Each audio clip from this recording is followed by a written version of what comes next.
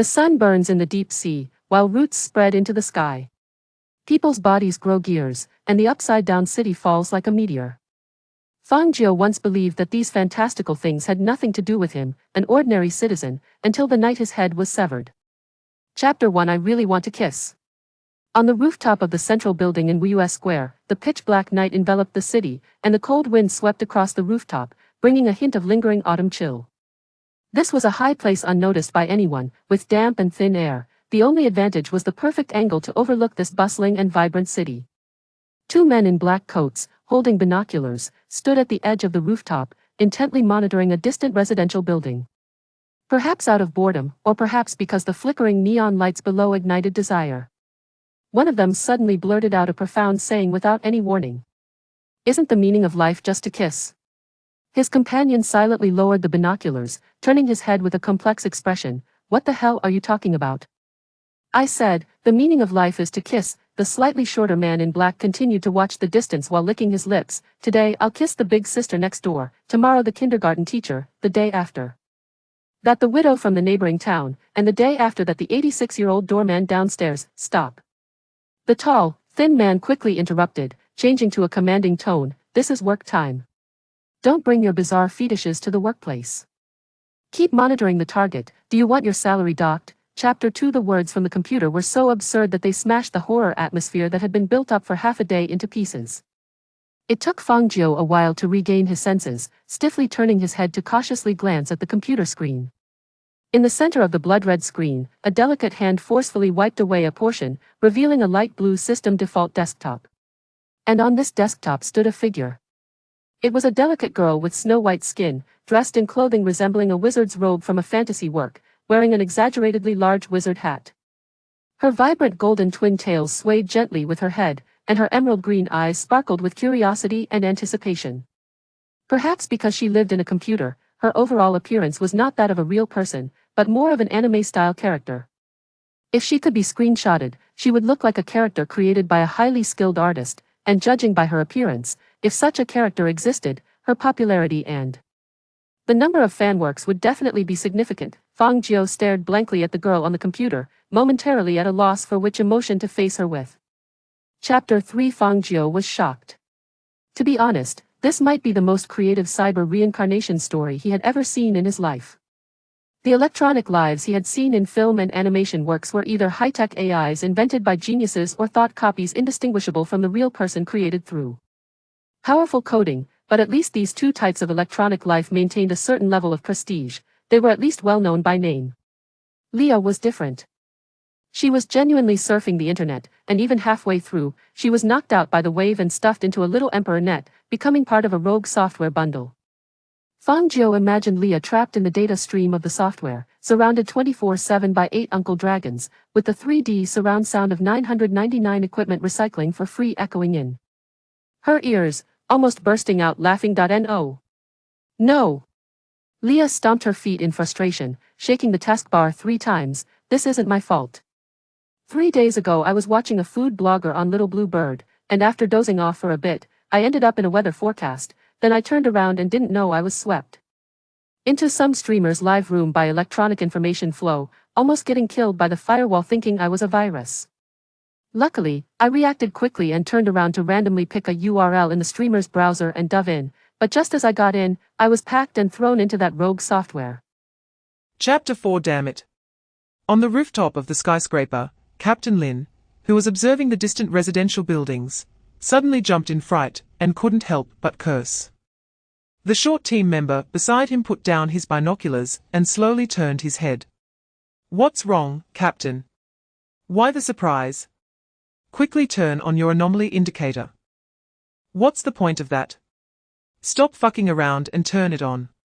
Hearing Captain Lin's serious and somewhat anxious urging, the short team member finally realized the gravity of the situation and hurriedly reached into his jacket pocket to pull out a deep blue rectangular mechanical device. After pressing both red buttons on the device, it vibrated violently twice, and then a series of obscure and complex symbols lit up in the center of the screen, finally transforming into a bright red number. 88. Damn it. The short team member couldn't help but curse as well, almost flinging the device away. Anomaly indicator 88. He was shocked, frozen in place. Has it reached the level of reality distortion? Captain Lin ignored him, took out his phone, and dialed a number. After a brief beep, a cold mechanical female voice came from the other end. Chapter 5. In a dimly lit room. Fang Jiu watched the slowly dissipating ashes and gradually felt his arms go numb, his head starting to buzz. The temporary boost in abilities brought by adrenaline was fading, replaced by an unprecedented fatigue. Fang Jiu sat on the floor, gasping for breath, and after regaining a bit of strength, crawled back up while holding the computer screen. He looked at the spot where the ghostly figure had vanished and remained silent for a few seconds. Is it dead now? Hard to say. Leah quietly turned off the passionate background music song of the heroes and hesitantly spoke up. How about we play The Wide Road to Heaven to shake things up? You're addicted to that, aren't you? I thought I should help a bit. Leah chuckled, but don't worry, for now, it seems to be temporarily neutralized. I think. Fang Jiu's eyelids twitched a couple of times. Why does your tone sound so unreliable? Leah's tone was filled with helplessness. I just got here not long ago. I don't know what characteristics your local specialties have.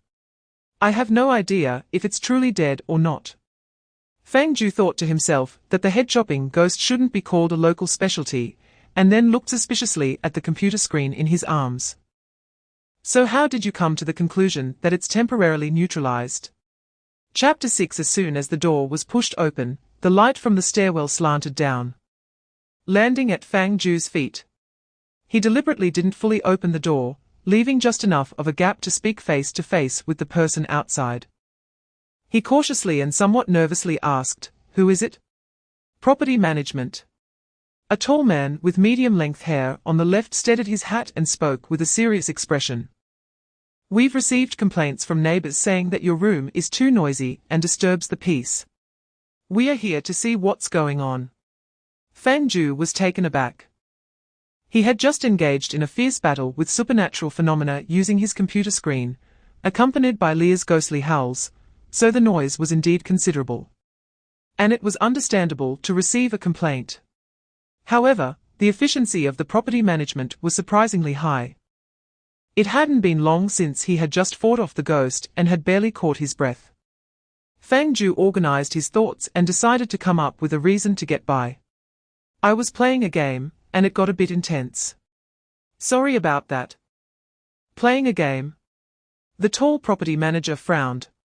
"Does playing a game really need that much noise?" "I got into an argument with my teammates." Fang Jiu smiled awkwardly. "I couldn't keep my voice down during the argument. I'm really sorry. I'll be more careful next time." Chapter 7. A man, who had been wandering around the vegetable market just that morning, had now turned into a headless skeleton. Investigations revealed that Zhu Zhong had been dead for at least 2 months. If that's the case, then who was the Zhu Zhong they encountered in the morning? The contradictory state of life and death, the anomaly indicator that defied logic, and the various phenomena surrounding this level 4 residential building recognized by the Management Bureau all indicated that the area where Huasheng stood was not safe. Things were getting more bizarre. Huasheng first frowned, then showed a relaxed expression. Bizarre is right. Ever since stepping into this residential building, Huasheng hadn't seen any monsters. Before seeing Zhu Zhong's skeleton, he thought the situation in the building was far too normal, which made him feel uneasy. Now, it was good, the bizarre things finally surfaced. It felt like when you were playing a game and walking down a dark street, when suddenly sharp, eerie horror music blared in your ears, accompanied by footsteps getting closer and closer, yet no matter how you looked around, you couldn't see any ghostly figures. Only having to wait in an unknown environment for a jump scare that could pop out at any moment. Chapter 8. A night passed. The old version of Tom and Jerry was still playing automatically on the television, currently airing the classic episode The Cat Concerto. Daylight pierced through the clouds, bringing a thin chill into the room. Cuddled up on the sofa, Fang Jiu suddenly shivered from the cold, his hazy consciousness gradually awakening. After a moment of stiffness, he abruptly widened his eyes and nearly bounced off the sofa. He had actually fallen asleep. On the night when he needed to be most alert. He had relaxed enough while watching Tom and Jerry to fall asleep on the sofa. Fang Jiu couldn't help but admire himself for how carefree he was. To be able to sleep soundly on the sofa right after having his head chopped off last night. Coming to his senses, he quickly touched his head and then his neck to confirm that both were intact and connected, and he let out a sigh of relief. It seemed that the head-chopping ghost hadn't come back to kill him. He muttered to himself, turning to look at the television in his home. The pianist Tom was battling Jerry, while the daylight outside filtered through the tall buildings, and the distant traffic flowed like a river, giving off a strong sense of modernity. Fang Jiu's stomach also began to rumble according to his biological clock. Chapter 9. In Fang Jiu's impression, Zhu Zhong was a friendly neighbor. He wasn't very knowledgeable about computer parts, and his own computer, from software to hardware, was all put together with Zhu Zhong's help. Now that the monitor was broken like that, although Fang Jiu didn't hold out much hope, it would be much cheaper to repair it than to buy a new one. Zhu Zhong was indeed an honest person. He replied, "Sure," and immediately put on his flip-flops and followed Fang Jiu into the house. When he followed Fang Jiu into the bedroom and took a quick look at the monitor, he quickly shook his head. "No way to fix it, it's completely warped. Even a god couldn't fix it." Fang Jiu scratched his head, thinking that this outcome was expected, so he switched tactics. He turned to Zhu Zhong and asked, "Can I exchange this for a new one? If I sell it to someone I know, will it be cheaper to buy a new one?" Zhu Zhong showed a look of realization and patted Fang Jiu's back, saying, "Looks like you found the right person. I actually know someone. But this doesn't count as an exchange for a new one. It's all broken like this, so I guess you won't get much money." Fang Jiu straightened his expression and replied, "Every little bit helps, saving 50 is still saving." Zhu Zhong took out his phone from his pocket and took multiple angles of the monitor in front of him, then began searching through his contacts, casually asking, "What's your budget? 1,000? 2,000? Chapter 10. Fang Jiu didn't expect things to progress so smoothly. He thought that since Laya kept mumbling about physical matters every few days, rather than listening to her complaints day after day, it would be better to find a way to help her fulfill this dream. He couldn't just create a living person from scratch, he had no such ability. He also didn't understand alchemy or the art of puppetry. By chance, he saw a sweeping robot in the display store, and suddenly had a brilliant idea. Surprisingly, it actually worked. However, Laya herself seemed quite dissatisfied with this brand new body. In the spacious living room, a white sweeping robot was crazily charging towards Fang Jiu's toes. "I'll blow you away. I'll blow you away, Fang Jiu." Fang Jiu looked down at the sweeping robot at his feet with a blank expression, feeling nothing from its powerless collisions. Instead, he felt like laughing. "I know you're in a hurry, but please calm down first." Fang Jiu tried to suppress his laughter and pretended to be calm and serious as he spoke. "Think positively, at least you can move, run, and turn now. Isn't that much better than before? I must tell you today." Laya didn't care about anything else. Her voice sounded so fragmented through the old machine. A dignified court magician, a representative of the excellent graduates of the Haida National Academy, have been stuffed into a sweeping robot that's half broken, and a second-hand item. Chapter 11. In a hazy, chaotic world, countless shadows overlapped in front of his vision, heavy darkness spread around. And what he could see were blocks of murky and amorphous colors. Fang Jiu's body had already died, but his consciousness was thrown into this place. Into a huge dye vat filled with thousands of colors, flowing thickly. He felt the emerald green coiling around his wrist like a python, leaving a slick, cool liquid.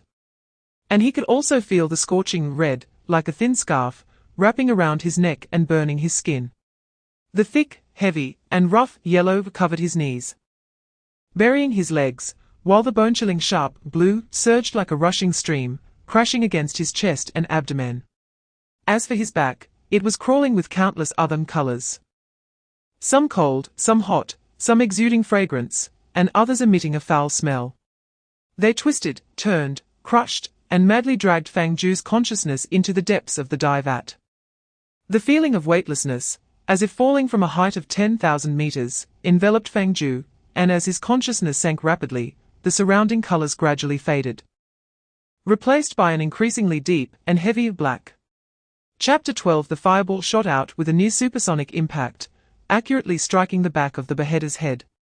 Instantly, the exploding sparks and grey smoke covered its entire head, and the violent impact caused its body to sway twice, causing the beheading strike that was originally aimed at Fang Jiu to veer off course and quickly slice past the top of his head. Fang Jiu didn't have time to savor the absurd scene just now. He immediately crouched down and picked up the fruit knife from the ground. Seizing the opportunity, Fang Jiu gripped the knife tightly, his tensed legs suddenly exerting force, and he leaped towards the beheader, the knife tip aimed at its heart. Poochie! The feeling of flesh being torn by the blade made Fang Jiu's heart tremble, but he quickly adjusted, forcefully pulling the fruit knife out and stabbing at the beheader's face, neck, waist, and other vital spots in a frenzy. Having had a previous experience of killing, and knowing that such a good opportunity might not come again, Fang Jiu almost exerted all his strength, stabbing out more than 10 times, each thrust aimed at a critical point. However, just as Fang Jiu was delivering the fatal blows, the beheader in front of him suddenly trembled twice, and then Fang Jiu felt a fierce gust of wind pressure rushing towards him. Chapter 13. The faint afternoon sunlight flowed like water over the residential building, and a gentle breeze rustled through the greenery in the community, making the leaves whisper. He stared out the window at the natural scene for a while, then returned to reality, his gaze sweeping over the broken glass shards and kitchen knives on the ground. With a helpless sigh, he sat down and slowly began to clean up the mess. You see, this is something superhero movies won't tell you. After every big battle, there are always a few poor souls grumbling while doing the cleanup. During this time, Fang Jiu casually dragged the sweeping robot to the corner and plugged it into charge. While waiting for Liar to recharge, Fang Jiu began to reassess himself. There was actually one thing he forgot to tell Liar. Ever since returning from his second death, he vaguely felt something was different. His body had undergone changes. Just like how he noticed a significant increase in leg strength after Liar's reminder, during the fight with the beheader, Fang Jiu discovered that his vision had become exceptionally clear. The nearsightedness and astigmatism caused by excessive IUs were gone, replaced by an ultra-high-definition native high-resolution image, clearer than when wearing glasses by several times. Chapter 14. In Harmony Home Building 7, Room 502. In the living room emptied by Fang Jiu, a half-broken sweeping robot was moving while dropping sunflower seed shells and peanut shells along its path, gradually outlining the shape of a magic circle. This scene made Fang Jiu, who was sitting on the sofa struggling to eat seeds, recall a program from his childhood called Artistic Imagination, which focused on spreading a pile of clothes or other items on the ground to create art. Now, what Liar was doing seemed no different from that show to Fang Jiu. The only difference was that Liar was earnestly drawing a magic circle, genuinely wanting to create a supernatural magical miracle out of this mess on the ground. However, speaking of which, why does your magic circle have corners? Fang Jiu looked at the ground, where countless squares seemed to have been pieced together into a bizarre polygon. Feeling that this deviated from his understanding of magic circles. Aren't magic circles usually round? That's a misunderstanding of yours. Liar continued to spit out sunflower seed shells from the vent, proudly responding, real magic circles have always been like mine, with edges and corners, so much prettier. It seems that there are still significant cultural differences between our two worlds. Chapter 15. Charlotte almost sprayed 0-degree cola all over Watson's face. Damn it, rounding pie. His understanding of mathematical science was limited to the compulsory education level. He was not familiar with advanced scientific theories. So, after rounding pie, Watson had no idea what changes had occurred in the world. But he could imagine those mathematicians and scientists in lab coats lazily going to the laboratory after waking up, who, upon looking down and discovering that pi had equaled 3, would definitely emit a deafening sharp bang. Charlotte wiped the cola that had seeped from the corner of her mouth. So what now? It's over. Watson spread his hands. This time, the R5-level distortion frenzy lasted only 13 seconds. After 13 seconds, pi returned to normal, and the effects were erased in retrospect. Besides our administration, basically no one knows that pi once equaled 3. It turns out it wasn't a permanent modification of reality. Charlotte breathed a sigh of relief. That's good. That scared me for a moment. Not good at all. Watson, with a solemn expression, tried to correct Charlotte's attitude. Old foo. Don't forget that building now falls under our management. Charlotte's eyelid twitched. Say that again. My last name is Shea. Chapter 16. Charlotte raised an eyebrow, somewhat surprised. He had guessed that the administration would definitely not neglect number 490. After all, they had managed to round pi. So who knows what terrifying things might happen next time reality distorts. But Charlotte didn't expect the administration's measures to be so decisive this time. Were they too anxious? Charlotte felt that this approach was inappropriate. Aren't the higher-ups planning to observe for a few more days? The risks are too great. Watson shook his head. The anomaly of number 490 is uncontrollable and unknown, and no one knows what will happen if left alone. At this point, Watson's mind conjured up the figure of Fang Jiu as the most bizarre existence within number 490. He was sure that Fang Jiu was likely the root cause of this large-scale anomaly. Although Fang Jiu appeared harmless and non-aggressive, often the objects that seem the safest are the most dangerous. Watson even suspected that the Watson Charlotte met was merely a projection or mimicry of some higher-dimensional anomalous being. The real entity could very well be some giant octopus, a big bubble, or even something more bizarre. In any case, it was definitely very dangerous. All right. I understand that the higher-ups want to play something simple and crude this time. Chapter 17. Fang Jiu didn't expect Leah to propose a new gadget at this time. How many things had she tinkered with after charging at night? With a hint of curiosity, Fang Jiu followed Leah into the kitchen. On the kitchen floor, there was a new yet old magic circle. It was called new yet old because this magic circle hadn't existed before Fang Jiu went to sleep last night. It was clearly constructed recently.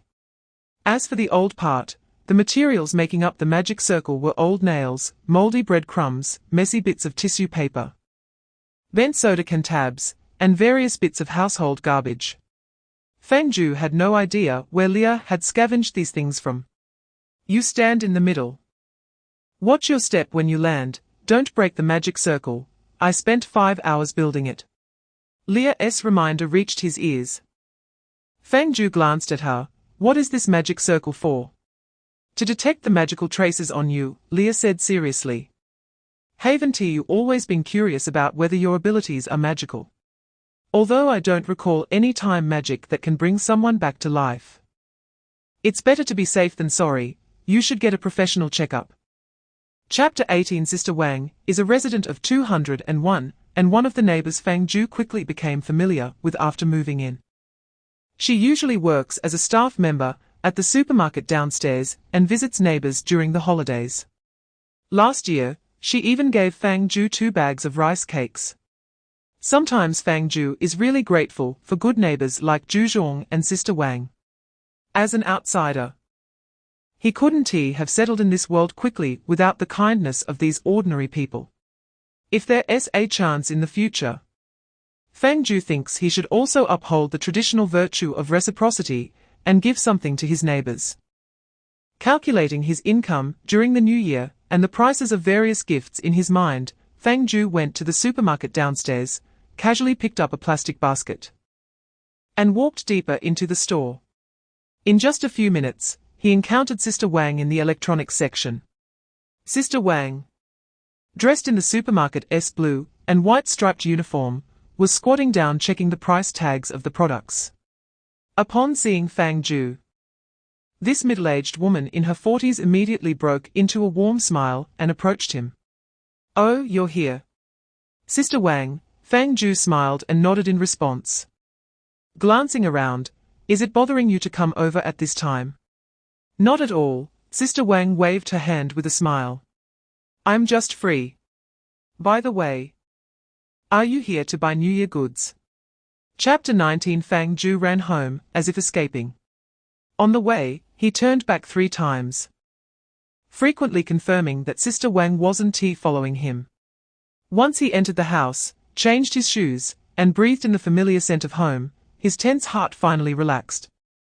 Leah was basking in the sun on the balcony.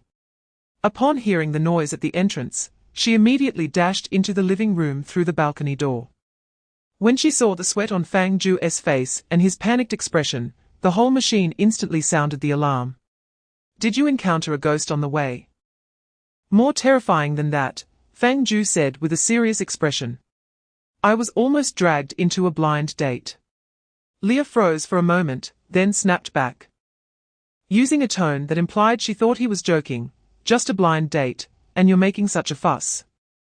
I thought you ran into that ghost on the way, making such a commotion that you scared me to the point where my screws almost popped out."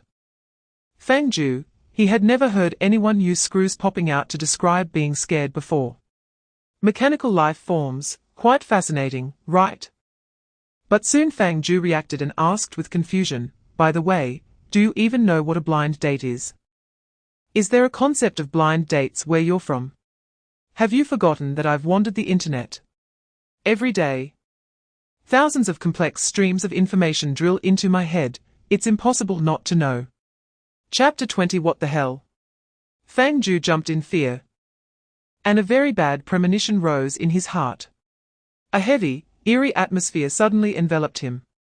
Fang Jiu temporarily ignored the scolding from his supervisor on the phone, gripped the doorknob tightly, gulped down his saliva, and then mustered the courage to push the door open. A gust of murky wind, mixed with countless smells, rushed towards him. The sky that should have been blue and clear was now a deep red, with countless black square voids unfolding in the clouds, as if a surreal, colorful aurora was spreading outside the house. Various buildings from different eras and styles were torn, twisted, and crushed into ruins by an invisible force, floating chaotically in midair. The harmonious home building number 7 floated alone in this strange space, with countless broken ruins above, and an unfathomable black abyss below. Fang Jiu's phone fell to the ground with a thud, and he stood there stunned. What is this for? Is this still the country? Is this still Earth? He instinctively thought that the community he was in had been hit by a storm, that some kind of terrifying natural disaster had swept through his area, ultimately resulting in this indescribable scene of horror. Chapter 21. Time passed second by second. The room 502 remained silent. Fang Jiu and Leah were on high alert, sitting close to each other, yet they noticed no unusual phenomena worth mentioning. It seemed that this sudden upheaval only affected the weather outside. There were no grotesque ghosts appearing, nor any towering monsters showing up outside the window. The air was filled with an indescribable complexity, reminiscent of the bitter, cold, and damp smell of an ancient ruin that had just been drenched by a heavy rain. But apart from that, Fang Jiu and Leah did not perceive anything out of the ordinary. It seemed quite safe, right? Leah circled around Fang Jiu's feet twice. Glancing out the window again, it looked pretty scary outside, but it seemed to be just that. Hard to say. Fang Jiu appeared more vigilant than Leah, gripping the kitchen knife tightly in his hand. The previous ghost had appeared quite suddenly, and who knew what kind of chaotic thing might pop up next to give him a slice? Leah asked, "Are you planning to just stay here?" Fang Jiu fell silent for a moment. It seems that won't work either. If the strange phenomenon that caused this turmoil did not take the initiative to attack, then staying in place wouldn't change anything for Fang Jiu. Chapter 22. This is bad. Watching the walls and floor being sucked into the void like noodles, Fang Jiu knew he was in big trouble. Although something invisible was approaching, he decided to give it a try. He threw the kitchen knife with all his strength. He thought that no matter how skilled he was, the saying about the kitchen knife might still hold some truth. As a result, the kitchen knife was twisted and broken in midair by some invisible force, reduced to countless fragments, and sucked into the void along with the surrounding wall debris. Fang Jiu gasped, quickly embracing Leah, and turned to run up to the second floor. When he reached the corridor on the second floor, he looked back and saw that rooms 101 and 102 had been completely devoured, and the unusual swallowing force seemed insatiable. Continuing to move up the stairs towards the second floor, Fang Jiu stared at this scene in shock.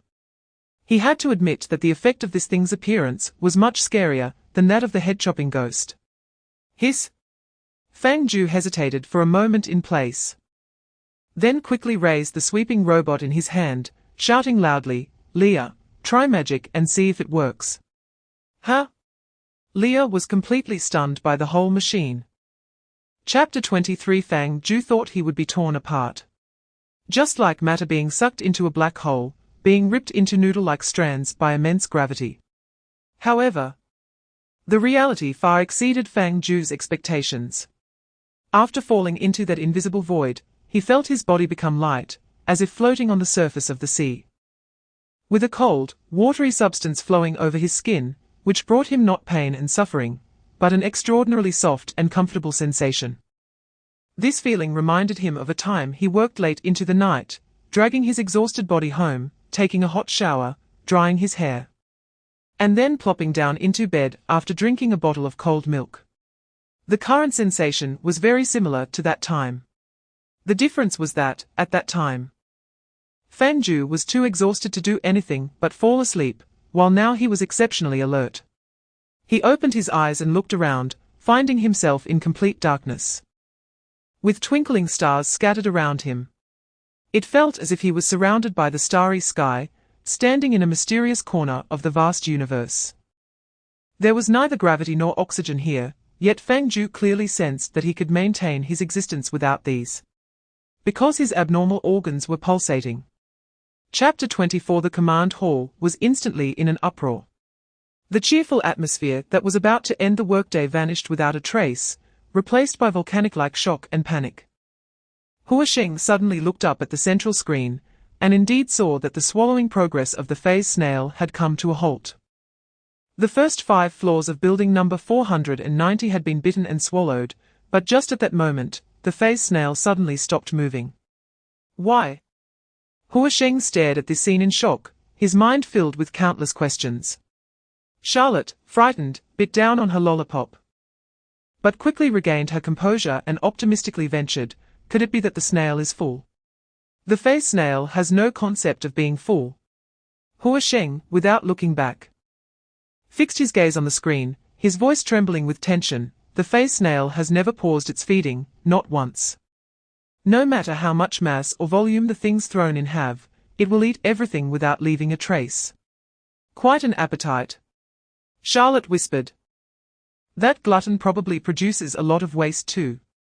Hua Sheng slowly turned his head, giving Charlotte a look that said, "What the hell are you talking about?" Chapter 25. The moment Fang Jiu touched the snail, thousands of images flooded into his mind. He saw 9 blazing suns burning in the deep sea, saw cold mechanical city-states parasitizing the backs of ancient giant beasts, and saw humanoid creatures moving on a pure white cube in the universe. These scenes were either bustling and lively, or cold and desolate, or magnificent and shocking, or incomprehensible and baffling. But without exception, they clearly drilled into Fang Jiu's consciousness, merging in the same sea of awareness. Thus, Fang Jiu saw the white cube being devoured by the ancient giant beast, humanoid creatures walking on the surfaces of the 9 suns, and the cold mechanical city-states operating at high speed in the depths of the ocean. These already confusing scenes exploded and mixed in Fang Jiu's mind, as if countless colors were thrown in, turning Fang Jiu's consciousness into a dye vat, freely mixing various strange hues.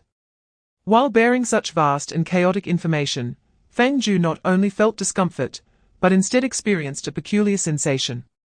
He felt comfortable, as if he were born to stand here, watching these bizarre sights. However, as time passed, the overly strange images gradually began to be eliminated from Fang Jiu's mind. Chapter 26. Leah's reaction was significant.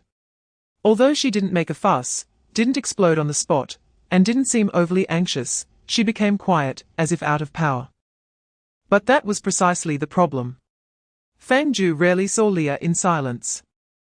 This electronic life-form mage that resided in his home was either chattering away or on the verge of doing so. In the past few days of communication, Fang Jiu had never seen Leah be so silent for such a long time. An inexplicable heavy atmosphere filled the living room. Seeing that Leah had no intention of speaking up, Fang Jiu decided to take the initiative. So, are you okay? I'm fine. After several seconds, Leah finally responded, I just think things are getting more and more wonderful. Fang Jiu blinked. I thought mentioning your hometown made you nostalgic. Pretty much. Leah seemed to have organized her thoughts and was much calmer, but ultimately it was still because of you. According to your words, you saw those images swirling in your head, but at the same time, you could clearly see what each world looked like, and you even saw my hometown. Fang Jiu nodded. Chapter 27. Fang Jiu fished Leah out of the toilet tank, then shook her vigorously, trying to get as much water off her as possible. Finally, he took out a hairdryer and turned it to the highest setting, blowing it toward the soaked Leah. However, Leah cursed throughout the process, completely drowning out the sound of the hairdryer, and the nozzle was sputtering water, making it look like a real sprayer. Fang Jiu knew this was his fault and had been silent until Leah finished cursing, at which point he kindly offered some consolation. Looking on the bright side, you were in the tank, not in the toilet bowl, so at least the water was clean. Leah was taken aback at first, then erupted into a deafening roar. Then I should thank you. Fang Jiu didn't understand how this little robot could make such a loud commotion, but he could understand Leah's near-collapse psychology. After all, it's unlikely that a normal person would ever drink water from a toilet, and Leah not only did that, but nearly drowned in the toilet tank. If she really had died, Fang Jiu believed that Leah would probably haunt him. At that time, who knows, she might even switch jobs to become a head-chopping ghost, giving herself a mixed-gender double attack. Chapter 28. In the living room of room 502, Fang Jiu moved the scattered furniture aside to clear a small, relatively clean space. He originally wanted to rearrange the furniture back to its original position, but considering that he was about to conduct a tactile training session, no matter how neatly he tied it up, one mistake could cause the room to be disordered again. At this moment, Fang Jiu stood in one corner of the living room. In front of him was an old second-hand refrigerator, and on top of it was a sweeping robot looking down from above. According to Leah, she needed to observe the elemental composition when Fang Jiu activated his tactile sense multiple times to analyze and formulate a suitable training plan. And standing on the refrigerator provided a clearer view since she usually only stood a few centimeters tall and had to move backward a half meter to see all of Fang Jiu. I'm ready. The little robot stood quietly above the refrigerator and said in a serious tone, try activating your tactile sense again. Remember, this time try to hold back. Focus your attention on those bottles and jars in front of you. Fang Jiu looked at the few empty cans on the ground ahead and felt that this was not something he could decide. His understanding of tactile sense was still too shallow. Chapter 29. In the empty cafe, the door was pushed open, and a crisp bell sound accompanied by the evening cool breeze blew into the room. Hua Sheng walked in holding a sealed folder, and gave a glance to the boss behind the counter. The boss was a middle-aged man in his 40s with stubble. As an external staff member, who had long been in contact with the management bureau, he immediately showed a knowing expression, and discreetly left the counter to go into the kitchen to avoid hearing anything he shouldn't hear. Once the boss left, Hua Sheng walked to the far corner of the cafe with a serious expression. Charlotte was sitting there, legs crossed, with a cup of cola and 2 unfinished pieces of fried chicken next to her, completely absorbed in staring at her laptop screen, oblivious to her old partner approaching. Hua Sheng bent slightly and knocked twice on the table. Tap, tap. Immersed in her own world, Charlotte suddenly jolted awake, gasping, then looked up with a startled expression. Hua Sheng. When did you get here? Just now, Hua Sheng said, somewhat surprised as he looked at Charlotte. Are you still watching the phase space video? That's finished. Charlotte pointed at the screen. Now I'm watching something else. Chapter 30. Because this shadow only appeared briefly, and was swallowed by the vortex along with Fang Jiu in the next moment. Charlotte didn't manage to notice this detail in the not-so-clear video earlier. Now, the change in the footage brought a new clue before him. Charlotte couldn't help but ponder how the Management Bureau managed to switch perspectives in the predetermined video, just like people couldn't view a completed movie from different angles. Otherwise, what color the actress's underwear was that day would definitely become a trending topic online. However, after 3 seconds of pondering, he gave up on further thought. There's a saying, you should ask fewer questions about the Management Bureau. Charlotte frowned, paused the video, then slowly rewound. After a few repetitions, he found the perfect moment. The video paused at the instant the shadow appeared, his figure fully presented in the center of the screen. And when Charlotte's attention shifted to the knife, countless pieces of information and logic exploded in his mind like thunder. Inspiration surged uncontrollably. In an instant, countless clues flashed through Charlotte's mind. All residents in No. 490 were dead, all bodies lost their heads, and the only survivor, Fang Jiu, had seen the knife marks on the wall that day, the broken computer screen. The frequency and time nodes of reality distortion, the ghostly figure suddenly appearing behind Fang Jiu, and the bloody long knife in the ghost's hand. Chapter 31. Fang Jiu discovered that when Leah was particularly happy, she would become more talkative. Although she usually liked to chat with Fang Jiu, when she was in a good mood, her little mouth wouldn't stop. You know, how can I be so capable? I figured out the electronic information flow in one night, and the localization of magical stress and elemental morphology is basically complete. If this were back home, those old guys at the academic tower, who are hundreds of years old, would have to kneel in front of me, begging me to put their names in my paper. Given time, forget about your family, with just a thought, I could refine all the appliances in the city in an instant. By then, I could just turn off the lights all over the city and project my beautiful image onto the Times Square big screen. Then get 2,000 drones to fly up and spell out my name.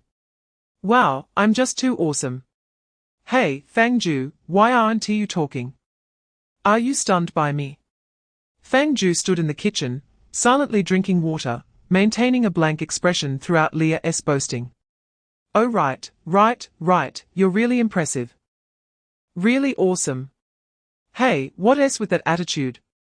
The Leah on the TV was so angry she was stamping her feet. I said you have no respect for magic. Anyone with a bit of common sense knows what a great breakthrough I've made. My achievement is at the level that can be included as the last question in the history of the Magic University's exam. The kind that if you don't get points, you'll directly be delayed in graduation. Chapter 32. Fang Jiu skillfully grasped the feeling, experiencing the movements of the abnormal organs, and struck at the right moment. Tactile sense once again obeyed Fang Jiu's command.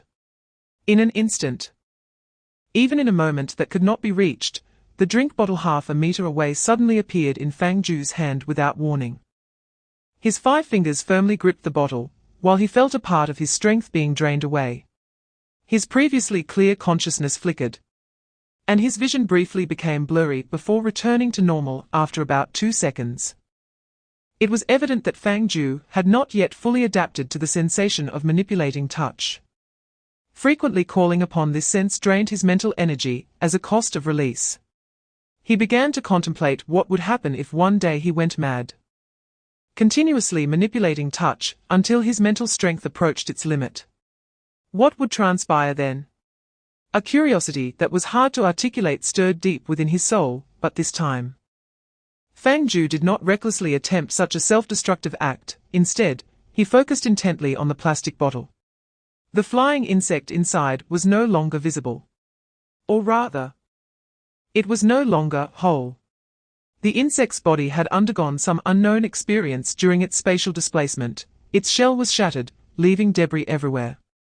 And its oddly colored bodily fluids splattered across the inner walls of the bottle. The transparent wings had been torn into thin strips by some unimaginable force. Scattered at the bottom of the bottle. Chapter 33, in front of Building 7 of the harmonious community. Two reliable adult men stood at the entrance of the corridor. Their expressions serious and heavy, clearly resembling a pair facing a formidable enemy. Bright sunlight cast down on their shoulders as Huasheng and Charlotte, the old partners, exchanged a glance, each seeing the determination in the other's eyes. "Let's go."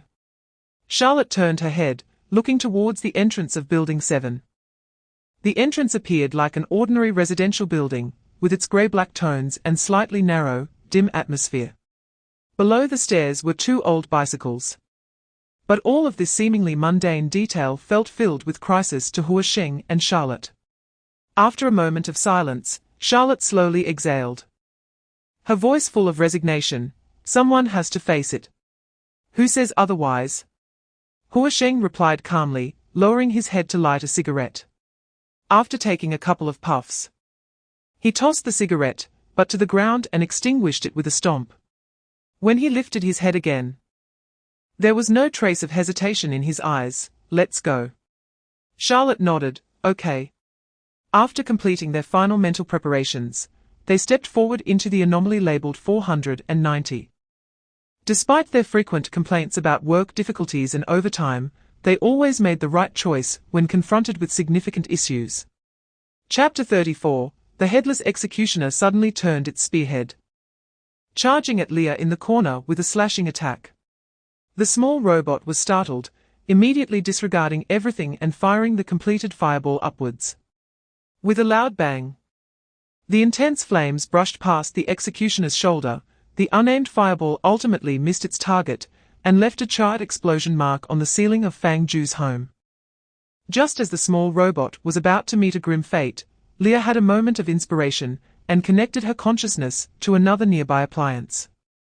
In the next moment, the refrigerator beside the sweeping robot suddenly opened its door autonomously, just in time to block the path between Leah and the executioner. The blade fell mercilessly, accompanied by a sharp, piercing sound of metal tearing.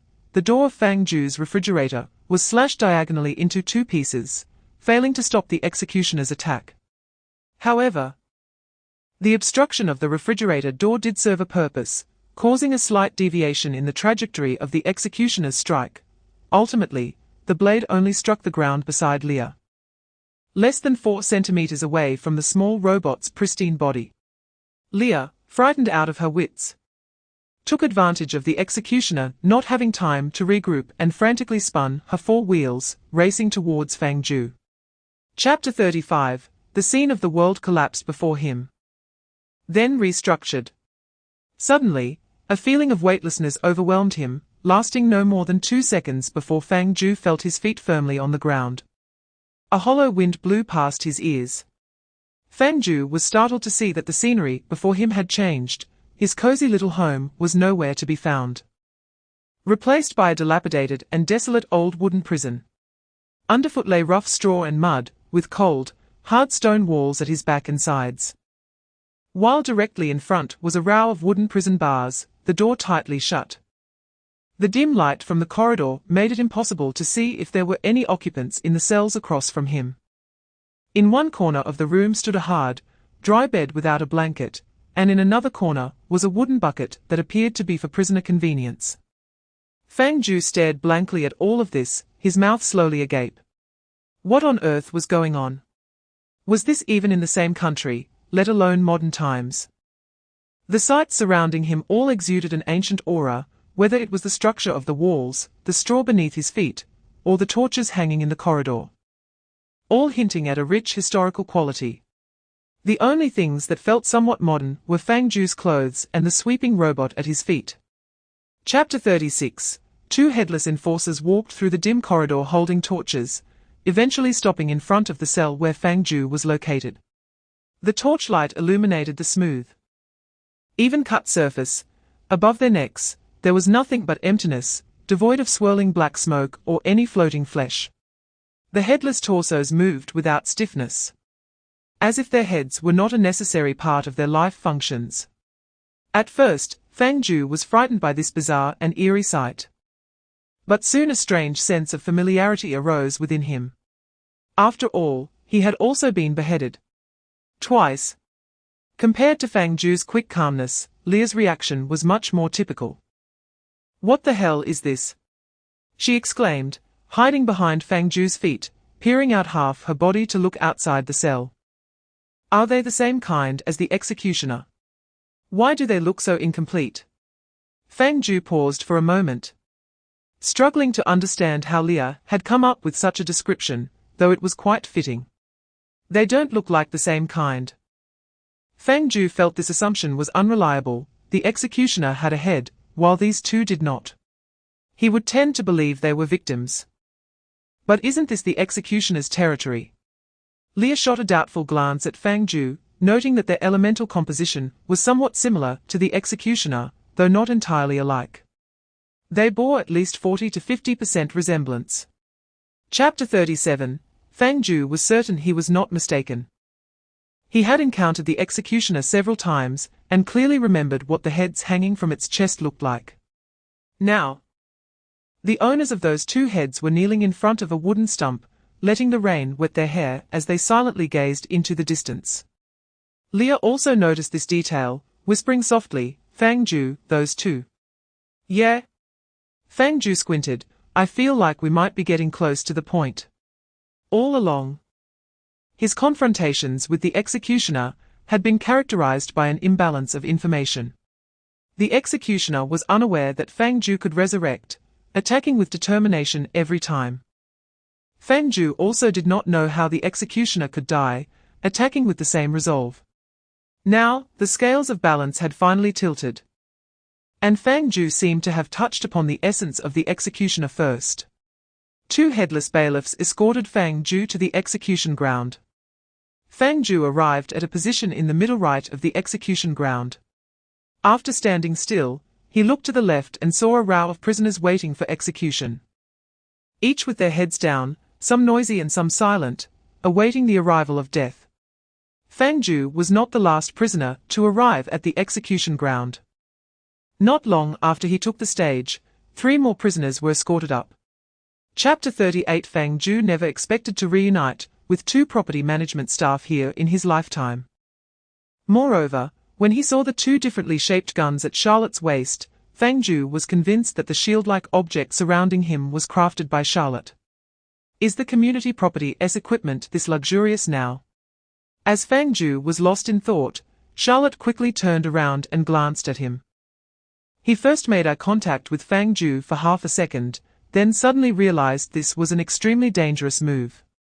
Quickly shifting his gaze to the floor-cleaning robot on Fang Jiu's head, his expression visibly stiffening, seemingly unable to comprehend why Fang Jiu had a floor-cleaning robot on his head. However, Charlotte was a straightforward person, unable to understand. He decided not to think about it for now and immediately drew the technologically advanced gun from his waist, aiming at Fang Jiu. At the moment he pulled the trigger, there was no explosive sound of gunpowder, only a low humming noise was heard. Fang Jiu vaguely saw a nearly transparent bullet shoot out from the barrel, hitting the wooden yoke on his head. The next moment, centered on the hit point, the wooden yoke began to disintegrate at a visible speed, shattering into countless tiny wood chips like hair scattered on the ground. And then this disintegration trend ignored Fang Jiu's physical body, climbing up the shackles binding his hands and breaking it down into hundreds of thin metal pieces. Chapter 39. The executioner's blade was quick, like a gust of cold wind sneaking into a scarf on a deep winter night, capable of severing life and death in an instant.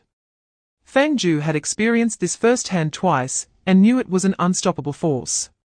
Therefore, when the executioner swung the knife towards Huasheng, who hadn't even had time to dodge, Fang Jiu felt a sense of dread in his heart. If Mr. Huasheng, whose name was the same as a certain cigarette brand, didn't he possess unimaginable extraordinary power, his head would definitely roll off like a ripe fruit. However, the fact proved that these 2 professionals from the Management Bureau, although appearing unprofessional, at least had clear divisions of labor. Since Huasheng dared to charge forward to confront the most dangerous executioner, leaving Charlotte to protect Fang Jiu, it indicated he definitely had some skills. The unstoppable blade struck Huasheng's neck, and at that moment, his weak flesh felt as hard as iron, the sound of iron clashing instantly drowning out the heavy rain. Under the brutal impact, Huasheng merely tilted his body slightly, as if someone had gently bumped his shoulder. The executioner visibly froze. It had severed so many heads in life and death, yet this one had shocked its arm to the point of numbness. Chapter 40 Colorful hues were smeared on the fantastical, ethereal arms. Time slowed down significantly, yet Fang Jiu's consciousness was unaffected, allowing him to clearly see the trajectory of wood chips flying beneath the executioner's feet, the multiplied gravity pulling down on its muscles, and the anxiety and tension in Huasheng's eyes in the distance. Fang Jiu didn't notice the passage of time around him, but was completely immersed in the tactile experience. He discovered that this limb, derived from touch, was warm yet heavy, like an arm that had once been severed and was now reattached. The energy required to control it freely exceeded his expectations. However, the training Leah had given Fang Jiu was still useful. Fang Jiu concentrated all his energy, controlling this incredibly heavy limb to make contact with the back of the executioner. The moment the fingertips of the tactile sensation touched the black shadow, countless dark lines entwined around it, crawling thickly along this limb, attempting to taint the colorful hues on his arm into pure black. Cold, sharp, and stinging negative emotions surged into Fang Jiu's mind, and even though he had prepared psychologically this time, he was still deeply shocked by the overwhelming malice that was thick and viscous. Chapter 41 While Fang Jiu was helping Leah dry the parts, Charlotte and Huasheng's hearts rose and fell with the sound of the hairdryer. They were truly experiencing what it felt like to be on pins and needles. An overwhelming sense of suffocation, as if they had just finished killing enemies on the front lines, and were then forced to run to the enemy's headquarters to act as undercover agents. As for the 2 bottles of mineral water Fang Jiu handed them, they didn't even dare to twist off the caps. Who knew if this transparent liquid that looked like water was some unknown creature's bodily fluid? Finally, the noise of the hairdryer stopped. Charlotte and Huasheng's hearts instantly rose to their throats, and they looked towards the bathroom door in unison. Why hadn't the power come back yet? Did it short-circuit? Fang Jiu mumbled as he pulled the floor-cleaning robot out, walked to the charging station in the corner, and skillfully plugged Leah in. Hearing the successful charging beep, and confirming the green indicator light on the floor-cleaning robot lit up, Fang Jiu finally breathed a sigh of relief. He was quite worried that Leah would be completely out of commission after this short circuit. Since it could charge, it meant Leah should be fine. Once the battery was full, she would wake up on her own, and there would definitely be a lot of loud chatter. Chapter 42 Charlotte took a long time to explain the situation at the time, stating that they had no choice but to act this way. Fang Jiu listened without a word, not expressing any opinions, silently absorbing keywords like phase space, supercomputers, and phase snails into his mind. In fact, he could understand the Management Bureau quite well. From the perspective of the Management Bureau, the entire Harmony Home building No. 7 was like a nuclear bomb that could explode at any moment. The Management Bureau chose the most prudent and extreme approach, which was understandable, given the uncertainty of its detonation conditions. If the roles were reversed, Fang Jiu would likely make the same decision.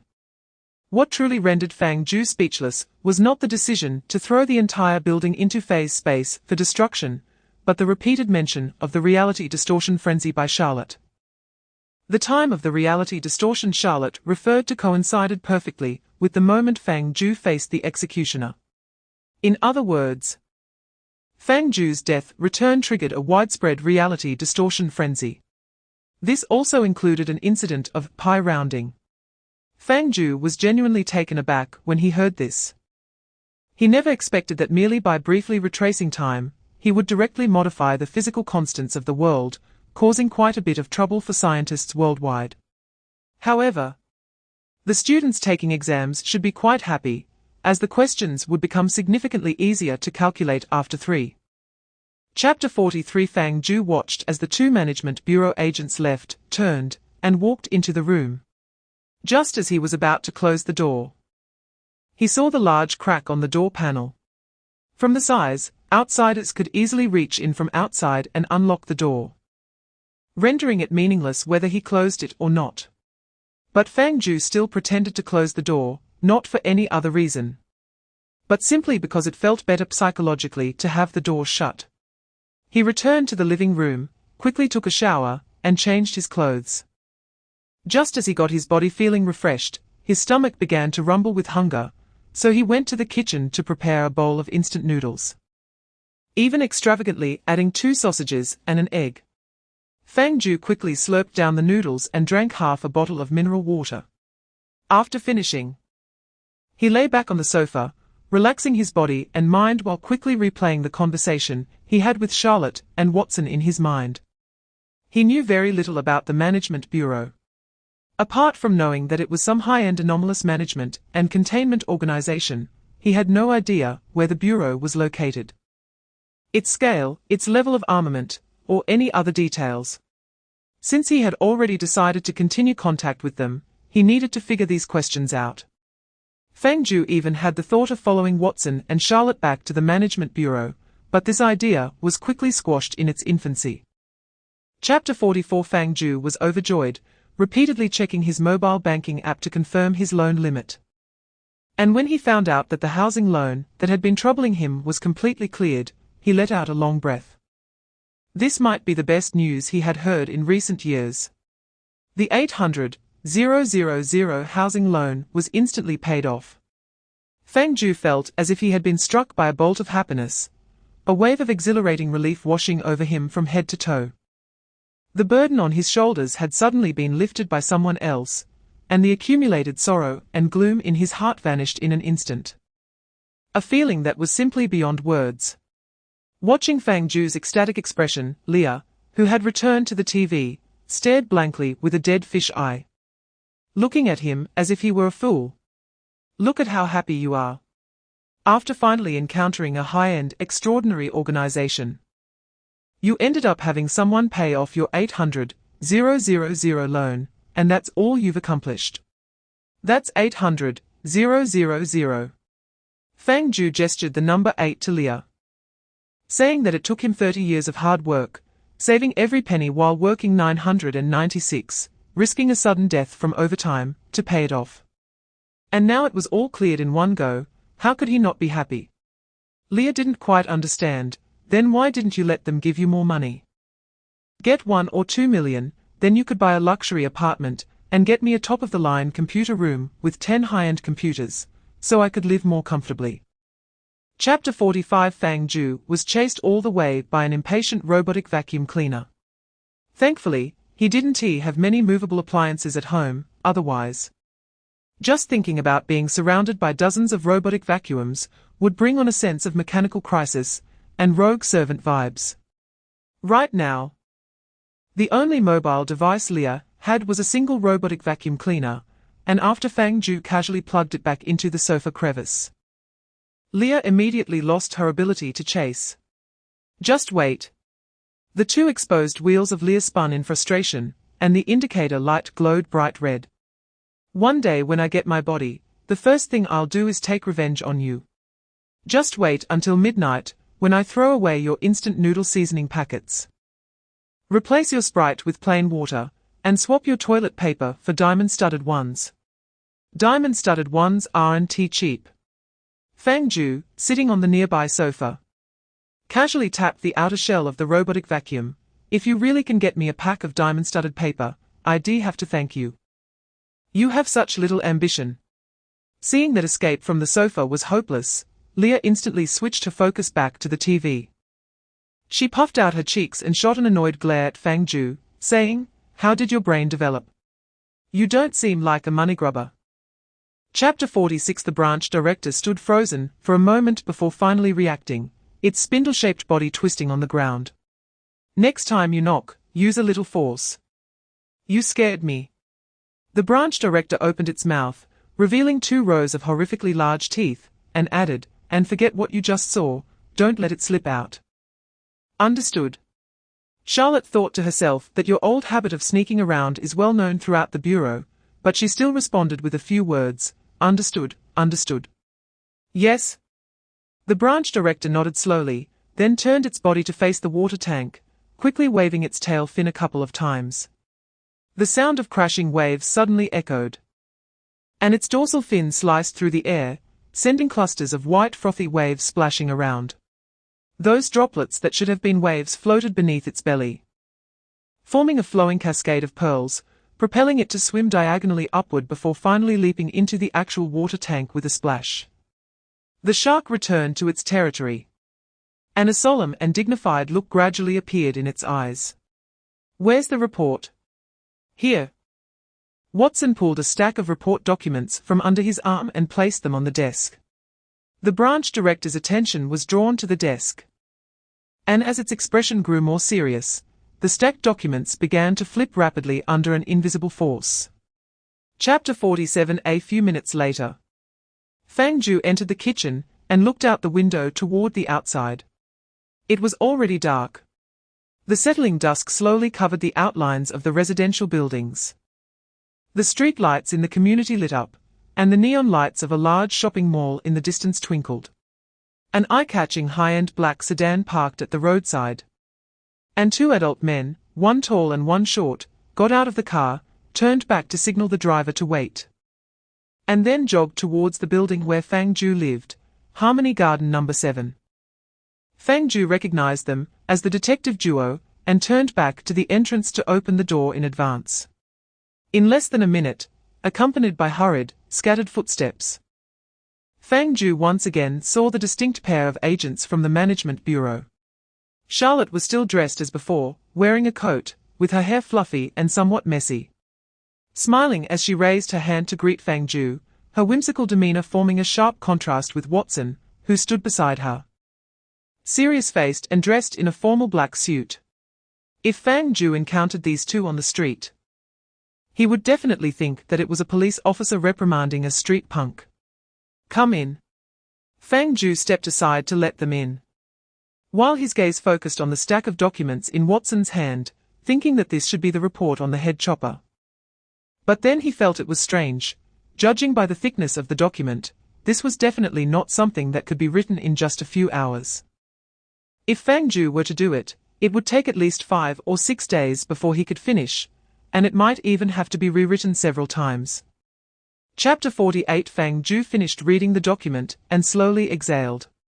In fact, the content of this document was written quite comprehensively, and was completely consistent with his speculations about the head chopper.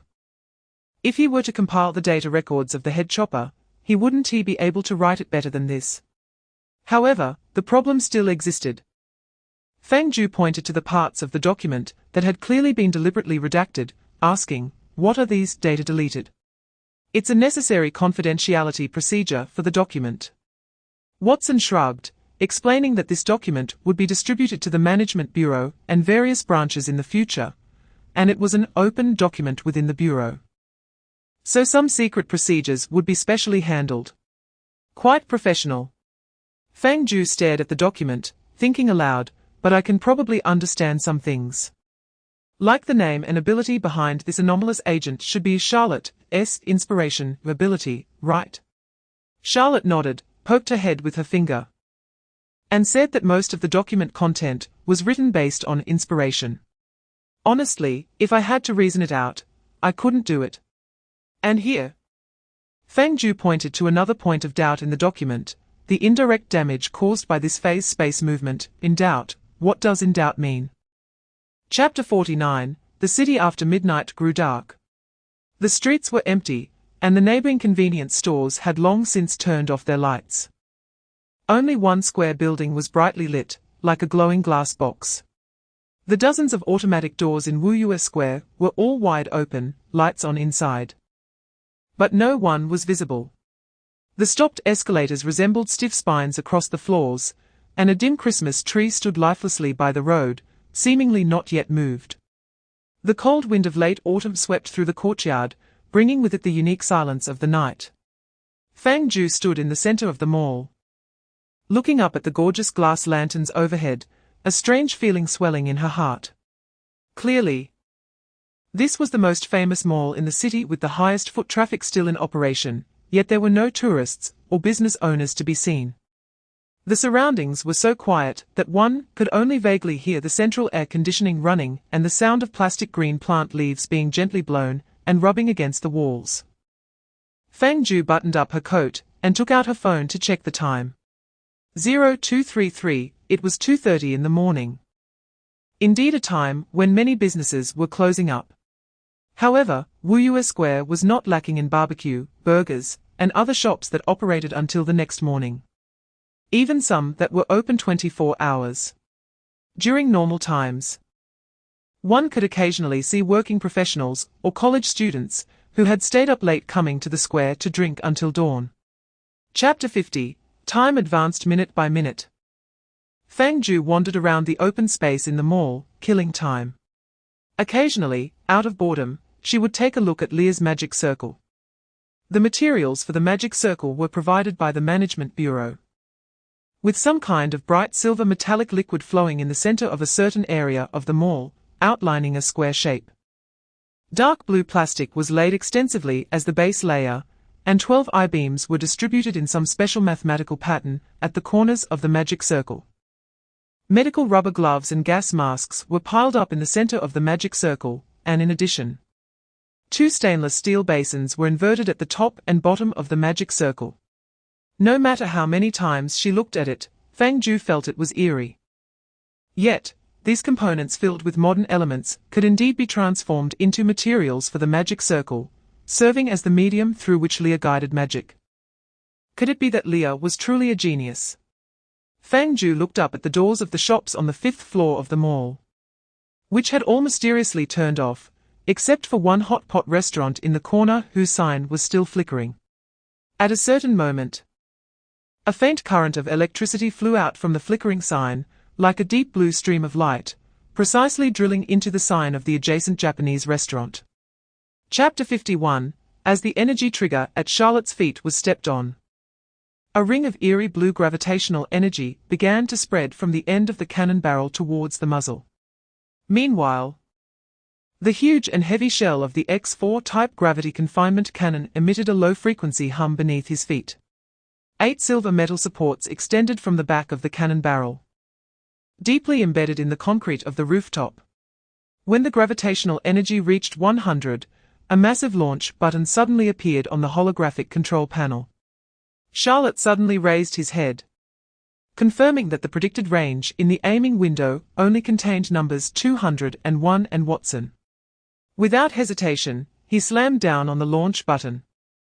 Space completed itself folding in 1,000th of a second, and a mixed gravitational sphere shot out from the cannon barrel. From the outside, it appeared as if a pure darkness was rushing towards the square at a speed difficult to capture with the naked eye. The faint neon lights were distorted and swallowed in an instant. Number 201, who was originally preparing to attack Watson, suddenly hesitated and then, with keen intuition, leaped up. The gravity confinement cannon accurately hit the position he had occupied just a second ago, instantly expanding into a dark domain with a diameter of 10 meters. The bricks and escalators inside disintegrated into countless floating fragments in the blink of an eye, and as they rapidly collapsed inward in the gravitational field, they were twisted and crushed, ultimately coalescing into a round metal iron ball at the center of the gravitational field, continuously emitting rotating friction and producing sharp, piercing noise. Chapter 52. This was a last resort. If conditions allowed, Watson did not want to kill number 201 today, due to the characteristic that he became stronger with each kill. Number 201 would only become increasingly difficult to handle when he returned tomorrow. However, with the current manpower and equipment, it would be somewhat challenging to control number 201 while simultaneously completing the beheading task. Given the circumstances, they could only first kill number 201 and then apply for support from other divisions. All right, he would have to write an application to the Bureau later. Charlotte sighed. Feeling it was a hassle, stepped out of the gravity confinement cannon's control room, and turned to set up the sniper rifle nearby. He loaded the silver bullets enchanted with holy water into the gun barrel, then crawled to the edge of the rooftop, observing the battlefield from a distance through the scope. The gravitational field triggered by the second confinement cannon was slowly dissipating, and the mixed distorted dark area was gradually receding. In the center of the floor, which was exposed and muddy after being smashed, number 201's intact body reappeared before everyone. His body was covered with hundreds of swollen veins. A certain active viscous liquid flowing rapidly within, and at the same time, his muscle shape changed every 2 seconds. As he walked, dirty rainwater dripped at his feet, looking like ink splattering on the ground. Chapter 53, the already chaotic scene became even more bewildering. After receiving a pass from Fang Jiu, Watson had no time to react or think. He saw number 201 wielding a beheading sword, pouncing towards him in an almost beast-like, frenzied state. His face twisted in anger beyond recognition. Watson was startled and instinctively grabbed his head with both hands, throwing it back towards Fang Jiu's direction. Number 201 came to a sudden halt in front of Watson, his body almost pressed against the ground, and his limbs left shocking claw marks on the tiles. He then quickly turned his head and bolted towards Fang Jiu's direction. Fang Jiu saw number 201 aiming at him again. And before the head had even landed in his arms, he quickly thought of a way out and jumped with all his might. Although he was a long-term sub-healthy, weak office worker, aside from his unusual endurance during overtime, his other athletic abilities might not even match that of an average middle school student, but his legs were different. They had been specially enhanced. Fang Jiu jumped with all his strength, aiming at the head in mid-air. Suddenly recalling the football training taught by his physical education teacher in elementary school, and he kicked out in a flying volley. Chapter 54, Fang Jiu never expected that one day he would play the role of executioner, and this might be his first and last time as an executioner beheading someone. What surprised Fang Jiu even more was that his only target was actually the very executioner who had beheaded him twice in the rain. Everything truly echoed that saying. Now, we have exchanged roles. Leah? Fang Jiu held the knife handle with both hands, raising the high-frequency vibrating knife above his head. How long can your magic last?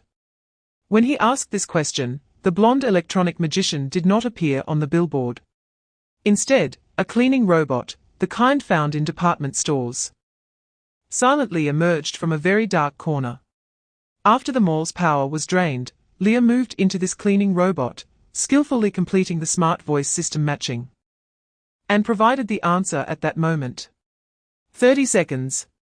The cleaning robot, new version, said in a slightly rough and muffled voice, "You have 30 seconds to deal with him." That should be enough. Yes, it should be enough. Fang Jiu felt relieved upon hearing Leah's response, turned his head, and couldn't help but ask, "Why do you look like this again?" Chapter 55. After finishing breakfast, Fang Jiu sat on a stone stool by the roadside, watching the sun slowly rise in the distance. Suddenly feeling a dreamlike sensation. Just a few days ago, he was still living under the pressure of a mortgage, being exploited by the company, and stressed about his bank balance. Yet, within just a few days, his life had changed dramatically. Whether it had gotten better or worse, Fang Jiu couldn't make a definitive judgment yet. At least for now, it seemed that life was slowly improving. Fang Jiu thought, and suddenly out of a whim, he hugged the cleaning robot from the side and rubbed it vigorously. Leah's fluffy voice immediately came out. "What are you doing, Fang Jiu? Are you going crazy?" "It's nothing. Just playing around." Fang Jiu grinned, picked up Leah, stood up from the stone stool, and turned to prepare to say goodbye to the detective duo. "Well, we'll head back first if there's nothing else. What about you?" "We need to go back to the precinct for a while," Watson said after finishing his soybean milk and tossing the empty cup into the nearby trash can. "The report numbered 201 needs to be submitted today. And the saplings and fruits you saw earlier might be a temporary manifestation of some anomaly, which also needs to be reported." Chapter 56. After saying goodbye to the detective duo and the Shark Precinct chief, Fang Jiu took a taxi home, and it was already 8 in the morning. He pulled the curtains shut to create as dark an environment as possible, then lay down on the sofa and fell into a deep sleep within seconds. Now, he no longer had to worry about loan issues, and the troublesome report number 201 that had bothered him for the past few days was completely eradicated, leaving him in a state of lightness. Perhaps it was the brain's protective mechanism at work, judging that Fang Jiu could indulge in sleep to replenish his energy. So it simply let him sleep soundly. As a result, Fang Jiu ended up sleeping for a whole day and night on the sofa, waking up to find it was already 9 o'clock the next morning. The prolonged sleep of around 24 hours had completely dissipated his fatigue. And as he sat up from the sofa, an unprecedented sense of refreshment filled his entire body from head to toe. Fang Jiu felt that this might be the most refreshing sleep he had ever experienced in his life.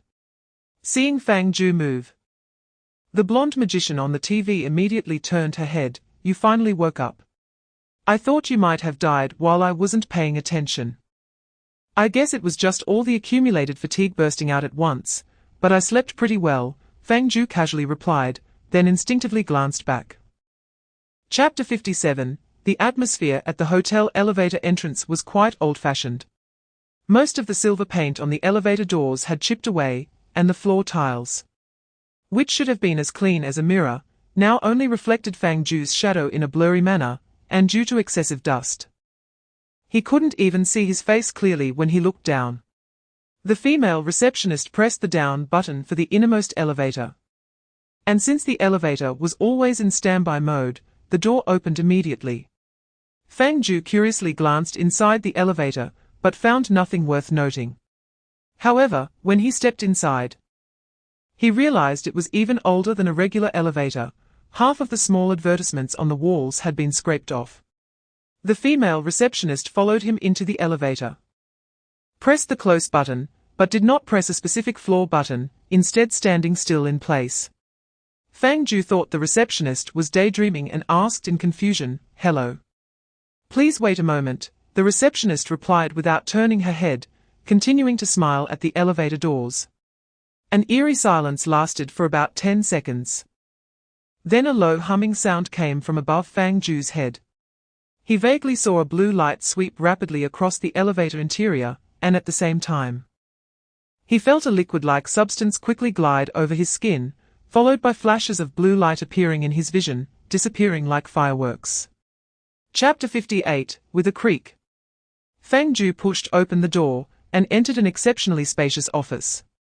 The overall layout of this office was no different from an ordinary office, with the only notable difference being a nearly 5-meter-long giant mahogany desk placed horizontally in the center of the room, with piles of documents stacked on both sides, and a few forms and a pen placed in the middle. At the far end of the room, a large fish tank was placed in a conflicting manner. The shark chief he had just seen yesterday was swimming slowly against the wall of the fish tank. If it weren't for the monocle on its face, it would look just like an ordinary shark. However, unexpectedly, there was a new face in the office. It was a woman in a white coat, looking like a researcher or a doctor, with wavy long hair and a physique that was neither tall nor petite, currently sitting sideways behind the nearly 5-meter-long oversized desk, crossing her legs, seemingly talking to the shark chief in the tank.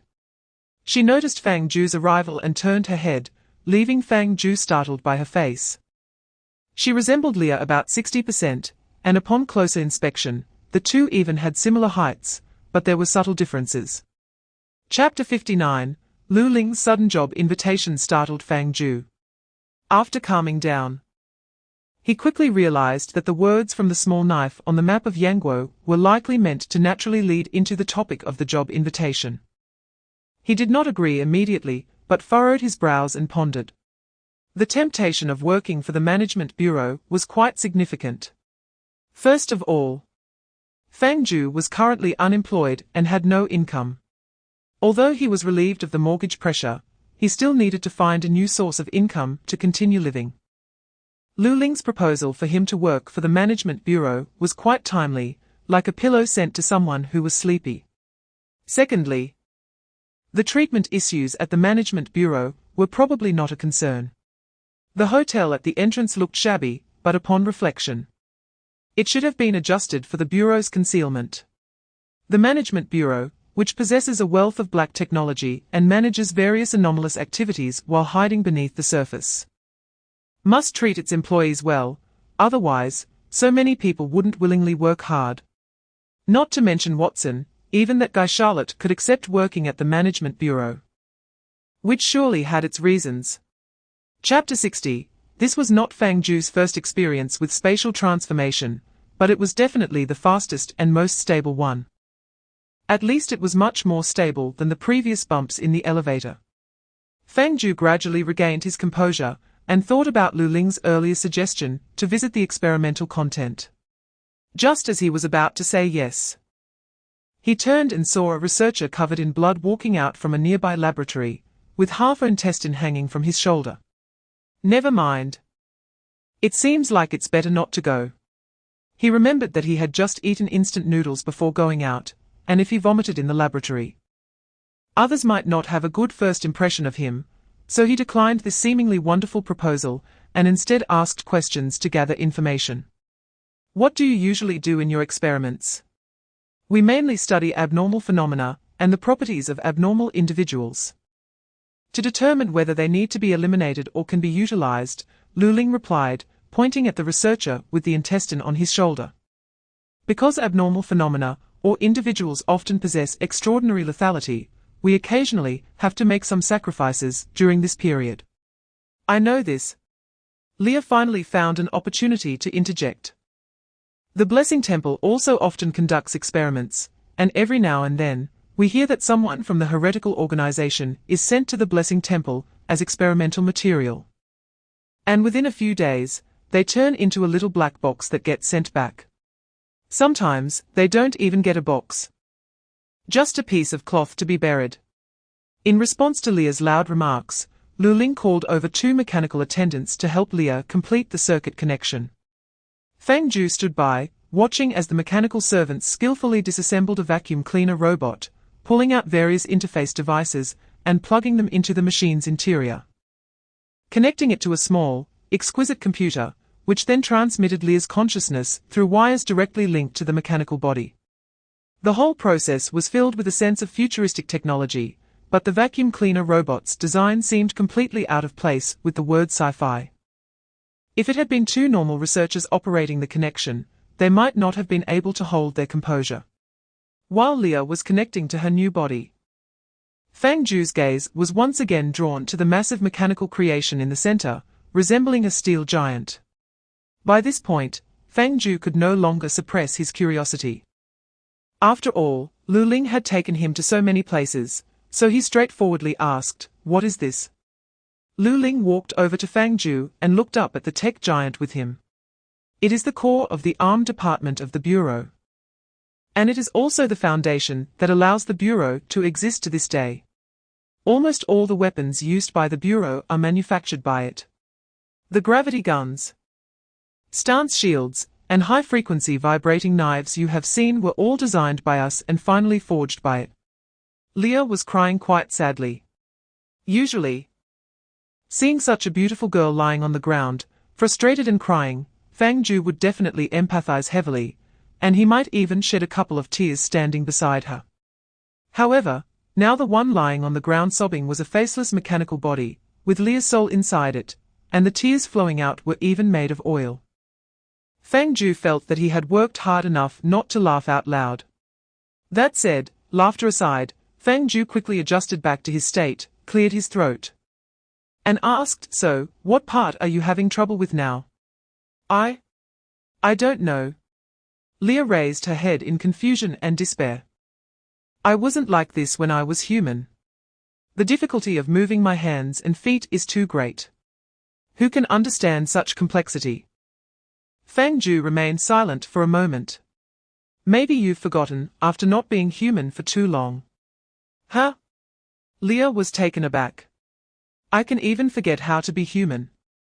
"You can adapt again," Fang Jiu kindly encouraged, stepping forward and placing a hand on Leah's hind leg.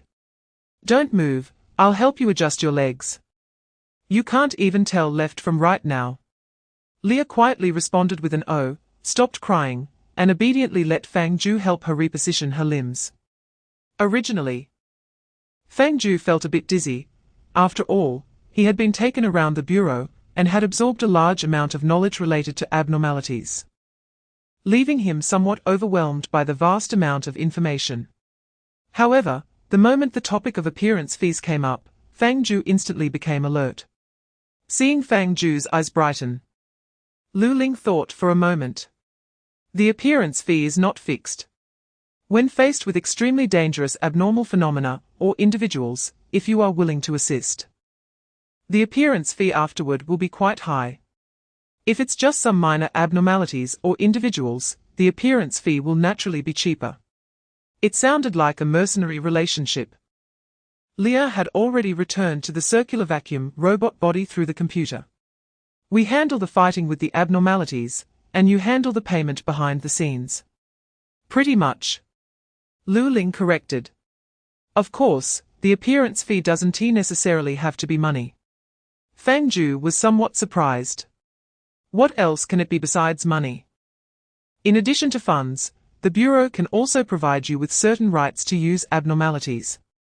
For example, a living enhancement agent made from the bodily fluid of abnormal entity number 893 can significantly enhance physical capabilities after injection and provide immunity to fatigue, allowing one to work energetically for 72 hours straight. Since Leah couldn't sign her name, Fang Jiu helped her get a signature as well. After signing, Fang Jiu felt a wave of invisible gas rush towards him, entering his mind and disappearing in the blink of an eye. In the depths of his mind, he felt as if he had established some sort of connection with this agreement. But he had no idea what kind of connection it was or what effects it would have. Lu Ling picked up the document, glanced at it to confirm its accuracy, and quietly put it away. The agreement had taken effect, and the basic financial aid would be deposited into your account on the 1st of next month. Fang Jiu calculated in his heart and found that it would happen in just a few days, lifting his spirits even higher. Leah, on the other hand, was more interested in the other aspect of the aid. What about the knowledge assistance regarding phase space? Are we going to get some books to read? We will send you the papers and related books on the properties of phase space once we organize them, Lu Ling said, smiling with her hands behind her back. In addition, the Bureau will also introduce you to a talent.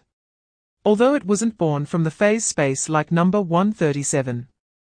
It is also closely related to the phase space.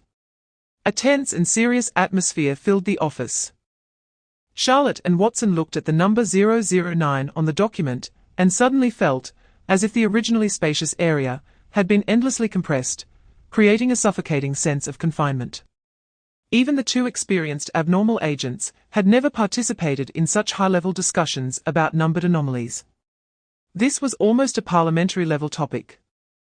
And the two agents should not have been involved, not even the director of the Shark Bureau might have been qualified to listen in.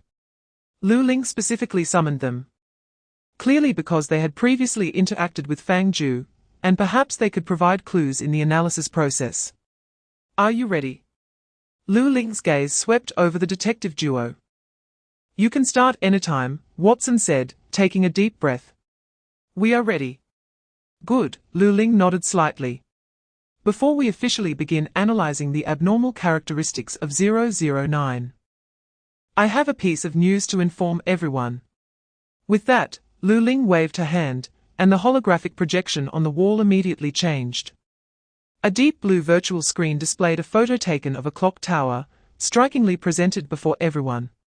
Under a clear blue sky, an ancient clock tower, built of stone bricks, stood quietly in an unfamiliar city. Its body was painted in a reddish-brown hue, with surface marks left by time and the wind. The most eye-catching feature on the front was a simple round clock face, with the time clearly pointing to 11:21. Chapter 66. The office remained silent for a long time. Even Charlotte, who considered herself able to relax and tell hellish jokes in any situation, couldn't help but hold her breath at this moment. Watson silently clenched his fists, staring at the report with confusion in his eyes. There was no anomaly. Yet an anomaly had occurred. This was unheard of. It was impossible. Director Shark's calm voice came from the fish tank. But the increasing splashes of water spilling out revealed his anxious mood. There was no reality distortion, yet there was an incident of a body disappearing into thin air. Which was simply impossible. What about the abnormality indicators? Watson suddenly reacted. Did the abnormality indicators show any response? No. Lu Ling shook her head. The abnormality indicators remained at normal levels throughout, without even a hint of fluctuation. No reality distortion, no abnormality indicators, yet all of this still happened. After saying this, Charlotte laughed, but it was a forced and helpless laugh. Watson, I'm not dreaming, am I? Watson couldn't answer that question. All along, the abnormality indicators had been the underlying logic for the Management Bureau to judge abnormal phenomena or individuals. Chapter 67. After escaping from the Leia electric car, Fang Jiu secretly vowed never to let Leia drive again. This girl drives like a madwoman. She never slows down when turning, and if the speed limit is 60, she absolutely won't drive at 50. Whenever there's a little space between two cars, she finds a way to squeeze through. Fang Jiu was only honked at by other drivers because he was driving slowly. Leia was deliberately trying to anger other drivers along the way. In addition to the honking warnings, countless drivers rolled down their windows and yelled insults at their parents, starting a tirade based on family trees and relationships. After less than half an hour of driving, Fang Jiu not only failed to protect his uncle, but even got kicked by a great-grandson he had never met. Upon returning home, Fang Jiu immediately issued a driving ban to Leia. However, Leia was quite dissatisfied with this ruling and immediately filed an appeal. Why? The blonde magician's image appeared on the television, hands on her hips, her face expressing disbelief. I didn't break any traffic laws. You didn't break any traffic laws. But you were dangerously testing the limits of them. Chapter 68. As Fang Jiu activated his ability, a layer of unusual ripples radiated from him. Like a drop of thick ink falling into clear water, rapidly spreading outward. The floor, walls, and furniture became blurred and wobbly upon touching this ripple. As if the moonlight was an illusion in the water, then visibly melted and dissolved, collapsing into a pool of liquid shadow that mixed with the surrounding thick colors. Once the entire living room completed its transformation from solid to liquid, a second ripple was born beneath Fang Jiu's feet. Freezing the concrete like swirling dye at the same time it spread out. Amidst a glacial-like humming sound, it transformed into countless solidified color blocks. The final third ripple surged, instantly shattering all the color blocks in the living room into dust like prism powder, which seemed to receive some kind of instruction. Beginning to rearrange and combine according to some mysterious pattern, ultimately piecing together a brand new image. A sudden sensation of weightlessness struck, only to vanish in a mere 2 seconds. Fang Jiu opened his eyes, staring at the rapidly assembling colors, completely stunned. He remembered this feeling. The last time he had a similar experience was when he was attacked by the number 201, when his sense of touch briefly went out of control, leading to a large-scale phase space expansion. Chapter 69. One person and one machine desperately imprinted the scene before them into their minds, forever recording an indelible memory in their DNA. Many years later, when Leia, reborn, tossed and turned in bed due to insomnia, she would surely recall the evening when she witnessed Fang Jiu and him together, as the dragon maid was teased by the starfish. This is so bizarre. The sweeping robot watched as the 4 starfish began grilling meat, shouting in an almost collapsing tone, "So what the hell is this? Talking starfish? A fire-breathing red dragon in a maid outfit, and a barbecue restaurant that has nothing to do with these 2 creatures. What the hell is going on?" Fang Jiu listened to the little robot's loud outburst and for the first time in his life felt that Leia's reaction was normal. After all, Even someone with his strong acceptance ability needed a moment to process it. Clearly, it was another world. Fang Jiu took more than 10 seconds to calm the shock in his heart, just like what I saw in the phase space before. Except this time, I was standing closer. Another world. Leia immediately felt unwell. Are you saying these bizarre things are of the same type as my hometown? Chapter 70. Under the influence of touch, the starfish and the plastic chairs from the food stall slowly disappeared. Before the starfish vanished, they repeatedly checked the empty grill, their dark eyes revealing deep shock. After seeing the meat disappear into thin air, they quickly looked around, their 6 tentacles flailing wildly, excitedly shouting in an incomprehensible language, seemingly questioning each other about the whereabouts of the missing piece of meat. However, until Fang Jiu completely retracted his sense of touch, the starfish couldn't find where the lost piece of meat had gone. At that moment, Fang Jiu sat on the living room sofa, clearing the clutter from the coffee table to make enough space. A piece of barbecue from another world lay on the porcelain plate in Fang Jiu's home, seemingly still retaining some vitality, twitching slightly. A sweeping robot was performing a comprehensive elemental composition scan around the piece of meat. It actually worked. Fang Jiu found it miraculous. Poking at the surface of the meat, which had a hint of seasoning from another world, feeling the residual warmth through his fingertips. I was just trying it out. It's not the first time. Lay aside, I knew that every time you had an idea, you'd come up with something unexpected. In fact, I feel relieved. I thought you were going to bring those 4 starfish out. Chapter 71. After sending off 2 exhausted otherworldly agents, Fang Jiu let out a long breath, returning to the living room sofa and lying back. Drowsiness washed over him like a tide.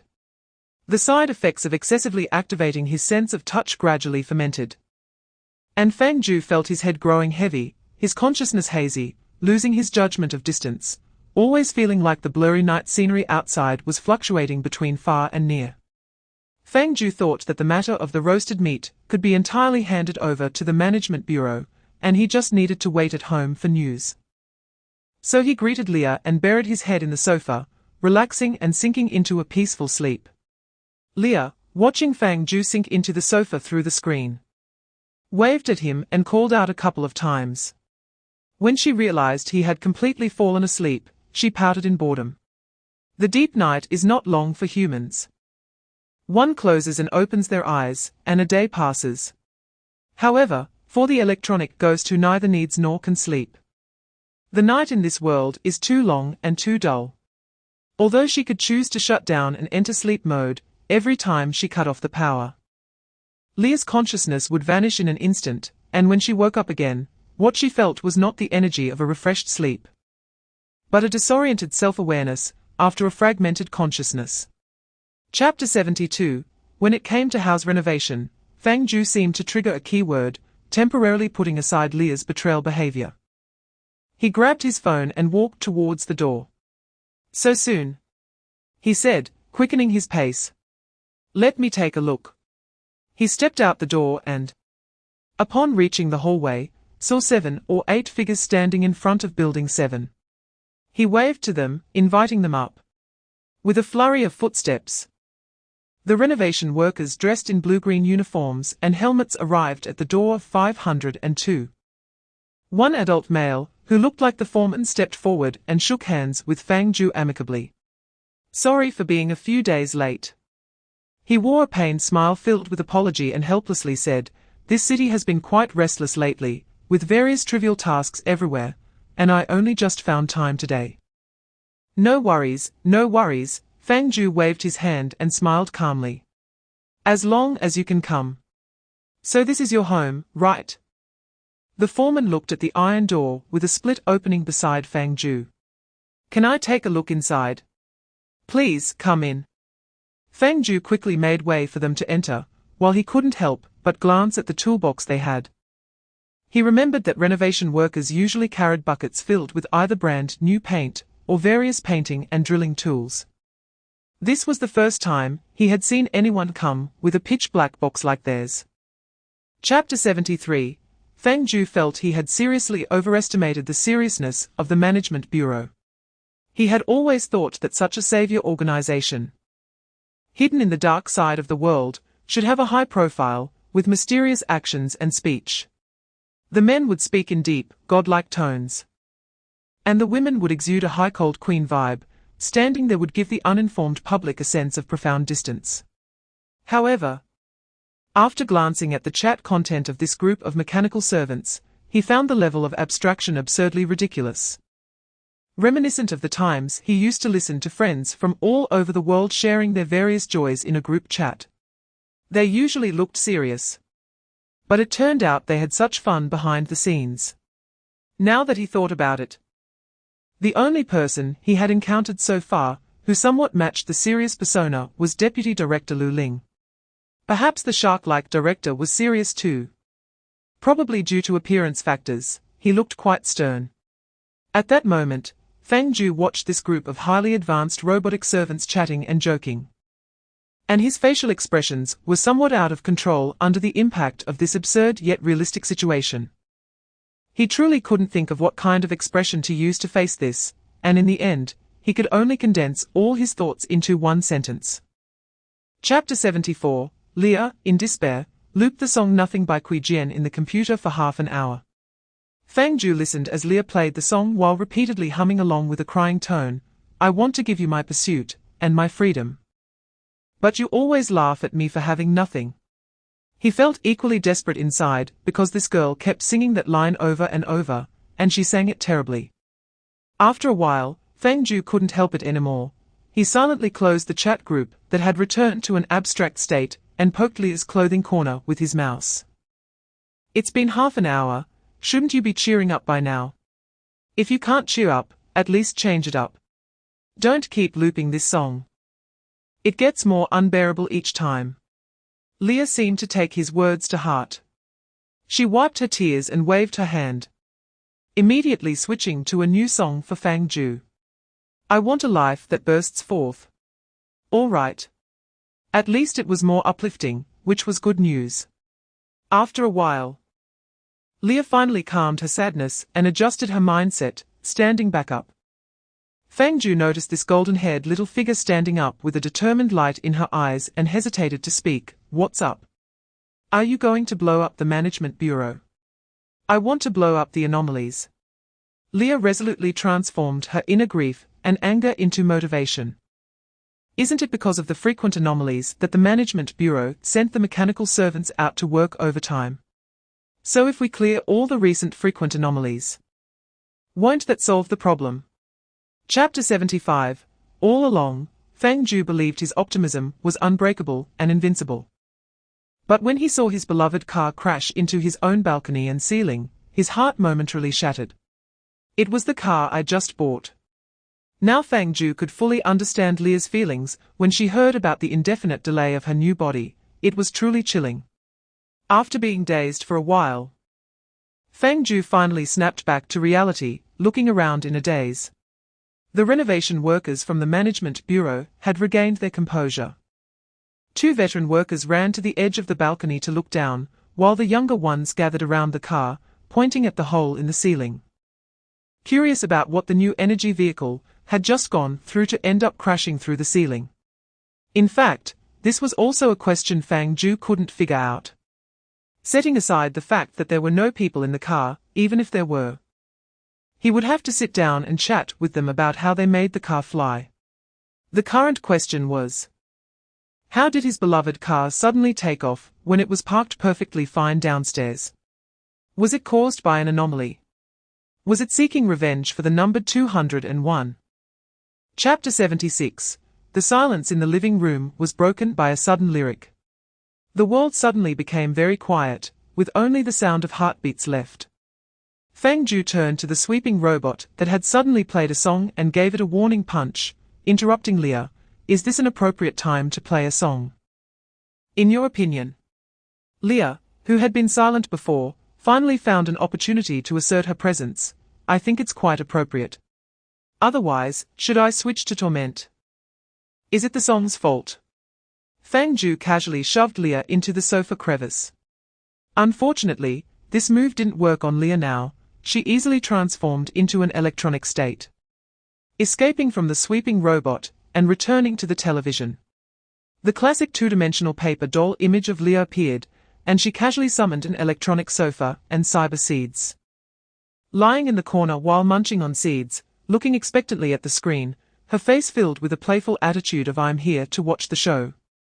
You all do as you please." Fang Jiu didn't have time to deal with Leah, so he had to let this cyber magician gloat for now and turn to look at Yang Liu with a complex expression. "So the current situation is that I am your new leader." "I don't know." Yang Liu really cried, with tears like pear blossoms in the rain. "The director didn't tell me the details and hurriedly asked me to come downstairs to the community, saying that someone would come to pick me up after I called the new leader to explain the situation. I had just taken a taxi downstairs when two unusual individuals suddenly pounced on me. I happened not to have a suitable weapon with me, but there was a car parked nearby, so I swung the car and fought back. In the heat of the moment, I lost my grip and the car flew out, coincidentally smashing into your house, which led to the current situation." Chapter 77. Since the renovation of room 502 had not yet finished, Fang Jiu thought it was a waste to be idle and casually chatted with Yang Liu. After all, she was someone he would be in contact with for a long time, so it was certainly not wrong to build a good relationship in advance. However, Fang Jiu quickly realized that the development of the situation was not as he had imagined. Yang Liu was truly socially anxious. She could barely utter a few words before, but that was purely because she couldn't escape the responsibility after causing a big mess, forcing herself to engage in a conversation with Fang Jiu, which made her seem like an ordinary girl who stuttered a bit and was somewhat shy. Once the compensation issue was settled and both parties introduced themselves, Yang Liu's social anxiety began to manifest. Faced with Fang Jiu's questions and attempts to get closer, Yang Liu kept her head down, responding with aha, ah, and oh, never daring to lift her head or take a breath. Occasionally, she would say 2 or 3 sentences, each at a barely audible volume and no more than 5 words. And whenever she spoke, the topic would easily come to an abrupt end. Fang Jiu, gritting his teeth, tried to chat with Yang Liu for a while but found no progress. In frustration, he had no choice but to resort to his ultimate weapon, Leah. Chapter 78. Fang Jiu and Leah were stunned. Before Yang Liu could respond, they had considered all possibilities, except for the option of dinosaur. A dinosaur is also a dragon. In an instant, Fang Jiu's filter regarding the mysterious and unfathomable extraordinary beings known as dragons and their descendants, half-dragons, shattered to pieces.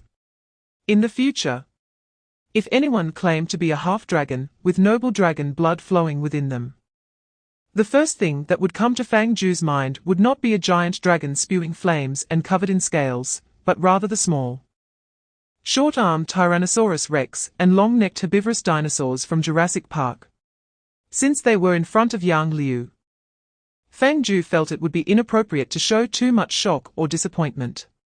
There were some words he wanted to say, but they got stuck in his throat. As for Leah, she didn't have such high emotional intelligence. After a brief moment of shock, she immediately sent a thumbs-up emoji on the scanning panel, followed by an honest expression of admiration. "Your dad was not only served by a dragon, but also by one from the Cretaceous period. Your dad is really impressive." "I told you that you would be disappointed." Yang Liu's head dropped again. Seeing her about to fall into a state of self-doubt, Fang Jiu waved his hand and explained, "It's not disappointment, it's shock. Before you said that, I never imagined such a bizarre identity as a dinosaur half-dragon. And isn't it supposed to be extinct for over 100 million years?" Chapter 79. Fang Jiu's eyelid twitched, somewhat unexpectedly. All along, he believed that his ability to unfold the phase space was mainly because he fell into the intangible vortex of the phase space and gained this ability after contacting that snail, logically linking the two. However, Yang Liu, a special researcher at the Management Bureau, refuted this view. Fang Jiu was willing to believe Yang Liu's professional judgment, after all. Her mumbling in the phase space earlier didn't sound like nonsense. After a moment of contemplation, he asked, "Can you explain the reason? Please try to use terms I can understand." Yang Liu paced back and forth in the living room, pausing for quite a while before stopping to give an answer. "In simple terms, it's because your phase expansion is too broad and completely different from an ordinary phase space." "Broad?" Fang Jiu scratched his head.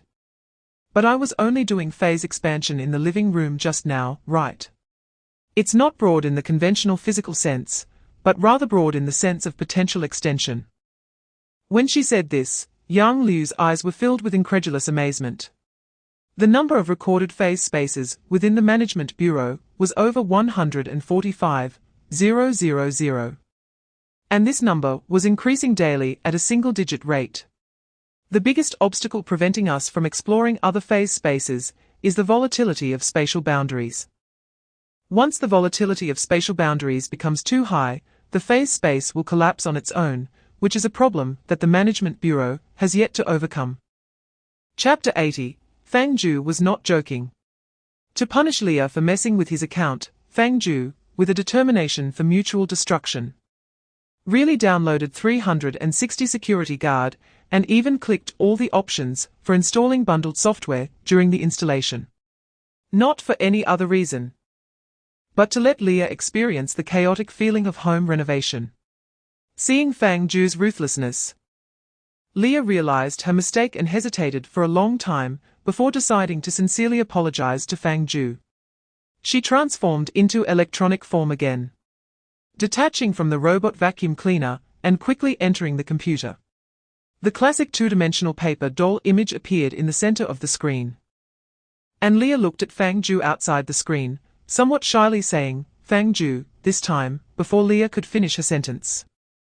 A terrifying red warning box suddenly popped up in the bottom right corner of the desktop, and in the next second, the paper doll image in the center of the desktop vanished, while Leah was forcibly bounced back into the robot vacuum cleaner.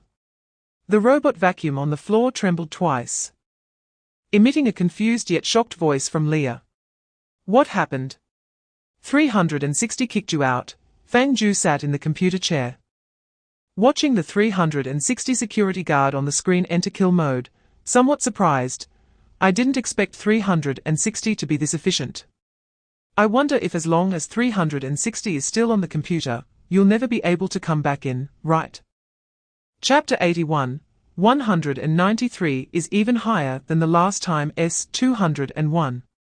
Fang Jiu cast a rough glance at the title of the report, and after seeing the dense details below, he frowned, feeling that it wouldn't be good to directly agree without consideration.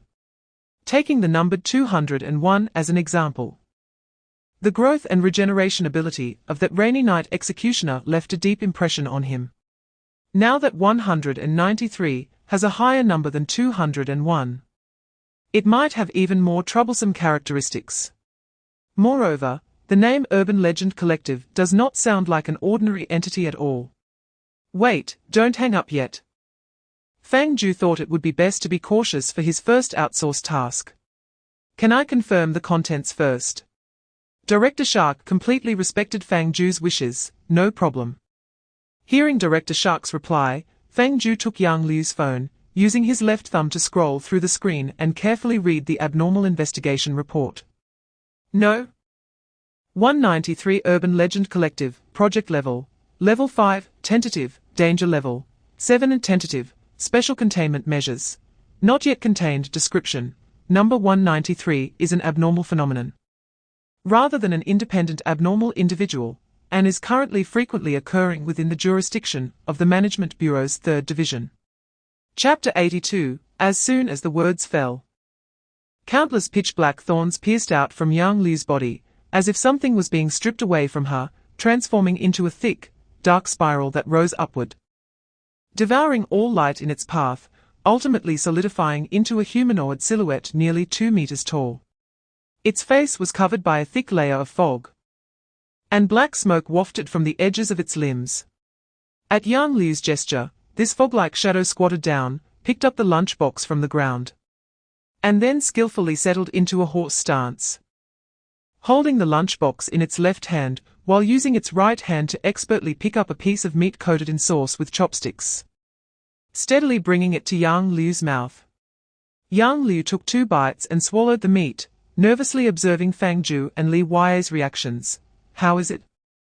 Fang Jiu stared blankly at the shadow feeding Yang Liu bite by bite, taking several seconds to regain his senses, his eyes filled with shock and a hint of envy.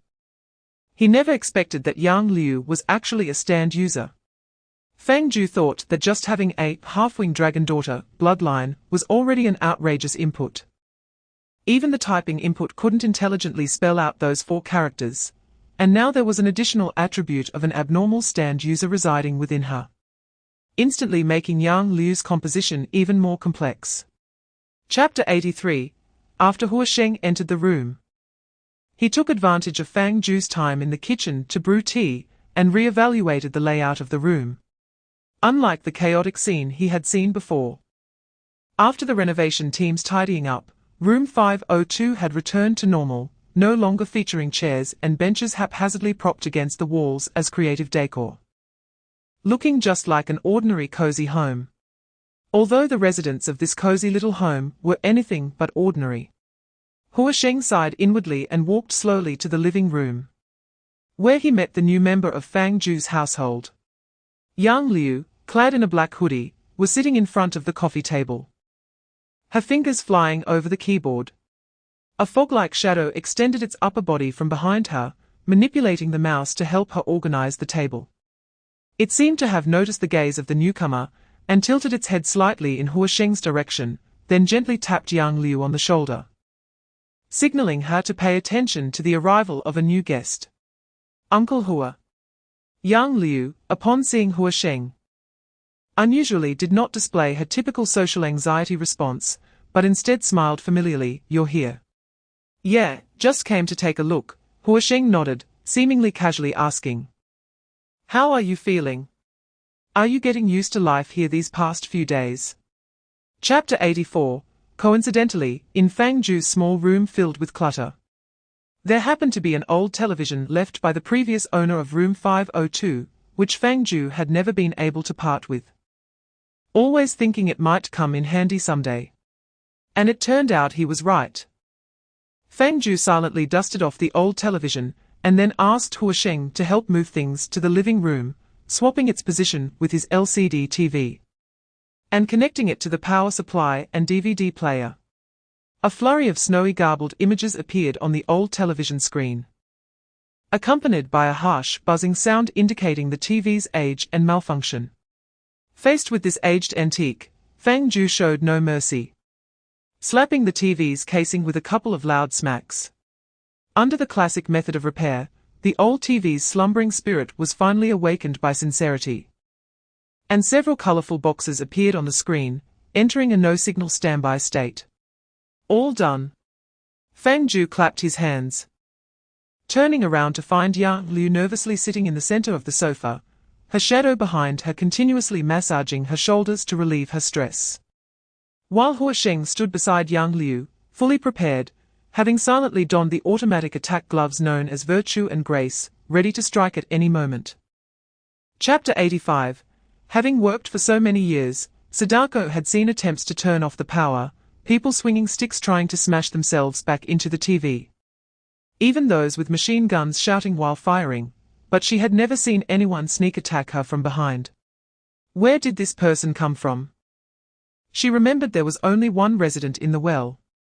Just as Sadako's feet touched the ground, still not fully aware, a straight and sturdy wooden stick came crashing down right in front of her. A dull thud of skull meeting blunt object echoed from within the television, the sudden impact visibly staggering Sadako, and before she could steady herself, Li Yue delivered a flying kick to her chest, sending the legendary ghost crashing to the ground. The blonde magician from another world took 3 steps forward, gripping the wooden stick in a manner completely unbefitting of a noble lady, and unleashed a flurry of attacks on the fallen Sadako. The eerie humming from the old television ceased, replaced by the chilling cries of pain echoing in the living room, accompanied by Li Yue's powerful shouts as she swung the stick. "Sadako, her!" A horror film, right? In the electronic world, I'm the boss. Did you ask permission before rampaging in my territory? Chapter 86. Underly Ya's funeral chant of the Great Compassion Mantra, and her rhythmic stick techniques. The legendary ghost Sadako fell. Hua Sheng took a long time to finally sort out his words and communicated the process of Sadako's elimination to Director Shark. The bureau chief on the other end of the line remained silent for a long time, his mind churning through countless waves before he managed to maintain the authority of a bureau chief, forcing out a cold and serious as if he didn't care. The bureau chief was indeed a bureau chief, with excellent emotional management, only releasing his true self when no one was around. In contrast, Hua Sheng's observation of Fang Jiu and the others' expressions was much more obvious. He felt he might need to minimize contact with them. Not out of fear of being contaminated by their abnormal nature, but out of concern that in serious situations during future missions, the image of the electronic magician exorcising Sadako might suddenly pop into his mind. The videotape issue was resolved, and Hua Sheng sighed. What next? He began to try to think optimistically about the process of handling abnormalities, which was a bit abstract, but genuinely efficient. At this rate, he might really be able to deal with 3 abnormal mediums within the day. Chapter 87. Mary did not leave peacefully. The scattered threads and fluff around her painted a tragic scene. Before leaving, she also experienced a taste of the fear similar to that of her victims, which was quite deserved. Hua Sheng collected the remains of the dolls from the ground, stating he would take them back for documentation, and then drove Fang Jiu back to the Harmony Garden community. As dusk approached, the sky gradually darkened, tires rolling over dried leaves, and a black sedan appeared from the corner of the intersection, slowly stopping at the community entrance. Hua Sheng pressed both hands on the steering wheel, glancing through the car window at room 502 in Building 7, seeing the bright lights inside, and letting out a long sigh. This is it. I want to go up. Fang Jiu was somewhat surprised. Is someone in the bureau calling you back? No, Hua Sheng turned his head with a complex expression. I feel that I really don't need to help. You all have enough strength to handle these 3 abnormal mediums. In fact, I think it's a bit excessive for you to deal with these 3 1932s. Whether it was Sadako or Mary, the way these 2 urban legends from ancient times were eliminated was quite unexpected. Watson felt that apart from being greatly shocked, he gained nothing from coming here. Chapter 88. The night outside gradually deepened. The distant shopping mall was lit up, and a few vehicles were congested at the street corner under the streetlights, occasionally accompanied by the sound of honking. The living room of Fang Jiu's house was silent, as a place usually filled with abstraction and noise. Such a low-pressure atmosphere was indeed rare. Yang Liu curled up on the sofa, tightly hugging herself, her head covered by the hoodie, and surrounded by completely vaporized shadows, hiding complex emotions in her eyes, as if recalling a troubled childhood. Fang Jiu noticed the change in atmosphere and hadn't had the chance to speak when his toes were lightly bumped by something hard. He looked down and saw the sweeping robot by his feet, expressing its dissatisfaction in this way. Why did you suddenly bring this up? Are you bored? Hua Zi asked me to bring it up. Fang Jiu casually picked up Leah and turned to look at the actively isolated Yang Liu, who had roughly talked about her family situation with me. To be honest, it was quite tragic. After listening, Leah beeped twice. Her family runs a casino. Fang Jiu's hand holding Leah suddenly slipped, almost dropping the little robot, as he pondered how to improve the atmosphere, but Leah's words directly disrupted his efforts. Chapter 89. Night fell in the city. In a quiet, deserted high school campus, 2 figures stood in front of a round machine by the teaching building. At this moment, the night was deep, and the dormitory building was brightly lit near 10 o'clock. Fang Jiu vaguely saw several figures bent over their desks through the curtains. Even from a distance, he seemed to hear the rustling sound of pen tips scratching against exam papers. As a product of today's society, high school boarders often sleep late. Those late nights drowned in a sea of questions had been the norm for countless boarders. High school, Fang Jiu murmured, recalling his high school life. Suddenly feeling a sense of time passing. So many years had slipped by. What? The sweeping robot in his arms suddenly vibrated, breaking the atmosphere of nostalgia. Are we mourning youth now? Speaking of which, someone like you definitely had no friends in high school, right? Fang Jiu flicked Leah's shell and said seriously, what do you mean by mourning? This is commemorating. And what's wrong with not having friends? Being alone is incredibly comfortable, okay? Leah chuckled twice, not responding, but replaced sarcasm with playful laughter tinged with electricity. Chapter 90. Young Liu immediately entered a state of alert. Her shadow rising like a living creature from beneath her feet, taking a combat stance alongside her. Leah, in Fang Jiu's arms, began scanning the surroundings with her scanner.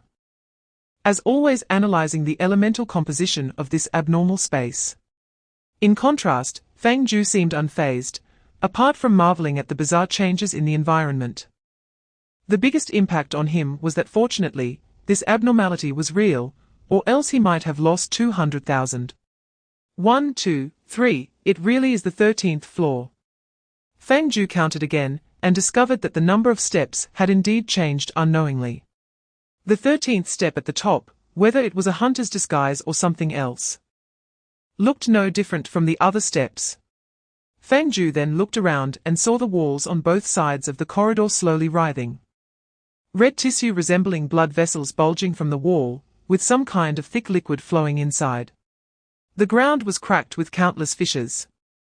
And in the gaps of the cracks, mysterious symbols could be vaguely seen, moving like blood beneath the surface. The entire building seemed to be breathing. Chapter 91. Fang Jiu truly felt the power of the girl dragon lady throwing electric vehicles with her bare hands. No matter how hard he tried, he couldn't pull Yang Liu back from the stairs. Spatial displacement was also ineffective.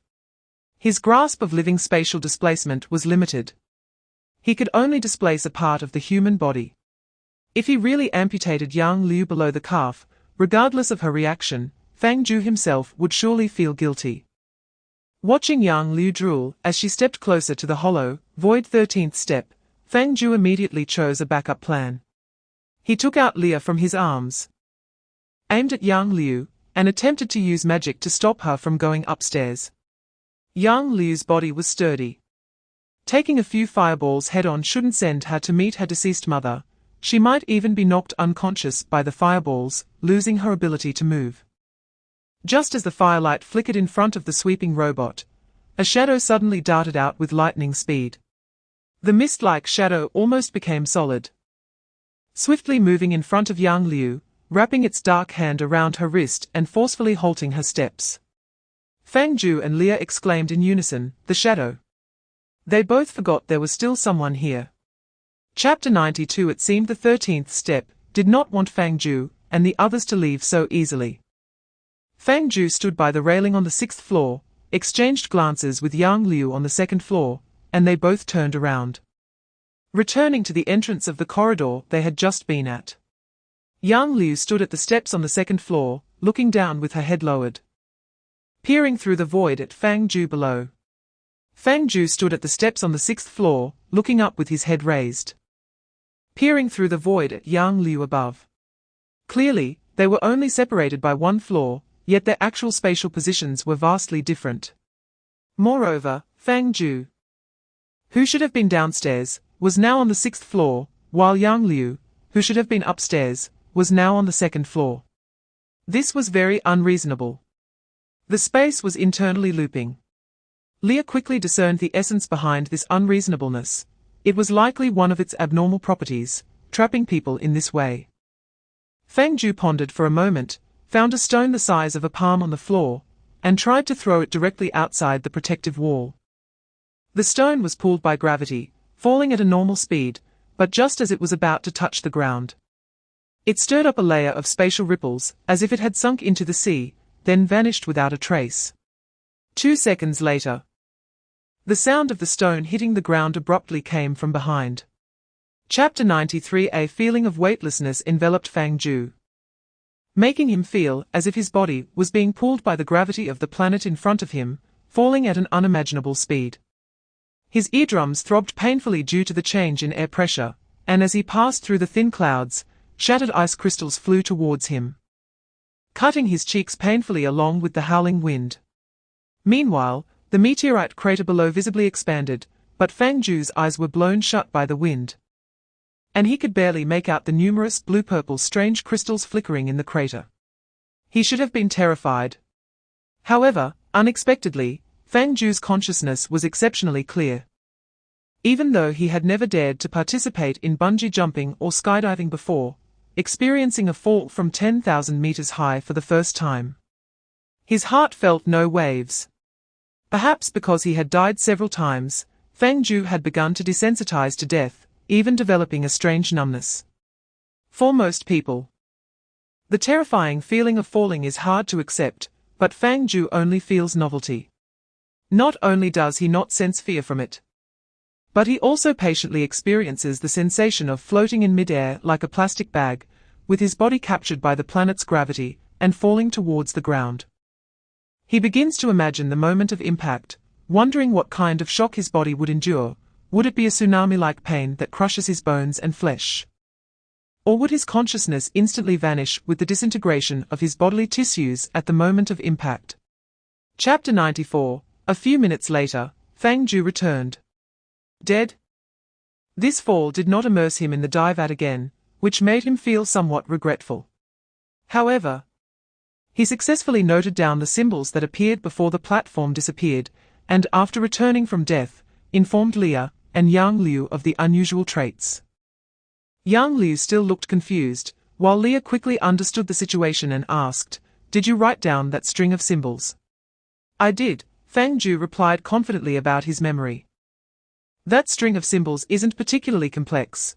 I still remember it clearly, but it might not be the case after a while. Since I still remember it now, it's best to find something for me to write it down, or I'll have to come back again."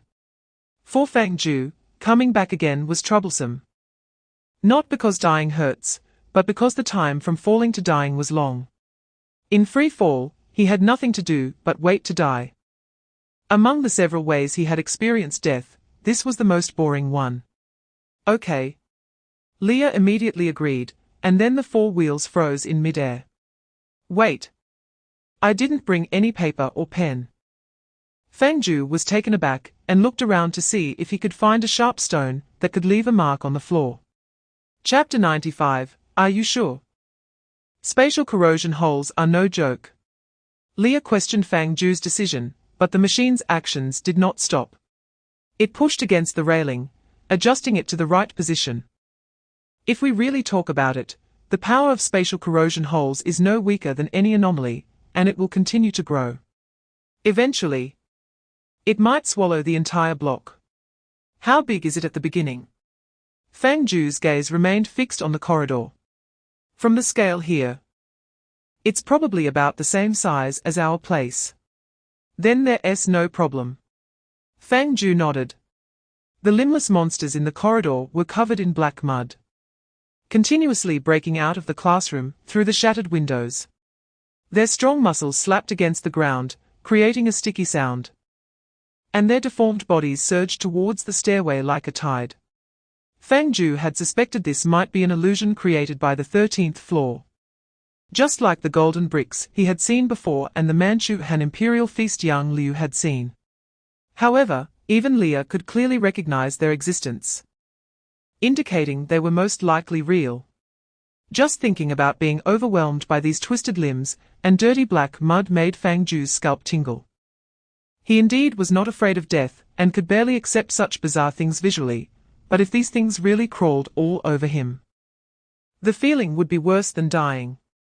Chapter 96. Darkness tore out from the center of the magic circle.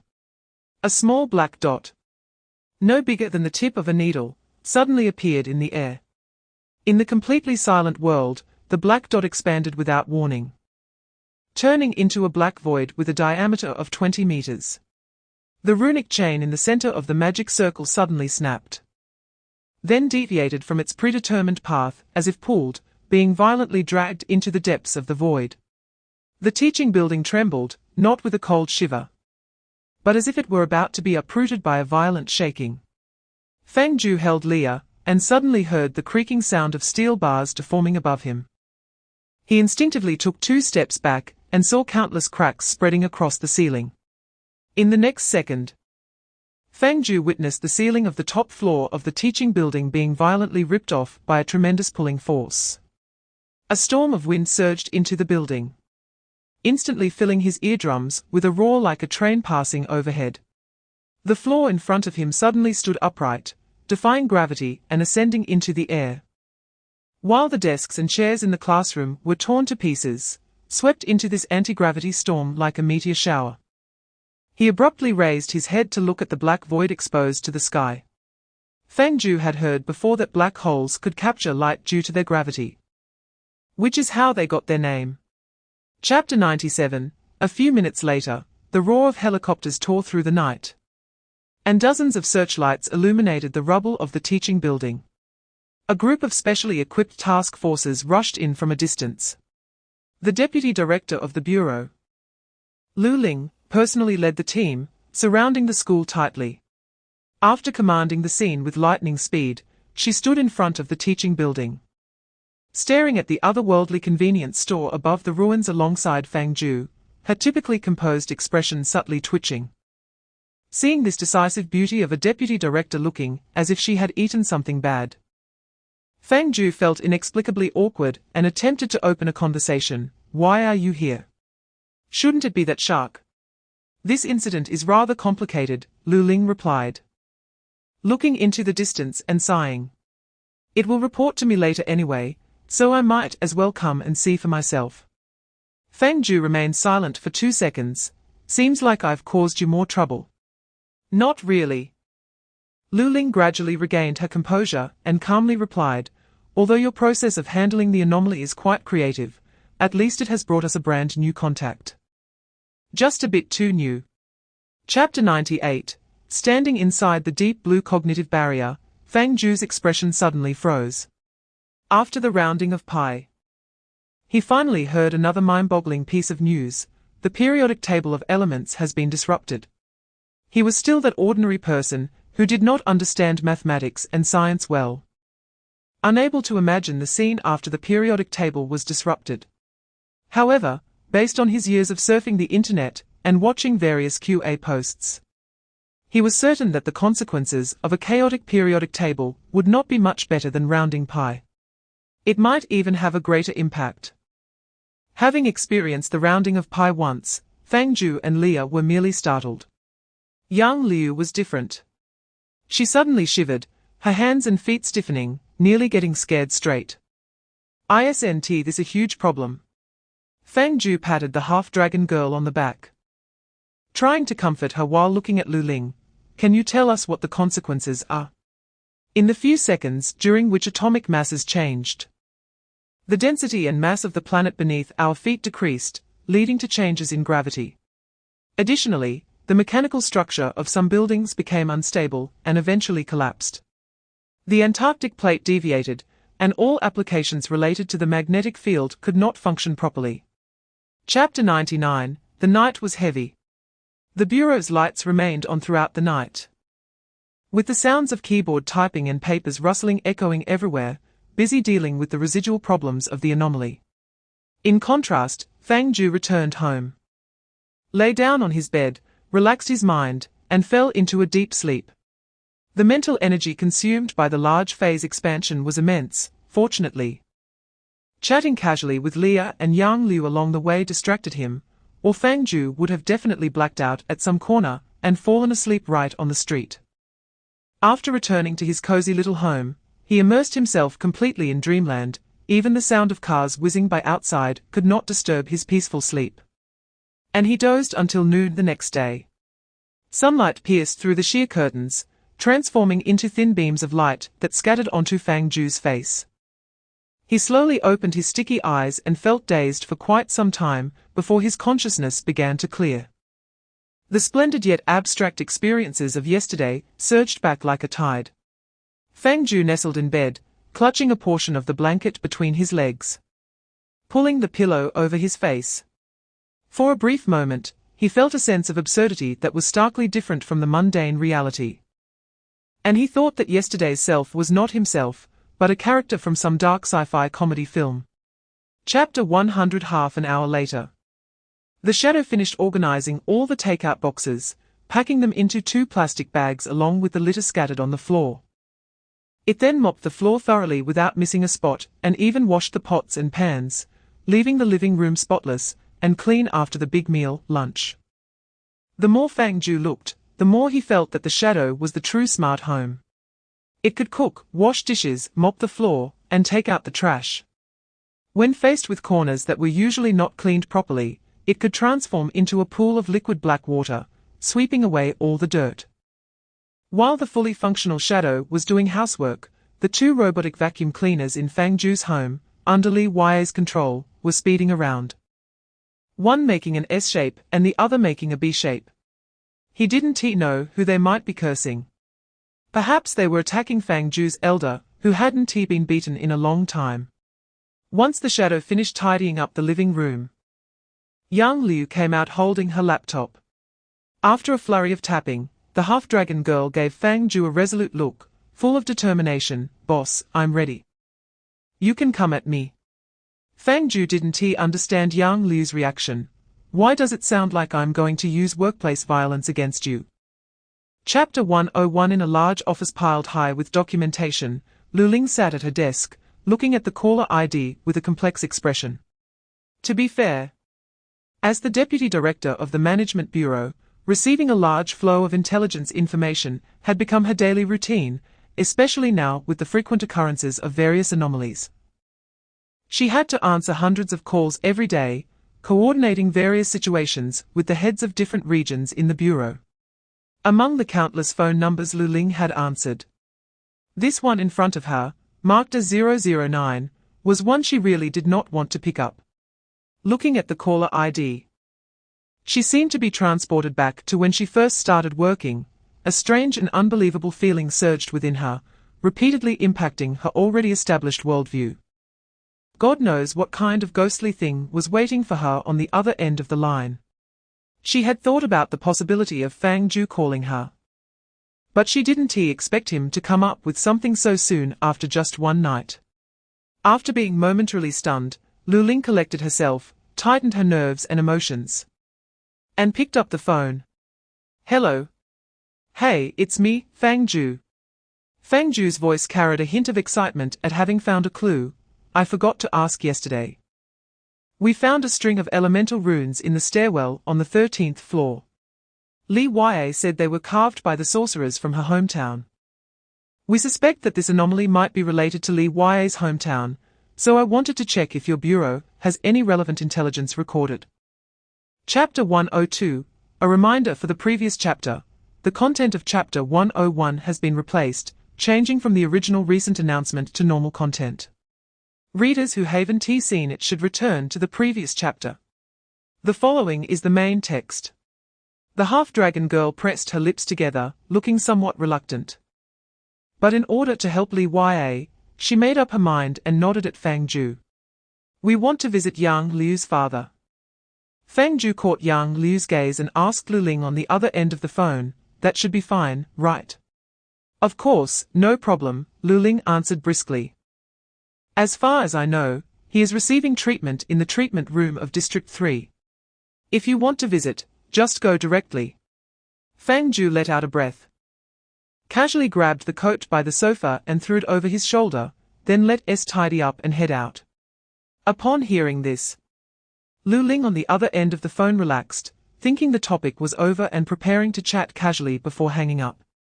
Unexpectedly, Fang Jiu suddenly added, "By the way, my phase expansion has made another breakthrough. This time the destination has changed. Yang Liu said she would send back the reference data to the bureau later, so please keep an eye on it."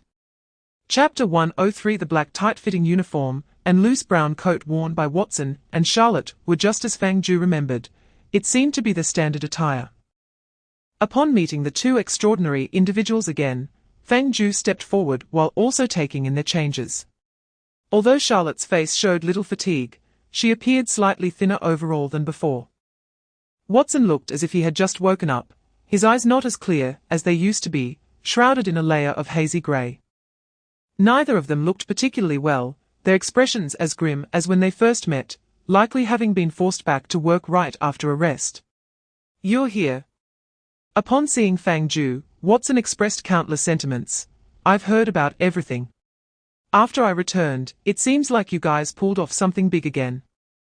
Fang Jiu paused for a moment. "Do you also think we seem like a criminal gang?" "Pretty much," Charlotte shrugged. "Considering the extra workload you've added to the bureau. Your intensity is even higher than that of a criminal gang. From the bureau's perspective, fighting crime is much easier than dealing with you." Chapter 104. Everyone present, including the mechanical servant, was stunned for a moment. Fang Jiu had considered many possibilities. Yu Zheng might make Yang Liu leave. Might say some sharp and sarcastic words, might feel guilty and awkward, or might simply refuse to communicate with his daughter. But he never expected the first thing Yu Zheng would say was, "So you're still alive." Is that something a normal person would say? Fang Jiu clearly felt the weight on his shoulder suddenly increase. His shoulder really might break this time, and Yang Liu, upon hearing Yu Zheng's shocking statement, was frozen in place, her expression gradually darkening, head down, silently hiding behind Fang Jiu, her body trembling slightly. She had clearly thought over her opening remarks repeatedly in her mind, and had even secretly practiced her tone of voice. Yet at this moment, with Yu Zheng's light-hearted remark, it shattered the courage and last hope she had managed to muster. To be fair, it was only because of Yang Liu's restraint, under normal circumstances. Hearing such a comment would have set off her anger and summoned the shadow to give Yu Zheng a beating, which would have been a testament to her deep filial piety. In the midst of the awkward silence, Watson took a step forward, breaking the silence. "Yu Zheng. That is your daughter." Chapter 105. Li Yue quickly denied Fang Jiu's speculation. Initially, Fang Jiu thought Li Yue was influenced by the pride of the sorcerers, and didn't he want to admit that the elemental runes were crafted by another race. However, Li Yue provided very strong evidence. According to historical literature, the elemental runes were born from the hands of a legendary magician named Victoria, who is hailed as the pioneer of magical history and the ancestor of all modern magicians. The elemental runes were created after she undertook a sweeping reform of the existing magical system at that time, resulting in a completely new system of her own design. Yu Zheng said without looking back, perhaps that Victoria had contact with the phase dragons, and she learned the elemental runes from them. Phase dragons live in phase space, and with their power, it is easy for them to travel between multiple worlds. Perhaps your world is one of them. That's impossible, Leah firmly denied. Victoria's elemental runes have a complete set of derivation formulas, and we have uncovered multiple case studies of errors in the derivation process. If they were learned directly from the phase dragons, there wouldn't be such detailed trial and error steps. Chapter 106. Leaving the treatment room and returning to the corridor. The faint smell of disinfectant wafted towards them. Several figures were coming in and out of the various hospital rooms. When they arrived earlier, they hadn't noticed that this place seemed like a hospital specifically managed by the Bureau. Unlike ordinary hospitals, the nurses here were all mechanical servants, moving along predetermined routes and operating like gears, giving the entire hospital an unusual sense of precision. As Fang Jiu and the others came out of Yu Zheng's room, several caretaker robots' gazes converged on them, but after a moment, they realized something and quickly turned their heads to resume their tasks. It was clear that the mechanical servant in Yu Zheng's room had been observing while sharing information with the group of mechanical servants, just like the cyber hounds, which occasionally brought back all sorts of strange items to the chat group. Moreover, these mechanical servants were quite cyber in various senses. Fang Jiu thought about these things and secretly glanced ahead. The half-dragon girl had returned to her normal state, or perhaps even better than normal, as evidenced by the slight upward curve of her mouth. She chatted with Leah while holding a floor-cleaning robot, taking a few bouncy steps down the spacious hallway. seemingly having forgotten all about her disqualified father. Chapter 107, Fang Jiu was taken aback, not the top 50, but 1150. The top 10 anomalies had serious memetic contamination characteristics. Lu Ling responded leisurely, not only is their content prohibited from reading, but even their names cannot appear casually in the memories of intelligent beings, otherwise it could lead to containment failure, or the leakage of the anomaly's memetic properties. Not even allowed to remember. Fang Jiu saw that Lu Ling was serious, and this clearly exceeded his understanding. All along, the most abstract anomaly Fang Jiu had encountered was the 13 stairs. The others were basically anomalies with special properties, and none had anything to do with memory. Among the other numbered containment objects Fang Jiu had reviewed, it seemed there were none so strict as to be completely unmemorable. This was the first time he had heard of an anomaly that could cause leaks merely through reading and memory. Thoughts can become their vessels, Lu Ling calmly stated. As if recounting a tangible truth, society, civilization, consciousness, memory, certain anomalies possess the ability to contaminate all abstract concepts. Many times, an unintentional thought can cause those containment objects to slip out of our control. In fact, we have indeed experienced several containment breach incidents with anomalies of higher ranks. And some containment chambers can only convey information through verbal descriptions, because the concept of text has been erased within those chambers. Chapter 108, Harmony Home Building 7, Room 502. An exquisite wooden box was placed on the coffee table in the living room.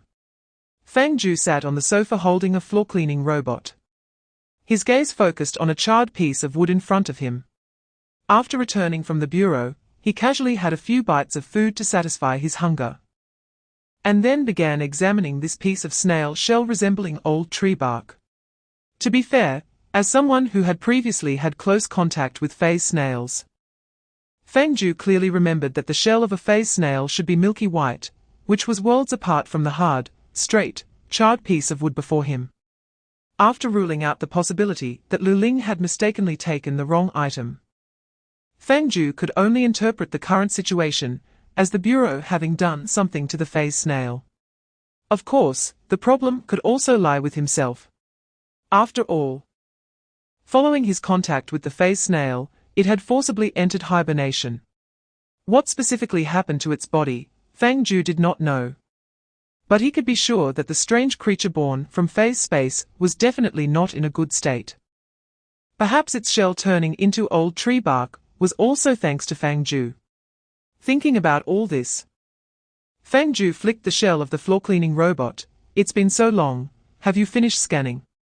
Chapter 109, Under Yang Liu's guidance. Fang Jiu quickly completed the boundary line processing. He left an opening of about 20 centimeters in the front of the living room, and through this opening, he could clearly see the television in his living room. Then, to be on the safe side, he opened and closed the gap several times in succession, confirming that he could return to his cozy home at any time, before he completely relaxed and turned to Leah and Yang Liu to re-examine this mysterious space. Under the dark red sky, various wreckage and ruins floated in mid-air, black voids flickered above, and the air was filled with the stench of decay from various things. In addition to these previously witnessed phenomena, after the boundary line was erased and everyone fully entered the space, Fang Jiu saw a deep blue mist flickering in the more distant direction. This cold blue, ion-like deep blue mist slowly drifted through the space, causing the wreckage and ruins it touched to spontaneously disintegrate, first breaking into small stones, then turning to powder, and finally becoming a frequently flickering deep blue substance that became part of it. Since the mist was still far away and moving very slowly, Fang Jiu did not feel much sense of crisis. Instead, he asked Yang Liu, Chapter 110, in a spacious large conference room. A U-shaped wooden table was placed in the center of the meeting room, and 16 ethereal projections were seated on either side, their outlines fluctuating in the dim blue light. Their sharp gazes focused on the deputy director of the bureau in front of them. The dim light illuminated Lu Ling's face. She stood calmly under the spotlight, like a prisoner awaiting judgment, with her hands behind her back, facing the pressure from the 16 council members alone. Those gazes filled with oppression, skepticism, and dissatisfaction seemed to manifest, binding Lu Ling's body like some kind of torture device, as if the moment her resolve wavered, her consciousness and spirit would plunge into an abyss, pierced by the malice hidden deep within. It was unclear how much time passed, but eventually, someone broke the dead silence. "Let me confirm one more time," Deputy Director Lu, the first ethereal figure on the left, spoke in a deep voice. "Do you really believe we should continue with the current mode of contact?" "Absolutely." Lu Ling's face was calm, exuding a confident and composed aura. The interaction mode between the Management Bureau and number 009 need not change, nor could it change. Chapter 111, Airspace. In the airspace suffused with dark red hues. The howling wind rushed past his ears, the decayed smell of wood mingled with the metallic scent of earth, as if in an endless expanse of airspace. A shadowy flying carpet was speeding through the floating ruins at a velocity of 180 miles per hour, heading towards a predetermined direction. Fang Jiu lay on the middle-to-rear section of the flying carpet, desperately gripping the deliberately extended fleece of the shadowy carpet with both hands, barely holding on against the tremendous drag that threatened to fling him off. He felt like a monkey clinging to the window of a passenger plane. The high-speed winds were almost tearing his coat apart, and if he loosened his grip even slightly, he estimated he would be flung off entirely, falling to some unknown ruined platform and dying on impact. This was still the result of the shadowy flying carpet purposely slowing down, according to the half-dragon girl. If the shadow were to fly at full speed, it could probably break the sound barrier, giving Fang Jiu a taste of what it felt like to be propelled by a supersonic aircraft.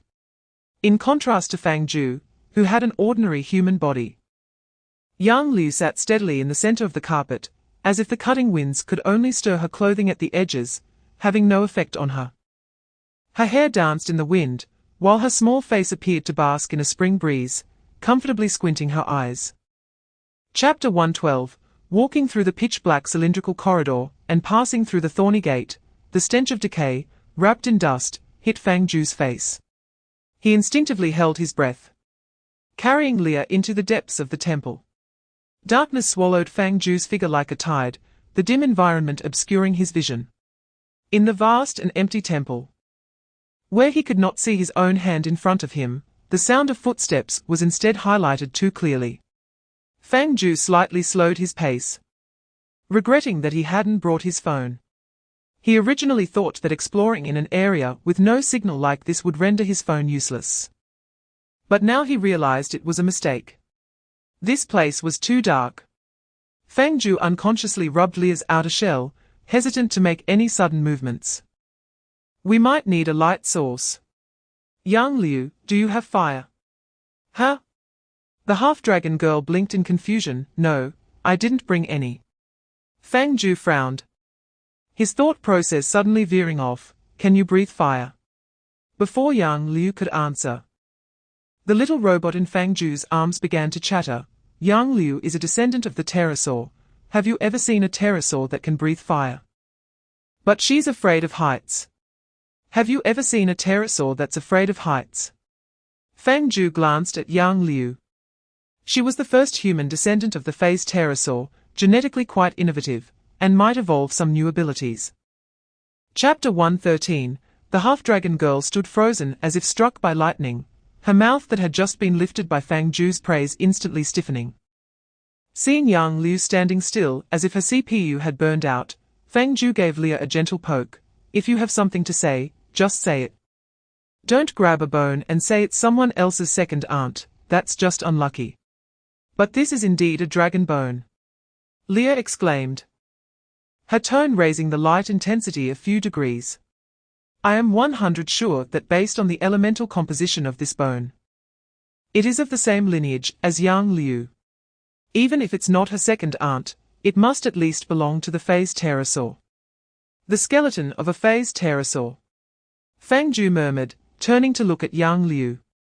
At this moment, the half-dragon girl had just returned to her senses, a complex emotion flashing across her face, before she seemed to make up her mind. Stepping forward, approaching the dragon bone that was half her height.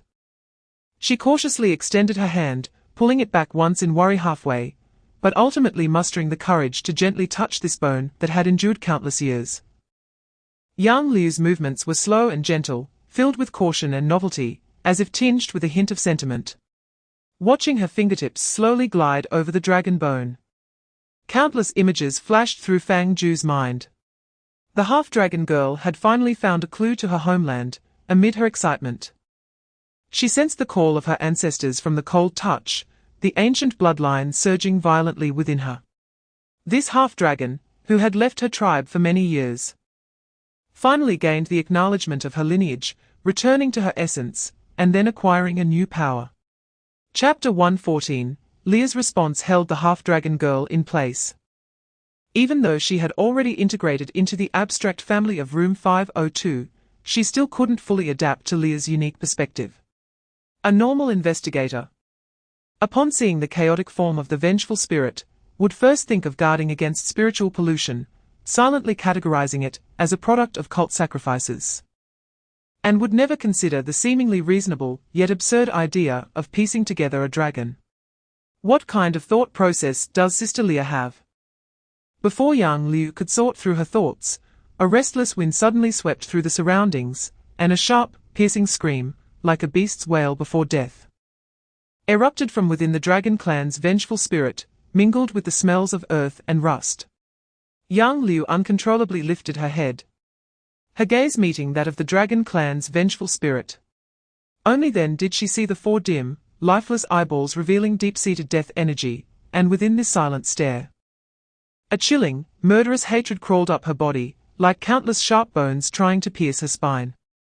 The long-held grudge, spanning ages, rushed into her mind. She saw the collapsed temple, broken dragon wings, and crushed bones piled like mountains. Yang Liu's body trembled uncontrollably, the dragon blood within her seemed to respond to the call, roaring and lamenting in her heart and veins, causing both fear and sympathy to surface on her face. Chapter 115, Amidst the swirling bone powder and dissipating resentment, Fang Jiu gradually grasped a fact. Yang Liu might not lack respect for her ancestors, but rather, some respect needed to be communicated by swinging the ancestors' bones to spark a fire. Under the enhancement of the second aunt's spinal sword, Yang Liu demonstrated combat power far beyond before, as if called by the souls of her ancestors. Wielding the 40-meter-long dragon bone spine to engage in a fierce battle with the dragon clan's vengeful spirit, evenly matched, with the shadow continuously targeting the wings to interfere. They even managed to suppress this colossal beast for a time. As time passed, the haphazardly pieced together limbs of the dragon clan's vengeful spirit began to break apart. 3 dragon tails were severed, and its battered wings resembled a cloak full of holes. That scorpion claw-like sharp talon, after several strikes, also became precarious. However, the more it was injured, the more frantically the dragon clan's vengeful spirit struggled. Its mouth no longer emitted repeated curse-filled howls, but rather continuous screams and roars, meaningless shrieks. All its limbs began to move chaotically, and the surface of the black sphere composing its core body rippled with countless waves, giving birth to many small wings, as if newly formed. Chapter 116, The Management Bureau would likely take some time to digest this, because when the professional staff from the Research Institute came to Fang Jiu's house to collect the goods, every one of them had a ghostly expression on their faces. Moreover, before officially starting to move the dragon bones, they had to be held in place for several seconds in Fang Jiu's living room. Fang Jiu leaned against the entrance, watching their shocked faces, which were not concealed even by masks, and suddenly thought of his first visit to the Management Bureau. At that time, Fang Jiu was forcibly controlled by the Management Bureau's black technology and anomaly management several times. However, the tides have turned, and now it's Fang Jiu's turn to give the Management Bureau a hard time from time to time. I have a general understanding of the situation. And Lu Ling's voice came from my phone. Perhaps because she had been in contact with Fang Jiu for a longer time. After listening to Fang Jiu's initial exploration process in the airspace, Lu Ling's voice trembled slightly, but did not completely lose control.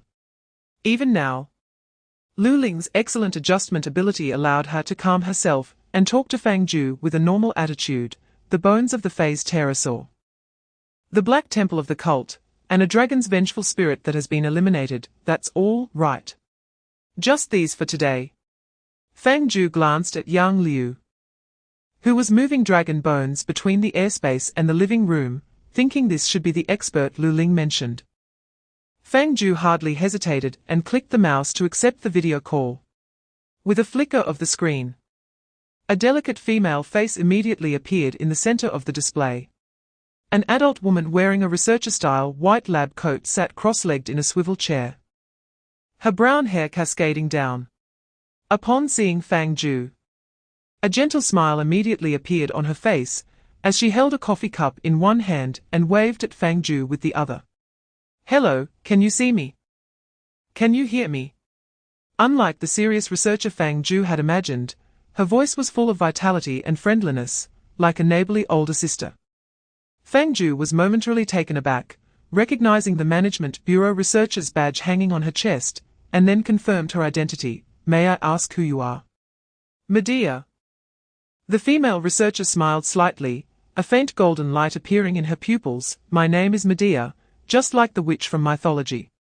Fang Jiu was momentarily stunned, and then recalled a detective who loved to tell dumb jokes. "Are you like Lao Fu and the others, part of that anomaly agent group?" After chatting a bit more with Fang Jiu and Yang Liu, Medea smiled and ended the call.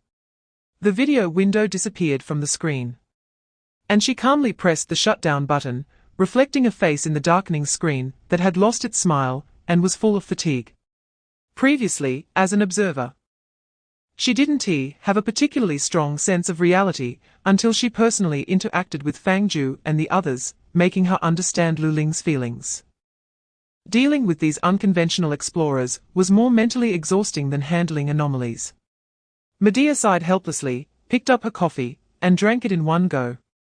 Just as she was about to get up, she noticed a star-shaped crack open in the wall beside her. In the colorful thread-woven passage, Lu Ling slowly walked out in high heels. She quickly glanced at the dimming laptop screen, knowing the conversation had ended, and asked with concern, "How was it?" "It's hard to describe." Medea rotated the empty cup, watching the remnants of coffee trace intermittent circles at the bottom. "At least before they suggested dismantling the sternum into ribs and spine to forge weapons and enchant them, our conversation was quite smooth, but after that, it went a bit off track." Fang Jiu hadn't seen Leah this excited in a while, especially when Fang Jiu received a package and returned to the living room. Ready to unpack it, Leah was spinning around the package like crazy, drifting, with the indicator lights flashing and emitting a series of beeping sounds like a variety show. Moreover, since the electrical system in Fang Jiu's home had long been controlled by Leah, she got so excited that all the home appliances started beeping along. And Fang Jiu even heard the computer in the bedroom playing Good Days at full volume. "Stop it." It was clear that Leah was getting a bit out of control. And Fang Jiu turned to grab the little robot. "You need to calm down. If you keep making noise, I'll throw you out in your new body. Do you believe it?" Normally, Leah would definitely have battled back with Fang Jiu, or at least mumbled a few words. But today was truly a good day. And Leah not only didn't retort, but obediently calmed down the noise, the scanner blinking playfully, as it simulated a wink. "Sorry. I got too excited and couldn't control myself for a moment. You go ahead, continue." Fang Jiu smirked slightly, in front of the new body. This girl had a different attitude. Fang Jiu clearly remembered that the aid funds for number 193 would be released after the incident was completely resolved. With the mindset of solving it sooner to get the money, Fang Jiu sat up from the sofa and glanced out at the dark night. "Should we set off now? Is it far?" "About 20 kilometers from your home." Lu Ling's voice was calm and reliable. "We've already sent someone to pick you up. They'll arrive in 10 minutes. 10 minutes. Fang Jiu confirmed the time and hesitated for 2 seconds. "All right, let's tidy up and go downstairs." After hanging up, Fang Jiu threw on his coat and quickly moved to grab the sweeping robot, which was continuously doing backflips, into his arms. Stop playing, we have work to do. Save some power so you don't run out of juice when fighting the anomaly. If we rely solely on flying, I could use you until retirement. Leah buzzed in Fang Jiu's arms like a pile driver, and after 2 seconds, she seemed to come to a halt. What do you mean by fighting? Is there an anomaly again? The main body of number 193 has been located, and it's south quite close to us. Just right to use as a target for your firepower component testing. Fang Jiu casually said while heading towards the entrance, reminding Yang Liu along the way. The deputy director said someone is coming to pick us up in 10 minutes, so you should get ready too. Bring back the shadow. Don't let it keep cleaning all day. Actually, that cleaning job should be done by Leah. The night hung high above. Yu Zheng leaned against the front of the car, pulled out a pack of cigarettes from his pocket, silently lit one, and took a puff before exhaling a wisp of white smoke into the air. Dust floated in the white high beams as he turned to see Fang Jiu and the others getting out of the car, casually pointing ahead, right here. Fang Jiu, holding Leah, looked up curiously and saw an old-fashioned factory standing by the roadside, the deformed and bent doors wide open, revealing a pitch-black interior. As if some creature born from darkness was lurking inside. A chilling wind, starkly different from the outside, blew out from the depths of the factory, carrying a strange rusty smell that made Fang Jiu wrinkle his nose and shiver twice. Perhaps after dealing with anomalies several times, Fang Jiu developed a special perception. Even without stepping into the factory, he could be certain that there was definitely something dirty hidden inside. Fang Jiu released his hold on Leah, who understood his intention. The entire machine floated in mid-air, beginning to scan the eerie factory with its new scanner. There was no denying that the performance of the new body far surpassed the old one. After just a quick scan, Leah concluded, the elemental composition is basically consistent with those we've dealt with before, but it's more complex and advanced. It definitely has the feel of egg sauce. Leah's words immediately tensed everyone up, and they all looked toward the rusty staircase not far away. According to Leah's elemental composition analysis, the special entity upstairs was very likely the anomaly body numbered 193. Fang Jiu quickly turned back to Yu Zheng and Yang Liu, and after exchanging a serious glance with them, he immediately changed direction, and was the first to arrive at the stairs. He hesitated for 2 seconds before taking a step up. The sound of his shoes crunching on the crushed melon seeds was sharp, and the iron steps emitted a piercing creak, sounding like a painful groan. After confirming that the stairs showed no signs of collapse, Fang Jiu cautiously stepped upstairs with slow and careful movements. During this process, blurry illusions continuously appeared on the stairs. These nameless figures with only human outlines kept emerging, each in different scenes doing different things, the only commonality being that most of their endings were quite tragic. They either died in a cruel manner, or witnessed the bodies of other illusions falling apart, and cried out in despair. A series of movie-like tragedies unfolded before him, as they were destroyed and reshaped by some invisible force, dying and resurrecting, as if a group of sinners in hell were suffering endlessly. Chapter 123, The illumination light from Leah cast the shadow of a frail old lady.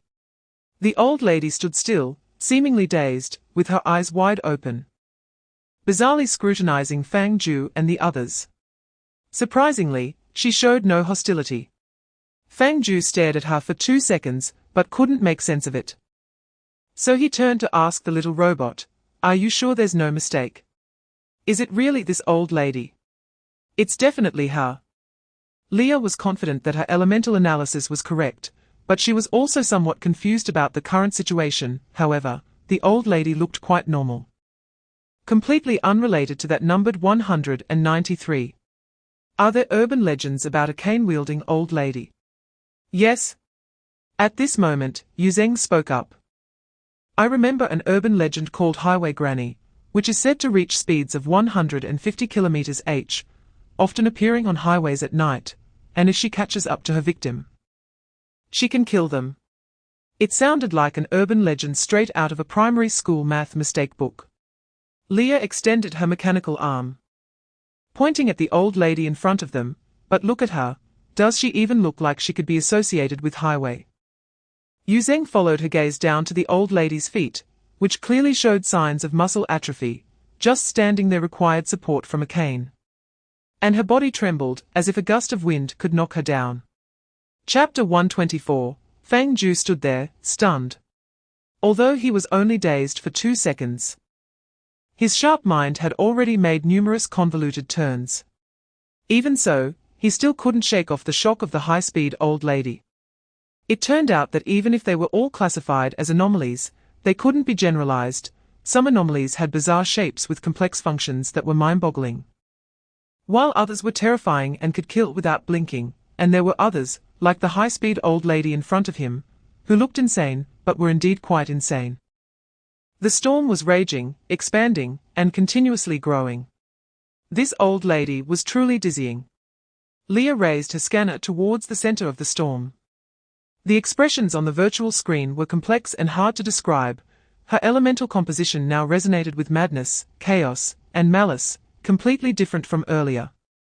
And it could basically be confirmed that it was indeed the essence of 193.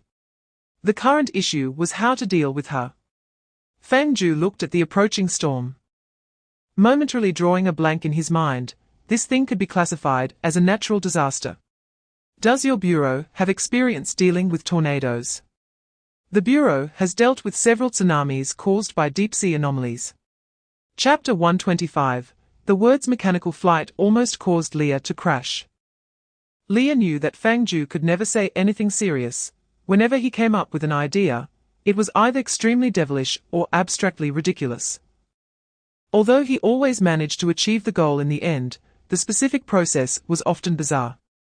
After acquiring a new body, Leah was also aware that Fang Jiu's personality would definitely try to lead her astray. She had imagined that Fang Jiu might make her roast meat with lasers, or use missiles to demolish walls for renovation, or even play with her mechanical arm like a spatula, but all these ideas still fell within the realm of household appliances. At that moment, Fang Jiu was looking at her with the gaze of someone watching a cyber camel. No, dude. My flight function is for convenient movement and firepower output, not for you to use as a mount. Leah's virtual screen had turned from blue to red in urgency. If you really want to go up, can't you find another way? Like having the shadow take you up. The shadow can't stray too far from Yang Liu, Fang Jiu said, dodging the simultaneous attacks of 2 corpses, activating his sense to create a hole in each of the corpses' chests. Yang Liu is also afraid of heights, so under these circumstances, the only one left to take me up is you. Chapter 126. The old lady did indeed spin fast, but when her limbs were almost flattened by gravity, she couldn't spin even if she wanted to. She struggled desperately at the bottom of the crater, her face twisted and ferocious, with ink-like blood bursting from her broken joints.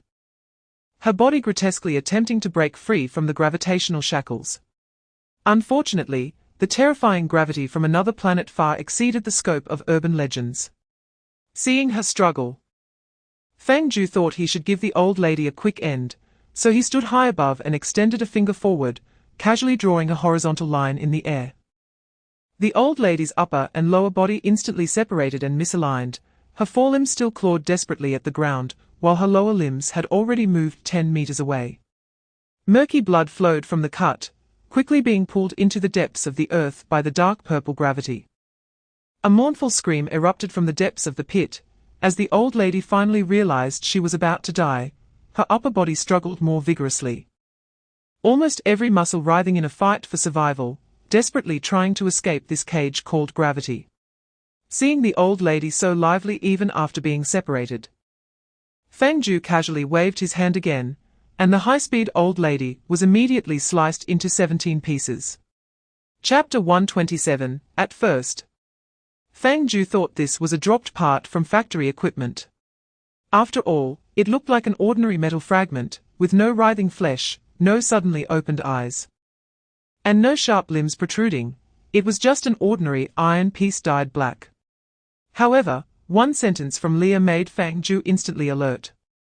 The elemental composition of this thing is very mixed up and incredible. Leah frowned. Continuing her analysis of the iron piece's elemental composition, it still retains a lot of 193's aura, although not very strong, it's surprisingly abundant. Even giving me the feeling that this thing might be the source of 193. Fang Jiu was taken aback by this. Wait. Are you talking about 193's aura, or the old lady's aura from earlier? It's 193, all of 193. Leah stared intently at the iron piece. Its elemental composition was partly similar to that of Sadako and Mary, essentially identical, and there was another part that resembled the old lady from earlier. But I can't be completely certain yet, because I haven't finished analyzing. Chapter 128, Director Shark arrived at the scene. And after listening to the recounting of the events by Fang Jiu and Yu Zheng, he stood there in shock. It opened its mouth, wanting to say something but stopping short, hesitating repeatedly until it forgot what it wanted to say. Now, it deeply regretted the decision to be present on site. If it had known earlier, it would have reported the matter to Lu Ling. She had more contact with Fang Jiu, was better at handling pressure, and more importantly, could speak officialese more fluently than itself. Just thinking about having to write about the angular velocity old lady, and Fang Jiu riding a sweeping robot into the sky in the anomaly handling report made Director Shark's head ache. Wanting to find a comfortable corner to hide in. After a few seconds, Director Shark finally came to his senses, focusing his gaze on the metal fragment in the researcher's hand. At that moment, to avoid direct contact with the iron piece, the Bureau's researcher had securely sealed it in a thin plastic bag and labeled it with the number 193. Putting aside the old lady's matter, Director Shark rubbed his forehead with his fin, a very human-like action, but somewhat strange on a shark. Simply put, this cursed iron piece is the entity of 193, right? Essentially correct. Fang Jiu smiled awkwardly. There were some unexpected incidents along the way, and now it could only be considered 99 new. Chapter 129, Memory Deletion. Fang Jiu had a deep impression of this thing. Besides being mentioned multiple times in various anomaly report documents regarding memory deletion, he himself had a similar experience.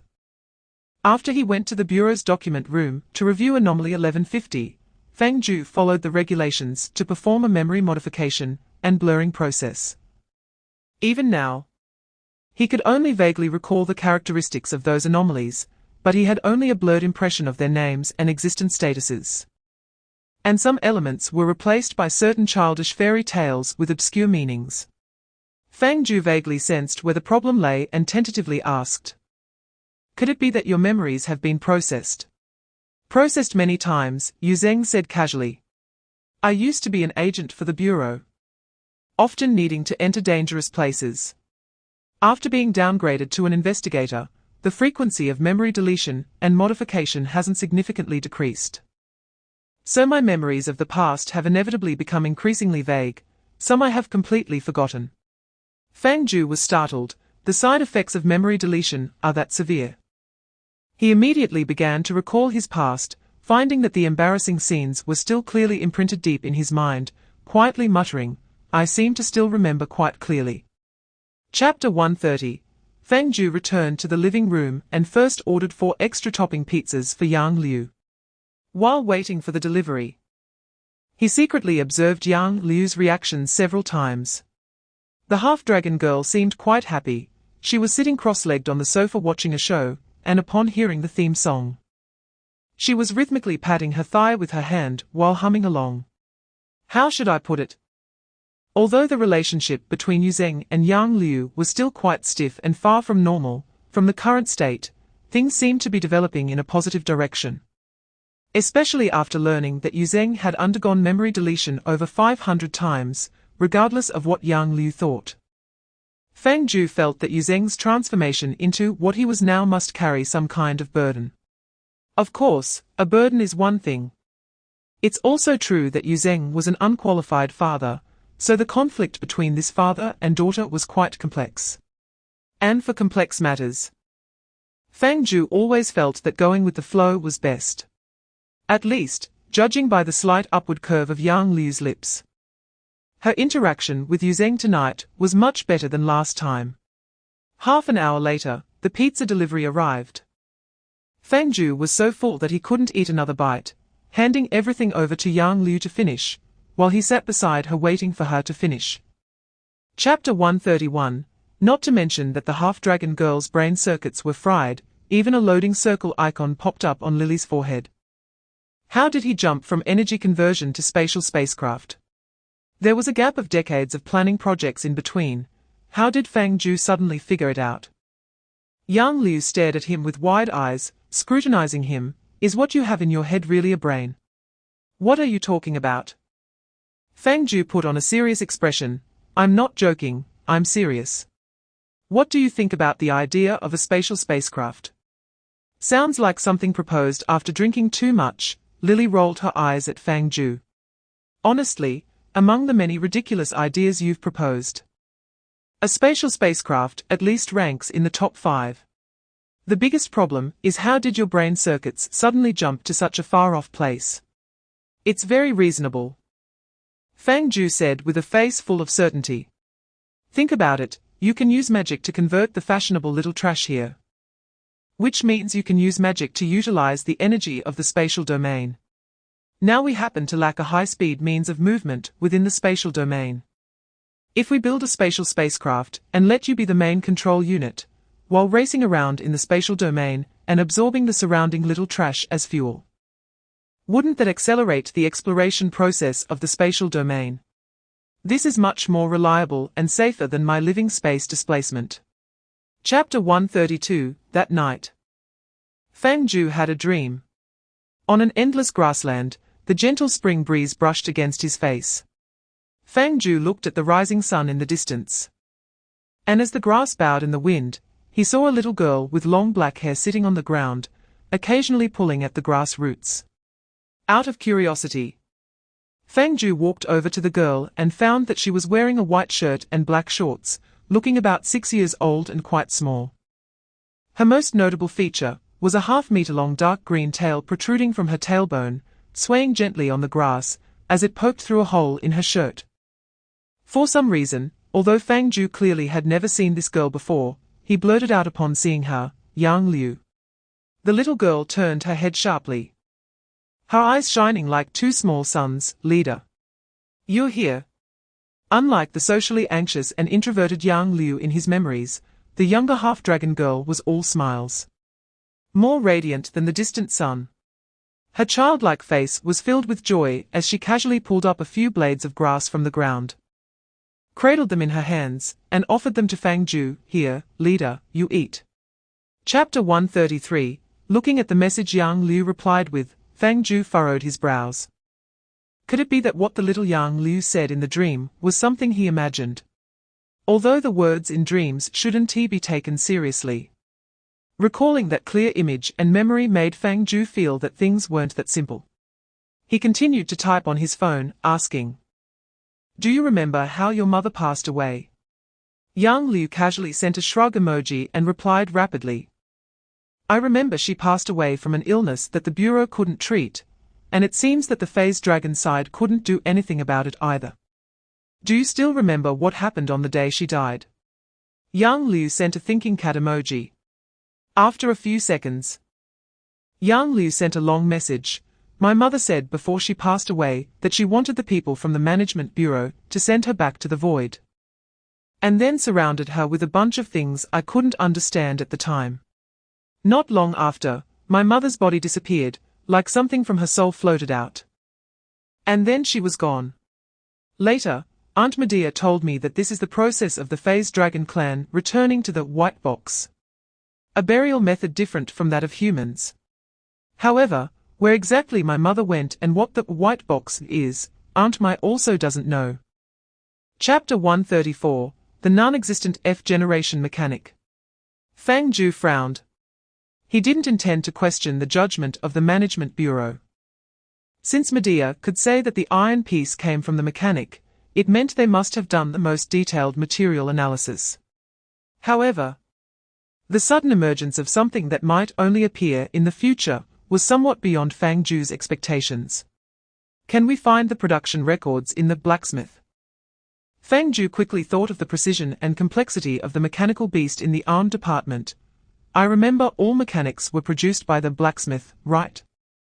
We immediately conducted a deep inspection of the blacksmith. Medea shook her head, regrettably stating that they did not find records for producing the F-generation mechanics. The possibility that those records were modified or erased is also impossible. Medea spoke with particular certainty. Although the blacksmith can be used by the Management Bureau, it still possesses a certain level of autonomy, and no one can delete the operating records of the blacksmith. So, the F-generation mechanics were not produced by the blacksmith. At least not the current blacksmith. After reaching this conclusion, Fang Jiu rubbed his forehead in pain. Is this really about time travel? Chapter 135. Imagine this. Fang Jiu and the others finally succeed in finding traces of the phase dragon clan in the void, and follow clues to the territory of the phase dragon. Only to discover that the phase dragon is fighting against the chaotic beings. At that tense moment, Yang Liu stands alone in the cold wind, her hair fluttering. Resolutely standing in front of everyone. With a determined gaze, she puts on gloves, clenches her fists, and shouts, "Auntie, we fight side by side."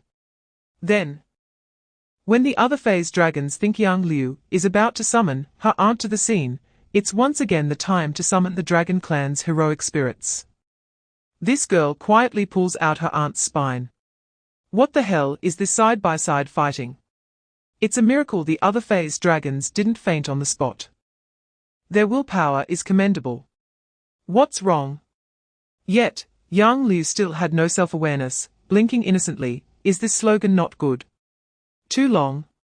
It's not a question of length. Medea was sweating. The content of this slogan was somewhat inappropriate. Really? I think it's fine. Yang Liu tilted her head, looking at Fang Jiu beside her. Leader. What do you think? Chapter 136. The development of the situation was somewhat unexpected. No one could have imagined that the location, after the phase expansion of 193, was actually the void. Did the mechanic from the future jump from the void into reality? How could she jump so far? Although the colors had not yet completed the filling and reweaving of the internal space. Fang Jiu was already convinced that the other end of the phase space was the familiar void. He pretended to think for a moment, but couldn't come up with any reason, so he had to seek the deputy director's opinion. Did our scholars think about this possibility beforehand? Not at all.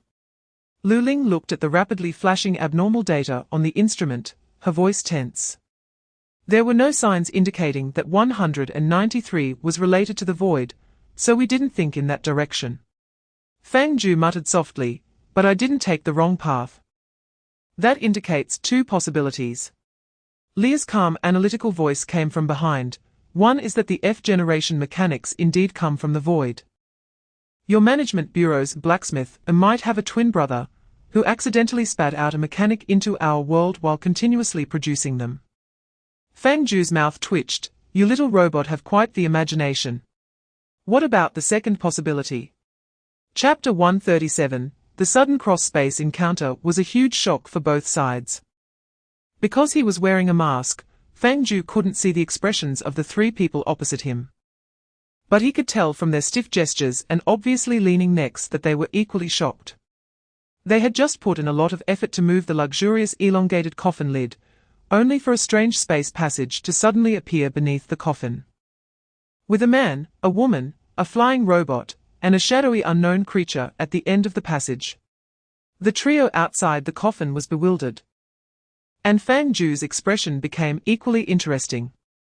He never expected that three mourners would be right next to the coffin.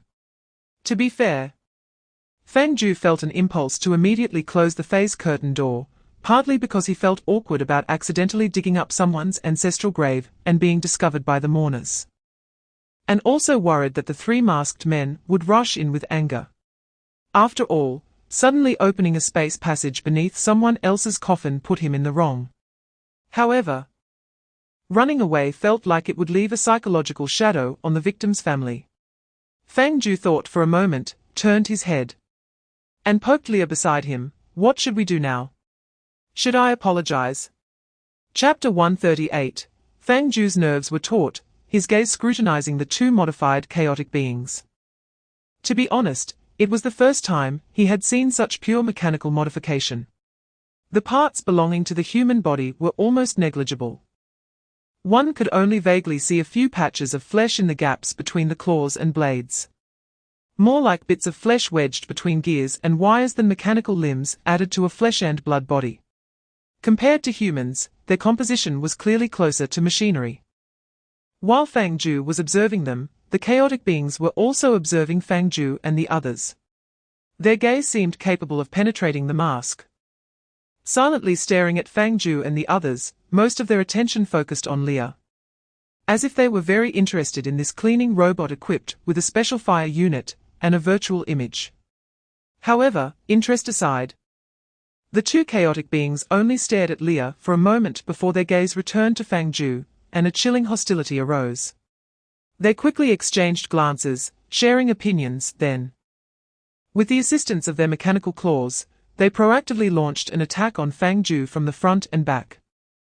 They recognized that Fang Jiu was clearly the commander of the team, and if they wanted to escape this trouble, targeting the enemy commander would be the best strategy. Chapter 139. Fang Jiu was startled by Leah's sudden remark. Mainly because the chaotic beings hadn't shown any intention of turning to flee yet. But Leah seemed to have predicted their intentions. Fang Jiu almost doubted whether Leah had also experienced a death return like himself, allowing her to know the future in advance. In fact, the chaotic beings were also stunned by Leah's words, staring at her in disbelief for several seconds before tentatively emitting a series of buzzing electrical sounds. Leah, upon hearing this, became furious. Damn it, I was born from my mother, and my mother is a human, not a machine. He is speaking. Fang Jiu finally understood. Pointed at the disorderly one and then looked at Leah, and asked, "Can you still understand?" It's simple encrypted communication. Leah was still angry at this moment. Crossing her mechanical arms and giving the disorderly one the middle finger. It's just like our normal secret code, but this code is so simple I cracked it right away. By the way, he actually asked me if I came out of the Steel Holy Mother's mass production slot, and also asked me which assembly line I was from. How could a delicate girl like me look like a product of an assembly line? Chapter 140. 10 minutes later. A group of terrified researchers stepped over the phase boundary line, carefully surveying their surroundings while quietly collecting evidence. The armed personnel from the Management Bureau guarded outside the phase space, because the armed technological equipment of the Management Bureau might attract the attention of phase creatures. To avoid provoking some indescribable beings, these armed personnel could only be responsible for simple reception tasks in the laboratory. Of course, without carrying excessive technological equipment. Those agents possessed by anomalies were allowed to enter the airspace. Lu Ling was one of them. Nanomachines, cybernetic modifications. After listening to Fang Jiu and the others' account, the deputy director of the Management Bureau furrowed her brows and murmured, there were indeed mechanical structure descriptions in previous eyewitness reports. But I didn't expect it to be nanomachine technology, that's quite novel. Fang Jiu sensed there was more to Lu Ling's words. Do you have a clue? Almost. Lu Ling took a deep breath, her tone still calm, in one of the anomalous records numbered in the hundreds. We found traces of nanomachine technology that are very similar to the characteristics of the disorderly beings you described. Chapter 141. On the bright side, at least one mystery was solved. The reason why the cursed iron piece led to the airspace was simply because the disorderly one disassembled the F-generation mechanical servant and printed it on the coffin board. Leah quickly scanned the outer layer of the mechanical servant's remains on the coffin board. Her expression a bit complex. The body structure is basically no different from the Management Bureau's mechanical servants. We can confirm it should be the owner of the numbered piece 193. But to be honest, this artistic taste is more postmodern than postmodern. It's good that they didn't imprint a living person on the coffin board. Fang Jiu maintained an optimistic attitude. Exhaling, at least what we see is a pile of coils and electric tubes, not a pile of ribs and blood clots. But if this were sent to the mechanical servant group, it would probably be muted for 12 hours due to the bloody violence. Leah waved her hand. Impossible. It would be muted for at least 2 days. The group rules for mechanical servants are strict. The sister who posted the mechanical skeleton diagram last time still hasn't been released. Fang Jiu's mouth twitched. How many days has it been, and she's still not out? Leah shrugged her small hands. I heard she happened to bump into the group leader, who was competing for the annual Advanced Employee Award. So she was caught in the crossfire. It's not an unjust death. Chapter 142.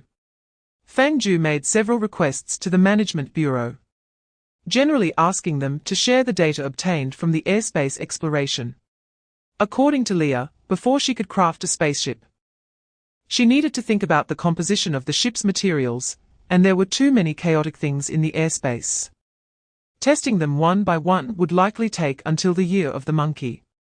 It was better to pick the Management Bureau's existing data. At the same time, as a novice ship designer, Leah wanted to reference the Management Bureau's manned spaceship design blueprint. Otherwise, if she crafted a lopsided iron lump in a few days and crashed through the airspace, who knows what kind of trouble would arise. After outlining the general requirements, Fang Jiu and the others had no reason to stay any longer. After moving all the necessary items back to the Management Bureau, he said goodbye to the agents and researchers and then, under the respectful yet complex gazes of the professionals, he closed the rolling shutter door and left the scene gracefully with the small robot and the half-dragon girl, watching Fang Jiu's figure gradually disappear into the spatial passage.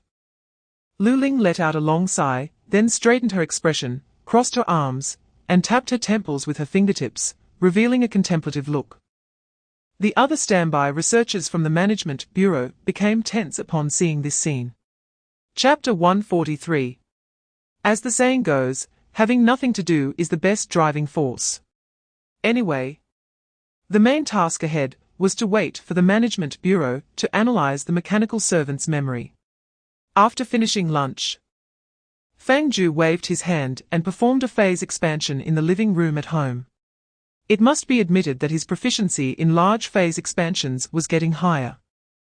In the past, he had to hold that phase snail shell, hold his breath, concentrate his mind, and sometimes even close his eyes to find a feeling amid the chaos. Now, with the enhancement of his mental power and proficiency, Fang Jiu basically only needed to move his mind to casually open the path to the airspace. Although there was no qualitative change, Fang Jiu was convinced that his perception of the anomalous organ within him had become increasingly clear. A group returned to the familiar airspace. The target was set, but what about the direction? Fang Jiu looked around, his gaze circling twice in the boundless airspace. Where would those dark pattern mines typically appear? Let me see. The virtual light curtain showed Leah blinking. Oh, the Management Bureau's data, didn't he write this down? Didn't he write? Fang Jiu was taken aback. Then where did they get there or? It was written as randomly appearing in the ruins throughout the airspace. Chapter 144. Through this shadow sadness incident, Fang Jiu realized that the shadow was still an unexplained anomalous individual. It was just that Fang Jiu had always been surrounded by anomalous individuals, including himself, which diluted his sensitivity in this aspect. Now, upon calming down and pondering, he found that the existence of the shadow was also a huge mystery. How did Yang Liu come to possess the shadow? Why does the shadow have wisdom and consciousness? Where did its abilities come from? And perhaps the most puzzling point, why does the shadow inexplicably experience emotions? In the following days, apart from busying himself with receiving various deliveries, the items he purchased earlier had arrived. Fang Jiu spent every day researching the characteristics of the shadow with Leah. However, with just a few days of time, their human-machine collaboration still couldn't figure it out. And the few characteristics they managed to discover were all previously recorded by the Management Bureau.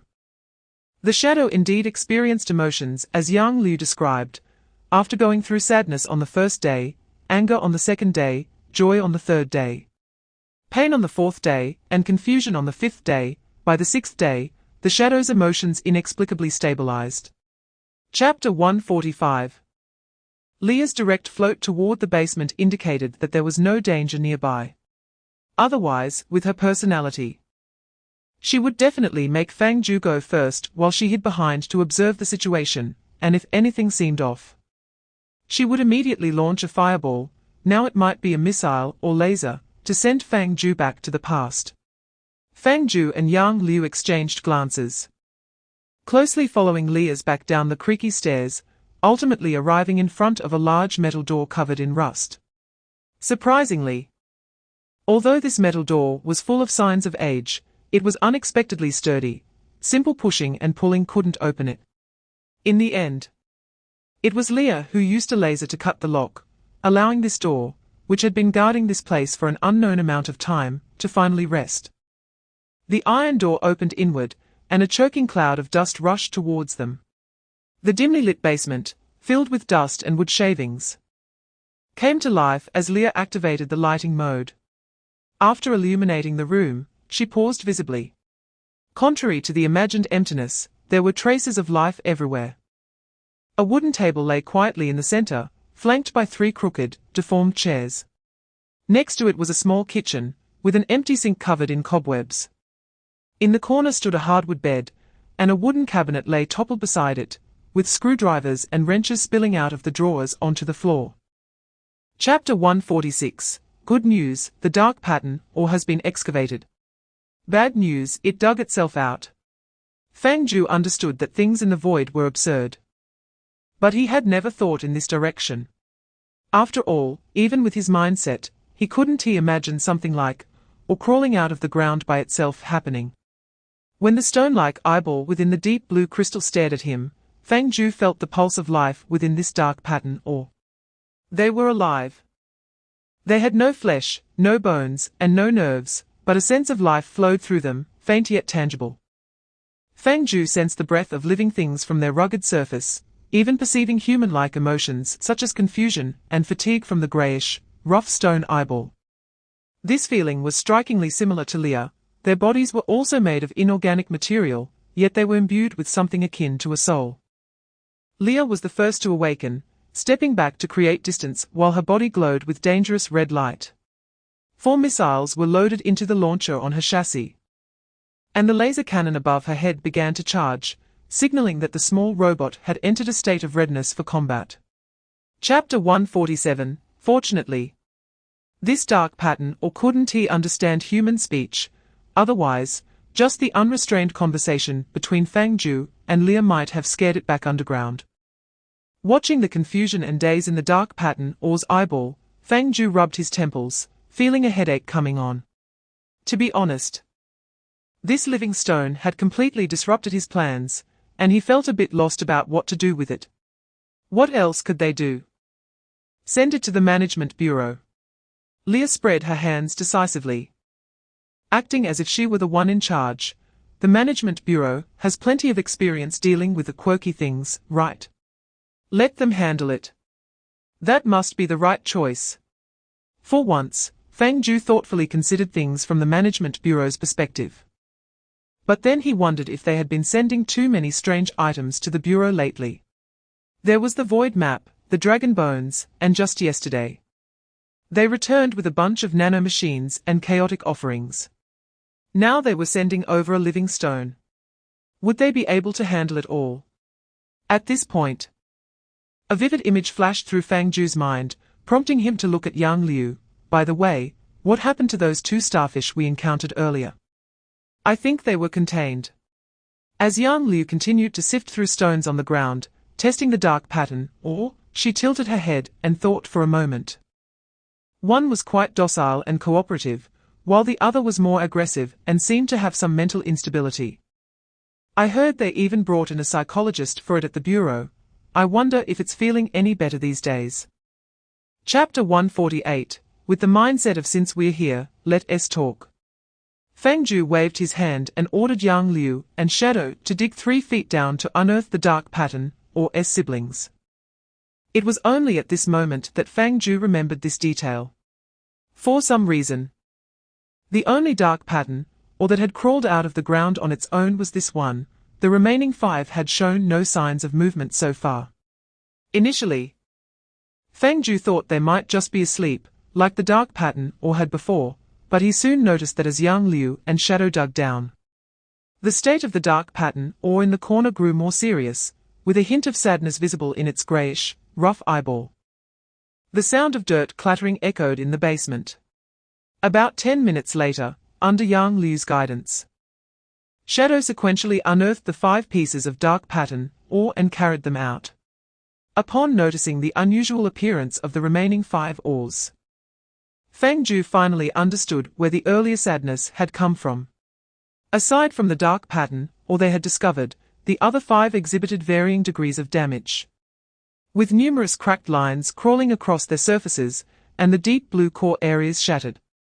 2 of the stones even showed signs of cracking and disintegration during transport. Chapter 149, the next morning, breakfast takeout piled high on the coffee table in the living room. Sunlight streamed in through the balcony's floor-to-ceiling windows, illuminating the floor.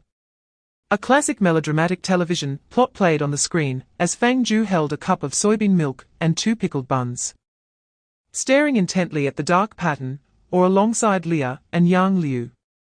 At that moment, Dao Zhuang stood steadily beside Yang Liu's aunt's memorial, his rugged body motionless, with only the greyish eyeball slowly rotating within the crystal, staring back at Fang Jiu and the others. Are we really just leaving Dao Zhuang here? Fang Jiu felt increasingly uneasy about the scene. Having a stone next to the memorial might lead people to misunderstand. It wasn't rectangular, so it wouldn't be mistaken for a tombstone. Leah examined Dao Zhuang's body, noting its height and weight. There was no other space in their home that could accommodate it. They couldn't just place it at the entrance, or it would surely scare the delivery people into calling the police. At least here, others wouldn't immediately see it when they entered. It didn't seem to mind either, so let us leave it like this for now, Fang Jiu said as he took a sip of soybean milk and then inquired about Dao Zhuang's other biological traits. By the way, did it stay here all night yesterday? Does it sleep at night? Chapter 150. The unexpected return of Hua Sheng and Charlotte was a pleasant surprise. But what intrigued Fang Jiu the most was the figure hiding behind them. It was a young guy in a black coat and white shirt, looking no older than 20. Possibly even just 18. He had a handsome face, fair and delicate, with well-defined and clean features. He would undoubtedly be the heartthrob of any high school or college, receiving at least a dozen love letters each semester. The young man, hiding behind the 2, became excited upon seeing Fang Jiu, resembling a fan meeting his idol, and hurriedly squeezed out from between them. Fang Jiu. Brother Jiu. The young man approached with a respectful nickname, nervously extending his left hand. He finally saw the real person. Can we shake hands?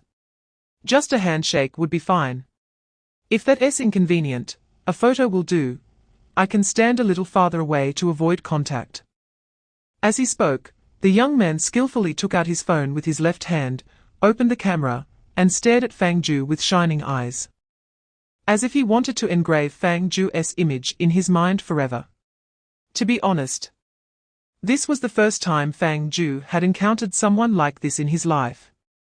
Chapter 151.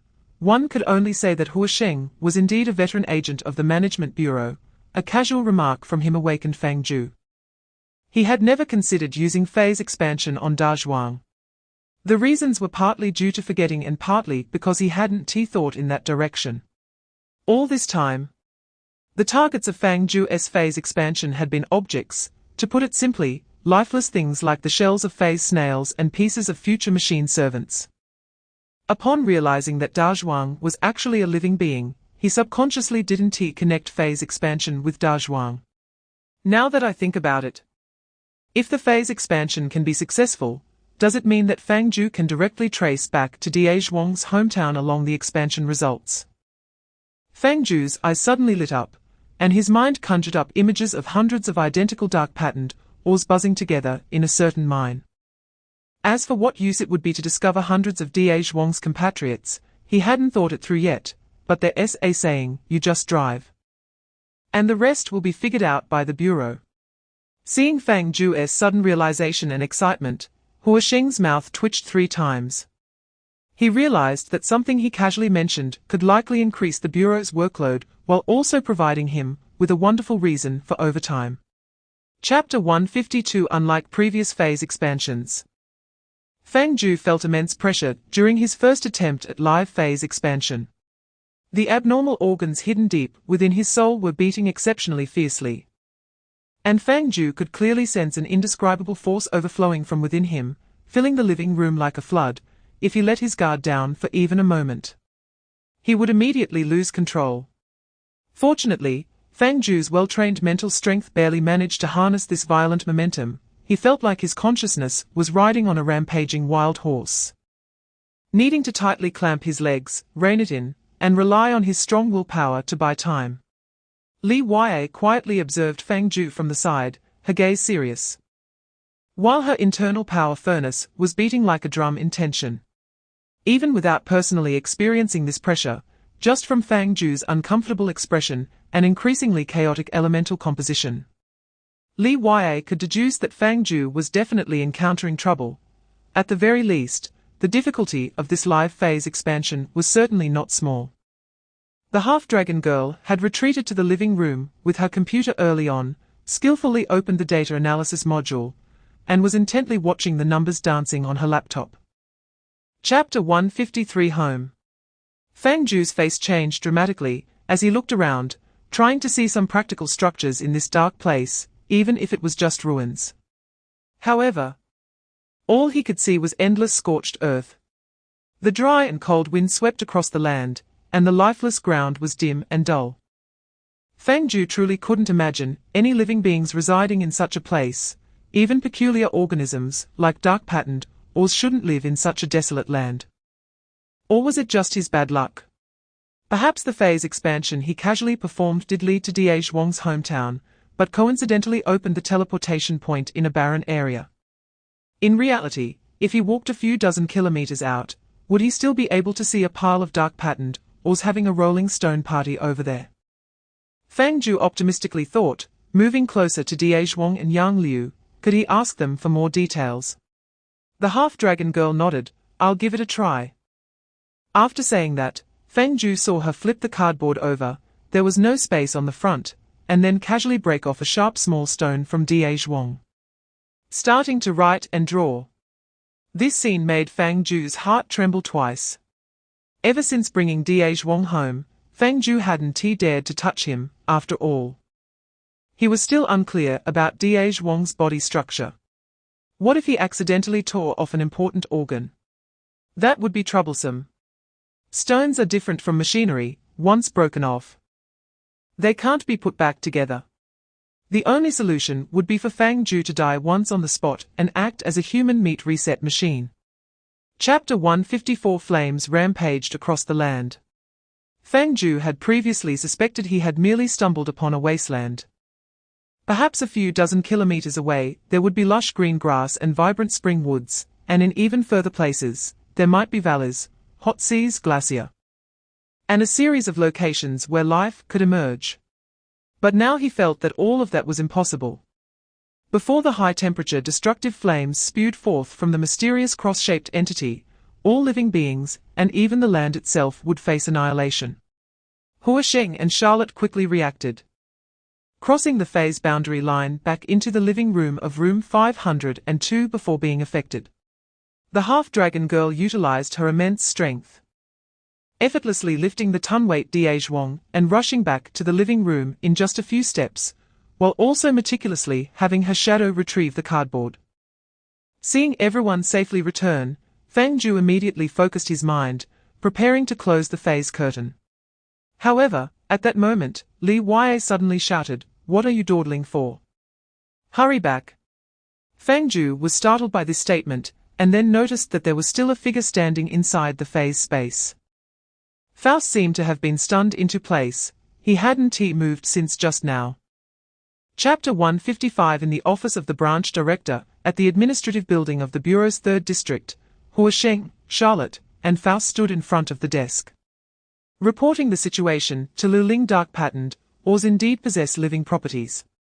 Through the results of the phase expansion on the dark patterned ores, it was evident that they were not products born from the void, but came from a long-extinct dead planet, appearing in the void for some unknown reason. Huasheng handed a hastily written report to Lu Ling, based on our speculation. Dark patterned ores are very likely to have once been a type of stone-based biological civilization that chose to leave their homeland for refuge. If this speculation is true, then things will become more complicated. Lu Ling took the report and quickly scanned it, her pupils contracting rapidly, as if she had seen something she shouldn't have. However, this fleeting change in her expression was well hidden. Perhaps after multiple encounters with Fang Jiu, Lu Ling's ability to control her expressions had improved further. Her gaze returned to its usual calmness, as she calmly spoke. Since they could escape to the void, it means they possess some ability related to phase beings. Or perhaps they have cooperated with some phase beings, escaping to the void with the help of other phase beings. Chapter 156. Facts have proven that even the immensely powerful half-dragon girl has a pure maiden heart. However, in the serious context of battling anomalies, suddenly pulling out a pink aunt's spinal sword is a bit too abstract. In the end, Fang Jiu still rejected Yang Liu's suggestion of dyeing the aunt's spinal sword. Not because it was abstract, after all, their team had a plethora of bizarre things. Adding a pink dragon bone giant sword wouldn't really matter. The main reason for the refusal was that Fang Jiu remembered the sword body had a high-temperature burning characteristic. Even if it really got sprayed and quickly faded after being pulled out, spraying it would be pointless. Although he couldn't dye the sword body. To make it up to Yang Liu, Fang Jiu decided to take her to pick a nice bow to tie on the sword hilt. Although it was still quite abstract. At least in the future, if someone asked, Fang Jiu could say that thing counts as a sword tassel, just that its design is, modernized. Facing Fang Jiu's compromise as compensation, Yang Liu was still as happy as a child, turning around in the accessory store several times. Picking out several bow decorations she liked and presenting them to Fang Jiu for help in choosing. Chapter 157. After finishing the call with Fang Jiu, Lu Ling let out a long breath. In her exclusive office, Lu Ling calmly gazed at the photo frame on her desk. It was a group photo of 3 researchers. Lu Ling, dressed in a white lab coat with a complex expression, stood in the middle, while the warm and radiant meteor stood to the left, and a middle-aged man wearing glasses, who appeared older than the other 2, stood on the right. Lu Ling reached out and gently stroked this photo, which was incredibly precious to her, her calm eyes flickering momentarily. Just then, her dedicated mechanical servant approached and handed her a cup of coffee. "Thank you," Lu Ling said to the servant, taking the coffee cup, but her focus gradually blurred, drifting away with her thoughts.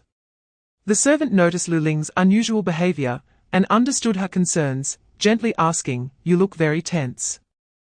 Do you need me to give you a massage?"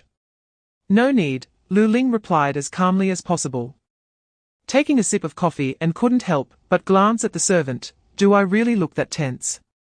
"Very tense," the servant smiled lightly. "It reminds me of how you were when you first joined the management bureau. Back then, you were just an ordinary researcher. And the night before your close encounter with the anomaly, you would always be so nervous that you couldn't sleep, needing medication to help you." Chapter 158. Certification approved. The cold mechanical notification sound rang out as the door to the central laboratory slowly opened. Bright light rushed in, slightly blinding and blurring everyone's vision. As their eyes gradually adjusted to the brightness, Fang Jiu finally saw the interior of the central laboratory. Contrary to his imagination of an experimental area filled with precision instruments, the central laboratory felt more like a monitoring room. Countless square display screens were installed at the far end of the room, with a massive central monitor displaying a large amount of complex data flowing at high speed. Fang Jiu immediately thought of the supercomputer in the dye vat, noting a certain similarity in appearance between the two. However, it was evident that what was placed here was not the incomprehensible mysterious existence of the dye vat computer, but merely a multi-screen monitoring facility. In addition, a dozen white precision instruments were arranged on both sides of the room, complex in structure and bizarre in shape. Fang Jiu glanced at them briefly, and, finding them incomprehensible, chose not to investigate further. His gaze eventually fell on the figure in front of the monitoring station. With brown hair cascading over her shoulders, the tall and slender figure was currently turned away from everyone, sitting alone in front of a large monitor. Her left elbow resting on the armrest of the chair, her hand supporting her face, while her right fingers tapped rhythmically on the monitoring table, as if deep in thought about something important. Chapter 159. Media fixed her gaze on Lu Ling's eyes, her tone much more serious than before. Lu Ling was all too familiar with this look, whenever she tried to hide something from media. This seemingly gentle and kind neighbor-like figure would adopt an expression that left no room for refusal, pressing in with an inexplicable dominance. Even after so many years, experiencing that sense of pressure again made Lu Ling's lips tremble uncontrollably. She stared at media for a few seconds, confirming that her presence was normal before finally speaking. 8 years. 8 years ago today, you were supervising work in laboratory number 126 when subject number 311 unexpectedly went berserk, breaching containment and causing the deaths of 45 people, and you were one of them. 8 years, longer than I imagined. Media accepted her death news nonchalantly. One hand crossed over her chest while the other stroked her chin, appearing thoughtful. Wait, 8 years ago today? Does that mean today is my death anniversary? Is this related to my resurrection conditions? Not related. Lu Ling remained calm and indifferent. It's just a coincidence. Oh, media, being a senior researcher in the bureau, quickly connected the dots, then turned back to glance at Fang Jiu and the others who were discussing the audiovisual content. Chapter 160. Fang Jiu noticed at a glance that the factory they were currently in was somewhat different from the one where they had encountered the old lady. There were no invisible resentful phantoms here. This was strange. According to what Leah had said earlier, these resentful phantoms were born from the grievances of hundreds of dead, implying that a horrific massacre likely took place in the abandoned factory. However, from the mechanical servant's memory recreation, Fang Jiu did not see a single phantom of resentment. Yang Liu was also pondering this issue, and after a moment of thought, she offered a speculation. Could it be that the mechanical servant cannot see the resentful phantoms? Fang Jiu immediately denied the half-dragon girl's guess. If the mechanical servant can't see them, then Leah shouldn't be able to see them either. I could see them clearly even without activating the elemental composition scan. Leah can testify. There was a phantom of a child that suddenly fell from upstairs and shattered into 18 pieces in front of others. Since I could see it, the mechanical servant has no reason not to. Yang Liu couldn't understand. Then why not? Did that horrific massacre happen after the mechanical servant was dismantled? Fang Jiu's expression turned serious, unknowingly falling into deep thought. He realized that many of his earlier assumptions might have been wrong because he lacked a crucial clue, which was likely hidden in the mechanical servant's cover image memory. Chapter 161. Yu Zheng's sudden appearance exceeded everyone's expectations, including Lu Ling. Everyone's gaze uncontrollably focused on Yang Liu. The half-dragon girl stared incredulously at the familiar face on the screen, her body trembling uncontrollably, her fists clenching instinctively, her nails almost digging into her flesh. Seeing Yang Liu's increasingly pale face, Fang Jiu's mind flashed with various scenes from dramas, where the female protagonist, upon suspecting a betrayal by her loved ones, would first shed tears, then, disregarding everyone's advice, shout, "This is impossible," before running off in tears, unaware that the truth still needed to be verified. However, Yang Liu was clearly not a character born to create conflict for the sake of drama. After her initial shock and confusion, she calmed down in just 3 or 4 breaths and continued to stare at the image on the display screen. Fang Jiu and Leah exchanged a knowing glance. Both falling silent, then turned to wait with Yang Liu for the subsequent developments. Where is it? After Yu Zheng's inquiry, the mechanical servant, which had been immobile until now, suddenly moved. Although it was hard to see clearly from the mechanical servant's first-person perspective, it was evident that this F-generation mechanical servant executed a series of operations in front of its chest, opened its chest cover, and reached in with half an arm to pull out a shiny silver iron box. Chapter 162 Lu Ling issued an order for the Shark Division Chief to personally lead the team to Experiment Area Number 7. Then hung up the phone and turned to Fang Jiu and the others. At this moment, Fang Jiu had organized his thoughts and also noticed that Lu Ling had repeatedly mentioned Laboratory Number 7 during the conversation, and it was obvious that Laboratory No. 7 was currently where Yu Zheng was located. He frowned, and after a moment of contemplation, made a decision. Can you take us there? I can take you there. Fang Jiu and Lu Ling spoke almost simultaneously, their thoughts officially connecting at that moment. Lu Ling's expression slightly froze, then she glanced at Yang Liu, who was hiding behind Fang Jiu. The half-dragon girl silently pulled up her hoodie after watching the video footage, shrinking behind Fang Jiu with her head down, lost in thought. Lu Ling scrutinized Yang Liu for a moment, then exhaled slowly and said seriously to Fang Jiu and the others, listen. Experimental Area 7 has been completely out of contact with the outside world for 7 days. All the experimental personnel we sent there have gone missing without exception. Subsequently, 4 investigators attempted to infiltrate Experimental Area 7 and also went missing. According to our external observations, several layers of cognitive obstruction barriers have been erected around Experimental Area 7. This could be the work of internal personnel or an emergency precaution due to some anomalies breaking containment. In any case, the situation inside Experimental Area 7 is undoubtedly perilous. Chapter 163, Empty, Dark, and Boundless. On a grey-white desolate planet, a large research area was located next to a crater. Fang Jiu stood dumbfounded in the open space outside the research area's wall, the vast void of darkness ahead momentarily stunning him.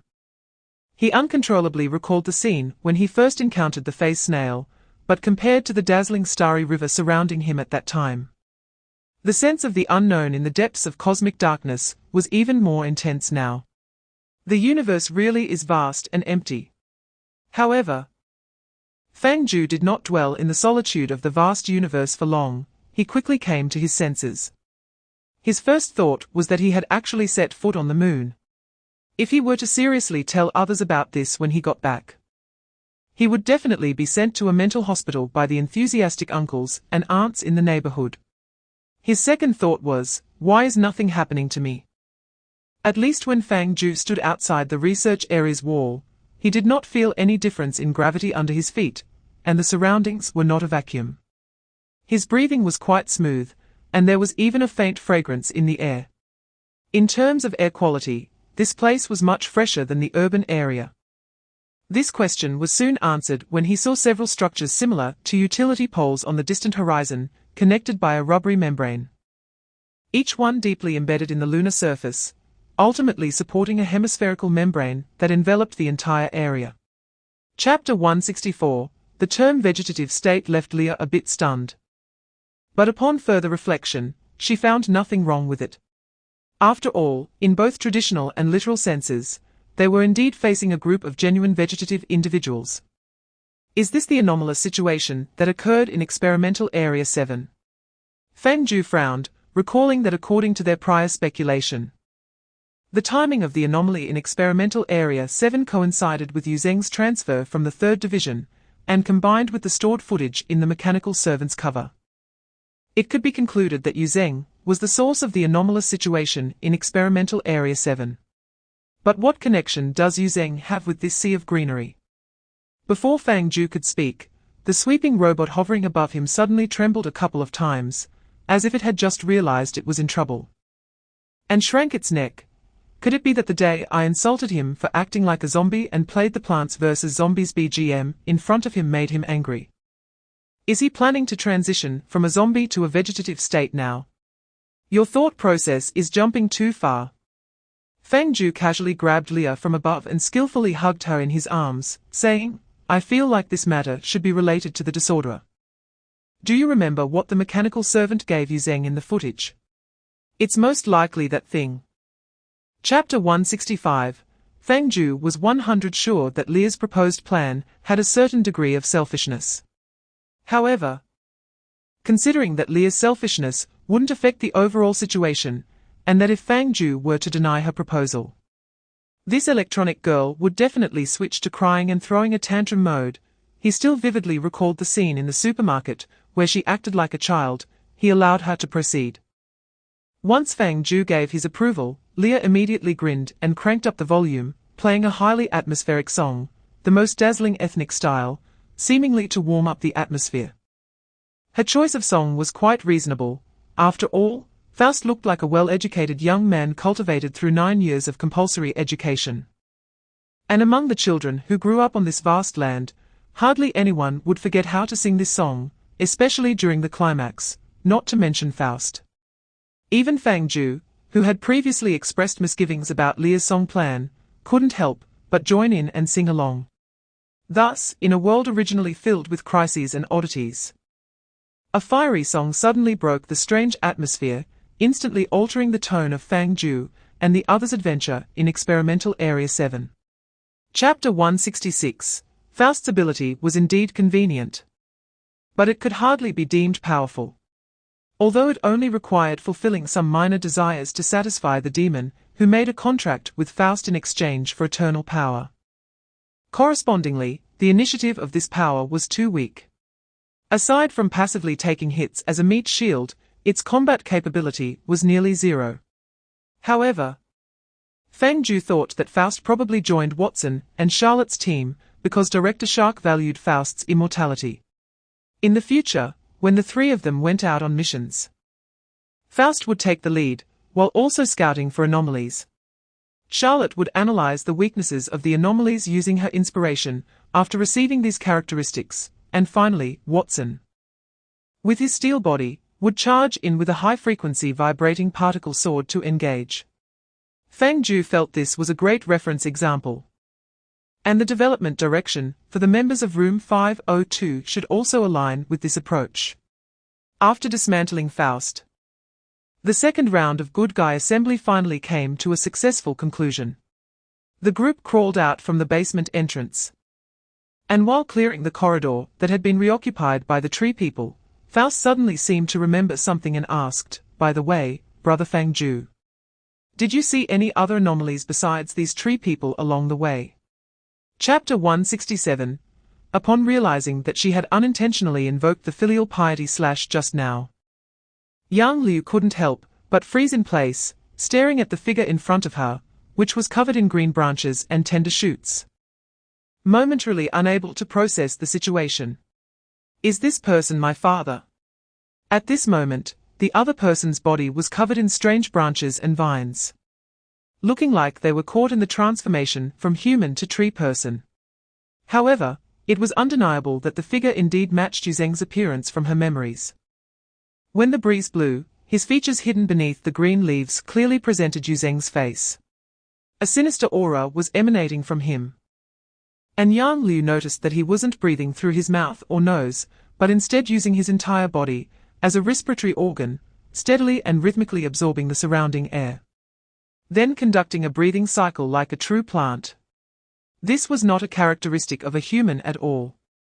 The half-dragon girl tightened her grip on the hilt of her sword, then lowered her voice and asked without turning her head, Uncle Watson, is this really my father? I feel like it's not. At this point, Watson had completely gotten up from the ground, dusted himself off, and turned to seriously observe that figure. You guys encountered a vengeful spirit of a phase dragon in the airspace before, right? The current situation should be similar to that time. Some anomaly has fused with Yu Zheng's resentment, giving rise to a special entity, which is what we see in front of us. Chapter 168. The two of them and a machine rushed through the door of this laboratory. It looks different from the surface. The interior of the laboratory is surprisingly spacious. Even with thick vines crawling and spreading everywhere, there are still large open areas for walking. The entire laboratory seems to be 4 or 5 stories high, and without a map, Fang Jiu would easily get lost for half an hour if thrown in. However, this time Fang Jiu didn't need to figure out the layout, he just needed to follow the vines on the ground to find the source of these plants' abnormalities. Although he couldn't confirm that the source of the vines was Yuzheng, even if he was wrong, it could still solve a problem. Of course, there was another way. Leah. Fang Jiu tried to call the little robot on his head. Leah seemed to prefer being on top of Fang Jiu's head rather than in his arms. At this moment, the smooth, round body circled around on top of Fang Jiu's head, scanning the surroundings. I'm looking. The elemental composition here is also ridiculously chaotic. The vines easily obstruct the view. Then let's search while we walk, Fang Jiu said, as he followed the direction the vines extended, arriving at a spacious hall. Chapter 169. The sensation of a laser piercing through the skull felt like someone suddenly placed a block of ice on his forehead. This unusual cold would then penetrate into the skull, followed by a tingling electric shock feeling, causing all the senses in his body to disconnect in this tingling, and finally, his consciousness would plunge into the abyss. When Fang Jiu regained consciousness, he was back about half a minute earlier. The rumbling sound of the wandering heart's heartbeat echoed in his ears. Faust had just stopped. His expression serious, as he prepared to draw out the high-frequency vibrating particle knife at his waist. Fang Jiu looked up and ahead. That huge heart was slowly accelerating its beats, like a patient hunter accumulating strength. Ready to draw a long gun from its heart chamber to shoot through its prey once the time was right. Faust, as before, began to recite his lines seriously. Brother Fang Jiu, the situation with the wandering heart is not quite right. I can tell, so let's attack directly.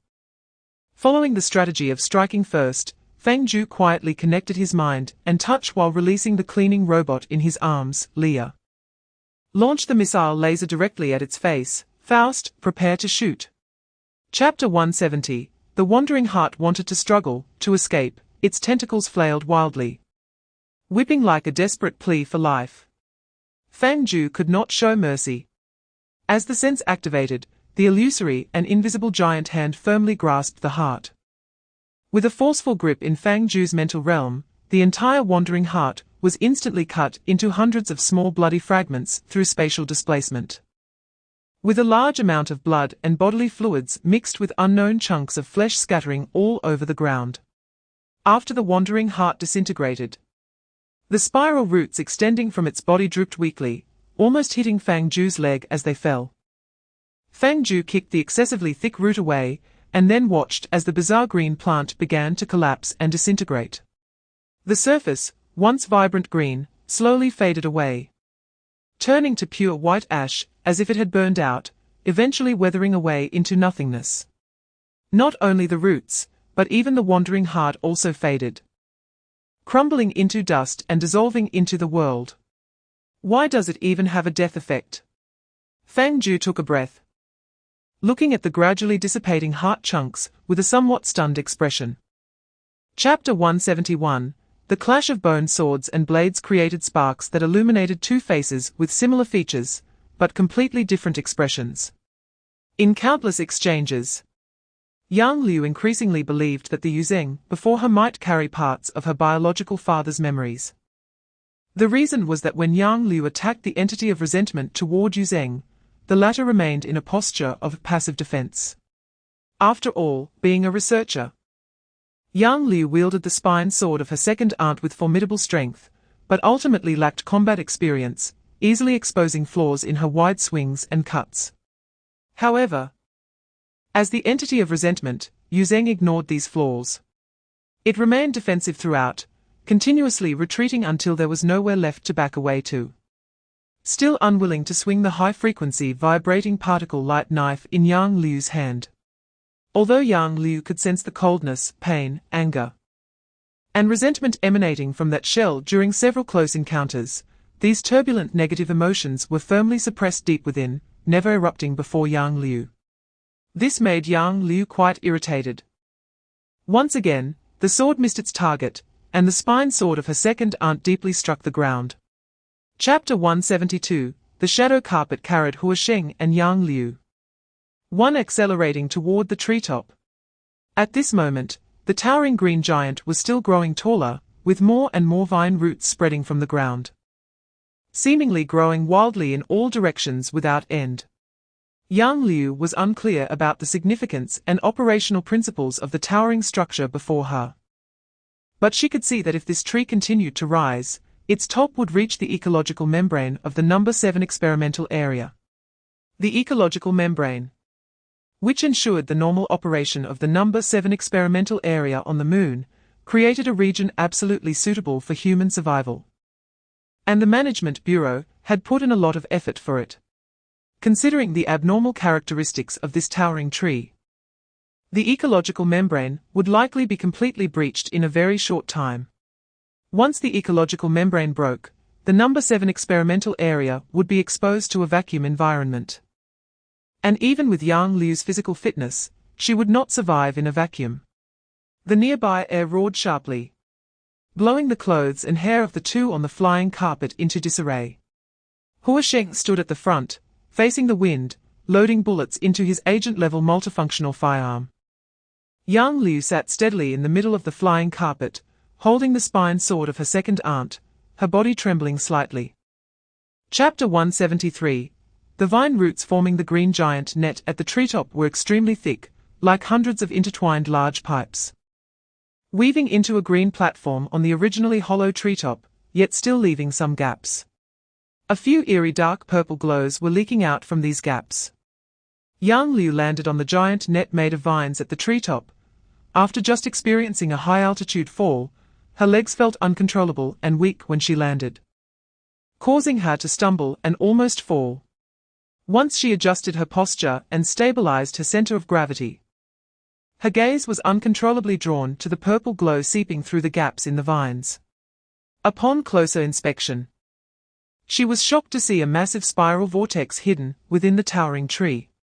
It exhibited a frenzied and pure purple color, with its core being an amalgamation of countless unknown powders, swirling madly like a tsunami vortex, resembling a mysterious nebula trapped within the giant vine tower. Just staring at this bizarre vortex made Yang Liu's heart skip a beat, as her biological instincts in her mind went wild, warning her not to linger her gaze on it for too long. Chapter 174. The shadow never resisted Yang Liu's commands. Normally, the shadow would never act on its own initiative either, unless under special circumstances, like when Yang Liu was under illusion control on the 13th flight of stairs. It was the shadow that took the initiative to stop her. This fully demonstrated that the shadow indeed possessed self-awareness.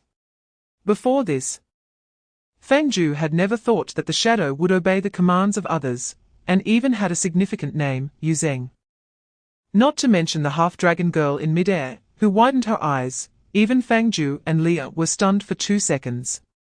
Yang Liu, who had just climbed to the top of the tree, was taken away by the shadow, and as she fell, she couldn't help but let out a gasp. Apart from the fear of falling at high speed, there was more confusion and shock about the current situation. Fang Jiu steadied himself, listening to Yang Liu's cries fading away, feeling that with the shadow's protection, the half-dragon girl should be fine. After a moment of silence, he turned to look at the source of everything. If it is Yuzheng, Fang Jiu stared intently into the other person's eyes, his tone more serious than ever. Then who are you? Who are you? In response to this question, the man in the tree slightly lowered his eyelids, a heavy breath escaping from his mouth and nose, as if he himself could not provide an accurate answer to this question. Chapter 175. The night is deep.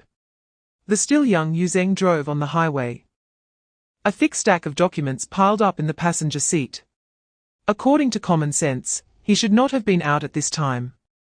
His daughter at home had not yet fallen asleep, and it had only been a few months since her mother's death. As a father, Yuzheng should have spent more time with her. However, that was an important document from the Management Bureau, recording a case that Yuzheng had once been responsible for. And he had to go out temporarily. Looking back, if it weren't for this outing, everything that followed wouldn't have happened. The incident occurred very suddenly. The voice of Investigator 9865 echoed in his mind.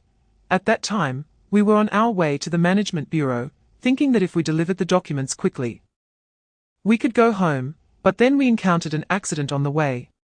As soon as he finished speaking, Yu Zheng in the illusory image suddenly seemed to see something.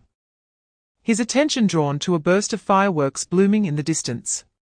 It was brilliant, a dazzling firework that exploded instantly after reaching its peak, bright and magnificent, crackling in the sky, briefly illuminating the night. In the center of that bright flame, Yu Zheng suddenly noticed that deep within the orange-yellow firework lay a strange purple, like a suddenly opened eye. Chapter 176. The ground of experiment zone number 7 rumbled, vine roots crawling out from the earth, growing recklessly, as if there were no end.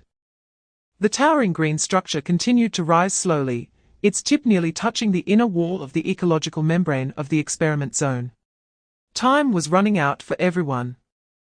After hearing Yu Zheng, or rather Investigator 9865's account, Fang Jiu fell into silence. He tried to replay Investigator 9865's experiences in his mind and found that even with his unique thought process, it was difficult to imagine the immense suffering Yu Zheng endured over the 15 years of torment by 035. Inhuman torture could only be endured by an inhuman will. It must be admitted that after fully understanding the ins and outs of the matter, even though Fang Jiu's scattered thoughts had been pondering young Liu's youth being priceless, and chewing over his father's setting in the middle of the night, he still felt a deep respect for the investigator in front of him. Everything was as he said. Investigator 9865 had never betrayed the Management Bureau. He had always been doing his utmost to contain the anomalies. To this end, he even transformed himself into an anomaly. Thinking of this, Fang Jiu finally understood why he felt somewhat uncomfortable after hearing the entire story. Chapter 177. Falling. An endless fall. After Fang Jiu fell into the purple womb, his body was not disintegrated or torn apart, but seemed to plunge into an endless deep sea. His vision was covered by an infinite purple, a certain unknown heavy liquid enveloping his skin, invading his nasal cavity, lips, and ears. Fang Jiu felt like he was drowning in a pure purple ocean. His limbs losing sensation, the surrounding purple water like an invisible giant hand, capturing Fang Jiu's body and slowly pulling him into a deep abyss. Fang Jiu watched helplessly as the light grew farther away from him. In just a few seconds, he was completely immersed in the boundless purple. As he sank deeper, he saw a large number of bubbles beginning to appear around him. When his gaze touched a bubble, a clear image would emerge inside it. One of the bubbles revealed Fang Jiu's throat being pierced by a steel pipe, blood gushing from his throat, while at the same time, the pain of suffocation spread throughout his body. Fang Jiu felt unable to breathe, his heart forced to race rapidly, and his brain lost its activity due to extreme hypoxia, his vision becoming increasingly blurred. Chapter 178. Fang Jiu found it hard to describe his feelings at this moment. The strange and frenzied purple raced within him. Yet it did not cause him any harm, it only kept stirring and flipping, trying to escape, like a rebellious teenager unwilling to return home, trying to break free from parental control. However, in Fang Jiu's view, its struggles and efforts were in vain. The anomalous organ throbbed powerfully, each thump releasing a rumbling sound that dragged the purple deep into Fang Jiu's soul. No matter how unwilling or frantically it thrashed about, it could not escape what seemed to be a predetermined outcome. Soon, Fang Jiu's consciousness completely enveloped the purple, and he felt that a certain container within him was being filled, the originally vacant soul being nourished. A sense of unprecedented satisfaction surged in his heart. In that moment, Fang Jiu even experienced a happiness comparable to paying off an 800,000 housing loan. After an unknown amount of time, all the purple was absorbed into Fang Jiu's body. At the same time, through that pounding anomalous organ, Fang Jiu discovered that he seemed to have gained an additional perspective that could penetrate into the soul. And through this perspective, he could vaguely glimpse that mysterious and unfathomable dive at. Chapter 179, The Next Noon. In the office of the director of the third branch of the Management Bureau, Fang Jiu tried to explain to Lu Ling all the events that transpired after investigator 9865 was parasitized by the purple womb, while also recounting his successful containment of 035. Of course, he did not elaborate on the existence of the dye vat, merely describing it roughly as I accidentally swallowed 035, without going into detail. Director Shark was obviously startled by the two shocking pieces of information Fang Jiu revealed.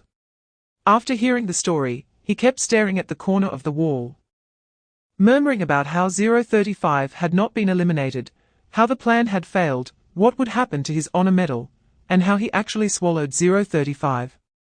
Swallowed. Swallowed. Oh my goodness, and other fragmented phrases. In contrast, Lu Ling's reaction was much calmer. So, investigator 9865 caused a series of abnormal events to contain 035. And with your assistance, ultimately completed the containment at the cost of losing the entire experiment zone number 7, right? Fang Jiu noticed that Lu Ling's reaction was not only flat, but also her gaze was quite calm, which was slightly unexpected. In simple terms, that's correct.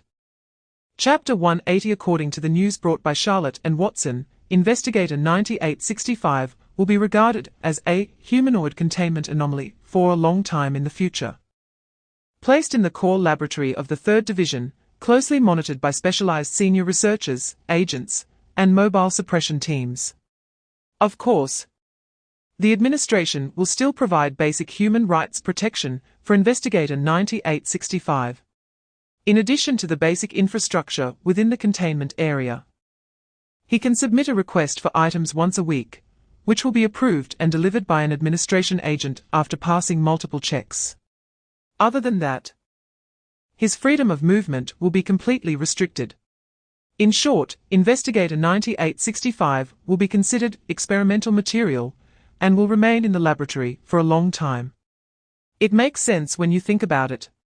After all, he has become almost a vegetable, unable to speak, and can only communicate through mental buzzing in others' heads. Such a special individual is definitely not allowed to drive on the streets, as he used to, otherwise, it would surely cause a big news event locally.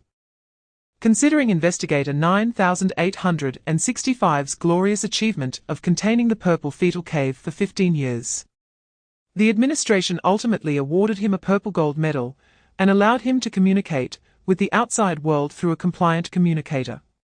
They also permitted his only relative, Yang Liu, to occasionally visit the laboratory. Chapter 181. In fact, since the end of the 035 incident, Fang Jiu has been passively falling into a peculiar vision from time to time. Initially, this vision was uncontrollable. Although it didn't directly affect reality, it did cause some discomfort for Fang Jiu. After a whole day of adaptation and attempts to control it, Fang Jiu began to understand some of the essence of this vision. However, to better understand his ability, he decided to ask Leah and Yang Liu for help. Soon, the food on the coffee table and the packaging bags beside it were cleared away. Yang Liu wiped her mouth, took the large bags of trash to the hallway, and turned back to pull out her notebook, running back to the living room with focused eyes on Fang Jiu and Leah. "Leader, I'm ready, you can start anytime." Fang Jiu thought that such a serious setup wasn't necessary, but Yang Liu's presence made the test seem more professional, which wasn't bad. He stared seriously at Leah. "Here I come." "Let's go," Leah shrugged casually, yet her emerald eyes held a hint of tension. Fang Jiu's essence remained a mystery so far, and the characteristics he had displayed were far beyond Leah's understanding. Chapter 182. To be fair, foreseeing the future is undoubtedly a T0 level high-intensity anomalous ability. However, for Fang Jiu, the first thing that popped into his mind, besides being able to spoil things for Leah using the foresight vision, was that it could also come in handy during battles.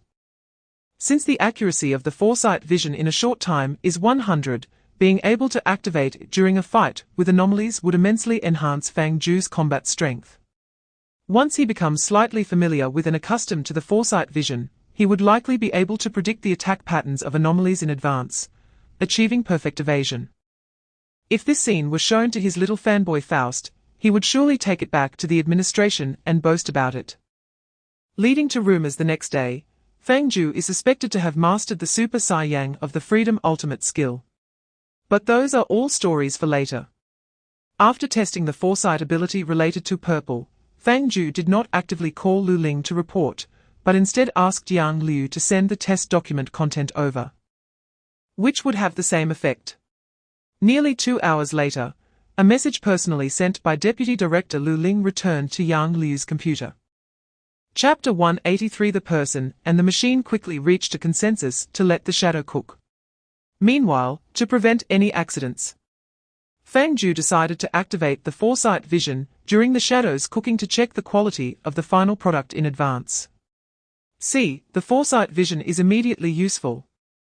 Whether the dish turns out too salty or too bland, burnt or undercooked, Fang Jiu can see through it at a glance, significantly improving the cooking quality. The foresight vision is terrifying. After deciding on the cook for the New Year's Eve dinner, Fang Jiu began to ponder other matters. The dining arrangements were set. The evening's program should be the Spring Festival Gala, and the New Year's goods were nearly all prepared. All that was left was to decorate the living room and bedroom. Leah floated in the air and looked at Fang Jiu, going all out. Huh? It's the first New Year after getting rich, it has to be grand. Fang Jiu replied with a smile. It can also serve as our celebration banquet. Making it more ceremonial is definitely a good idea. I want to add some local specialties from your hometown to give a sense of returning home on New Year's Eve. Upon hearing this, Leah's movements suddenly paused. The feeling of returning home. The little robot smacked its lips and couldn't help but glance at Fang Jiu a couple more times. This rough guy actually has such thoughts. Who did you learn this from? Chapter 184. 2 days later. In room 502 of Harmony Home Building 7. Fang Jiu stood next to the newly bought genuine leather sofa. Smiling as he stroked the armrests, feeling the high-end touch at his fingertips, a sense of comfort and satisfaction welling up inside him. After the end of the 035 incident, Fang Jiu received a large sum of compensation from the administration. The night before last, he suddenly felt an urge to check his balance before sleeping, only to find his savings had increased by a whole digit. He was so delighted that he kept performing flips on the bed, making such a huge commotion that Leah almost thought Fang Jiu had been possessed by 035, ready to pull out the laser cannon. The day after the huge wealth arrived, Fang Jiu took Leah and Yang Liu on a shopping spree, first picking out dozens of new clothes for Yang Liu, then buying some gold jewelry for Leah's magical research, and finally upgrading the furniture to luxury level. This was already the limit of extravagance Fang Jiu could think of, yet after all that, the numbers in his account barely changed. To be fair, for a moment, Fang Jiu felt like he was being tempted by a devil called greed. He genuinely entertained thoughts of buying a luxury car worth 3 to 4 million, and a villa of 300 to 400 square meters, to enjoy a high-society luxurious lifestyle with swimming pools, sunbathing, and golf courses. Chapter 185. After a tough battle, everyone finally dismantled the imposing green melon on the balcony, which surprisingly endured for 20 minutes against Fang Jiu and the family's assault. The balcony was splattered with juice and bits of fruit, making the scene look so brutal that forensic personnel could tell that a horrific murder had taken place. Looking at the melon smashed into dozens of pieces, Fang Jiu wiped the juice off his face, which resembled bloodstains, and turned to Leah beside him. Why is this thing so temperamental? Look at me. Leah tilted her body slightly to the side. Is this even a matter of temperament? The biggest question now is, why can a melon run, jump, and whip people? I think it's because its life force is too vigorous. Yang Liu heartlessly tugged at her new clothes splattered with juice, pouting her lips. Coupled with the fact that the plants in Experiment Zone 7 indeed had the characteristic of bestowing life, it seemed that the fruits produced also had certain biological traits. It felt a bit different. Fang Jiu thought for a moment, seemingly pondering. The plants encountered on the moon were more like parasitic entities that transformed corpses into plants to achieve so-called bestowing life, but this time was different. It had genuinely borne a live fruit. Chapter 186 mentioned that at the moment of phase expansion, the noise in the entire monitoring hall suddenly ceased. Everyone simultaneously stopped their actions, looking in disbelief at the researcher, who shouted phase expansion. Prior to this, the Management Bureau had various speculations regarding this completely unknown invasion. But they had not considered the direction of phase expansion. The reason was simple. So far, the only known entities capable of phase expansion were phase organisms. The Management Bureau itself, and number 009. The data on the screen kept scrolling, recording changes in abnormal indicators after the occurrence of this invasion, the degree of reality distortion, and various professional indicators measured by the Bureau's instruments. Lu Ling stood in front of the command platform in the monitoring hall, reading through the phase expansion data on the screen carefully and quickly, her expression becoming increasingly grave and profound. It was too perfect. This phase expansion data was overly perfect. Whether it was the speed of expansion or the stability of the boundary line, it was flawless. As if it had jumped out from an ideal hypothetical state in an exam paper. The current Management Bureau was simply incapable of conducting or understanding such a level of phase expansion. Chapter 187. After eating and drinking to satisfaction and enjoying the New Year's Eve dinner, Fang Jiu plopped down on the sofa with his round belly, holding a toothpick in his mouth. Watching the somewhat uninteresting Spring Festival Gala with Da Zhuang beside him, letting out a long and relaxed sigh. At this moment, the sky outside had completely darkened. But the distant fireworks still briefly illuminated the night sky. The sound of firecrackers in the neighborhood was incessant, occasionally accompanied by the laughter and play of children running in the community park. The cool night breeze blew into the living room, feeling more comfortable than in the evening. Fang Jiu turned around and saw Ying Liu busy cleaning the dining table, while Yang Liu was eating the fruit while taking notes. And Leah was still fiddling with her KTV karaoke machine, insisting on singing a song tonight, and at the very least, she had to sing Unforgettable Tonight. What a quiet and peaceful scene. This is what life is all about. Fang Jiu happily patted the genuine leather sofa. Just there grinning and reminiscing when Yang Liu suddenly walked over. Leader, haven't you eaten yet? Hurry and have a bite. The half-dragon girl handed the last piece of fruit to Fang Jiu. Fang Jiu reacted on the spot, looking at the fruit and then at Yang Liu, feeling inexplicably complicated. Chapter 188. The earthquake lasted for a long time. Under the majestic forces of nature, the buildings in the community crumbled like paper models, most of them mangled beyond recognition. The originally orderly community was now filled with collapsed walls and shattered glass from broken windows, with trees in the green belts all toppled over. And several twisted anti-theft door frames, decorated with couplets, scattered on the ground. Fang Jiu slowly regained his senses from the shock and daze, feeling pain throughout his limbs and a dizziness in his head, as if he were half awake and half dreaming. This unclear and hazy sensation clearly stemmed from the shaking of the ground. It took him several seconds to fully wake up, and when he opened his eyes, he saw a petite girl in a black hoodie standing in front of him, carrying an entire piece of ceiling on her back, with a bit of fresh red at the corner of her mouth. Fang Jiu was startled, and upon closer inspection, he realized it was just juice that Yang Liu hadn't wiped off after eating fruit. His heart, which had just been hanging, dropped back down. Yang Liu also noticed that Fang Jiu was awake, her eyes brightening instantly. Leader. You're okay?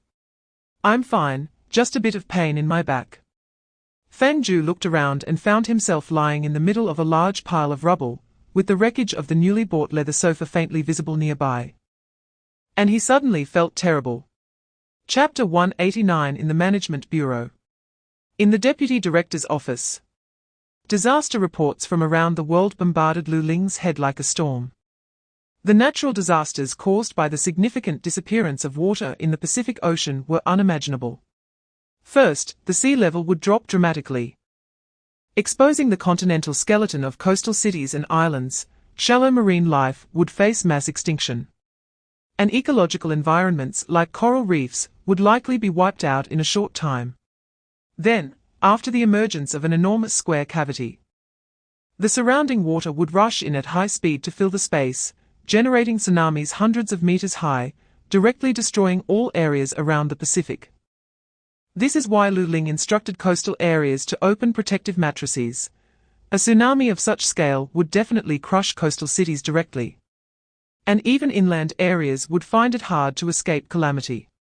Moreover, the elimination of the deep blue cube would also erase the air within the square cavity. And under the dramatic change in air pressure, it could likely trigger violent hurricane impacts. According to a retired agent from a coastal cities management bureau. Before being struck by the earthquake, the ceiling had been smashed by a shark, and he thought it was just the branch chief coming for a home visit. Chapter 190 The Abyss, a pitch-black abyss. The night enveloped the unknown mountains deep within, beneath cliffs that ordinary people could not reach or even touch. A large facility covered in cognitive obstruction barriers was quietly operating, with occasional buzzing sounds often mistaken for the low roar of wild beasts in the jungle. Lu Ling crossed through a spatial passage, stepping out from a star-shaped crack, arriving inside this secret containment site.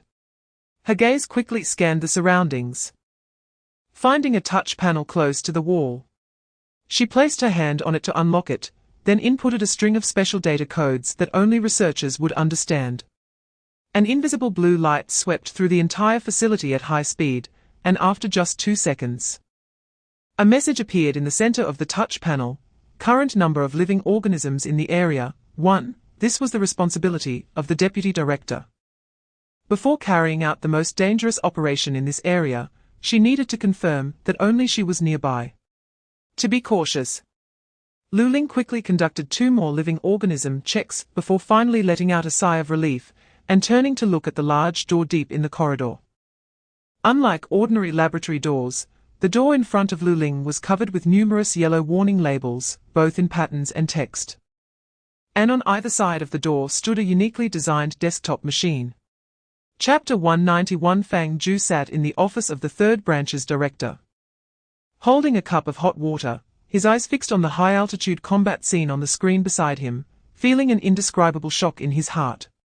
After arriving at the management bureau and inquiring about the situation, Fang Jiu learned about the arrival of the invasion and also understood that the sources of events such as earthquakes, tsunamis, and volcanic eruptions were nothing other than a super-huge cube being pulled out by a phased pterosaur, which, after a series of twists and turns, directly drained 1/9 of the Pacific Ocean's area. To be fair, this answer far exceeded Fang Jiu's imagination. He initially thought it was either a giant falling from the sky causing an earthquake, or some underground people having a party thousands of meters below the crust. But suddenly a giant cube appeared from the sky, leaving Fang Jiu utterly baffled. When he saw the high-tech fleet of the Management Bureau exerting all their efforts, yet still unable to shake the cube even a little, and even the 6 cybernetic phase pterosaurs couldn't handle it, Fang Jiu's heart was filled with the thought that this might be the end. The basic situation is as follows. Director Shark swayed his tail fin a couple of times in the fish tank, his round eyes revealing a glimmer of unease. Currently, we are trying to analyze the characteristics of this anomalous entity and are attempting to use various means of attack. However, as you can see, all efforts have been minimal. Chapter 192, Fang Jiu and his group walked out of the office while discussing countermeasures. Perhaps due to the wide scope of this incident, there was less of their usual ease and laughter on their faces. Not to mention, the serious manner in which they gathered to discuss plans did give off the semblance of a professional team. After watching Fang Jiu and the others leave, Director Shark extended most of his body out of the large fish tank and turned to look at Lu Ling at the desk. What do you mean by contain or destroy 049? It's no wonder Director Shark was puzzled. The Management Bureau's orders are usually quite straightforward, with very few ambiguous instructions. Typically, when faced with an anomaly, the Management Bureau would make accurate directives after fully assessing its threat level and potential for use, either directly containing it or simply destroying or neutralizing it. Instructions like today's are relatively rare. Lu Ling sat upright at the desk, glancing at the giant cube displayed on the wall screen. We know too little about the Deep Blue Sanctuary, and even less about Fang Jiu and the others. Lu Ling said slowly. I can't temporarily determine what will happen if 009 faces the Deep Blue Sanctuary directly, so before that, it's best to experiment with the subentity 049 from the Deep Blue Sanctuary. If 009 can contain 049 in some unique way, then we can attempt to analyze 049's structure, or send 049 as raw material to the armament department to be made into a weapon. Chapter 193, Faust. Upon hearing that Fang Jiu wanted to take him on an adventure, immediately rushed to the villa. Running so fast that Fang Jiu suspected he must have run through 8 or 9 red lights. Once everyone gathered, Fang Jiu chose the most spacious spot in the living room, using Da Zhuang himself as a medium to directly execute a phase expansion. Since Fang Jiu now also had the ability of precognitive vision, he didn't have to worry about the flames of 049 rushing over right after he completed the phase expansion, greatly ensuring the safety of the phase expansion. The familiar, flawless phase boundary cut through space, and the repeatedly scorched wasteland planet reappeared before everyone. Fang Jiu was the first to cross the boundary line and step inside. As soon as he landed, he felt the ground radiating a warm, restless heat. Thinking to himself that luck was on his side this time, 049 had clearly just completed a planetary roasting and was still cooling down. He slowly raised his head, his gaze passing through the thin atmosphere of this planet, looking towards the indistinct cross in the far sky. In retrospect, this thing was indeed both eerie and somewhat reasonable. Chapter 194. With the roaring jet flames propelling him, Fang Jiu slowly ascended while standing on the robot vacuum cleaner. Fortunately, Faust was slender and fair-skinned. So even with Fang Jiu's strength, he could carry him like a bag of rice without much pressure. On the other side, Watson and Charlotte also boarded Yang Liu's father's flying carpet, marveling at its flexibility and resilience while exchanging complex glances with the shadow. Ever since learning about Investigator 9865's experiences, this detective duo has been unsure how to face their former colleague in the research institute, especially since Yu Zheng had turned into a shadow energy entity, leaving Watson and Charlotte at a loss. One could say that working in the management bureau means witnessing all sorts of things, who knows? A colleague who was sitting next to you complaining about overtime yesterday might turn into gas tomorrow. In comparison, Yang Liu's capacity to accept this was far beyond the two of them. After moving Da Zhuang onto her father's flying carpet, she flipped onto the carpet and patted the shadow beneath her. Dad, we are taking off. The shadow flying carpet trembled slightly, seemingly in response. And then a force erupted from the carpet, quickly lifting everyone into the air. Chapter 195. The air trembled, burned, and roared. At this moment, Fang Jiu's full attention was on 049. He initially thought this thing was purely a weapon for annihilation, and he would let Li Yue scan 049's components up close, then discuss whether they could blow it up directly or destroy it by other means. However, Fang Jiu never expected that 049 actually had an entrance. Fang Jiu suddenly found it hard to understand the design principle of 049. As a planet-level annihilation weapon, its design purpose should be akin to that of an intercontinental missile. Created to explode spectacularly, it shouldn't be possible for someone to install a door on an intercontinental missile for people to sit inside and have tea. Yet, 049 had indeed done just that. This had to be investigated further. Fang Jiu stepped on the robot vacuum cleaner, carrying Faust, and passed through the overwhelming energy barrage, feeling the intense heat rush past him. After Li Yue successfully navigated Fang Jiu around tens of thousands of missiles and artillery fire, she finally found the entrance that Fang Jiu mentioned. The entrance was located on the side of the cross-axis, and the cylindrical cross-axis was not completely closed. The circular entrance was openly displayed before them, dark and unclear inside, but it was certain that it was indeed the only passageway leading into 049. Chapter 196. Imagine this.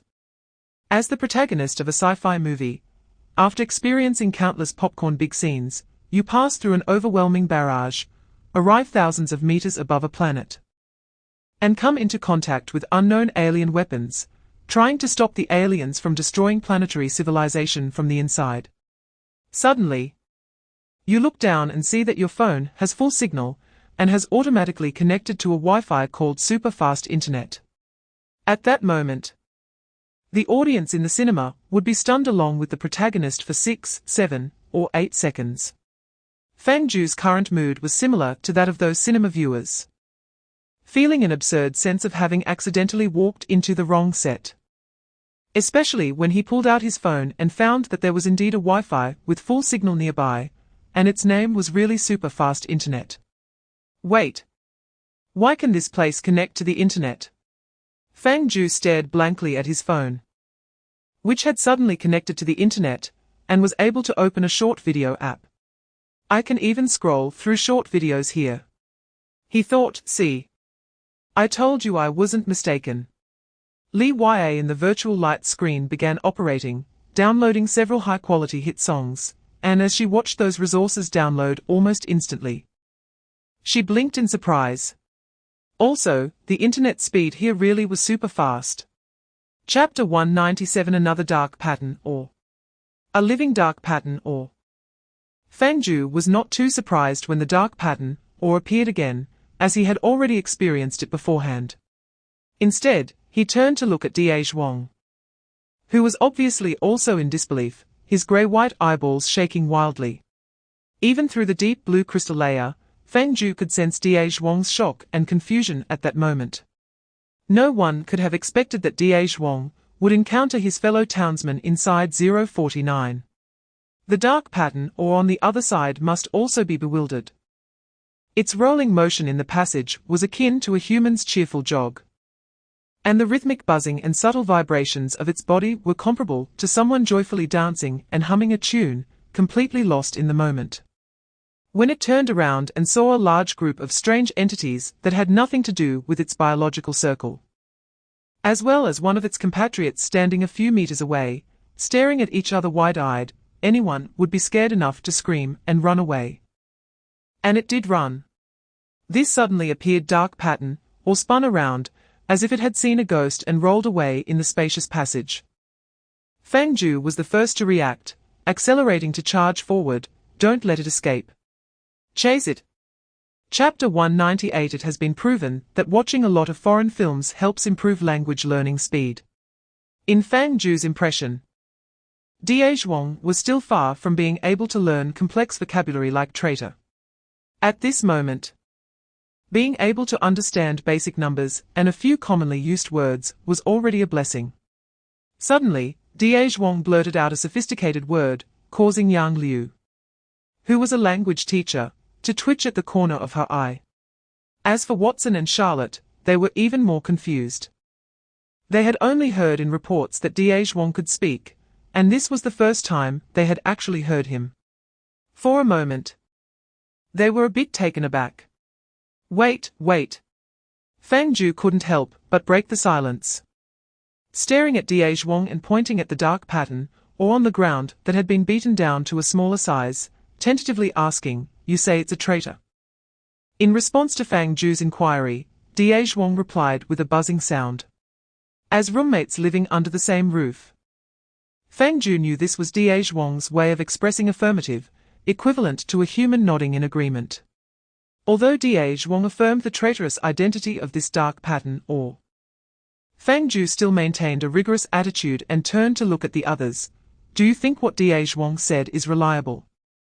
Chapter 199 In the long corridor filled with complex metal pipes, the dull sound of the stones' slow movement intertwined with the footsteps of the crowd. To avoid situations like generals taking this small path, only to lead people into traps, Fang Jiu walked at the front of the line while activating his precognitive vision to ensure he had ample time to react and think in case of any unexpected occurrences. However, after advancing for some time, Fang Jiu began to feel that his vigilance might be unnecessary. This stone was much more honest than he had imagined. Numerous safe images appeared in his precognitive vision, and as the distance of the precognitive vision was extended, various different possibilities overlapped. Fang Jiu squinted and carefully observed for a few seconds. Discovering that there were almost no images of this dark pattern, or trying to play tricks on him and the others. It made sense, it had already become a stone. How bold could it be? As time passed, Fang Jiu felt he was indeed getting closer to the interior of 049. The evidence was that he gradually began to hear faint buzzing and low-frequency vibrations of the dark pattern, or from underfoot and above, which were different from the previous sounds. Resembling the noise of certain equipment running, giving him the feeling of being inside a factory. Chapter 200. The flames in the furnace roared, burned, and rolled. The terrifyingly high temperatures capable of obliterating the surface of a planet were stored in the massive containers below, while this room, resembling a control center, was chillingly suffocating. Wang stood by the glass membrane, his grey-white eyeballs fixed on the golden-red molten liquid below, neither speaking nor trembling. No one knew what he was thinking. Perhaps he was thinking of his family, or perhaps he was recalling the betrayal of another batch of dark pattern ores, or maybe Fang Jiu didn't know either. But in any case, as a sentient being, he could probably understand Wang's feelings at this moment. Fang Jiu chose not to speak, deciding to let Wang quietly contemplate alone, while silently signaling the others. Everyone understood and dispersed, pretending that nothing had happened as they continued to explore the room. Aside from the most prominent furnace passage in the center, there were many other things worth studying in this vast room. For instance, Charlotte and Watson immediately noticed a black metal tablet placed in the corner. This irregularly shaped black metal tablet, resembling a small mountain, was covered in small pits like raindrops, with edges that looked like they had been gnawed by a dog, featuring crooked arcs everywhere, and even had dozens of cracks of varying depths and widths. Chapter 201. Fang Jiu never imagined that 049 would have 360 security guard installed inside. Moreover, it appeared to be of extremely high strength, directly ejecting Leah's data cable. At this moment, Leah was also in a daze, staring at the control panel, mumbling to herself, "How could even this ghostly place have 360 installed? This is simply unreasonable." What were the designers of 049 thinking? Initially, Fang Jiu also found it absurd, but after careful thought, he felt it was quite normal. This place could connect to the internet, watch short videos, and surely it could download things. To prevent an installation package from hiding a dangerous virus, it seemed quite reasonable to have a 360 security guard. Leah was momentarily taken aback by this. "Is that so?" Fang Jiu nodded heavily. "Just pretend you really heard that." Leah's little face twisted in various expressions, and after a long while, she finally spoke. "So what do we do now?" "We need to find a way to breach it." Fang Jiu looked at Leah with some confusion. "Didn't you already take care of our 360? This version of 360 in another world shouldn't be a problem for you to figure out, right?" Chapter 202. While Leah attempted to brute force crack 049's firewall, Fang Jiu began to contemplate the next phase of the plan. To be honest, Fang Jiu felt he was gradually adapting to the role of team leader. Previously, he was more of a spontaneous thinker, lacking combat and organizational experience, jumping into action without a second thought when encountering anomalies. However, after experiencing a series of events like 193 and 035, Fang Jiu had learned to think ahead about the next steps. For instance, even if Leah successfully hacked into 049 and gained control of this massive weapon, it wouldn't solve the issue of how to bring 049 back. It was too large. So large that with Fang Jiu's current phase expansion, he probably couldn't even swallow 1/10 of it. Therefore, how to bring this planet-destroying weapon back to the Management Bureau became the biggest issue. Of course, it was also possible not to bring it back right away. Fang Jiu could run to the Management Bureau to perform a phase expansion, create a passage, and then bring the research team from the Management Bureau over. However, due to some personal motives, Fang Jiu wanted to have better control over it. Fang Jiu was contemplating solutions, while Leah, who was hacking into the core system of 049, had made some new discoveries. Chapter 203, The Headquarters of the Bureau. In the Parliament Hall, 16 illusory projections were divided into two groups, sitting on either side of a U-shaped long table. Dim light cast on Lu Ling's face as the deputy director of the Bureau stood alone in front of these 16 special beings, hands behind her back, expressionless. At this point, 2 hours had passed since the intense discussions began, and after a majority vote, everyone finally reached a consensus. In the face of this unprecedented invasion, the Bureau had given their answer. Lu Ling calmly gazed at the 16 projections before her and said softly, "Is there anything else to add besides the 2 plans that have been selected?" In response to Lu Ling's question, the 16 members of the council fell silent. It was not that they had any concerns, but they had already racked their brains and presented all feasible plans. However, after the final discussions, only 2 plans remained. Seeing that the council members could not offer any new ideas, Lu Ling sighed slightly in disappointment.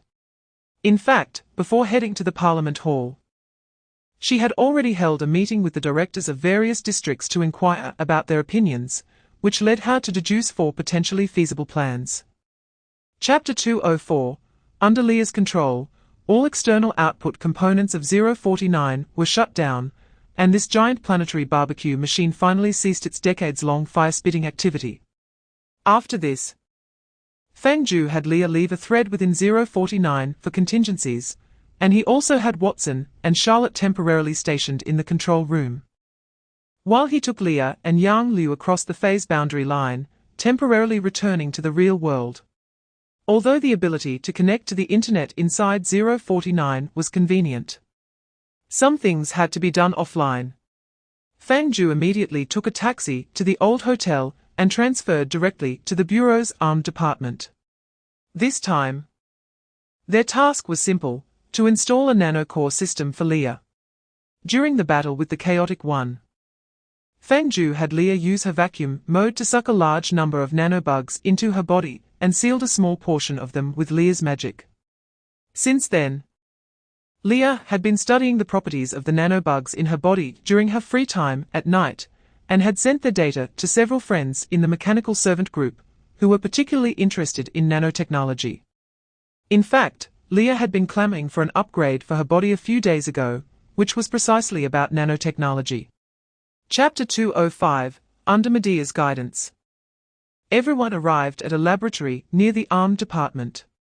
Fang Jiu recognized this laboratory as the place that contained the 087 Universal Simulator, but contrary to his expectations, the security around it was negligible. The laboratory was a completely enclosed metal room, with only a simple iron door as the entrance. Aside from that, there were no visible guards or rotating mechanical servants, and the corridor was empty, with footsteps echoing clearly.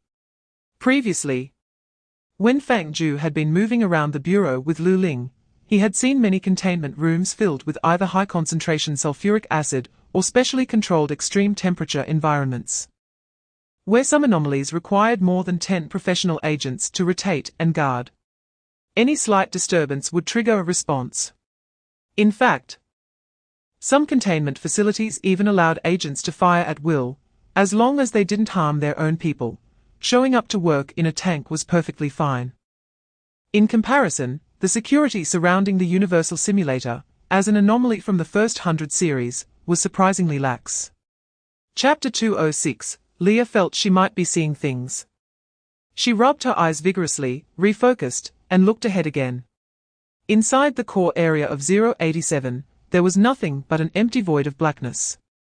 And within this seemingly boundless dark expanse, a massive beast-like machine was operating. Hot red light flowed through the gaps in its thick armor plates, internal gears meshed together, and heat dissipation components emitted a low hum, resembling the rhythmic sound of a giant hammer striking an anvil. Steam puffed out from the exhaust pipe atop it, and electricity coursed through its thick surrounding pipes. It was similar to the blacksmith, but there were indeed some differences. For instance, it looked much larger than the blacksmith, with some structures richer, but also older and more worn. The armor shell was covered with mysterious scratches, and the wiring extending from its body was blackened. producing sounds that seemed weary. Chapter 207. In the 087 containment room, Fang Jiu quietly stared at the thread of Leah on his phone, waiting for her reaction. However, Leah had been frowning with a serious expression, unlike her usual chatty self. Since she re-engaged with 087, she had not made a sound. Neither shouting nor cheerfully declaring she had it under control, but instead stood frozen in place. Just as Fang Jiu wondered if Leah might have truly frozen and whether he should have Yang Liu take her out, Yang Liu suddenly sensed something and pointed sharply, "Boss. Look." Fang Jiu turned to see 087 suddenly disassembling on its own, no longer mimicking the cleaning robot in front of it, but instead dispersing into large swathes of silver-grey nanoflow, rushing into Leah's suction vent. The entire process happened too suddenly and too quickly. In less than a second, all of 087 was sucked into Leah's body. And Fang Jiu vaguely saw what seemed to be a square object resembling a chip hidden within the tide of thousands of nanobugs, but due to the speed, he couldn't tell if it was an illusion.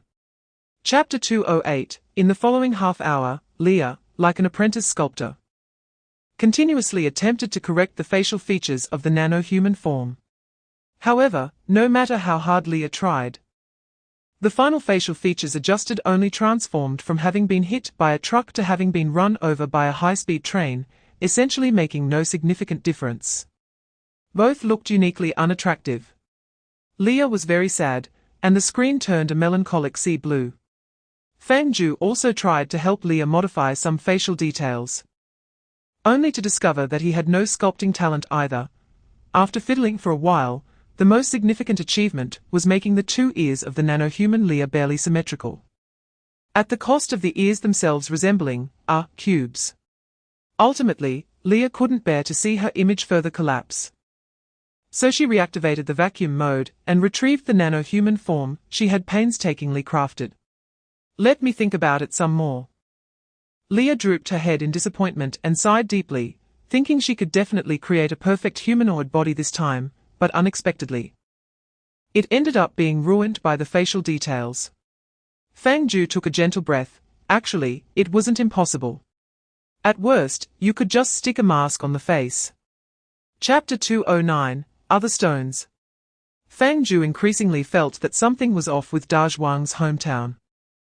It was already understandable that a bunch of stone traitors and a dark-patterned mineral ecosystem were hidden in the starship weapons above. After all, they were the surrender faction, struggling to survive in the depths of 049 after the planet's destruction. But now, what was up with the emergence of a bunch of new stones? Besides that group of stone traitors and the survivor Da Zhuang, there were actually other dark-patterned minerals. After learning the situation, Fang Jiu took Leah and ran to the shelter, where he found Yang Liu giving Investigator 9865 a tree branch haircut. Before leaving, Investigator 9865 stuffed a tender twig into his daughter's hands, claiming it could serve as a talisman. After that, one person, one machine, and one half-dragon rushed back to the villa of Huasheng and Charlotte to check the situation. During this time, Fang Jiu did not forget to report the intelligence to Lu Ling. After thinking for a couple of seconds, Lu Ling simply said, "You have the freedom to act," before hanging up. It was clear that Lu Ling trusted the Fang Jiu special team. "What's going on over there?" Sitting in the back seat of the vehicle escorted by the bureau agents, Fang Jiu lowered his head to ask Leah about the situation in another world. Chapter 210. Fang Jiu skillfully stepped on Leah to ascend, preparing to enter the interior through the side passage of 049. Since 049 had already been controlled by Leah and would not react to the outside world, this ascent was quite safe. However, during the acceleration process, Leah scanned and analyzed the elemental composition, revealing some strange things. A large amount of elements not belonging to known compositions lingered in the high-altitude vicinity. According to Leah, these elements showed obvious signs of explosion, similar to the magic from her hometown, leaving some indelible traces after manipulating certain elements to cast spells. When they came last time, Leah hadn't seen these elemental residues, so it was clear that these residues definitely came from the batch of dark patterned minerals that invaded 049. Once again rushing into the cold and complex metal pipes, Fang Jiu jumped down from the top of a sweeping robot. As soon as he landed, his gaze caught an astonishing scene. The entrance was strewn with chaotic dark patterned mineral fragments, various colors of shattered crystal scattered all over the pipes. And some slender pipes were deformed and twisted due to powerful impacts, as if a battle had erupted among the dark patterned minerals here. Chapter 211. It turned out that this group of newly arrived stone spirits not only had excellent tactics, but also remarkable on-the-spot reactions. Upon noticing that Fang Jiu and the others were far stronger than they had imagined, the remaining dark patterned minerals did not continue to turn back to their deaths. Instead, they tried to corner Huasheng and Charlotte, capturing this detective duo as hostages in order to threaten Fang Jiu and the others. They could even tell that Fang Jiu was there to save someone. This was truly unbelievable. Fang Jiu felt that another unforgettable scene was about to be added to his life. After all, even if he had been dreaming, it would have been impossible for him to dream of seeing a group of superpowered stones kidnapping two abnormal agents as hostages inside a starship at an altitude of over 10,000 meters. There were just too many factors involved. Fang Jiu fell silent for a moment, quickly sorting out the situation. While keeping an eye on the group of dark patterned minerals in front of him, he quietly said to Leah and Yang Liu nearby, "Huasheng is tougher. But Lao Fu can't take it. Step back a few paces and try not to provoke them." Leah glanced at Fang Jiu and whispered, "Is it too late to make a move now?" Fang Jiu understood Leah's meaning and thought seriously for a moment, probably not. Even if we tried again, we wouldn't be able to catch up with them faster. Chapter 212, Otherworld Bureau Agents. Just a few simple words left Fang Jiu's mind in a daze. Originally, in his concept, even if Dazhuang said that the other party was disaster survivors or even compatriots who had immigrated to other planets, Fang Jiu wouldn't be too surprised. However, the answer of Bureau agents far exceeded Fang Jiu's expectations. Other worlds also have Bureau agents. Suddenly, Fang Jiu recalled that Leah often told him before that there was a similar organization to the Bureau on their side, with an internal structure and overtime patterns that were quite similar to their Bureau here. Could it be that every world actually has something like a Bureau? Even that starfish world before wouldn't. Fang Jiu felt he couldn't delve deeper into this, or some unpleasant images would uncontrollably surface in his mind. He shook his head to clear his thoughts and called over the translator Yang Liu to ask Dazhuang for more details. As the only being on site who understood both languages, Dazhuang communicated with Fang Jiu and the others while occasionally bumping into his compatriots to integrate the information from both sides, then conveying the meaning in a way the other side could understand. This process was more complicated than other translations and relatively slow.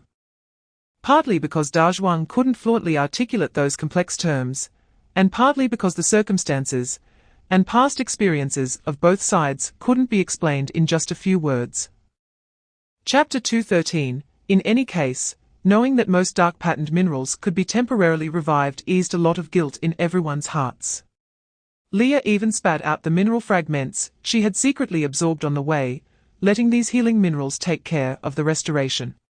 However, the latter was sufficiently frightened by Leah's actions, likely seeing it as if a cold, disc-shaped monster was vomiting the remains of its compatriots from tiny cracks in its body. If this scene were to be replaced with a human perspective, it would definitely be tagged as unsuitable for children and bloody. By the way, since Leah couldn't distinguish which fragments were stone traitors and which were agents, after accidentally reviving the stone traitors, Yang Liu would step in to take responsibility for killing them again. This time, Leah accepted all the stone traitor fragments. And since the Bureau of Dark Patterned Minerals had no objections, witnessing Leah consuming the remains of her compatriots left several dark patterned minerals with psychological trauma. After this, Fang Jiu asked Yang Liu and Dazhuang for help in conveying Lu Ling's request to the opposing bureau. Facing this cross-world bureau meeting, The dark patterned minerals were quite positive and nodded in agreement without much thought. Chapter 2:14. Fortunately, the other party was from the bureau, well informed. And after a few seconds of being dazed, they quickly regained their composure and gently bumped into Dazhuang's body to relay information. Subsequently, through Dazhuang and Yang Liu's translation, Fang Jiu received a fairly accurate response. Regarding how to deal with the traitors, we will decide during the meeting.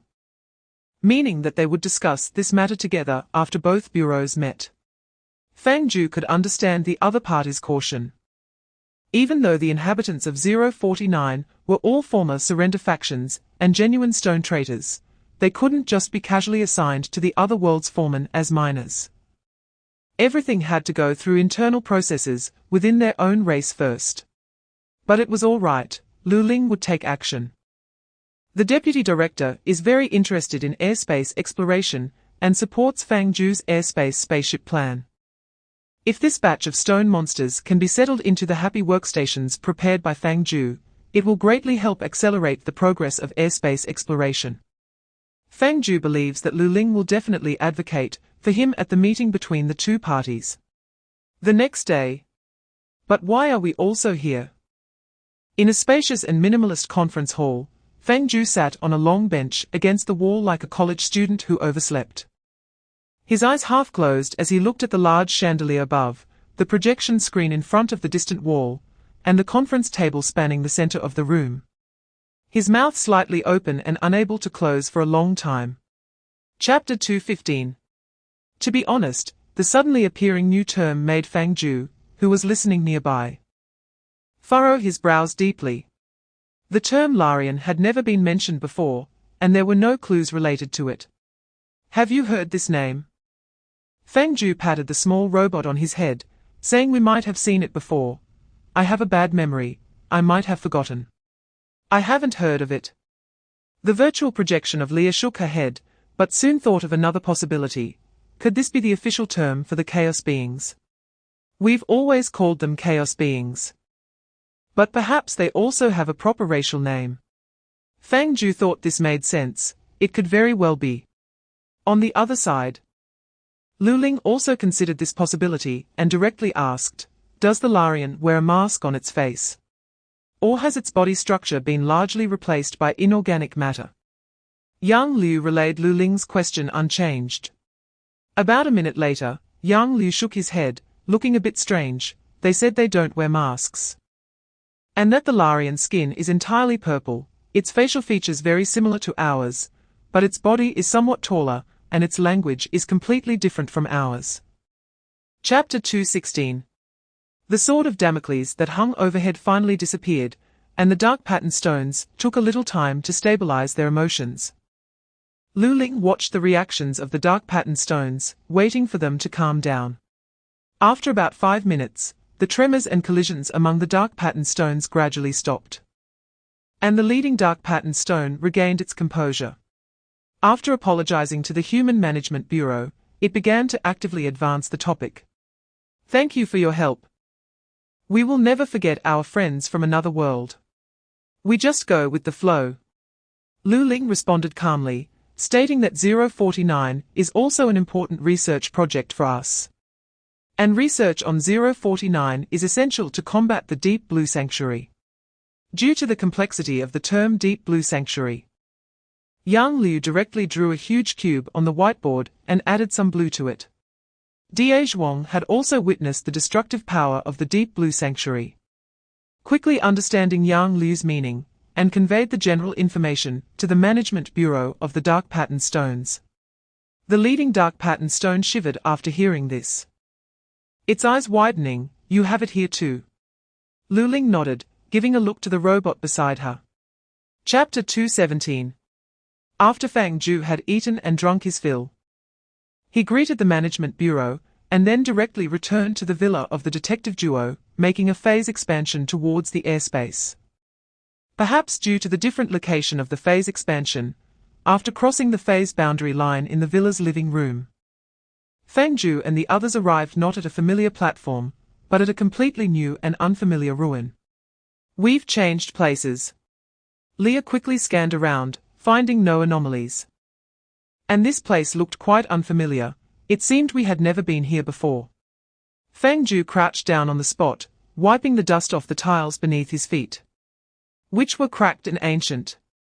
He wasn't an expert in this area, but he could tell at a glance that some life forms once inhabited this place. And judging by the size of the tiles, those life forms might have been similar in size to humans. In fact, there are countless similar ruins in the airspace. So Fang Jiu didn't pay much attention to the building remains beneath his feet. This will do. Fang Jiu looked around and reminded, just wrap us up directly. Leah made an okay gesture, and the little wizard in the virtual projection held its breath, and, as before, made a slow forward motion. Chapter 2:18. Under the effect of the alchemical magic circle, various materials flew through the air in the airspace, melting into solid armor, after being thrown into flames, wrapping around 049 in several layers. The general shape of the airspace spaceship was thus formed. Leah closed her eyes in the control room, her virtual image chanting elemental runes, further reinforcing the spaceship's outer shell, while also dedicating part of her thoughts to building and constructing other spaces inside the spaceship. Fang Jiu stood in front of the screen monitor, constantly paying attention to the spaceship's condensation state, ensuring he could respond to any possible accidents. 2 hours later, the brilliance of the alchemical magic circle gradually faded. In the airspace world under the scarlet sky, the cross-shaped 049 had vanished without a trace. The enormous Star Destroyer had become the internal skeleton of the airspace spaceship, becoming part of this seemingly colossal ship that could block out the sun. Fang Jiu slowly raised his head, looking at the overhead monitoring of nanobots on the screen, letting out a long breath. The mysterious flying object-like disk structure, with its smooth, snow-white armor shell, the wide transparent scanning panel in front, and the giant air intake below the scanning panel, all these unique elements indicated its identity. Chapter 2:19.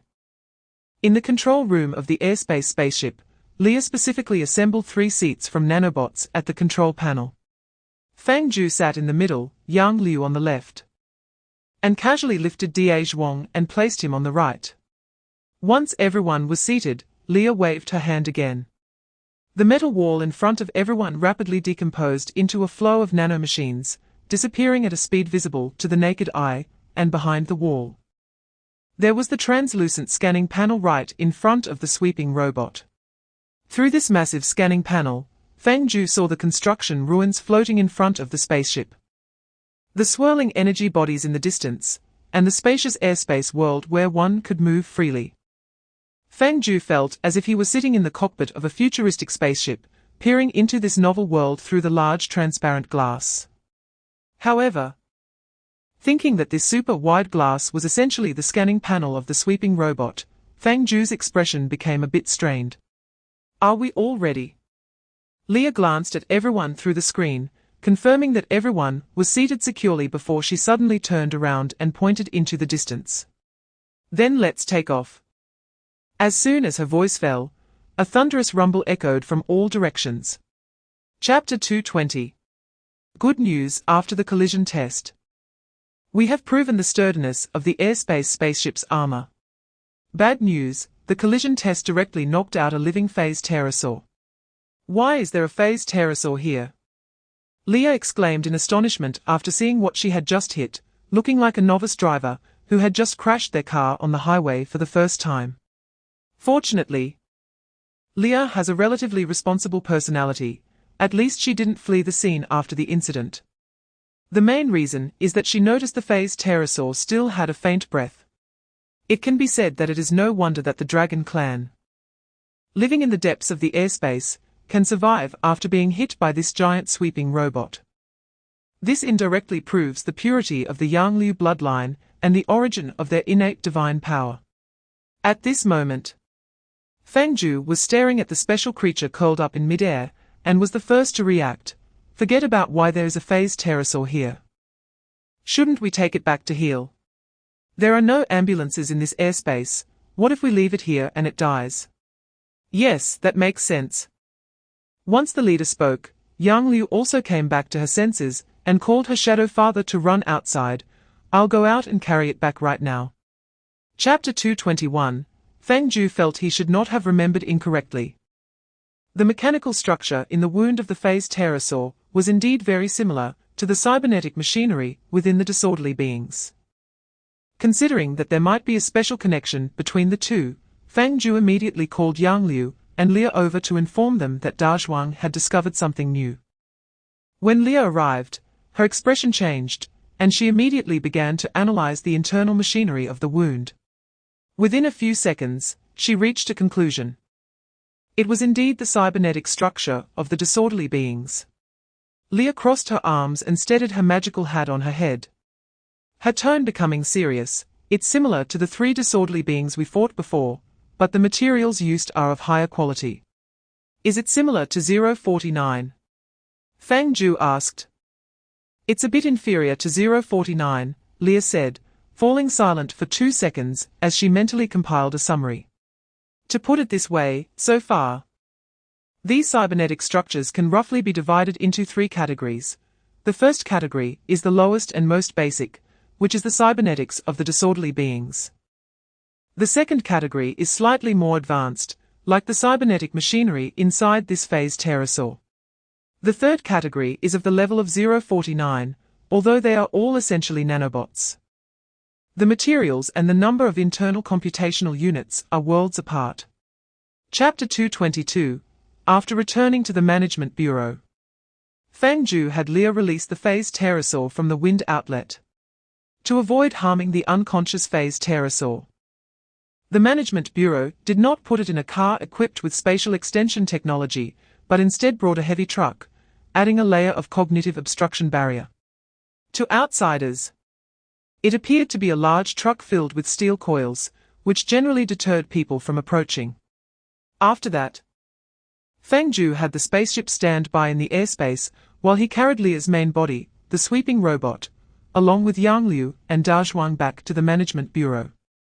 An hour later, in an office at the headquarters of the Management Bureau, a spacious room that was somewhat exaggerated in size had dozens of star-shaped spatial rifts appearing on both walls, with countless figures moving back and forth between the rifts, sometimes transporting important documents and other times handing over boxes containing important items.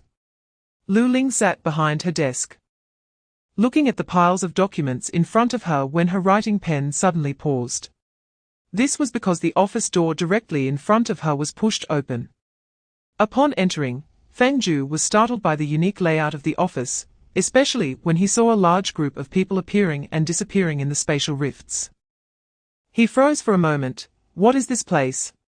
A transfer station. Chapter 223. When the topic of anomalies was brought up, Fang Jiu and the others exchanged glances. After all, everyone present was a top-tier non-human, and Da Zhuang was even silicon-based. However, Lu Ling did not directly request their assistance, but first mentioned the setting of the Paradox Light Spear. The original Paradox Light Spear was created using 2 conflicting properties of anomalies. Since the specific explanation is complicated, you can think of it as a door that can never be opened and a universal key that can open any door. The paradoxical energy generated from the conceptual conflict of the two can be used to create this Paradox Light Spear.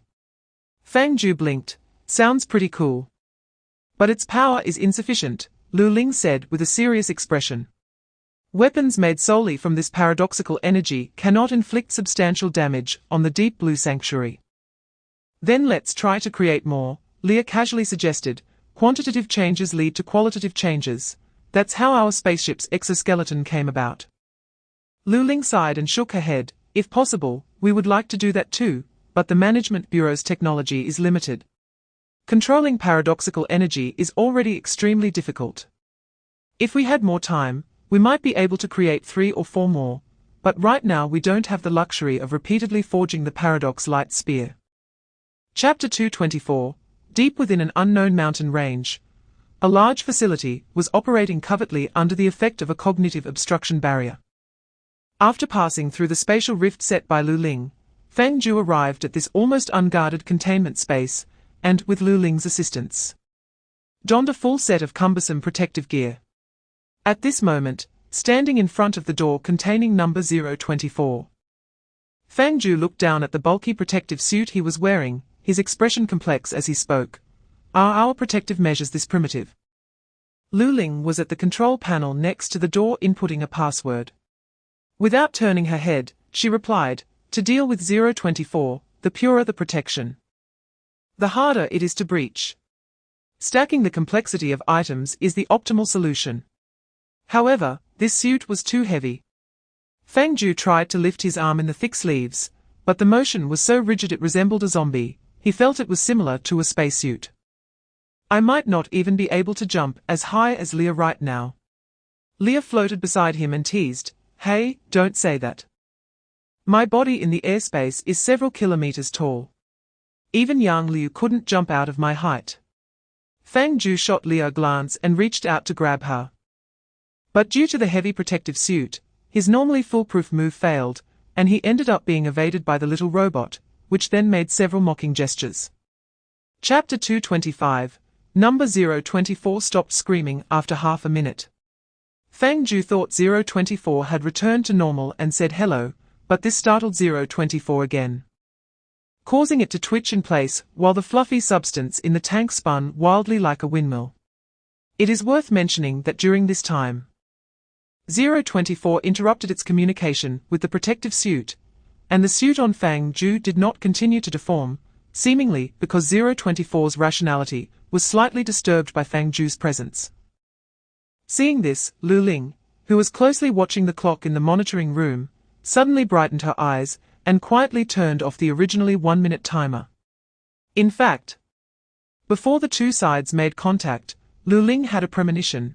Fang Jiu might be able to subdue this troublesome communication will. So for the time being, she prepared to let Fang Jiu act freely, as long as he didn't cause any major trouble. Another 10 seconds passed. Number 024 stopped twitching, and the small vortex in the tank above its head gradually calmed down. This time, Fang Jiu learned to be smart and did not take the initiative to speak, but quietly waited for the other party to open up. Number 024 silently turned the tank away, unwilling to face Fang Jiu directly, and after 5 or 6 seconds, it asked in a slightly trembling voice, where was I just now? Chapter 226. The 4 words civilization extinction came out, and the containment room suddenly fell silent. Even Yang Liu and the others who were observing in the monitoring room widened their eyes, shocked into silence. Has Leah's civilization been destroyed? Fang Jiu felt his trouble radar beeping, his expression shifting from calm to tense, as he quickly turned to look at the floating cleaning robot beside him. Based on Fang Jiu's understanding of Leah, he judged that this small robot might start to twitch or scream while spiraling into the sky 100 times, after all. Leah usually acted quite erratically, and hearing such a heavy bombshell of news might truly cause an explosion. However, the reality was different from his imagination. Leah's reaction was even calmer than Fang Jiu expected. The little magician in the virtual light screen only opened its mouth, blinked a couple of times, fell silent for a moment, and finally asked in an apparently normal tone, how long ago was the extinction you mentioned? Number 024 hesitated for a moment and replied, I can't remember the exact time, but it was definitely longer ago than the Baylor people. Leah stared at number 024. Did you see them go extinct with your own eyes? Chapter 227. Fang Jiu thought it was still early, and they still needed to hear the battle plan, so he held Leah, and, along with Yang Liu and Da Zhuang, passed through the spatial rift back to the previously visited office filled with rift portals. As before, the mechanical servants from various divisions were still bustling back and forth in the rift passages, busy without a moment's pause, as if the affairs of the Deep Blue Sanctuary could never be fully resolved. After sitting down, Lu Ling put the earlier record file in the drawer, then pulled out a thicker stack of documents from another drawer and handed them to Fang Jiu. Fang Jiu glanced over, and he was startled by the dense amount of text. What is this? The Longinus Plan Battle Document, which records the planned processes for this operation, including the fleet's attack routes and defensive measures for the surrounding coastal areas, all written in here. Fang Jiu was somewhat astonished. I thought this plan was just about charging in, but it turns out there's so much process. In simple terms, yes. But charging in also needs to be divided into how to charge, how to go in, and how to act. Lu Ling said this, then opened another drawer. And like a magic trick, pulled out a mountain of documents and slammed them onto the desk in front of him. Chapter 228, My Mom's Bread is Pretty Good. Leah's voice showed little emotion. A cool wind blew through the airspace, carrying the scent of decaying buildings. Leah calmly gazed into the distance. But it was not as if she was focusing on something far away, she simply cast her gaze far away, the farther the better. Faced with Leah's apparent hint, various thoughts arose in Fang Jiu's mind. He was silent for a moment and suddenly asked, "What filling does your mom's bread have?" Leah paused for a moment.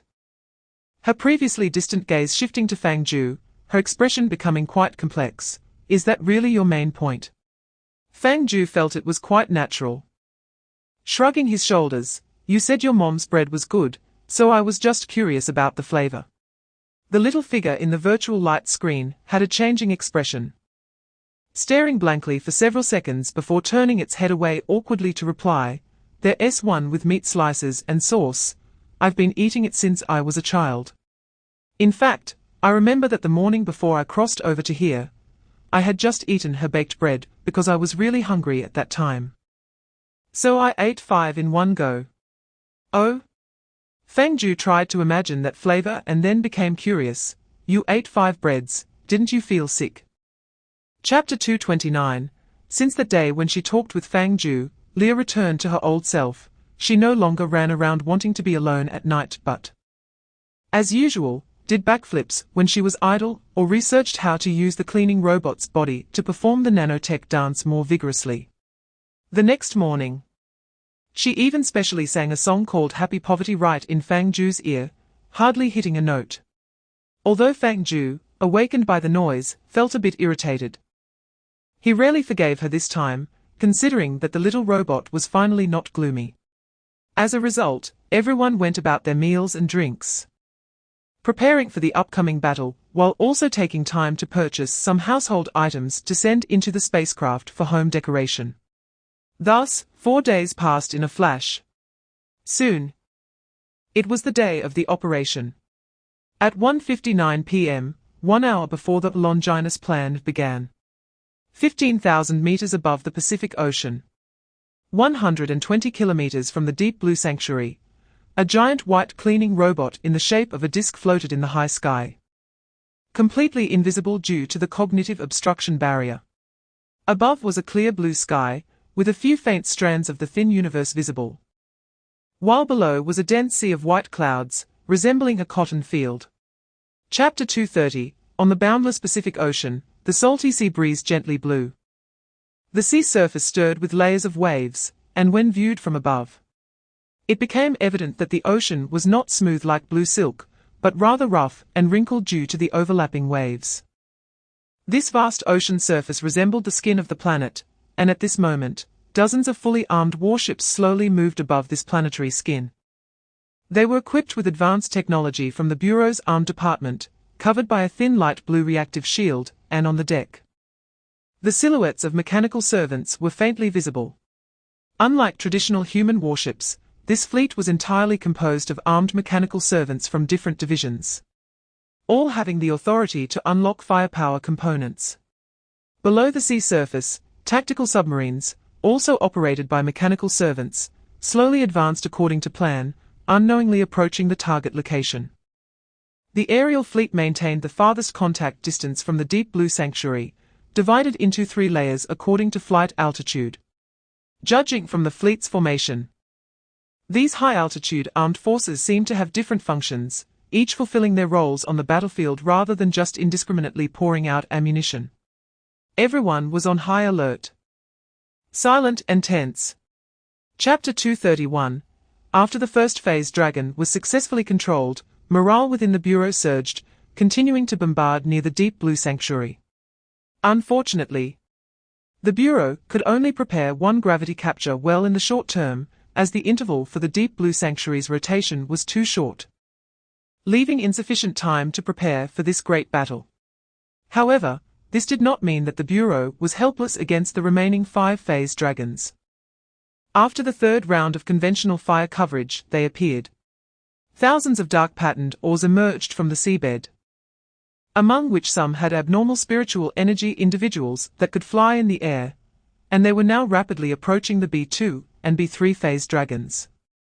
Thanks to the disturbances and feints from the Bureau's fleet, the phase dragons concentrated all their attention on dealing with the Bureau's fleet, allowing these dark-patterned oars the opportunity to launch a surprise attack from the seabed. Even for the Management Bureau, this scene was somewhat too bizarre. Countless stones rapidly soared into the sky, their crystalline tops emitting blinding light, dazzling even in daylight, looking from afar like tracking missiles launched from an underwater base. It was hard to imagine that these densely packed stones were actually independent intelligent entities. Chapter 232. The sudden accident left the entire venue in silence. Although the Management Bureau had anticipated that unexpected changes might occur before the operation began, they never expected such a low-level mistake to happen. It was akin to making a mistake in the thought process, steps, or algorithms while solving a calculus problem, but the basic operations of addition, subtraction, multiplication, and division should not be flawed. Yet, the symbols had indeed been written incorrectly. Lu Ling was stunned for 2 seconds. Then quickly questioned, why hadn't he the drone fleet set off? The drone control operator, hearing Lu Ling's voice, finally came to his senses. Quickly connecting to the drone network to troubleshoot, currently detecting fleet execution procedures, and found error codes. The drone fleet responsible for intercepting target A3 is in standby mode. Suspected to be caused by an operational check performed 2 minutes and 15 seconds ago. 2 minutes and 15 seconds. Lu Ling furrowed her brow deeply. Although it seemed like an error code triggered not long ago, in ordinary circumstances, one could explain it as happening too quickly to notice the problem. However, Lu Ling remembered that her instruction was for all fleets to perform a self-check every 10 seconds and report immediately if any anomalies occurred. Yet, until the accident happened, the drone fleet showed no response. Chapter 233, as the saying goes, help someone to the end. To prevent the phase pterosaur from making a comeback, the Shadow provided flying support once again, rushing across the phase boundary, with Yang Liu to have a good chat about family ties with this relative of unknown origin. This scene left a deep impression on the Management Bureau personnel in the command hall, especially those who had previously conducted research with Yang Liu in the phase laboratory. They were all relieved that Yang Liu hadn't used this strange strength on colleagues back then, otherwise, they would probably be in elementary school by now. Regardless, the variables on the battlefield were perfectly resolved by another variable. The phase pterosaur was struck back into the airspace with a sword. The deep blue cathedral once again fell into an isolated state, presenting an excellent opportunity that could not be missed. Prepare to throw the lance of Longinus, Lu Ling commanded. There might not be another chance, it had to be this time. There absolutely could be no mistakes. Yes. The drone control operator regained his spirits. Quickly connected to the drone network, and repeated the previous detection operation. Paradox energy filled to 100, launcher stable, reality stable, anchor status normal, anti-fluctuation launch slot without wear. All parameters normal. Chapter 234, 3:46 p.m. 46 minutes had passed since the start of the Longinus operation. With Lu Ling's command, the fleet that had been standing by in the distance immediately sprang into action, rapidly approaching the deep blue cathedral. However, the first to respond was not any fleet from the Management Bureau, but a colossal entity from above the sky. The approaching carrier force accelerated forward. But suddenly a shadow that obscured the sky and the sun swept overhead. The agents from the Management Bureau in the cabin were stunned for half a second. Looking up in confusion through the window, a giant disc-shaped structure was crashing through the air barrier at an unimaginable speed, colliding head-on with the distant cube in full view of everyone. The fundamental purpose of this operation was to destroy the deep blue cathedral. Therefore, After successfully breaking through its outer defenses, Fang Jiu chose the most aggressive method, to charge in. After all, this airspace ship had a glorious record of knocking out phase pterosaurs.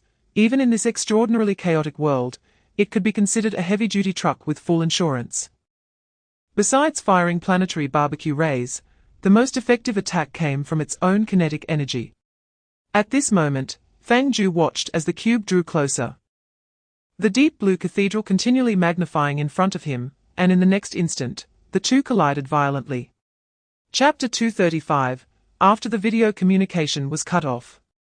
A shadow covered Lu Ling's face in an instant. She could accept that the operation plan might go awry due to unforeseen circumstances, even fail. But she could not accept the series of bizarre situations occurring now. First, the drone fleet did not act as planned, then. The coastal bases of the two major zones went offline, and now there was sudden signal interference. Although there was no concrete evidence yet. A certain intuition told Lu Ling that the problem was likely within the management bureau itself. However, the scene did not give Lu Ling time for deep thought. A new change arrived in quick succession. A dull mechanical roar echoed across the Pacific, like the roar of a giant beast before it moved. And along with the increasingly loud sound of components meshing together, the cross-core inside the deep blue cathedral began to slowly rotate. From a distance, this action seemed like it was opening some sort of switch. Seeing this scene, the personnel in the command center of the management bureau looked somewhat bewildered and uneasy. As elites who had long been on the front lines, they shared a premonition. Something was awakening. When the cross structure completed a 90-degree rotation, a clear crack reverberated across the Pacific. Even Lu Ling, who was in the distant coastal command center, could hear it clearly. Chapter 236. Clearly. Faust's biological characteristics still needed to be explored. At least for now, it appeared that his special abilities were not limited to just immortal. Holding the biological compass, Fang Jiu's expression became somewhat strange as he tentatively asked, "Can you hear me?"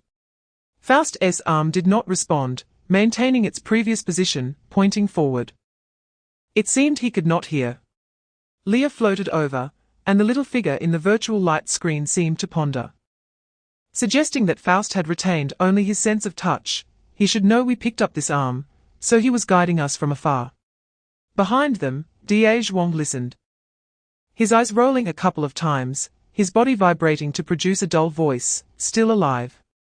Fang Jiu glanced back at Zhuang, who was becoming increasingly articulate in human language, understanding its meaning. He still had consciousness, and was guiding us, which meant he was definitely still alive, and even quite clear-headed. Probably nothing was wrong. It should be said that there was a temporarily nothing wrong. What would happen later was uncertain.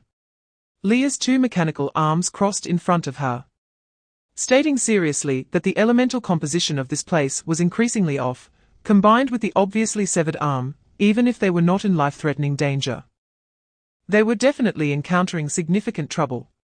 Chapter 237. The hollow metal moved like a swift and agile puppet, showing no stiffness due to the shape of its joints.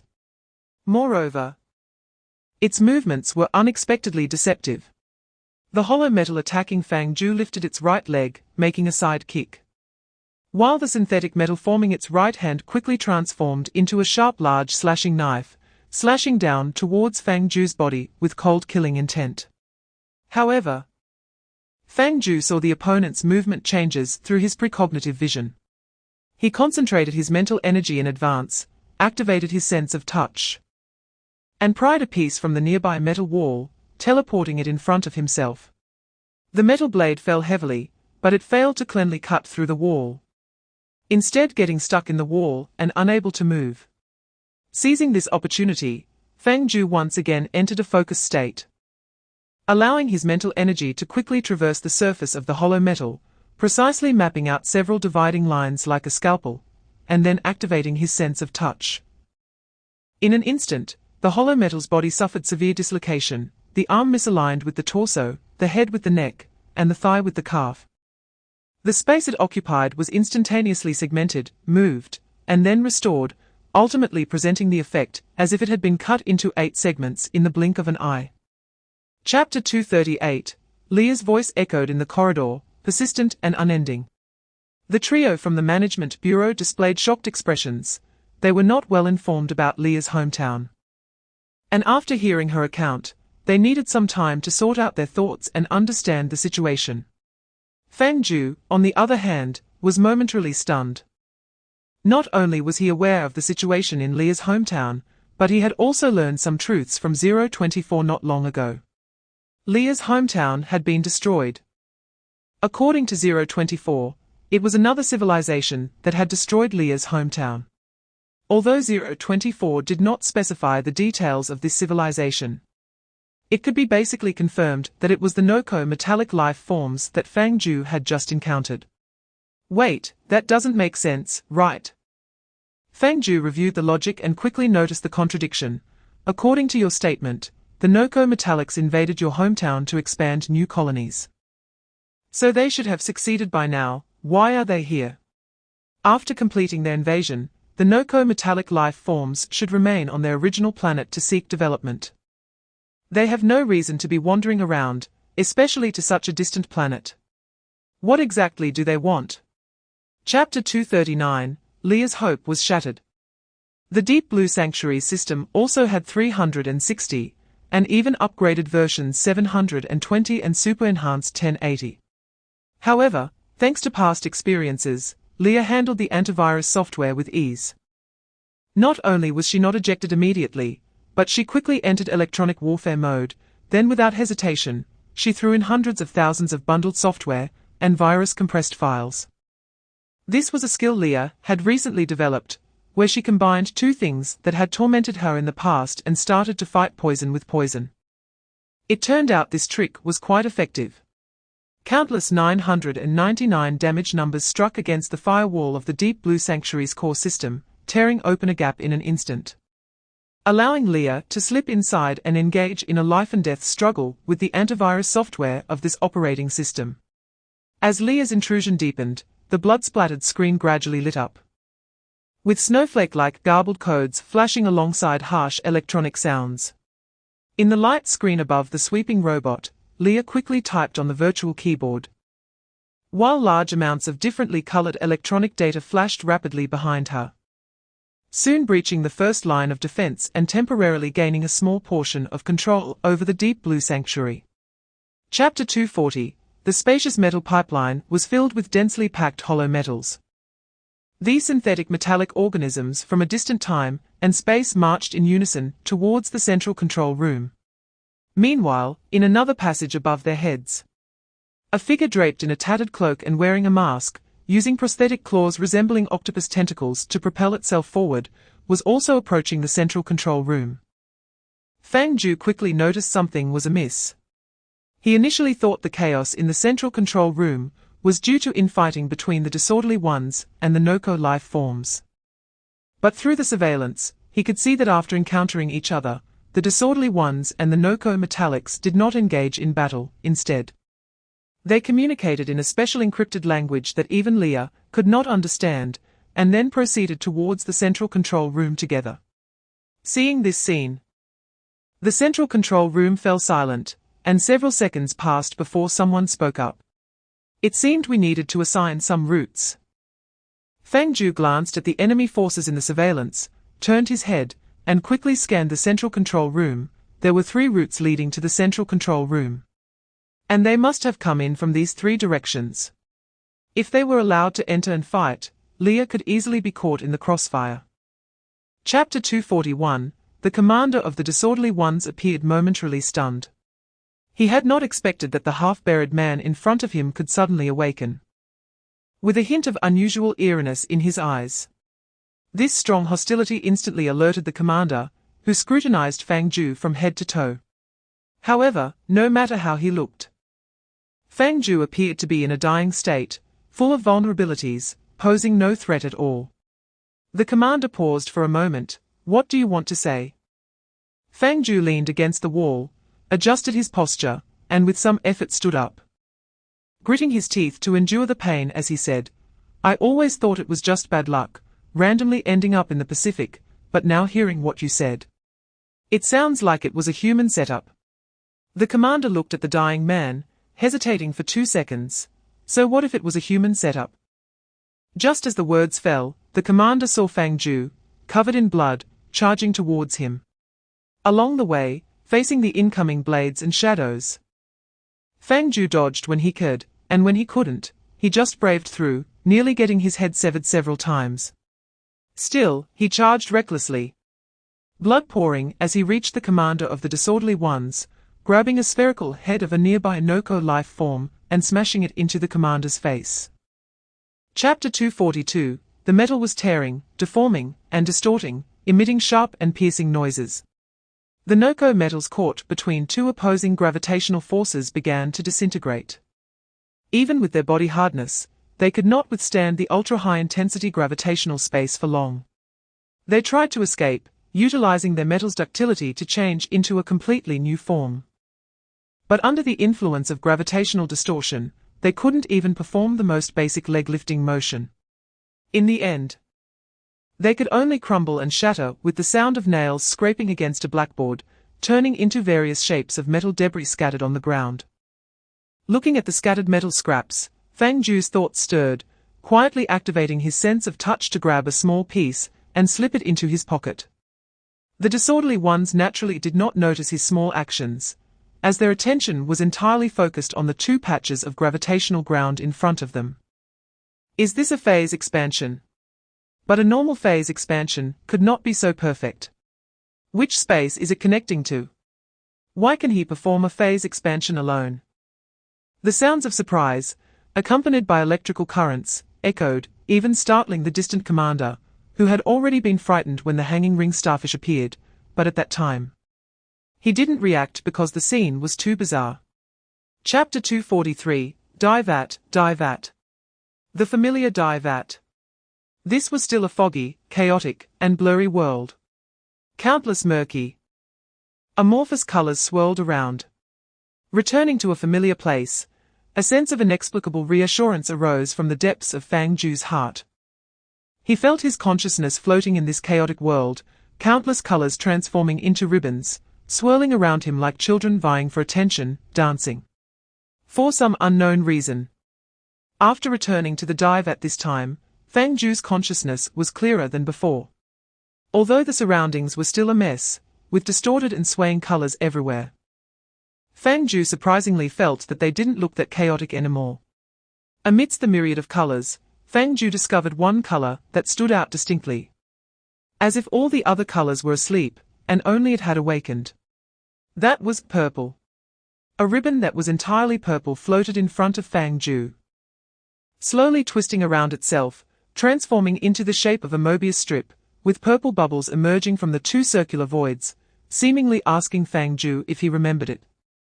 Fang Jiu thought to himself that he could never forget this was the essence of the number 035 purple fetus hole, which he had contained during Investigator 9865's incident. And now it was waiting in the Die Vat. Chapter 244. While Fang Jiu was still in a daze, he suddenly felt his energy rapidly depleting from his body. This sensation was similar to when he continuously initiated phase expansion, as if a large pump was operating at full power on his brain. But this time the consumption of mental energy was even greater, to the point where Fang Jiu's consciousness was nearly drawn away as well. His vision darkened and he stumbled, slowly leaning against the wall and sliding down. Clearly, using his left hand for the first time had brought him quite a burden. Coupled with the previous two consecutive phase expansions that had already consumed a lot, Fang Jiu's mental state was almost at its limit, and he couldn't even think normally. However, he didn't faint. Instead, he maintained a half-dreaming state, resting against the wall, hovering on the edge of drowsiness, struggling to keep his consciousness from sinking completely into darkness. In the haze, Fang Jiu heard distant vibrations and explosions, sometimes clear, sometimes blurry, but eventually all returned to calm. He didn't know how long this lasted.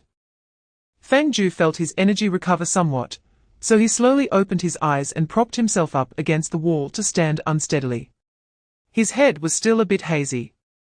But he had no intention of resting further. He glanced at the corpses scattered throughout the corridor, fell silent for 2 seconds. Then took out his phone from his pocket and checked the time. Chapter 245, just as Lu Ling finished explaining the external situation. A sudden intense communication fluctuation caused the connection between both sides to break. Leah tried to call back several times to no avail, ultimately having to give up on connecting with the bureau. However, until the connection was severed, Lu Ling's words still echoed in everyone's ears, lingering for a long time. At exactly 7 p.m., the deep blue cathedral would conduct its second rotation. Fang Jiu quickly glanced at the time. It was currently 6:42 p.m. There were only 18 minutes left until 7 p.m. Although it was good news that the bureau had held the line and the coastal areas were spared. The bad news was that the deep blue cathedral was about to conduct its second rotation. This meant that another area on the planet would be eliminated. If the next descent still targeted the sea surface, it could be reluctantly accepted. But if the descent location was set inland, in densely populated areas. Fang Jiu thought of this and immediately turned to ask Leah, "Can we modify the location of the next deep blue cathedral descent?" "Let me check." Leah snapped back to reality from her thoughts, quickly operated her device, and then shook her head regretfully. "No, the descent is the core function of the deep blue cathedral. Unless we gain full control, we can't modify the descent location." Chapter 246, Colors were reconstructing the world. In an instant, everyone simultaneously felt a peculiar sensation of weightlessness. As if they had suddenly fallen into another world. Their vision shook violently, and the scene before them was filled with countless unreal phantoms, which then collapsed and shrank at a visible speed. Finally, a brand new image appeared before everyone. They were still standing in front of the control console of the central control room, but the difference was that the room itself had shrunk, with the walls and floor displaying a transparent snowy white, as if the nano armor plates had not yet been installed. The number of screens on the console had also drastically reduced, leaving only the central screen relatively unchanged. Furthermore, there were no longer any corpses of the anarchists and Norco life forms on the floor of the central control room. Instead, there were various stacked documents. And a few desks were set up further away, each with a strange-shaped, functionally ambiguous machine on top. In the center of the control room, a massive black square box lay on the ground, something that had not been seen in the control room before. Although the surroundings now had the outline of the control room, it seemed there was still a distance to go before it was fully completed. Chapter 247, the 23 squares correspond to a 23-digit password. Fang Jiu and the others left the window side and returned to the console. "So we just need to input the password directly now." Charlotte clearly didn't understand the logic behind it, asking, "And then we return to the real world?" "Input the password we just said again, and we can all go home." "Theoretically, yes." Watson nodded, his face showing a bit of uncertainty, but to be honest, the Bureau hadn't done this kind of anchoring very often, and there were too few records to draw much experience from, so if luck was bad, unexpected things could happen. Well, that's better than doing nothing. Fang Jiu felt that now was not the time to hesitate. In any case, they should input the password first. Leah completely agreed with Fang Jiu's suggestion, placing her fingers on the virtual keyboard. "So should I just randomly input a 23-digit password?" "That works." Fang Jiu thought for a moment, "Or you could input a loving family too. I had thought that if we were to try mistakes, that would be the first one to try." "Goddamn a loving family."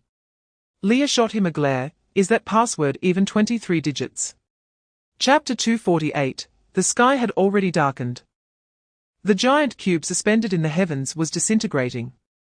The otherworldly materials that made up this grand structure began to collapse, turning into fragmented ruins that fell from the sky, crashing into the sea and creating layers of waves.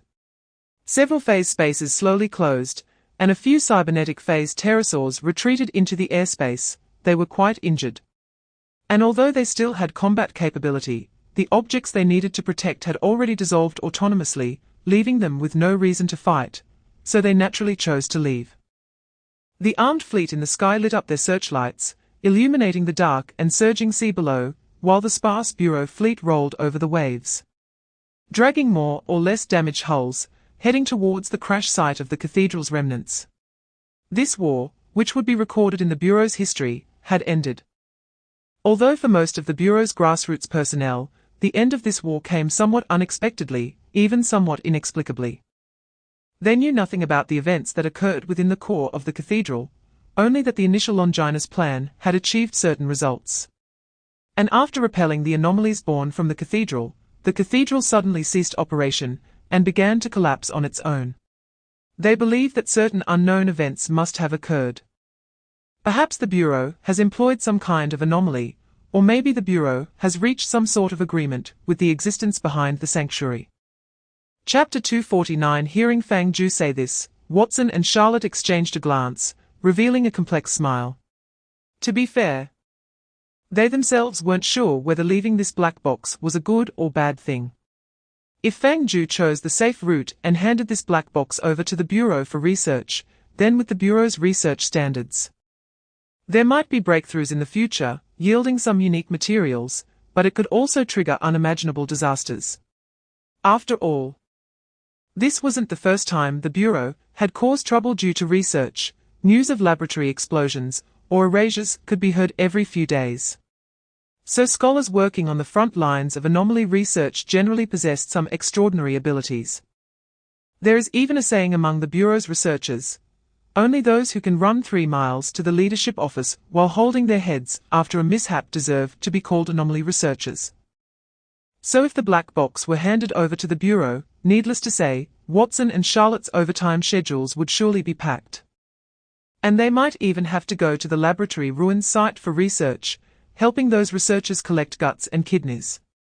On the other hand, if Fang Jiu chose to keep the black box, that was also quite alarming. Chapter 250. Fang Jiu's consciousness floated in the chaotic darkness. Excessive mental fatigue made him feel as if he were trapped in deep fog, surrounded by intangible illusions. He drifted in this chaos, moving through the disordered and blurred phantoms, as if he could never touch reality. Until a moment when a call suddenly rang in his ears. It was a vague shout, as if muffled in a jar, seemingly uttering several syllables in succession, but due to its muffled and distant nature, Fang Jiu couldn't hear clearly what was being said. However, this call struck Fang Jiu's consciousness like a warning bell, slowly awakening him from the deep fog, and his awareness finally gained some clarity. In the next second, the illusion surrounding Fang Jiu dissipated, and as he opened his eyes, his body and consciousness were enveloped by a familiar feeling of falling, accompanied by a heavy, damp sensation. He looked at the colors swirling and shimmering on the water's surface, getting further and further away from him. Fang Jiu sank back into that giant dye vat. A familiar sense of reassurance surged up. He was back to this place that originally belonged to him. Chapter 251. 5 days. Fang Jiu stood frozen in place, momentarily dazed. Although he had had a strange dream, the sensation in his body hadn't lasted long. It was just like sleeping normally and dreaming normally. If he had to say, the feeling of deep sleep was indeed slightly longer than usual, but it couldn't possibly span 5 days all at once. However, Leah's gaze was much more serious than before. Based on Fang Jiu's understanding of this little thing, she was clearly not joking. I don't think you woke up because I pulled your hair. The cleaning robot floated over, scanning Fang Jiu from top to bottom. Do you have any special feelings? Is there anywhere you feel uncomfortable, or particularly comfortable? Fang Jiu pondered for a moment, taking advantage of the clarity of his memory, and recounted the dream he had just had to Leah in full. After all, Leah also knew about the dye vat and the computer, and Fang Jiu had no reason to hide anything. After listening to Fang Jiu's topic about dreams and feelings, Leah in the virtual holographic screen rested her chin in thought. And the cleaning robot extended its mechanical arm to support its own lower body, mimicking the same action, and then said, "Just from your description, I can't tell anything wrong. But it is certain that the reason you suddenly fainted earlier was due to excessive energy consumption, exceeding the limit of your conscious load." Chapter 252. Fang Jiu had no impression of the object in the box, yet instinctively spoke the word blue. This moment felt very strange. As if he were meeting a long-lost desk mate from his student days. Even though he couldn't recognize what the other person looked like now and had long forgotten the experiences they shared, the name still uncontrollably surfaced in his mind. When Fang Jiu came back to his senses, the open crack was rapidly closing, and through the gap, he could clearly see with the naked eye that what was hidden inside the black box was a mass of blurred chaotic shadows, shapeless, like a thick smoke. A few seconds later, the fissure completely closed, and the black box returned to its original state. "Did you just say blue?" Although it was an unconscious murmur, Leah heard it clearly and turned her head with a strange expression. "Is it my problem?" "Yang Liu, what color did you see that thing?" "I saw it as gray and dull, a bit like Dad." Yang Liu casually summoned the shadow of Dad, looking it over and correcting. "But it's a bit lighter than Dad. It's not as dark as him, and the shape is also more chaotic, lacking the clear outline of Dad." Chapter 253. After some commotion, Fang Jiu roughly understood the nature of the ability of his left hand. To put it simply, this thing is a single-unit time reversal device. If flesh is damaged, it can restore to its original state. If a leg is broken, it can be reattached immediately. If some armored shells have cracks, Fang Jiu can casually point with his left hand to restore them to their original state. According to Yang Liu and Leah's judgment, if Fang Jiu's mental power is sufficient, he could even resurrect the dead on the spot. However, considering that even reattaching a broken leg drained a large tube of mental power from him, he was still quite a distance away from being able to save people effortlessly. This is why you can crack this black box. At the dining table, Leah's holographic projection sat next to Fang Jiu, thoughtfully glancing at him as he leisurely picked at his food, because to be precise, you are not destroying it, but restoring it, bringing it back to its initial state. Fang Jiu was eating absent-mindedly, mumbling, "But this ability makes me feel more like a healer." "Is that so?" Leah pondered for a moment, blinking. "And it really does seem that way. If you get hurt, you just be you and restore us." Chapter 254. The time was now the afternoon of the second day. The sky was covered with a thick layer of clouds, and a cool breeze flowed through the valley, carrying the scent of fresh grass and soil. Lu Ling stood in a grassy plain deep within the valley, with a deeply concealed secret containment facility behind her. At this moment, she was bathing in the thin sunlight, quietly waiting for Fang Jiu and the others to arrive. Unlike the locations of past meetings, this time was a completely confidential private meeting. And Lu Ling hoped to meet with Fang Jiu and the others without going through the transfer station. After all, during the previous Longinus operation, there had been a situation where the mechanized servants within the coastal base collectively went missing, and the reception staff at the transfer station were also mechanized servants. It was uncertain whether the ghost had infiltrated all the mechanized servant networks. To be on the safe side, direct meetings between both parties were the best choice. However, this time Fang Jiu and the others seemed to be late. Lu Ling took out her phone and confirmed the time was 4:06 p.m. 6 minutes past the scheduled time. Considering that Fang Jiu was not someone who habitually arrived late, Lu Ling speculated that he might have encountered some issues on the way, like getting lost. Chapter 255. As Fang Jiu processed the information Lu Ling had just provided, he walked through the colorful spatial rifts, his face filled with curiosity. He had always found it strange that the person contacting him was consistently Deputy Director Lu Ling instead of the actual director of the bureau. Previously, he thought it was due to his lower rank, assuming that the bureau chief was too busy to deal with him. However, this time, even with the overall civilization under threat, the highest commander of the Longinus project was still Lu Ling, and the bureau chief had not made an appearance. This was worth pondering.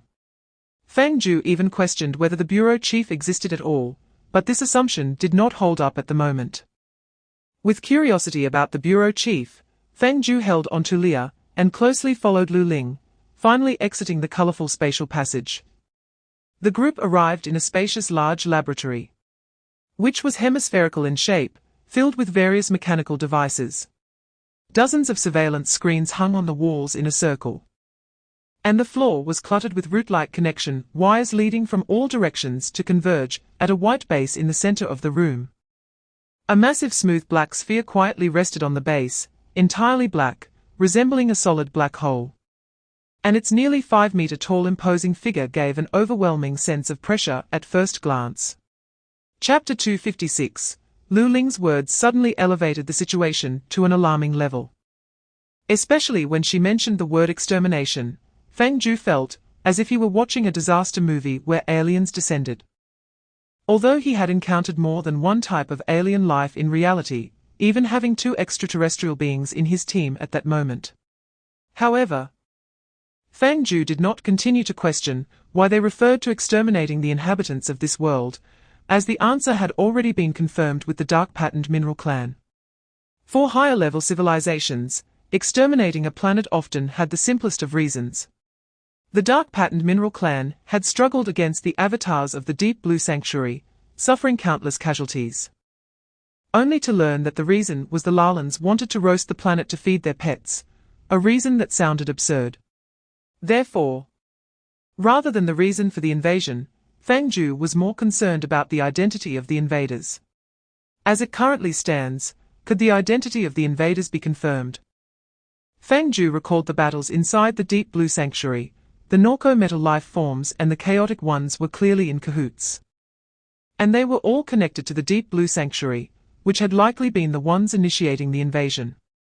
Chapter 257. The world is divided into the tangible and the intangible, which can be simply summarized as objectively existent and objectively non-existent.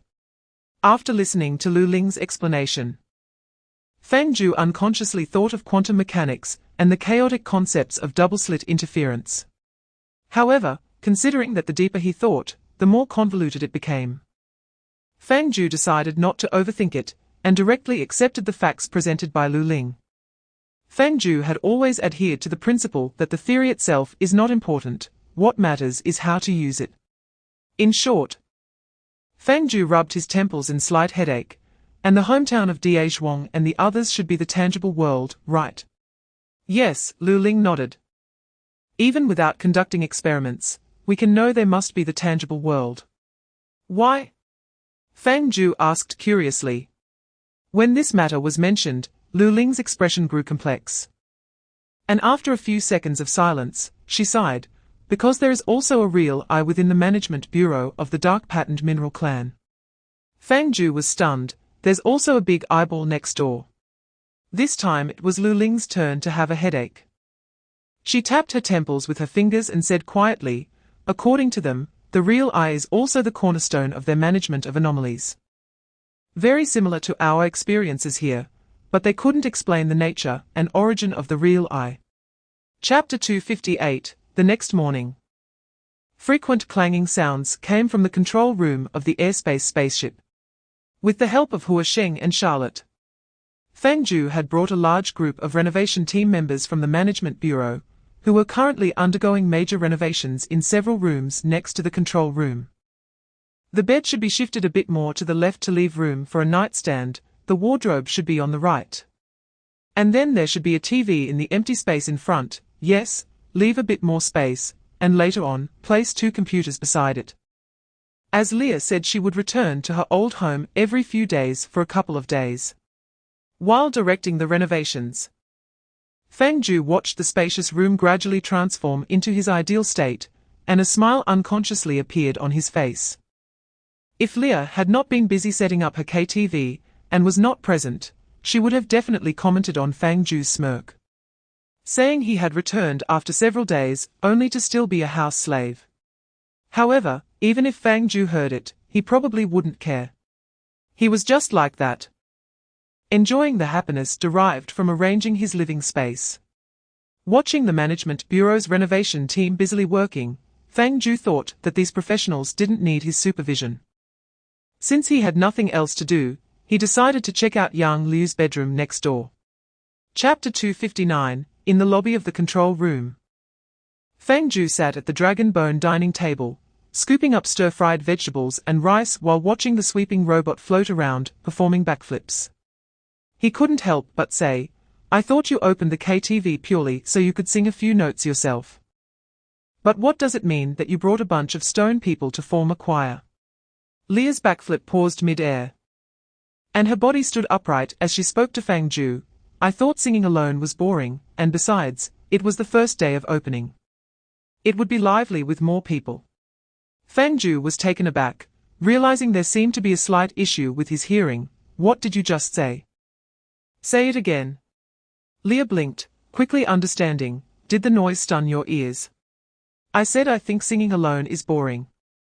Fang Jiu still didn't hear clearly. "What do you mean by lunch not having a Simmons mattress?"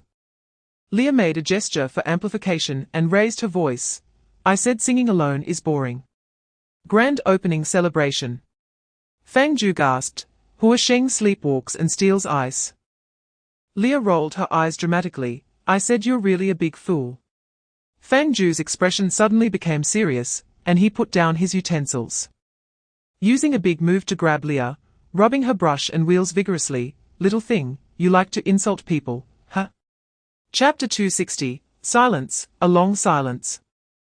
In the vast and boundless universe, silence is eternal, everything returns to nothingness, cold and soundless. This silence, which seemed to pierce the heart, also affected the control room. Where there was dead silence, only the sound of the sweeping robot's wheels whirring aimlessly could be heard. Leah stared blankly at the shattered planet, her gaze vacant, as if frozen in place for a long, long time. It was not until Fang Jiu, recovering from his shock, noticed Leah's abnormality that he hesitated for 2 seconds and tried to call her, "Leah." Even Fang Jiu's call couldn't bring Leah back to her senses this time. Shock and confusion rose in her eyes, quickly followed by sadness that spread across her face like a tsunami, erasing the previous joy and deepening the emotional impact she was experiencing. Leah suddenly felt like crying. But even though her emotions had reached their peak, the only one hurting was the soul residing in the inorganic body. This cleaning robot's body lacked the function to shed tears, leaving her to choke on the emotions with no outlet for release. She had considered the possibility of a bad ending, if what 024 said was true. Her hometown had likely been invaded and occupied by the Norco life forms, and her friends and family might be dead, or have become slaves, or even research subjects of the Norco life forms. Chapter 261, Fang Jiu was taken aback by what he heard, then turned his head to look in the direction Yang Liu was pointing. He saw a chaotic void star cluster moving at a visible speed. A colossal entity that could only exist in the vast universe had begun to move, continuously enlarging in his sight. At the same time, Fang Jiu faintly felt his body brushed by ripples stirred up in the cosmic space, followed by an indescribable sense of oppression pressing towards him across countless light years. This chaotic star cluster seemed like a walking black hole, leaving a trail of void in its wake, with bright stars being devoured, their light gradually submerged in chaos. Fang Jiu frowned, his heart inexplicably racing. A certain intuition was telling him that this chaotic star cluster was definitely not a good thing. Another strange cosmic ripple brushed across Fang Jiu's face, and amid the increasingly strong sense of oppression, he heard a muffled sound, like the tolling of a giant bell. Following that, Fang Jiu saw the chaotic star cluster shed a fine dust that drifted towards the star region, where he and the others were, eventually revealing its true form half a minute later. Chapter 262, Yang Liu fainted. On the other end of the phone, Lu Ling, who was organizing documents, suddenly froze. In fact, after hearing Fang Jiu's account, she was most curious about the Star River creature he saw through the phase unfold. But Yang Liu's condition seemed more serious at the moment, leaving no room for her to inquire about the details of the Star River creature. After a brief silence, Lu Ling rummaged through a drawer of her desk to find a stack of confidential documents, quickly reviewing the records inside while asking, "Are there any other characteristics?" "Just fainting. And her whole body is burning up." Fang Jiu stood by Yang Liu's bed, watching her toss and turn on the nanometal bed, her face pale, and couldn't help but take a deep breath. Her consciousness is also very muddled. She's been mumbling some random things since a while ago. It looks like a high fever. But this fever is way too severe. Leah then slipped into Fang Jiu's phone and directly supplemented the details to Lu Ling on the other end. Her surface temperature is hot enough to boil water. Right now, she's rolling around in bed like she's being grilled on an iron plate. Has she ever had similar experiences before? While the two were relaying the situation, Lu Ling finished reviewing Yang Liu's records from the past few years, her expression slightly tightening. I checked just now. Since Yang Liu is a hybrid of a human and a phased pterosaur, she inherited the phased dragon lineage physique, and has hardly ever suffered from any physiological diseases throughout her life. The few times she did get sick weren't as serious as you've described. Chapter 263. It turned out that the experience of Yang Liu's father number 2 was indeed effective. After drawing blood from the unconscious phased dragon and transfusing it into Yang Liu, she soon became calm. Once Yang Liu's condition stabilized, everyone finally breathed a sigh of relief. After informing investigator 9865 that Yang Liu was out of danger, Fang Jiu hung up the phone, letting out a breath as he returned to Yang Liu's room with a cleaning robot on his head. The half-dragon girl had already fallen asleep. Her right hand still resembled the front claw of a pterosaur, and her tail was pressed behind her, gently swaying left and right with Yang Liu's breathing. Although she was sleeping soundly, her brows were still tightly furrowed, and her face had not yet completely regained its color, indicating that it would clearly take some time for her to recover. Da Zhuang and Shadow were watching over her, although neither of them were human. Fang Jiu could still feel their unreserved concern and worry. Fang Jiu glanced at the blood transfusion bag beside the bed, the vibrant red liquid stored inside, with the Management Bureau's logo printed on the bag. The specially packaged dragon blood would not spoil, and they could continue to transfuse blood into Yang Liu tomorrow until she fully recovered. Chapter 264. An unknown flame burned fiercely on Yang Liu's surface. Strangely, these flames seemed only to be attached to her, causing no substantial harm to Yang Liu and not burning her clothes, merely wrapping her up. Additionally, the color of the flame was different from ordinary flames, leaning more towards gold. At first glance, it looked like Yang Liu was wrapped in a golden aura shaped like flames. If her hair could stand up, she could directly cosplay as a Super Saiyang. What the hell? Fang Jiu stared at the flaming Yang Liu, stunned for a long time before managing to say something. What is this? Is the dragon breath technique targeting itself? I don't know. Yang Liu scratched her head in confusion. I just felt uncomfortable in my nose when I woke up this morning. Sneezed, and ended up spitting out fire. Before I could react, the fire automatically flowed back, and it turned into this. What the hell? Sneezing turned into breathing fire. Fang Jiu's eyelids twitched after hearing this, and he didn't know how to react for a moment. After a few seconds, Fang Jiu finally came to his senses, looking Yang Liu up and down as she burned. So, what did you feel when the fire was burning on you? Chapter 265. A few minutes later, a new guest arrived in the central control room of the spatial ship. Deputy Director Lu Ling of the Management Bureau walked in wearing high heels. And as soon as she entered, she was drawn to the central control console in the distance. As the highest-ranking official of the Management Bureau, who frequently appeared on the front lines of command, Lu Ling had seen various types of technological control panels. But this was the first time she had seen the control center of a spatial ship. Dozens of semi-transparent virtual screens appeared in front of the console, displaying thousands of streams of data flowing at the speed of light. Even with Lu Ling's experience, she couldn't fully understand the meaning of this data. After glancing at it roughly and exclaiming in disbelief, she shifted her gaze away. Lu Ling had already expressed her amazement at this colossal creation several times before now. Entering it personally left her shocked while also feeling a hint of regret. If only this giant creation could be fully controlled by the Management Bureau. After inevitably harboring such selfish thoughts, Lu Ling immediately threw this impossible idea out of her mind and turned to look at Yang Liu, who had just finished eating at the dining table.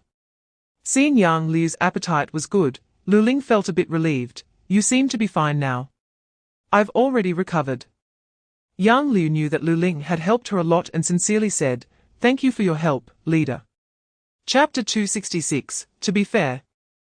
When Fang Jiu heard that Lu Ling planned to contact the clock tower for help, he felt a bit anxious. The reason was that he thought the clock tower might not agree to help him, someone who continuously caused the doomsday clock to advance. Although he hasn't yet made contact with the mysterious organization known as the Clock Tower and hasn't seen what its leader looks like, he is convinced that if it weren't for the Management Bureau mediating, the Clock Tower would have long since raised its flag and declared a holy war, launching a full-scale attack against him. Leah noticed Fang Jiu's concerns, extended a mechanical arm onto his shoulder, and gave him a determined look. You can rest assured. If the Clock Tower comes after us, I'll be the first to set sail and run away, guaranteeing that everything we own, except for you, will be safe. Fang Jiu shot Leah a glance. So you have to leave me behind, right?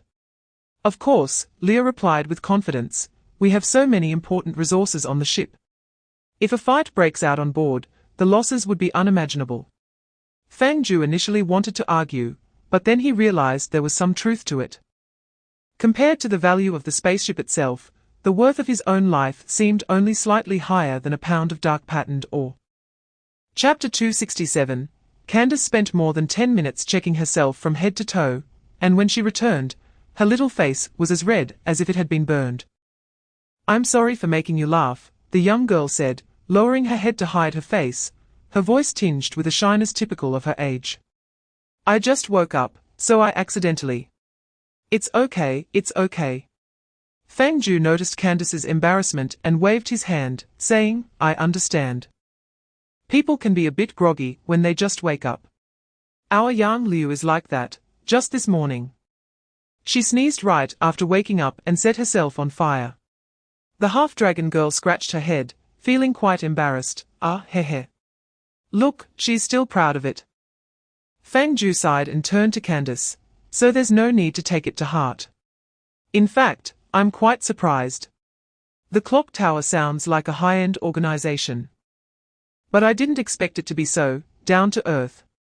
Hearing this, Candace paused for a moment, and her gaze towards Fang Jiu became somewhat strange. It wasn't because Fang Jiu's words were particularly comforting, but because Candace realized that just as they didn't understand Fang Jiu, he also didn't understand the clock tower. Chapter 268. To be honest, Fang Jiu got a little excited when the words going abroad were mentioned. According to common sense, he should find it unremarkable, after all. He had done things beyond just going abroad, even venturing into other worlds. Whether it was the airspace or Da Zhuang's hometown, both could be considered other worlds. At this point, going back to wandering on a planet seemed a bit silly, as Leah would put it. However, Fang Jiu was still quite excited. Because that place was home to a type of being classified under the phylum Chordata, subphylum Vertebrata, class Mammalia, subclass Eutheria, order Primates, family Hominidae, subfamily Hominini, genus Homo. Species Homo sapiens, nicknamed the terrifying upright ape. In simple terms, it meant that there were living humans there who could talk, write, eat, sleep, and know to take cover when it rains. In contrast, Da Zhuang's hometown and the airspace were full of living creatures, but all of them were made of stone. When encountering living creatures in the airspace, one better pray that they meet another stone. So Fang Jiu was indeed somewhat tempted, as this would be his first genuine outing to communicate with living people. Candace quickly sent the geographical coordinates of the clock tower to Leah. The little robot received the message and quickly pinpointed the actual location, raising an eyebrow. Wow, it really is across the ocean, quite a distance from us. Chapter 269. 3 days passed in the blink of an eye. It was now April 1st. The azure sky was clear and pristine, and the port of Klo unusually lacked the presence of cargo ships and containers. As a coastal city economically reliant on maritime transport, Klo's port was usually bustling with activity. with flights nearly filled to capacity every day. The colorful containers lining the shore could form a rainbow on the ground, and from several kilometers away. They looked like scattered Lego toys on the water. However, today was different from the usual. The vast sea surface was spotless, with no sign of cargo ships. As if the nearby waters had been cleared in advance, leaving only a few containers from yesterday at the unloading port. Facing such a desolate scene, the port workers would certainly feel quite unaccustomed, perhaps even a bit lonely. Yet today, not even the port workers were in sight. Several rows of container cranes stood quietly on either side of the port, with no workers in the operating rooms, and no supervisors overseeing the site from above. It was as if the entire city's workforce had been relocated overnight, leaving the whole port exceptionally deserted. That said, there were still a couple of adult men at the dock enjoying the sea breeze. They were both dressed in casual tops. One was a muscular man with explosive muscles, whose sharply defined lines stretched his grey short sleeves into an odd shape, while the other had a more normal build, wearing a black coat and squatting down to look at his phone. Chapter 270, the scanning board of the airspace spaceship opened, extending a downward connecting bridge. And Fang Jiu and the others stepped out of the ship. On their way to the dock, Fang Jiu's gaze inadvertently glanced at a city hidden behind the port that couldn't be described as very prosperous. Tall buildings stood scattered throughout the city, and the structures there didn't seem as valuable as those in big cities. The houses that could be vaguely seen were freely and casually located in various corners, giving an overall rare feeling of leisure. At the same time, an old clock tower with European style stood in the city center, looking like one of the few landmark buildings in this marginal area. Considering the name and background of the clock tower, Fang Jiu suspected that this place might very well be the hometown of the clock tower organization. Reflecting on the unique leisurely atmosphere of the city, Fang Jiu and his group approached the two men who clearly had special identities. The muscular man and the young man were visibly startled, having been frozen in place since earlier. It wasn't until Fang Jiu stood in front of them that their professional composure and awareness returned. The two tried to verify the identities of Fang Jiu and his group, and upon seeing the high-level researcher's work ID that Yang Liu took out, as well as the presence of Da Zhuang beside them, they finally confirmed that these peculiar individuals who had descended from a spaceship at the dock were indeed the ones they had been waiting for. Chapter 271, the Pope of the Clock Tower, a rather mysterious figure. By comparison, the Pope's status should be similar to that of Lu Ling, and perhaps even higher in the context of the clock tower. Previously, Candace had contacted Fang Jiu and the others as the child of divine will of the clock tower. So Fang Jiu hadn't seen the true face of the Pope. Upon hearing Executor Mark's response, Fang Jiu's expression changed slightly, and he curiously asked, "What happened to the Pope? He's gone missing." Executor Mark exhaled, his tone surprisingly calm. This morning, when Lady Candace went to find the Pope, she discovered he was missing. All those who were supposed to welcome you have been dispatched to search for the Pope's whereabouts, so the welcome plan was temporarily cancelled. Lady Candace felt quite embarrassed and said she would make it up to everyone later. Nearby, Robin Hood put away his rocket launcher, spread his hands, and smiled, honestly. Only your clock tower could lose its top leader every now and then. If our director went missing one day, the branch in the neighboring star sector would explode. You guys seem quite laid back about it. Chapter 272. Since Fang Jiu turned to look out the window, that strange gaze inexplicably disappeared. However, Fang Jiu still remembered the chilling feeling from that moment and tried to ask the perceptive Yang Liu if she had a similar reaction, only to receive a negative response. Executive Mark and Robin Hood also had no clue about the gaze Fang Jiu mentioned. That said, Fang Jiu did not believe it was an illusion, but quietly noted the incident and raised his vigilance in his heart. This leisurely foreign city-state might not be as peaceful as it seemed on the surface. Thus, as Fang Jiu pondered, the taxi carried everyone through the intertwined intersections of the city center towards the largest venue in the city. During this time, A magnificent giant clock tower appeared outside the window, covered in cracks from the passage of time, and the walls looked particularly rough, which presented a unique historical depth of ancient existence. The clock face at the top seemed to be cleaned regularly, showing a snow-like brightness. And the two delicately shaped hands were angled apart, currently pointing to 1:40 in the afternoon. Despite the passage of time, this clock tower still judged time with precision.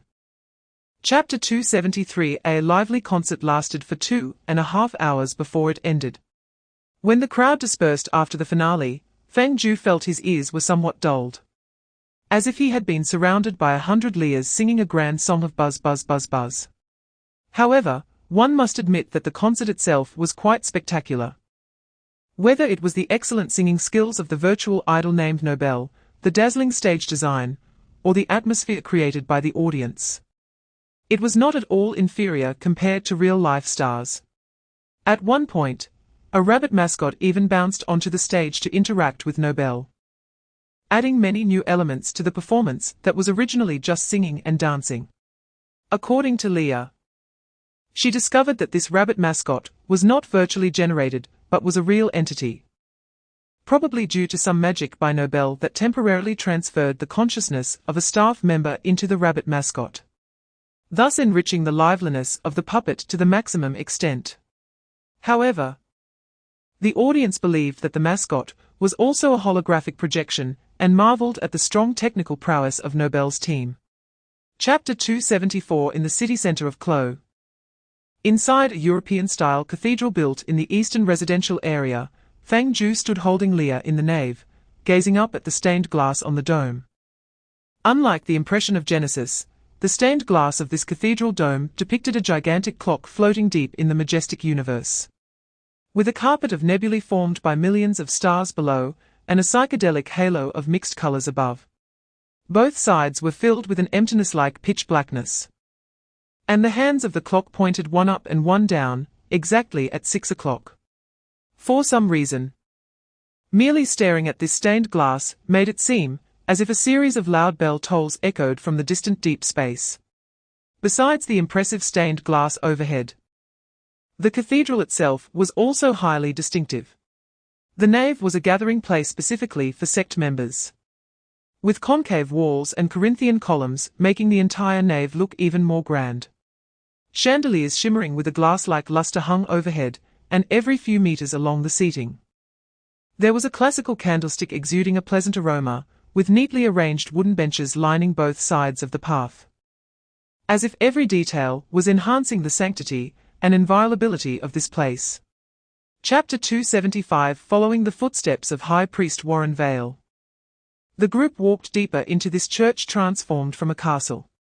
As they ventured further in, more and more exquisitely designed buildings passed by, each unique, as if the lifelong works of different architects with the same style had gathered here.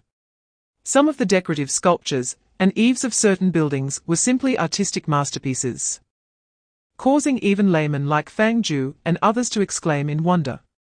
It can be said that this was indeed a former royal residence, embodying the essence of luxury in every way. After the renovations, a garden was also left open between the buildings, accompanied by a beautiful stone-carved fountain, and a large parking lot could be seen further away. In contrast, the interior of the airship, with its larger area and higher plasticity, appeared much more mundane. Even with the fast custom decoration features available, Fang Jiu could only design an ordinary 4-room and 1-hall flat. In terms of luxury, design style, natural integration, or artistic expression, this relatively smaller cathedral perfectly overshadowed their airship. Chapter 276. A massive golden airship floated in a mysterious space, extending an olive branch to everyone. Gazing at the resplendent boarding bridge in front of him, Fang Jiu unconsciously swallowed. He was not only shocked by the grandeur of the airship, but also amazed by its luxuriousness, as even the boarding bridge welcoming guests looked like it was made of gold. However, amidst his admiration, more questions surged through Fang Jiu's mind. Is this really made of gold? Or is it a special metal that resembles gold? Otherwise, Wouldn't he using gold as the outer shell armor of the airship be too fragile? What is the power source of this airship? Are the crew members human or some kind of beings? Is the mysterious space it occupies part of the universe or a separate area? Countless marvelous thoughts darted around in Fang Jiu's mind. After going through all the questions, an instinctual thought took precedence. He wanted to know if he could take a few pieces back to make a big gold chain to hang around his neck. It's not that Fang Jiu was greedy, he just wanted to try what it felt like to have something shiny and heavy around his neck. Mr. Fang Jiu. Seeing Fang Jiu lost in thought, Candace gently reminded him, "Are you okay?" Fang Jiu snapped back to reality, scratched his head, feeling a bit embarrassed. "I'm fine. I was just surprised. Is this the so-called time trident?" Chapter 277. On the way here. Fang Jiu was still wondering why the pass wasn't made in the form of a card. It turned out it was waiting for him here. As for why it wasn't simply made into a spherical shape. It's probably because the clock tower itself felt that using a basketball as a treasury pass was a bit awkward. So it decided to go for a high-end and grand approach, ending up with a rather decent-looking dodecahedron. However, Fang Jiu didn't rush to shoot. Instead, he stared at the basketball machine in front of him, pondering, is it an Atlantis crew member? A sentry? A robot? Pretty much, Executive Mark shrugged. The crew of this Atlantis is mainly composed of highly intelligent robots, with only a small number of special crew members and passengers having other identities. You'll find out once you go in, the composition inside this ship is quite colorful. Hearing the last adjective that Executive Mark managed to squeeze out, Fang Jiu's heart skipped a beat. He was sure that there must be some strange things on this ship. Just then, the basketball machine suddenly spoke. "This device is..." "Oh no, this device is the crew member CTXJ-4 of the Atlantis, and I have now detected the life signs of 6 new passengers. If you wish to board, please present your pass." Chapter 278. Disordered Ones. Why are these cyborgs everywhere? Fang Jiu looked around, his gaze quickly scanning the restaurant. The door to Atlantis needed to be opened with the pocket watch of High Priest Warrenwell, and the basketball machine at the entrance required a pass given by Candace. In other words, to enter the depths of Atlantis, one must gain the approval of the clock tower. Are there other possibilities? Fang Jiu rubbed his chin, feeling it wasn't the right time to make a judgment. This place had both a basketball machine and a microwave. Perhaps there was also an intelligent machine related to nanotechnology residing here. The likelihood was slim. Without a second thought, Leah pointed to the corner, stating that the model of the nanobots here was exactly the same as the one she got from the disorderer, and the probability of coincidence was too low. Fang Jiu fell silent. "I know what you're thinking," Leah said, spreading her small hands and floating back to Fang Jiu's side. "I also think it's unlikely that the clock tower and the disorderer would cooperate, but the facts are before us, and it's wise to stay cautious." Fang Jiu nodded, recalling the strange gaze he felt on the way to the concert today. Perhaps, as Leah said, the disorderer had already infiltrated this city, lurking in the dark corners waiting for an opportunity to strike. Chapter 279. This is the important storage object of the clock tower, item C21, the broken hand.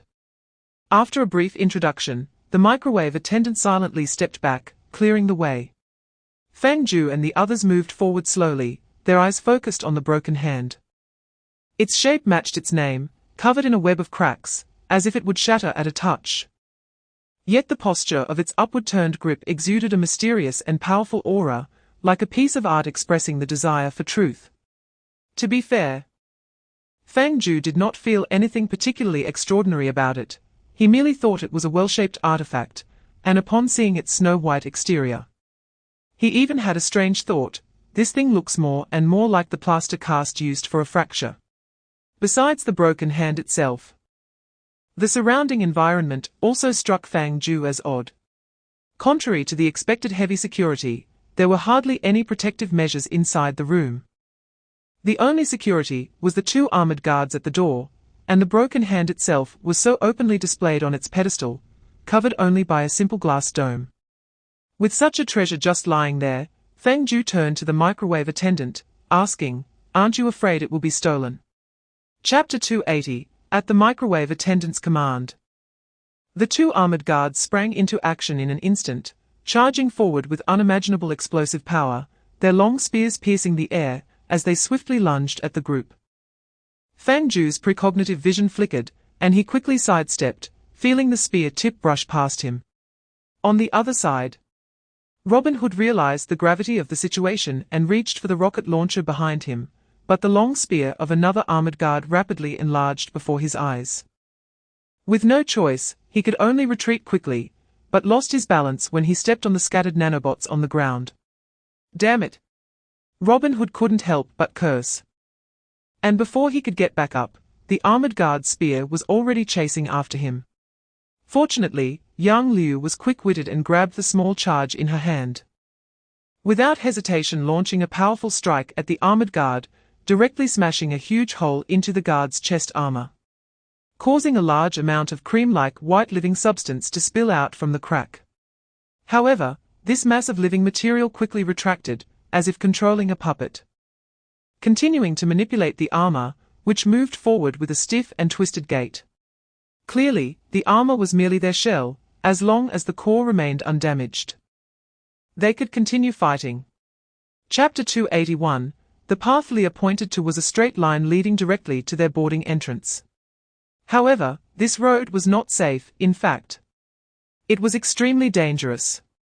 Along the way, hundreds of household appliances attacked from all directions, their assaults never ceasing, as if every corner had Atlantis crew members stationed. While everyone had some non-human traits, only Fang Jiu and Robin Hood were truly human. Despite having experienced several adventures, Fang Jiu's stamina was only slightly better than that of an average person, and after breaking through numerous encirclements, his energy was nearly depleted. Robin Hood was much stronger in terms of stamina, but he had encountered various misfortunes along the way, including being hit in the eye by pebbles kicked up by Yang Liu's sword swings, being inexplicably attacked by a dozen computer peripheral beings wielding keyboards and mice, and even running into the giant centipede again, which, upon recovering, immediately lunged at Robin Hood with a shrill scream, nearly biting him in half. Both of their conditions were not great, yet they still had some distance to cover to reach the boarding area. Chapter 282, Accompanied by the deafening crunching sounds. The collapsing wall stones were crushed beneath the treads of the refrigerator, as this massive mechanical beast approached like a household appliance tank. Its mechanical claws flailing chaotically in the air, the sword blades at their tips gleaming with deadly cold light. Fang Jiu's first thought upon seeing this thing was that buying so many appliances would surely be expensive. His second thought was to hide. The precognitive visual shadows emerged before him, and the dancing mechanical claws suddenly launched 4 sharp knives, piercing through the air toward his face and chest.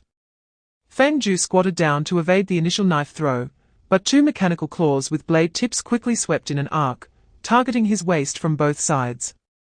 Feeling the connection with his right hand, Fang Jiu maintained his squatting posture, suddenly spreading his arms wide, fingers pointing outward, simultaneously displacing space to the left and right. The 2 mechanical claws instantly disengaged from the captain's body, disappearing from sight, and when they reappeared, they were already lying a few meters away on the ground, twitching slightly. However, this loss was nothing to the captain, as numerous mechanical claws extended from its body, looking as if they were being constructed at an observable speed, resembling some kind of super regeneration ability. Chapter 283, If it came down to a head-on confrontation, Fang Jiu didn't think he would definitely lose, after all. Their combat power was still considerable. However, even if they won in the end, he estimated he would be exhausted to the point of collapsing for 5 or 6 days. Everyone raced toward the boarding area, encountering attendants along the way who were easily dealt with, either blasted to pieces by Leah and Robin Hood's modern firepower, or knocked down to their knees by Mark and Yang Liu's sheer physical strength. The most troublesome were the 4 captain-level machines. Fang Jiu sprinted down the wide, red-carpeted path, hearing the clanking sounds of steel treads crushing the attendants' bodies behind him. Overhead, and beneath his feet. Freezing rays whizzed past his ears, scorching flames chased closely behind. While sharp knives and long spears crackled with lightning occasionally fell from the ceiling, and bright red lightning lasers pierced up from the floor, sweeping toward him. Facing the onslaught of attacks like a torrential storm, Fang Jiu felt as if he were on a battlefield and thought that next time he went furniture shopping, he would probably need to prepare himself mentally for 3 seconds first. Thanks to the enhancement of precognitive vision, Fang Jiu was able to flexibly dodge and maneuver amidst various attacks. Even if there were unavoidable strikes, Yang Liu and Leah would help block them. Although sharp weapons like daggers and spears would fly towards Robin Hood after being deflected by Yang Liu and the others, the guy had a stance matrix shield on him, and his reaction speed was not slow. He was hit a few times, but it was nothing serious. Chapter 284. Deep inside the clock tower church, in front of a chaotic and blurry large door, the moonlight outside spilled onto the ground in fragments, and 2 clock tower followers dressed in clerical robes leaned against a stone pillar, chatting idly. "Are we really going to guard here all night? The guest the high priest mentioned still hasn't returned." "How would I know? Maybe they plan to spend the night inside." "Ah? What do we do then?" "I haven't heard of anyone coming to take over our night shift. Let's take turns resting. I'll sleep first, then you can sleep. If there's any movement at the door later, you can wake me up." "Why do you get to sleep first?" "You think it's fun for me to just stand here watching you sleep? Then take my power bank and search for The Temptation of Returning to the Village, bilingual subtitles version, on your phone. The 4th link on the webpage is the online HD resource. Just go in and watch."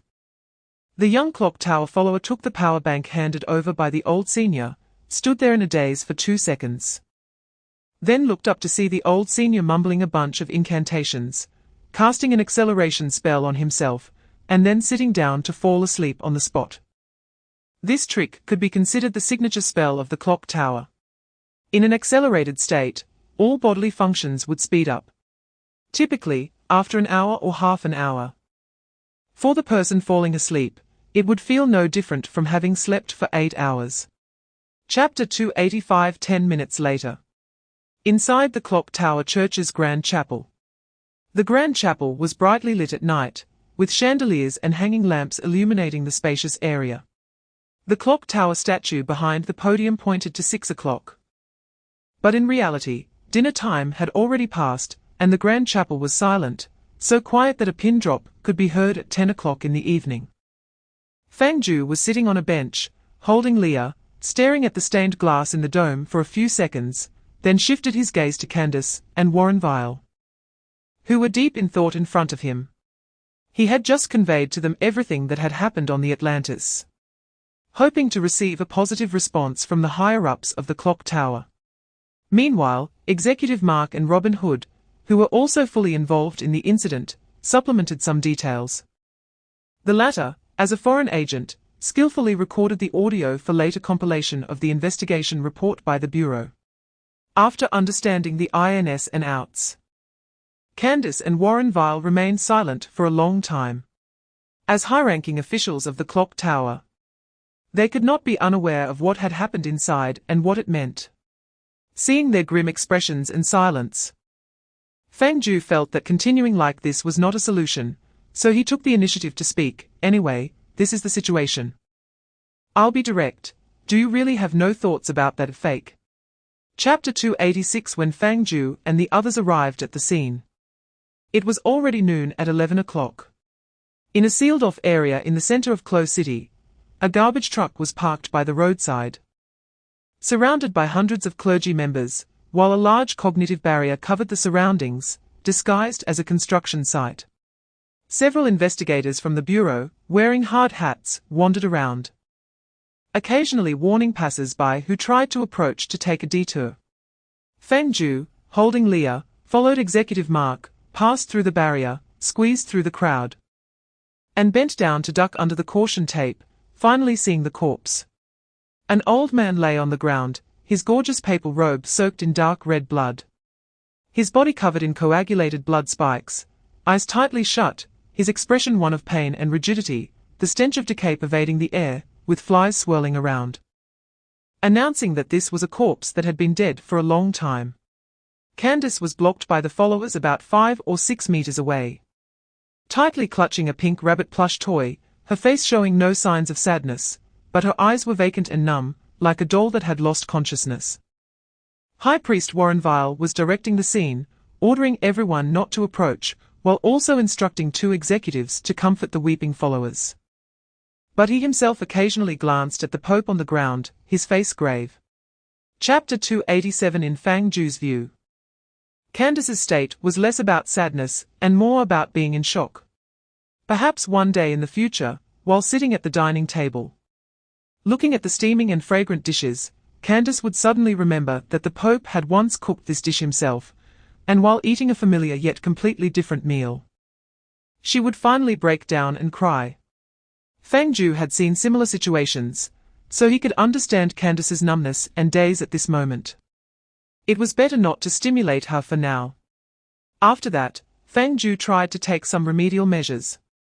He thought about using his left hand's retrogression, but upon reflection, he felt it wouldn't work. Restoring a leg could drain most of his mental energy, let alone resurrect a corpse that had been dead for a long time. He also tried to use past anchoring, but from the phase and foldings leading to the past, Fang Jiu found that the options available were pitifully few, and none were capable of significantly reversing the situation. As for the reason, Fang Jiu speculated that the old Pope's death had been witnessed by too many people, and the details of the death were too clear, leading to many possibilities being erased. Of course, there was also Fang Jiu's own issue.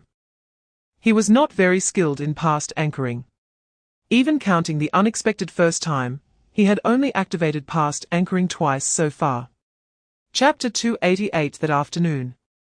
After High Priest Warren Vile finished handling the Pope's body arrangement, he returned to the church, dragging his exhausted body.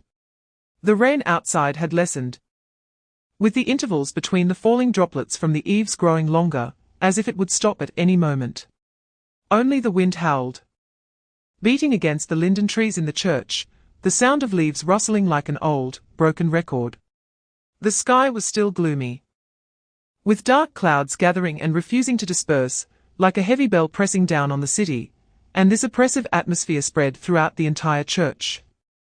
The usually bustling chapel was empty, and the corridors were filled only with a biting cold wind.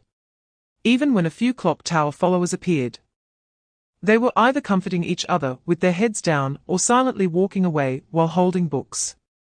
As Warren Vile brushed past a young follower, he clearly saw the other's tear-red eyes and tightly clenched lips. The young follower seemed completely immersed in the grief of the Pope's death, even forgetting to greet the high priest walking towards him. The death of the revered Pope was a tremendous blow to both old and new followers. Warren Vile watched the young follower walk away, stood in silence for a moment, then turned and walked deeper into the grand chapel. Chapter 289. After bidding farewell to High Priest Warren Vile, Fang Jiu led the team into the depths of the church. After explaining their intentions to the 2 executives stationed at the door of the Pope's bedroom, Fang Jiu grasped the doorknob and pushed the door open. As the highest leader of the clock tower, the Pope had a residence exclusive to him. That said, it was not a luxurious villa, just a small house with a rustic style. The walls are simple and refreshing, with only a few paintings hanging in the widest areas. There are no luxurious decorations around, and most of the furniture is wooden. In the empty living room, there is a sofa and an old-fashioned television set placed on a table opposite the sofa. Further back, there is a fireplace for heating, which is now extinguished, but must have been frequently lit during winter. Shortly after Fang Jiu entered, he saw Candace, a girl who should be in middle school at her age, standing in front of the bookshelf, trying to reach an old book at the top by tiptoeing, but couldn't reach it due to her height. The sound of footsteps from the door caught Candace's attention, and she turned her head, looking surprised at the group in strange outfits. Mr. Fang Jiu. Chapter 290. The sky outside is still gloomy, with rain sliding down the glass window, pattering softly. An old, Yellowed diary is placed in the center of the desk, and Candace is sitting in front of it, surrounded by the others, staring silently at the diary. As the saying goes, who writes diaries? Of course, it is hard to regard the Pope as a normal person anymore. Considering the things found in this bedroom are enough to shatter the Pope filter of the clock tower cult hundreds of times. However, having a more down-to-earth hobby is one thing, while keeping an observational diary is another. Not to mention this is an observational diary of the child of divine will. Candace sits at the desk, her feet barely reaching the ground due to her height, looking at the diary in front of her. Her innocent face filled with confusion and bewilderment.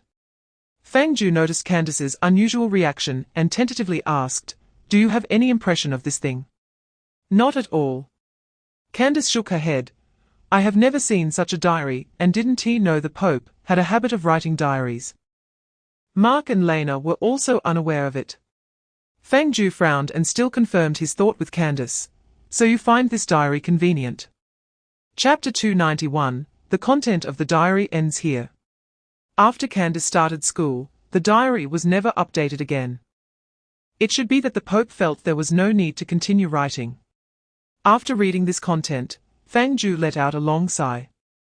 He glanced at Candace and said with some surprise, "So the difference between the Pope back then and now is so great."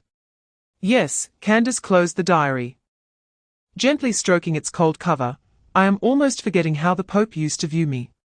At that time, the Pope had just taken office. Executor Mark recalled the events from years ago, shrugging. One day, he suddenly brought the 7-year-old Lady Candace back to the church, claiming she was a candidate with great talent as the child of divine will. Perhaps in a rush to achieve results. The Pope was so eager to have Lady Candace practice time restoration.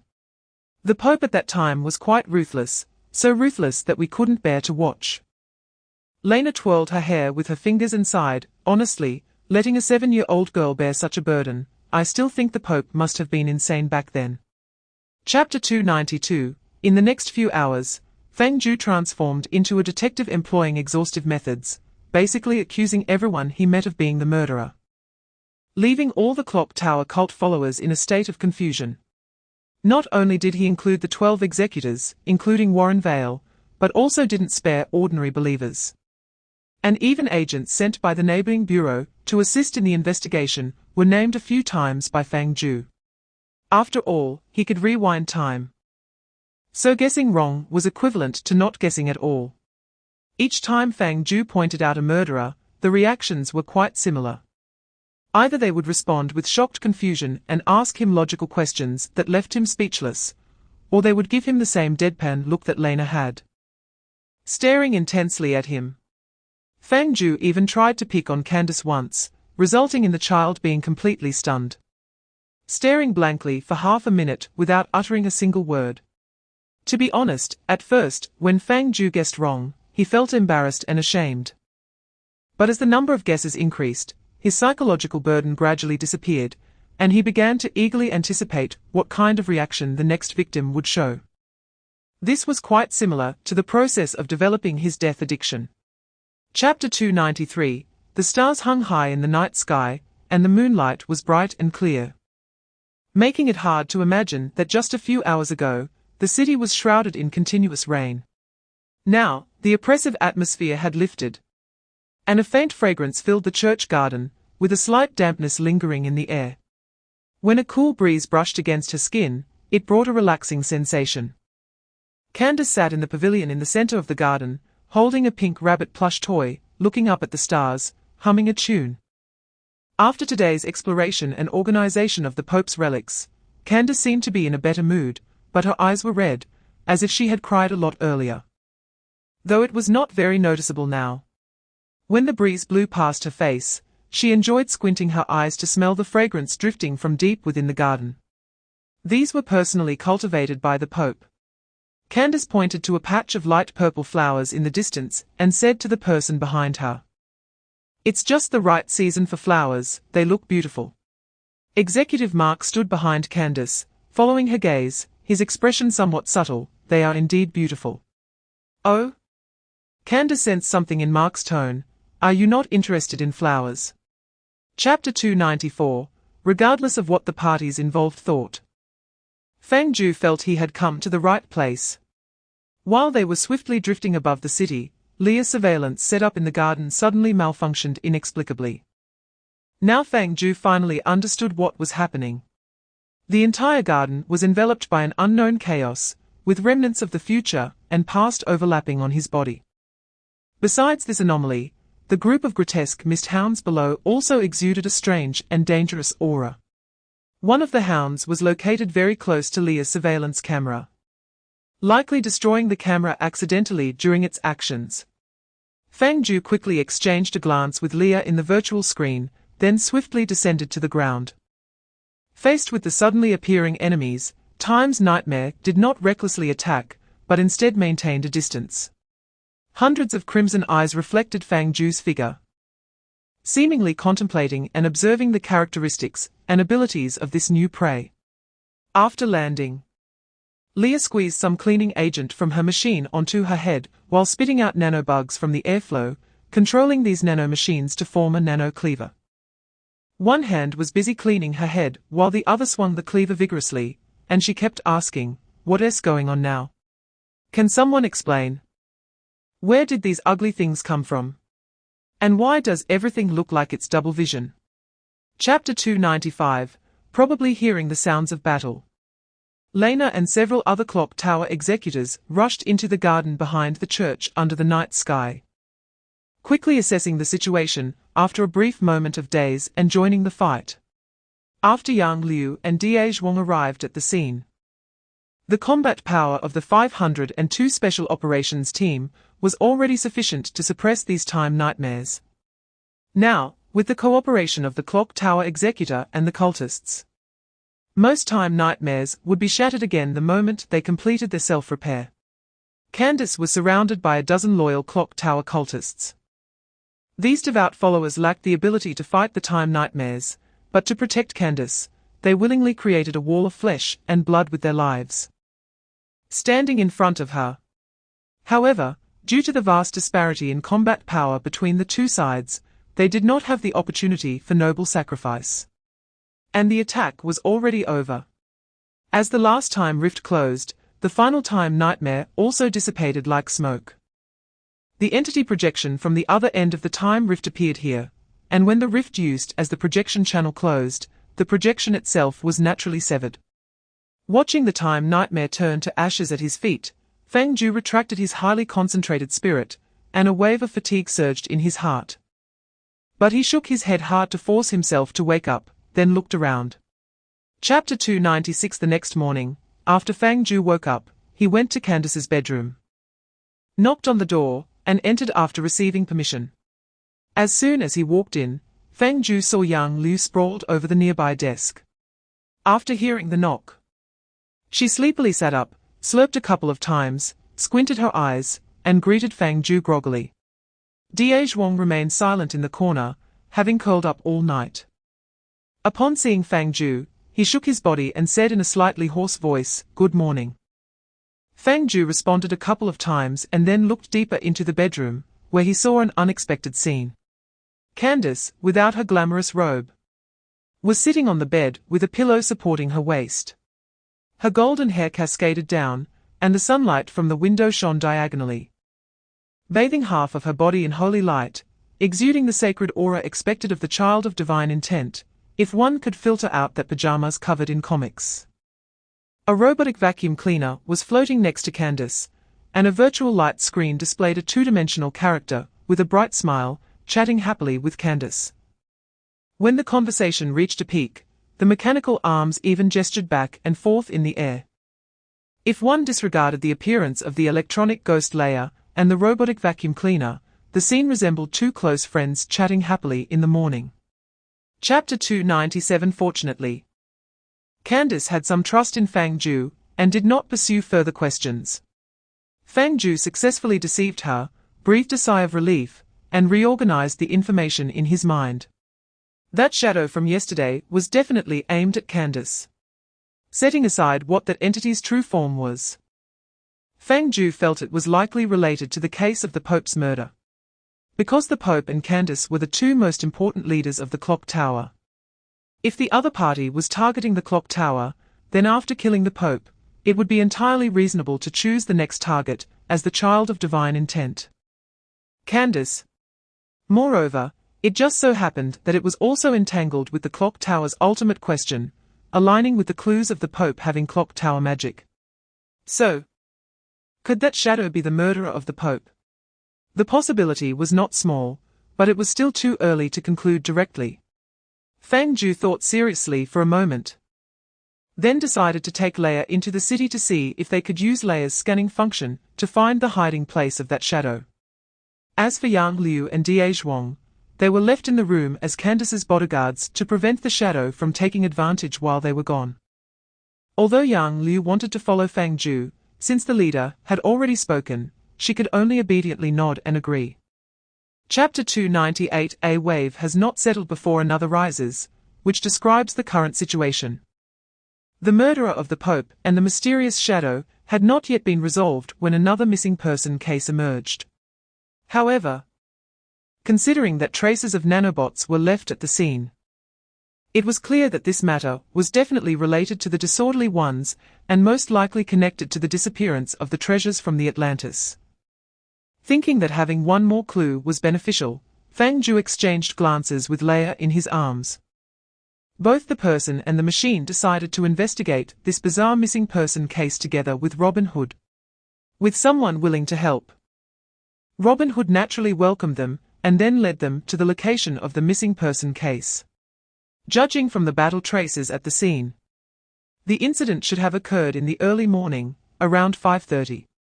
Robin Hood took out his notebook as he navigated through the streets, explaining the details of the case to Fang Jiu and Leia. The disorderly ones first attacked 5 clock tower cultists, and the commotion during the battle was noticed by 2 bureau agents. Unfortunately, the disorderly ones also discovered them at the same time. Initially, they believed the speed of the disorderly ones' attack was too fast, preventing the 2 agents from even sending a request for support. Later, they learned that a severe electromagnetic disturbance had occurred at the scene, temporarily blocking regional communications. Once the block was lifted, they tried to contact the 2 agents, but received no reply. Chapter 299. The dark spiral staircase extended downward, leading to an unknown underground area. Fang Jiu and Leia exchanged glances, and then the little one proudly put her hands on her hips and turned back to Robin Hood with a grin. "See? I told you there was something here." Robin Hood awkwardly wiped the sweat from his forehead. "There really is, I didn't even see it." Upon hearing this, Leia raised her smile even higher, maintaining her hands on her hips and speaking in a proud tone. "A mere anomaly can't compare to the meticulously refined elemental analysis. Attempting to challenge the world's greatest court magician is a foolish endeavor. You should respect magic more in the future, little Robin Hood." Robin Hood looked at the vacuum cleaner rolling and bouncing around in the air, and couldn't help but glance at Fang Jiu. Has she always been like this? Self-absorbed. That's her flaw. Fang Jiu waved his hand, turning to find a few mechanical servants to play a couple of games with her to calm her down. Seeing Fang Jiu, who was unfazed, and Leia, who was continuously acting up in the air, Robin Hood wiped the sweat from his forehead again. It can only be said that although the 502 Special Operations Team is a smaller scale than the clock tower, this strange vibe is much stronger than that of the clock tower. Chapter 300. After Leia took a flurry of photos and videos to preserve evidence from the laboratory, Fang Jiu and the others left the scene, also using their touch to seal off the walls in front of the passage. To be safe, Fang Jiu had Leia leave 2 surveillance cameras on site to monitor any suspicious individuals attempting to enter the laboratory. He was no longer the rookie who had to leap and jump to deal with ordinary anomalies. His experience in handling abnormal situations was becoming increasingly rich, and he likely would not have thought of such small details before. After doing all this, he had Robin Hood continue investigating the whereabouts of the missing persons, while he took Leia to search for that mysterious shadow. With so many chaotic clues and pieces of information, resolving one or two first would make the whole event's context much clearer. Thus, the two sides temporarily parted ways to search for clues. In the next few hours, Fang Jiu took Leah around the center of Clo City, but ultimately could not find any trace of the shadow. With no other option, he changed plans and entered a shopping mall, buying a pile of local specialty foods for Yang Liu. Originally, Fang Jiu intended to take Leah to a furniture store to see if there was any difference between the domestic and foreign vacuum robots. However, both Fang Jiu and Leah were greatly disappointed to find that the vacuum robots were essentially the same, with only slightly cheaper prices. In Leah's words, she now considered herself a noble nano-level vacuum robot, separated by a pathetic thick barrier from these ordinary household models. Reminiscent of late-stage civilized humans looking back at their monkey relatives. Chapter 301. In the evening, as the sun began to set, scattered starlight flickered in the night sky behind the clock tower, and the hands of the enormous clock face slowly moved with the passage of time. In the church garden, Candace sat in a pavilion gazing at the distant clock. Normally, a person would show some tension or anxiety when returning to a scene after being attacked. However, Candace appeared calm, her gaze fixed on the clock face, with the dark hands reflecting in her eyes, lost in thought. Seeing this, Fang Jiu hesitated for a moment before approaching her. Just as he was about to speak, the little robot in his arms suddenly turned its eyes around and smiled widely, secretly turning up the volume. Candace. Oh my God. The young son of Divine Will was startled and almost jumped up, turning to see Fang Jiu and the others, and only then did the fear on her face slowly calm down, realizing it was just them who startled her. Leah saw Candace's reaction and suddenly laughed. Hey, your reaction is just like when Fang Jiu gets startled by me while he's on his phone. Candace blinked in confusion. Get startled? Jump face. I'm an electronic ghost. Leah patted her chest, feeling proud of her non-human identity. Sometimes when I have nothing to do, I jump out to scare Fang Jiu when he's on his phone. I can always give him a good scare, once even made him cry. Chapter 302. That night, Fang Jiu had a dream. He dreamed of a strange creature, with a vacuum robot for a neck and above, surrounding him. In a pitch-black environment, they sang in unison heavy dependence on vacuum robots, while extending their stiff metallic arms towards him. The off-key chorus polluted his mind like a demonic sound, and the cold, hard arms pulled at him, delivering a dual blow to both his body and spirit. Just when he thought he was trapped with no way out, he suddenly heard Yang Liu's voice, which brought him renewed hope. He desperately searched for a gap among the vacuum robots, and finally squeezed out with all his might. However, a thick fog covered his vision, revealing a crumbling world with abandoned streets, collapsed buildings, and a sky that looked like melted wax turning into a puddle of slime. The light of countless stars twisted as countless shadows floated in the fog like swaying seaweed. He had no time to ponder the ghostly fog, as the buzzing sound of the vacuum robots approached from behind. These abstract beings with human-like bodies yet machine heads rushed towards him, forcing him to flee with all his strength, pushing through the thick fog towards the distance. Chapter 303. Walking in the deep of night often brings unease, especially in the current climate. With the Pope murdered and the Son of Divine Will Candace attacked, the entire clock tower was filled with anxiety, and few dared to venture out in the dead of night. Executive Raina's footsteps echoed clearly in the corridor. Her long purple hair danced gently in the night wind blowing through the window cracks. Her pace was calm as usual, her back straight, walking slowly towards the grand chapel. Fang Jiu and Leah quietly followed behind Raina, trying to make as little noise as possible while observing her every move. Watching Raina's back, Fang Jiu lowered his voice and whispered to Leah beside him, "What do you think? Does she have anything on her?" Leah quickly completed an elemental composition analysis of Raina. Squinting her eyes, "I'm not sure if she has a habit of carrying things with her, but she has a small knife tied to the belt of her right pants." A knife? Fang Jiu's heart skipped a beat. Although carrying a weapon at night wasn't unreasonable, especially considering that an executive should learn to protect herself. It was still somewhat suspicious to be wandering alone at this hour with a weapon. Chapter 304 The precognitive visual image interrupted. Raina's figure flashed through the crowd. Rushing towards him, her ritual dagger slicing through the air as it swiftly aimed for Fang Jiu's throat.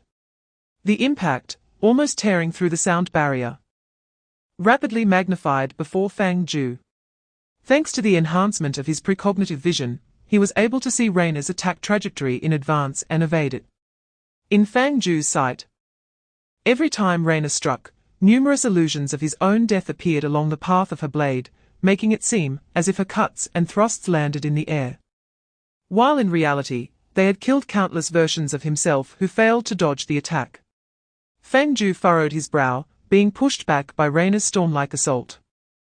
He barely managed to dodge while concentrating, connecting with his sense of touch to control his right hand. The next second, his sense of touch activated. Raina's stabbing motion suddenly froze in mid-air.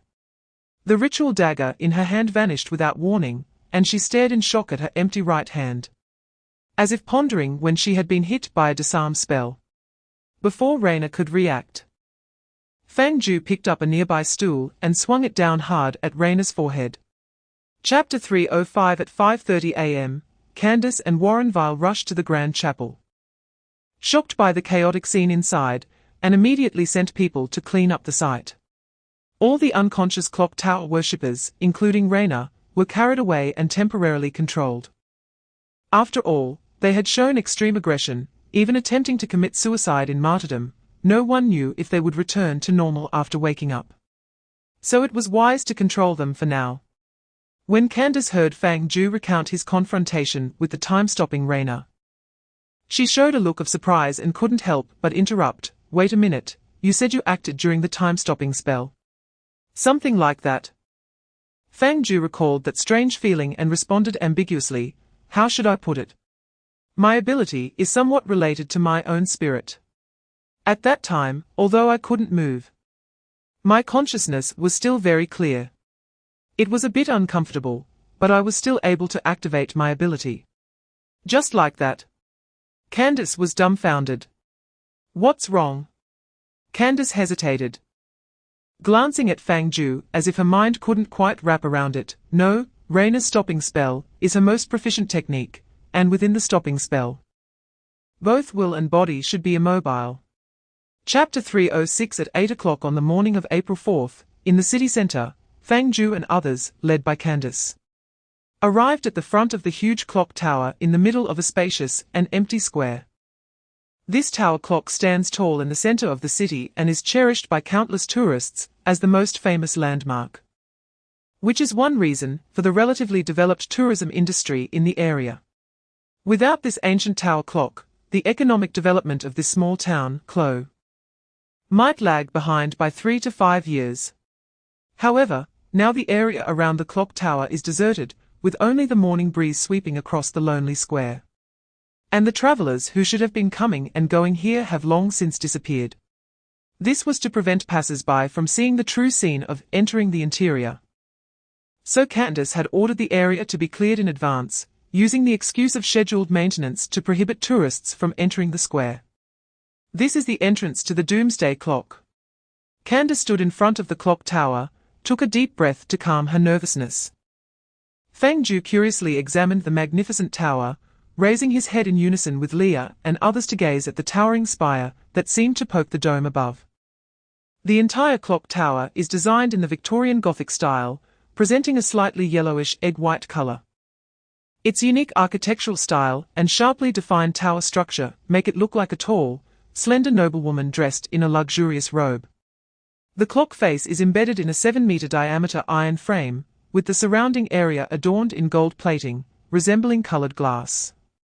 Moreover, it is not a single-faced clock, but has clocks facing 4 directions, allowing people in the city to see the time indicated on the clock face from anywhere. Chapter 307 Fang Jiu could only say wow and nothing else. After all, he had never thought about turning off the universe's lights temporarily in his life. As for what the 15 seconds of cosmic blackout caused, Fang Jiu was also unclear, and didn't he dare to ask. However, the previous incident with the rounding of pi and the disorder of the periodic table was quite scary, but nothing seemed to have gone wrong in the end. Fang Jiu speculated that it should be the special device of the administration that stabilized reality with great power. Although he didn't know what its effect was. It sounded related to the reality distortion laws caused by this abnormal state. Let us skip this topic for now. Fang Jiu wiped the sweat from his forehead. And let us get to the point. Why did you suddenly come here this time? I want to confirm the disordered clock, Candace said. Her gaze shifting to the sixth doomsday clock, her expression gradually becoming serious. Look at the time on it. Fang Jiu focused his gaze. The time on the sixth doomsday clock pointed to 11:26. At first, Fang Jiu didn't understand. Until Leah reminded him in her arms, during the stairway incident on the 13th floor of the teaching building. Lu Ling ran over and said you had moved the doomsday clock forward by 2 minutes. It was 11:23 at that time. Chapter 308. As the divine child of the clock tower, although Candace had experienced many storms, she had never encountered anyone quite like the 502 Special Operations team. It took her a long time to calm down again. Actually, she hadn't completely calmed down, she was just trying to block external signals. Ignoring what was happening around her, as much as possible, and focusing on mending time. As Candace's state of mind gradually settled, a clear ripple spread from beneath her feet. Like a drop of water falling onto the lake surface. When the disordered clock was shaken by the ripples, the stars behind it suddenly shone with dazzling brilliance. A brilliant light burst forth from within the disordered clock and transformed into an unusual force that Candace absorbed into her body. The ripples accelerated and spread, as if a torrential rain was falling on the lake surface. These rapidly scattering ripples not only rippled within this mysterious space, but also crossed the curtain of time and space, returning to the center of Clo City. Spreading throughout the city with the old relic clock tower as the epicenter. Fang Jiu heard a mechanical sound, reminiscent of gears grinding, coming from a distant direction. Representing the sixth clock of the disordered apocalypse rumbling loudly. On the vast and massive clock face, the ivory-white slender second hand seemed to be pulled by some force. Slowly halting its forward movement, and even beginning to move backward gradually. Chapter 309. A yellow cubic building block, smoothly cut, was placed in front of everyone. Its cross-section was so smooth that it looked like a material block from some surreal graphics game, but everyone knew that this was part of the doomsday clock, which had just been pulled across an astronomical distance by Fang Jiu. Wait, isn't that? Leah was the first to be stunned and the first to come back to her senses. Did you really pull it out? I don't know. Fang Jiu himself was also confused. I just felt that the doomsday clock wasn't as far away as you said, so I thought I would give it a try. As a result, my ability suddenly shot far away, and by the time I realized it, I had already pulled it down. Leah was shocked.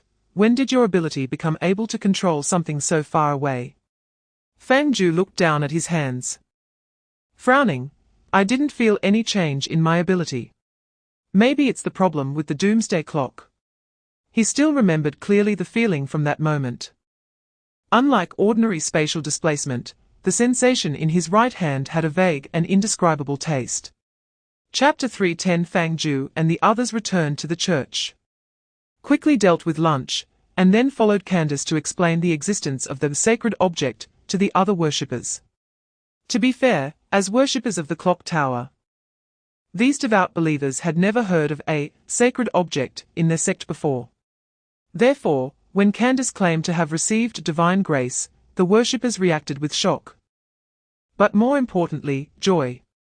After all, the vast majority of worshippers did not have the qualification to enter the interior of the doomsday clock.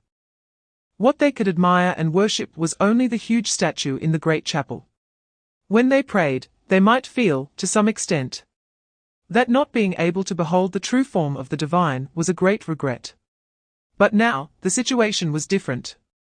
The divine child of the sect had brought back a true sacred object, one that originated from the deity itself, stained with the glory of the doomsday clock. Although the shape of this sacred object was a bit unique, to be honest, they had previously been able to pray sincerely to a clock face. Now, kneeling in reverence and bowing to a building block didn't seem unreasonable.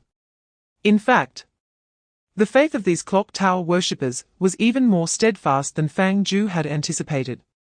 Besides being moved to tears by the sacred object itself, they also took out their phones to snap pictures of the building block, planning to take them back and print them into posters to hang in their rooms for protection against evil. Chapter 3:11 Voice. Fang Jiu thought this might be the essence of will manipulation, so he asked, "You said this voice sounds familiar. Can you tell who it is?" "I can't remember clearly." Raina shook her head regretfully. "I just remember that the voice was very warm and reassuring. I heard it calling me, and without thinking, I followed it. And then I found myself in a garden." When she said the last 4 words, Raina felt inexplicably puzzled. But the image that emerged in her memory was just like that. Fang Jiu exchanged a glance with the little Leah in his arms. As participants, machines, in that battle, they were the most aware of the situation at that time. Leah quickly scanned Raina's micro-expressions, confirming that Raina showed no signs of guilt or lying. Then took the initiative to ask, "What happened next?" "Don't doubt yourself for now, just assume everything you saw was real and continue." Raina paused for a moment after hearing this, then chose to trust the household appliances' words and continued, "That garden felt very enjoyable, even more so than being at home. There was nothing there except for flowers and trees, no haters online criticizing me every day, no jealous glances from colleagues, no crazy unboxing fans. And no childhood friends who always mooched off various tickets and freebies because we had known each other for a long time." Chapter 3:12. One of the most outstanding qualities of the 502 Special Operations Team is their decisive action. Considering that the mysterious shadow might attack the church again, Fang Jiu took Leah and Yang Liu to the church garden and performed a phase expansion on the spot, leading to the airspace.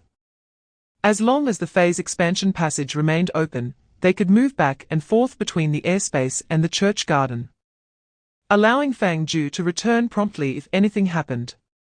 The familiar airspace was filled with floating ruins against a crimson sky, with a gust of wind carrying the smell of blood sweeping across the platform. Fang Jiu looked around and saw no dangerous airspace creatures nearby.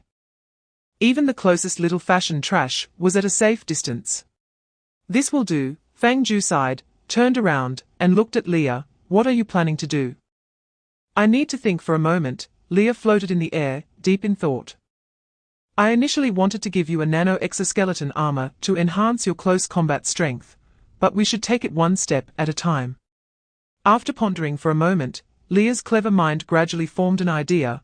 "First, I think you need a reliable melee weapon. Your spatial displacement and phase expansion are indeed impressive, but your close combat relies mainly on precognitive vision. Against opponents like Raina, handling 1 or 2 is fine, but if there are many, it could become troublesome." Chapter 3:13. How should I put this? Looking at the short-handled axe that could shoot fireballs, Fang Jiu was actually a bit stunned. Although the first time Leah shot a fireball, when she could only crawl on the ground, was quite shocking, watching someone else operate it and doing it himself were 2 different things. "What do you think?" Seeing Fang Jiu's surprised and delighted reaction, the little robot hurriedly floated over, eyes sparkling with excitement. "Am I a genius? This is the first time I've designed a nanotype magical construct outside of my main body. And it worked on the first try. Isn't that impressive, Sister Leah?" Fang Jiu remained silent for a moment, but ultimately decided to let the little one have a moment of joy, nodding in agreement. "It's indeed amazing." Leah was momentarily taken aback, then her smile grew increasingly exaggerated.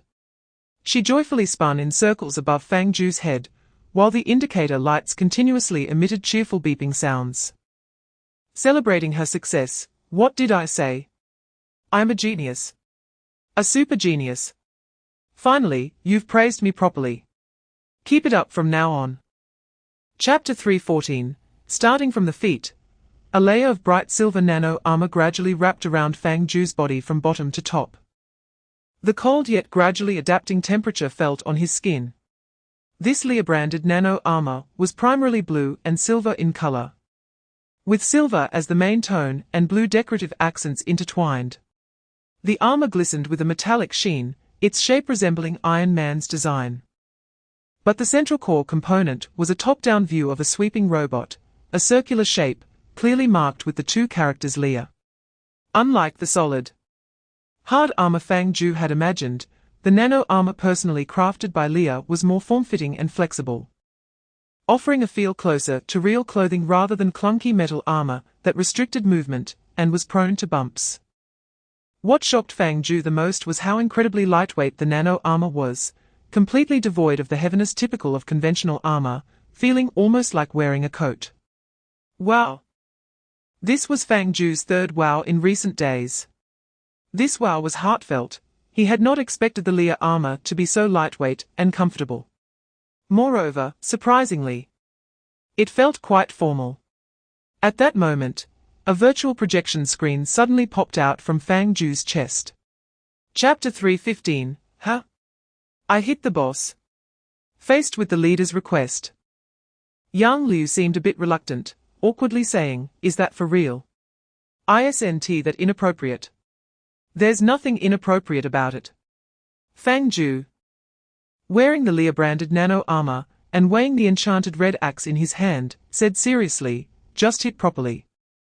I want to see how much the current frontline combat power can be enhanced."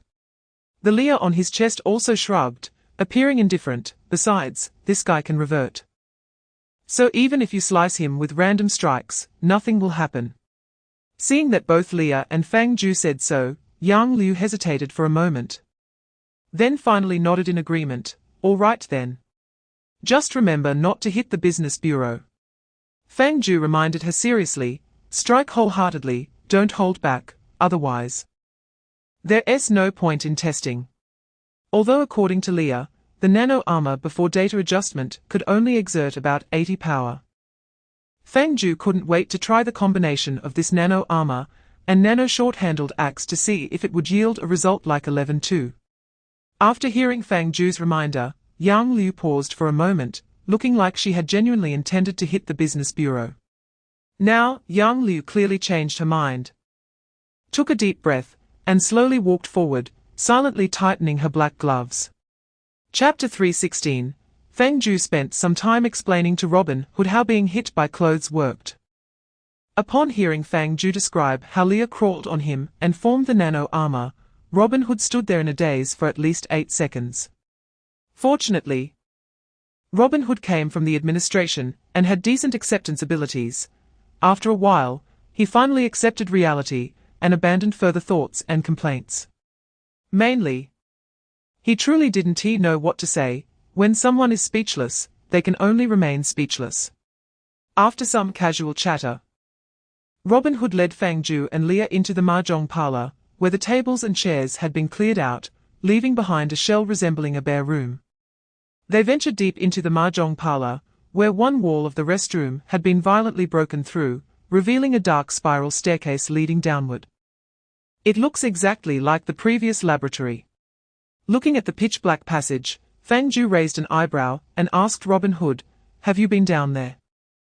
"I took a few steps down, but didn't dare to go further," Robin Hood replied honestly. "Unlike the previous laboratory, this time my eyes saw a lot of filthy things, residual bloodstains, beast-like claw marks, and various other unidentified messy components. To be honest, for areas of this level of anomaly, a mobile suppression team should be brought in. I would be asking for trouble going in alone."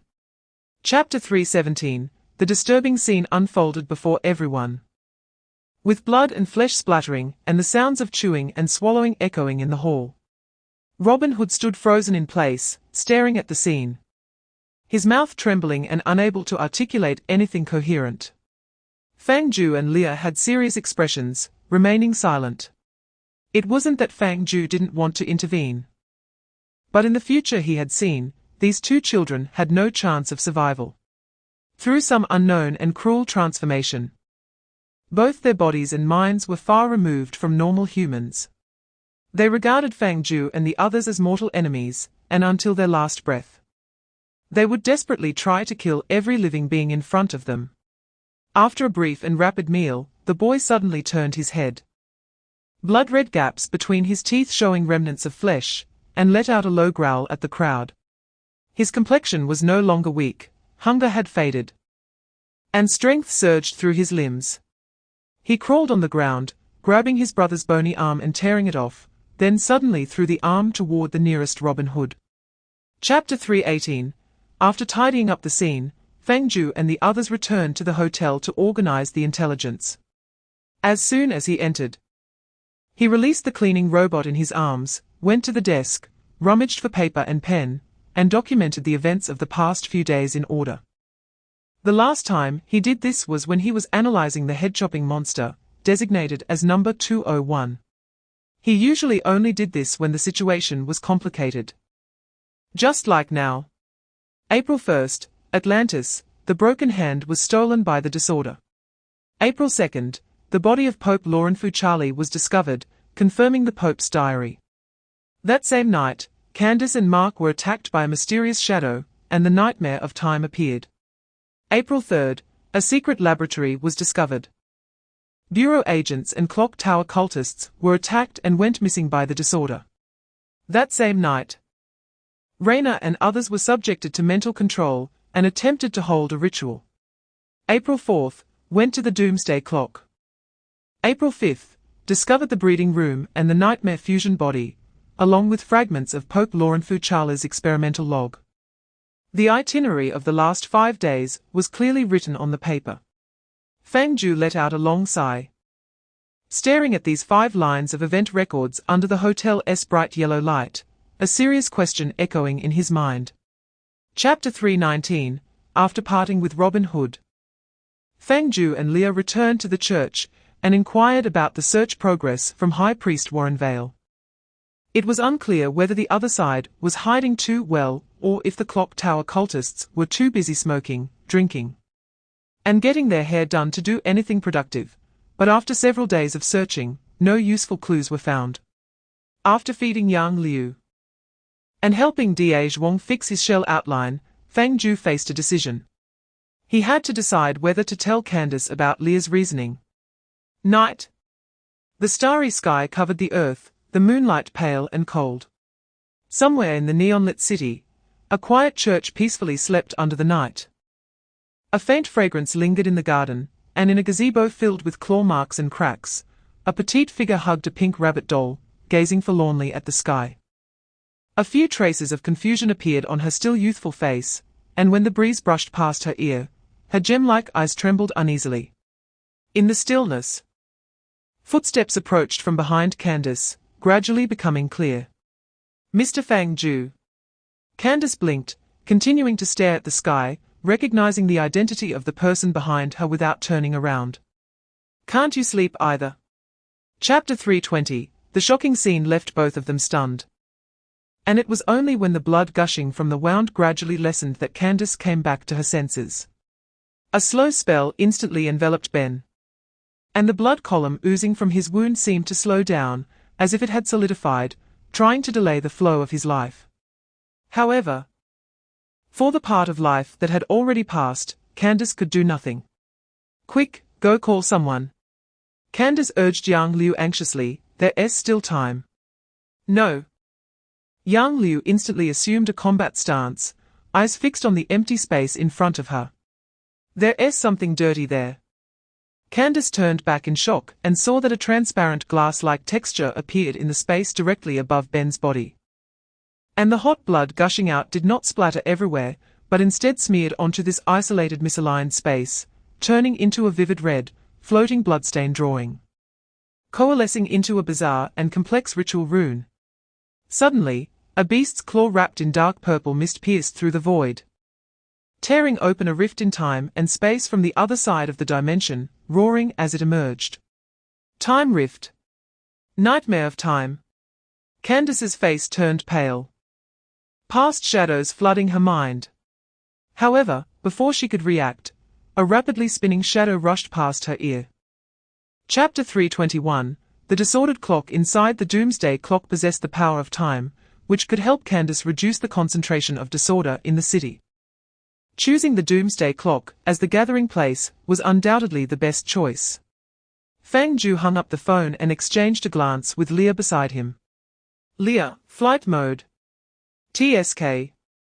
The little robot pouted, this time behaving better, not making any sarcastic remarks, obediently floating to Fang Jiu's feet. This sort of thing became familiar with practice. The first few times it was normal to be a bit reluctant, but now that it had happened a few times, the little thing had gotten used to it. After all, getting stepped on and wiped with a cleaning solution didn't really affect her beautiful body. Fang Jiu skillfully stepped onto the cleaning robot, squatted down, lowered his center of gravity, and held onto the sides of the robot.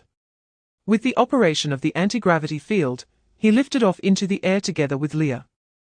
The nano-disc machine streaked across the night sky filled with cracks like a shooting star, rapidly heading toward the distant clock tower. Flying through the chaotic and frenzied sky, Fang Jiu looked down, surveying the city gradually eroded by the disorder of time and the nightmare of time. The city, shimmering with illusory and blurred shadows, was no longer quiet as before. Under the pale and tragic moonlight, the distorted nightmare of time roamed the streets, their claws penetrating walls and tearing apart buildings. The sounds of screams erupted in neighborhoods and malls, and the blaring horns from chaotic car accidents echoed from the scene of explosions throughout the city. Flames erupting around as investigators and agents stationed in the city battled the nightmare of time. The entire city was a picture of impending doom. Chapter 322. Chaos ran rampant in the city, explosive flames soared, illuminating the dark depths of the church, where the once grand chapel used for preaching was now empty. An unknowable madness and disorder quietly sprouted like new buds. While everyone was busy fleeing for their lives, almost no one noticed that several officials, who should have stepped forward to maintain order, were reverently standing in front of the clock statue, filled with anticipation and excitement, waiting for some kind of conclusion. In front of them, a figure stood at the closest position to the clock statue, stroking the scripture in hand while fixating on the trembling, distorted remnants surrounding the statue. High Priest Warren Vale furrowed his brow, his gaze deep and focused, seemingly fixed ahead, but in reality, he had transcended to a dimension unique to time through a higher dimensional observational perspective. During this time, swirling after images continuously overflowed around his body, and space-time was independently severed, splitting into several segments of transparent, glass-like misaligned spaces that surrounded him, forming a natural protective barrier. At the same time, he mumbled incantations, the words emerging as murky, chaotic language. The several officials behind him silently watched all of this, each suppressing their fervor, afraid to act impulsively lest they disturb the high priest's observation, and thus affect the sacred ritual. Chapter 323. A ripple spread from Candace's feet, like droplets falling on a lake, causing the space to fold and vibrate briefly. Meanwhile, hundreds of cracks densely appeared on the surface of the sixth doomsday clock in the distance. These cracks exhibited a strange dark purple hue, covering the clock tower and the dial. Even the hands were not spared, as if a storm from the depths of the universe could instantly cause the clock to collapse and vanish into nothingness. Candace clearly sensed these fissures, and before she even began to repair them, sweat had already begun to trickle down her forehead. This was an unprecedented amount of repair work, and the stability of time was under tremendous impact, with various anomalies that should not exist in this timeline continuously emerging. Fang Jiu and the others saw numerous phantoms materializing around Candace. These ethereal shadows took on various shapes, some resembling mutated giant insects, others like writhing mollusks. Alongside houses that swallowed and chewed, stumbling jellyfish, and a small electric scooter speeding through the sky, sparking. All sorts of bizarre, chaotic entities seemed to be recklessly reassembled into chaotic, frenzied phantoms, gathering around Candace, heavily surrounding her petite form within a 10-meter radius. Chapter 324. Robin Hood seemed to possess some sort of unfortunate constitution, as if he could attract every troublesome matter in the world. Fang Jiu exchanged a glance with Leah. then swung his axe and charged into the enemy ranks, swinging the axe towards the heads of the nightmare creatures. He increasingly felt that this weapon suited him well. It had great power, high durability, and most importantly, when the axe struck fiercely against the opponent, the sensation of bones and flesh separating transmitted through the axe blade to his palm, giving Fang Jiu a sense of internal relaxation, a feeling of pressure being entirely released. Combined with the unharmed evasion utilizing precognitive vision, in conventional combat, it was only Fang Jiu who was beating others, with only positive feedback coming from the sensations in his hands. Fang Jiu gradually understood why there were battle maniacs. The thrill of each axe swing splattering blood and flesh was indeed intoxicating. After a brief and swift clash, dozens of nightmare creatures were split into bits by Fang Jiu's axe and Lia's broadsword, with Shadow Yu Zheng barely having to lift a finger. This duo alone cleared out most of the nightmare creatures.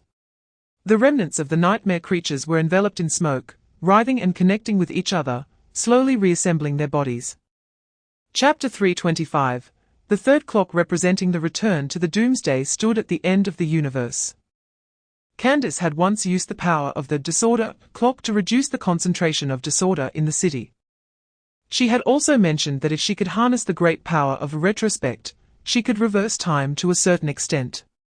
However, with the disorder concentration a few days ago, it could only reverse 3 to 4 minutes at most, even less convenient than having Lia give Fang Jiu a grand idea. But the current situation was different. The overall concentration of disorder had reached an unprecedented height. Candace slowly lifted her head.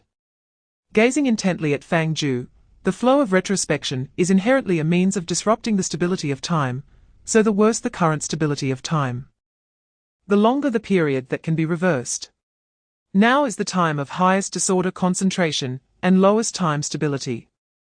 Fang Jiu seemed to understand what Candace was about to do. How long could they go back? Candace pondered briefly before answering. At most, we can go back 10 days. Fang Jiu quickly calculated the time and realized that they hadn't even arrived here 10 days ago. Candace noticed Fang Jiu's thoughts and shook her head. But you don't need to go back that far. The focus should be on 6 days ago, which is April 1st. The day you just arrived. Chapter 326. The vast stellar feather flow floated within this illusory space, with a brilliant spiral galaxy beneath their feet and an invisible void boundary above their heads. The interior of the doomsday clock seemed to contain a profound and endless universe, with 6 monumental existences chronicling the universes, and standing in the deepest void, fulfilling their duties over endless ages. For Fang Jiu, it felt as if he had passed through a new curtain, jumping from one stage to another. Although the place where he stood was no different from before. There were no signs of Candace, Mark, or Raina around. The interior of the doomsday clock was empty, just the two of them.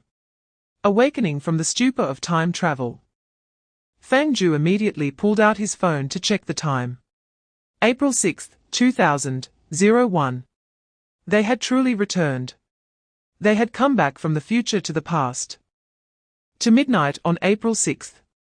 This explained why there were no signs of Candace and the others nearby at this moment. They should be inside the church being chased to suicide by a group of mind-controlled worshippers. And it would take at least another half an hour before everyone gathered in front of the clock tower. Oh my God! The sweeping robot trembled in shock. Its sparkling eyes wide open. We really came back. My internal biological clock shows it's only 12:01. Oh my God! I'm also someone who has experienced retrospection now. Chapter 327. Fang Jiu actually found it quite strange, but after careful consideration, he felt it made sense. As long as they prevented these worshippers from committing suicide with the ritual daggers, it would count as stopping the suicides. Even if he had to chop off the hands they intended to use for the act. Going a step further, Fang Jiu could directly smash his spinning axe against their heads, achieving the same effect. After all, as long as he killed them first, they wouldn't be able to commit suicide. Fang Jiu thought this was very reasonable. After helping a clock tower worshipper, who had been poor to complete their psychological, physical, unblocking and resolving the suicide issue. Fang Jiu casually dealt a few axe blows to the newly born time nightmare, turning them into a pile of smoking flesh, telling them to stay put for now. Taking advantage of the time the nightmare creatures took to self-repair, Fang Jiu began to inspect his surroundings. The mahjong parlor was filled with accumulated dust. All things were eroded by shadows and illusions, becoming misaligned and distorted. A virus called disorder was rampant in the surroundings, slowly spreading outward with the passage of time. It was like an invisible and eerie tentacle that would segment the time of everything it touched, from doors and windows to the floor, from walls to lamp posts. Gradually, even the cars parked on the street were eroded by disorder, splitting into several blurred illusions. Ultimately, the speed of this virus's spread became faster and faster. As swift as a gust of wind. Chapter 328. The self-closure of time and space is a common setting in science fiction works. Fang Jiu had seen many of them before, but experiencing it firsthand was still a first. Of course, nothing had happened yet. So it was impossible to determine if the disorderers that appeared in the city in the past were themselves. But for now, it was highly likely that it was the case. Various complex thoughts flashed through Fang Jiu's mind, such as causal loops, time-space theory, destiny, and the starting point of the cycle. Others, more or less, also sensed the situation, each reacting differently, but all were somewhat confused. Finally, it was Fang Jiu who broke the silence. Regardless of the circumstances, we still need to focus on solving the current problem first.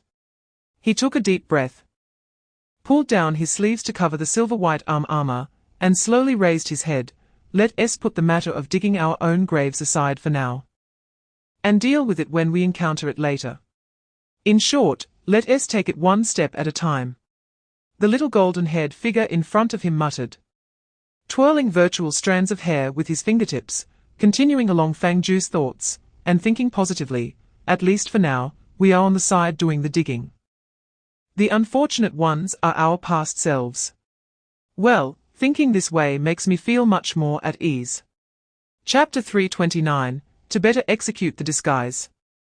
Fang Jiu's voice was specially processed. His voice sounded hoarse and deep, almost unrecognizable from the usual Fang Jiu, instead bearing many similarities to the disorderers. Warren Vale squinted, focusing intently on the three figures ahead, sizing up their appearance. After a moment, this high priest of the clock tower asked in a seemingly casual tone, "Must you guests disturb our lofty ritual at such a critical time?" The moment Fang Jiu heard lofty ritual, his expression under the mask became somewhat serious. The clock tower cultists, who had previously been under mental control, always shouted about the lofty ritual. Leah, through the mech, communicated with Fang Jiu via physical contact. It seems he has also been controlled. That means we can't obtain the token through normal conversation. Fang Jiu said in a deep voice, while concentrating his mind, we may have to resort to some violent means. Robin Hood beside him twitched his mouth. In the end, we still have to fight. I thought we might get lucky and sit down to chat to solve the problem. Chapter 330. Leah once thought that the most difficult thing in the world was inventing a perpetual motion machine. After meeting Fang Jiu, she felt that the most difficult thing was keeping up with Fang Jiu's thoughts. The perpetual motion machine had to be set aside a bit. So when Fang Jiu said he had an idea, Leah's knowledgeable and wise mind went blank, unable to guess what this guy was planning. But since Fang Jiu said he had an idea, it was highly likely that this idea would be remarkably effective. It had always been so. Warren Vale, restored and rewound, raised his handgun again, and fired randomly, under the acceleration of magic. A torrential rain of gunfire once again surged toward the group. And Fang Jiu and his companions fought while retreating, using the stone pillars in the grand chapel as cover to temporarily avoid the fire. What to do? Leah emerged in front of Fang Jiu, looking up at his face, her small mouth starting to chatter uncontrollably. This person's mechanism is completely unreasonable, both offense and defense. And he regenerates instantly, like his cheating.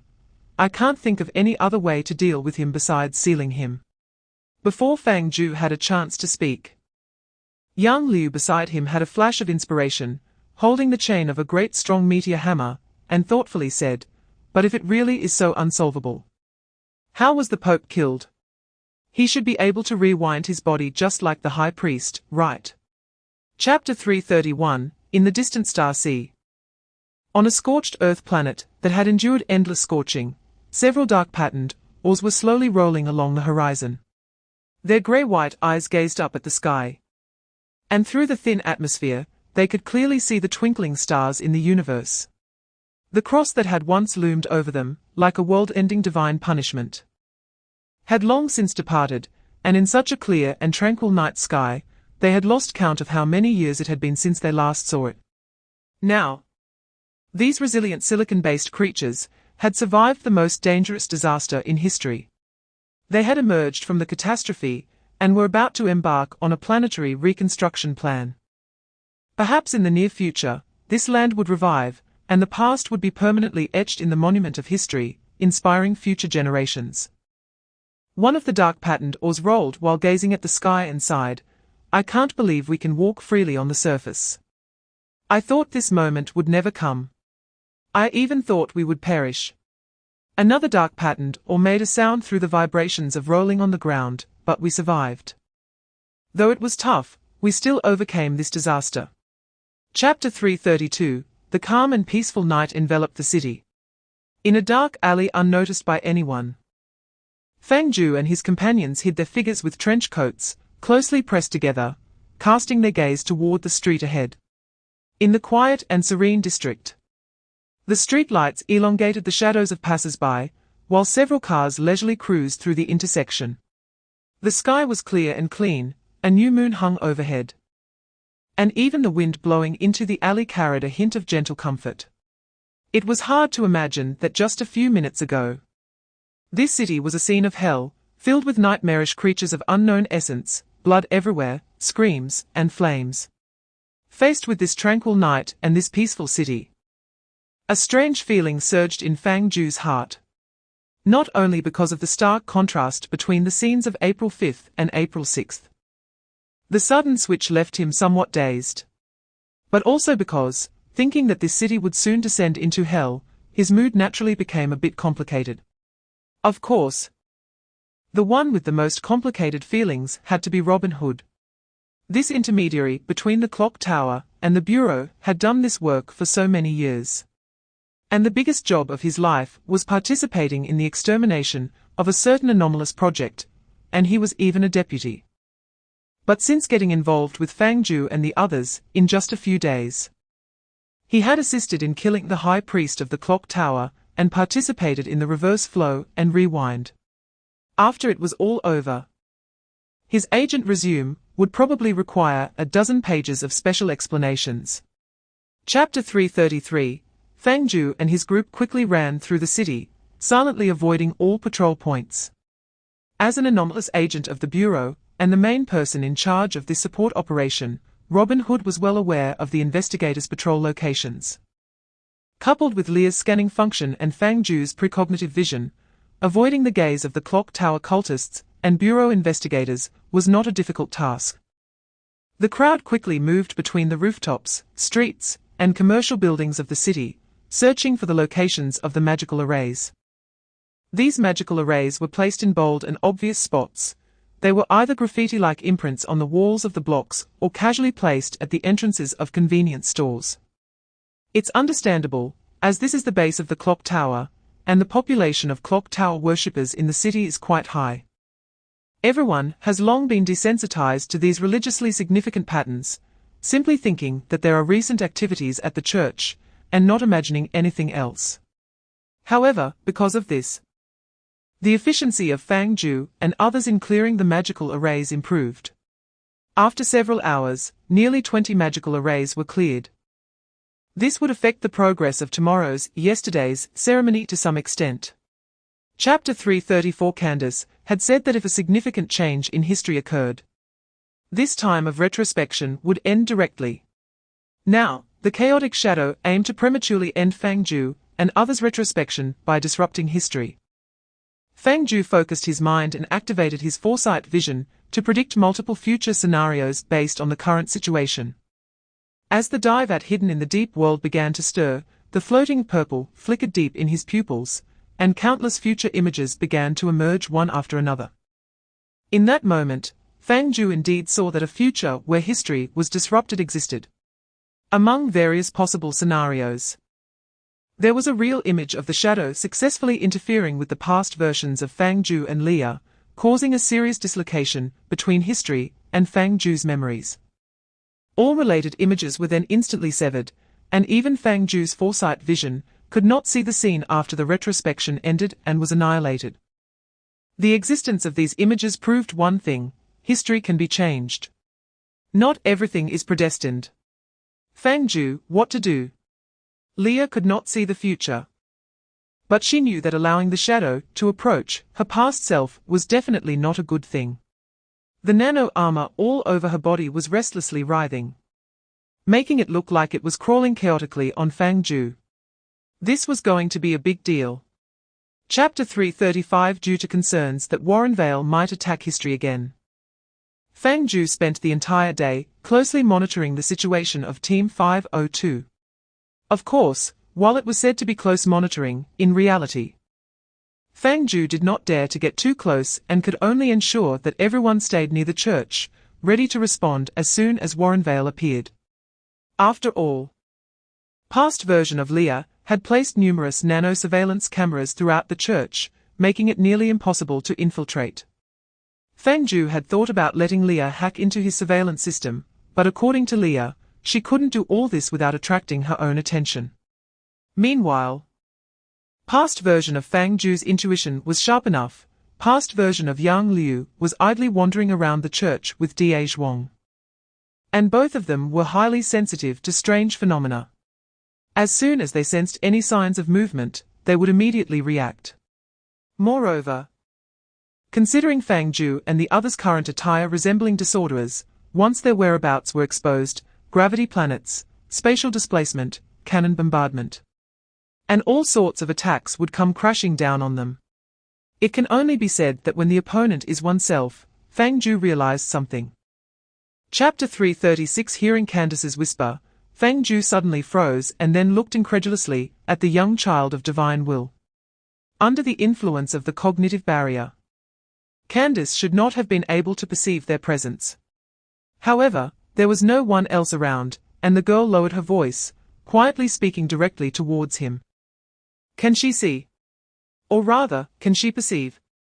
This scene was so unbelievable that the others were also stunned, unsure of how to respond. The first to react was Leah. The little robot nudged Fang Jiu with her elbow. Hey, should we respond to her?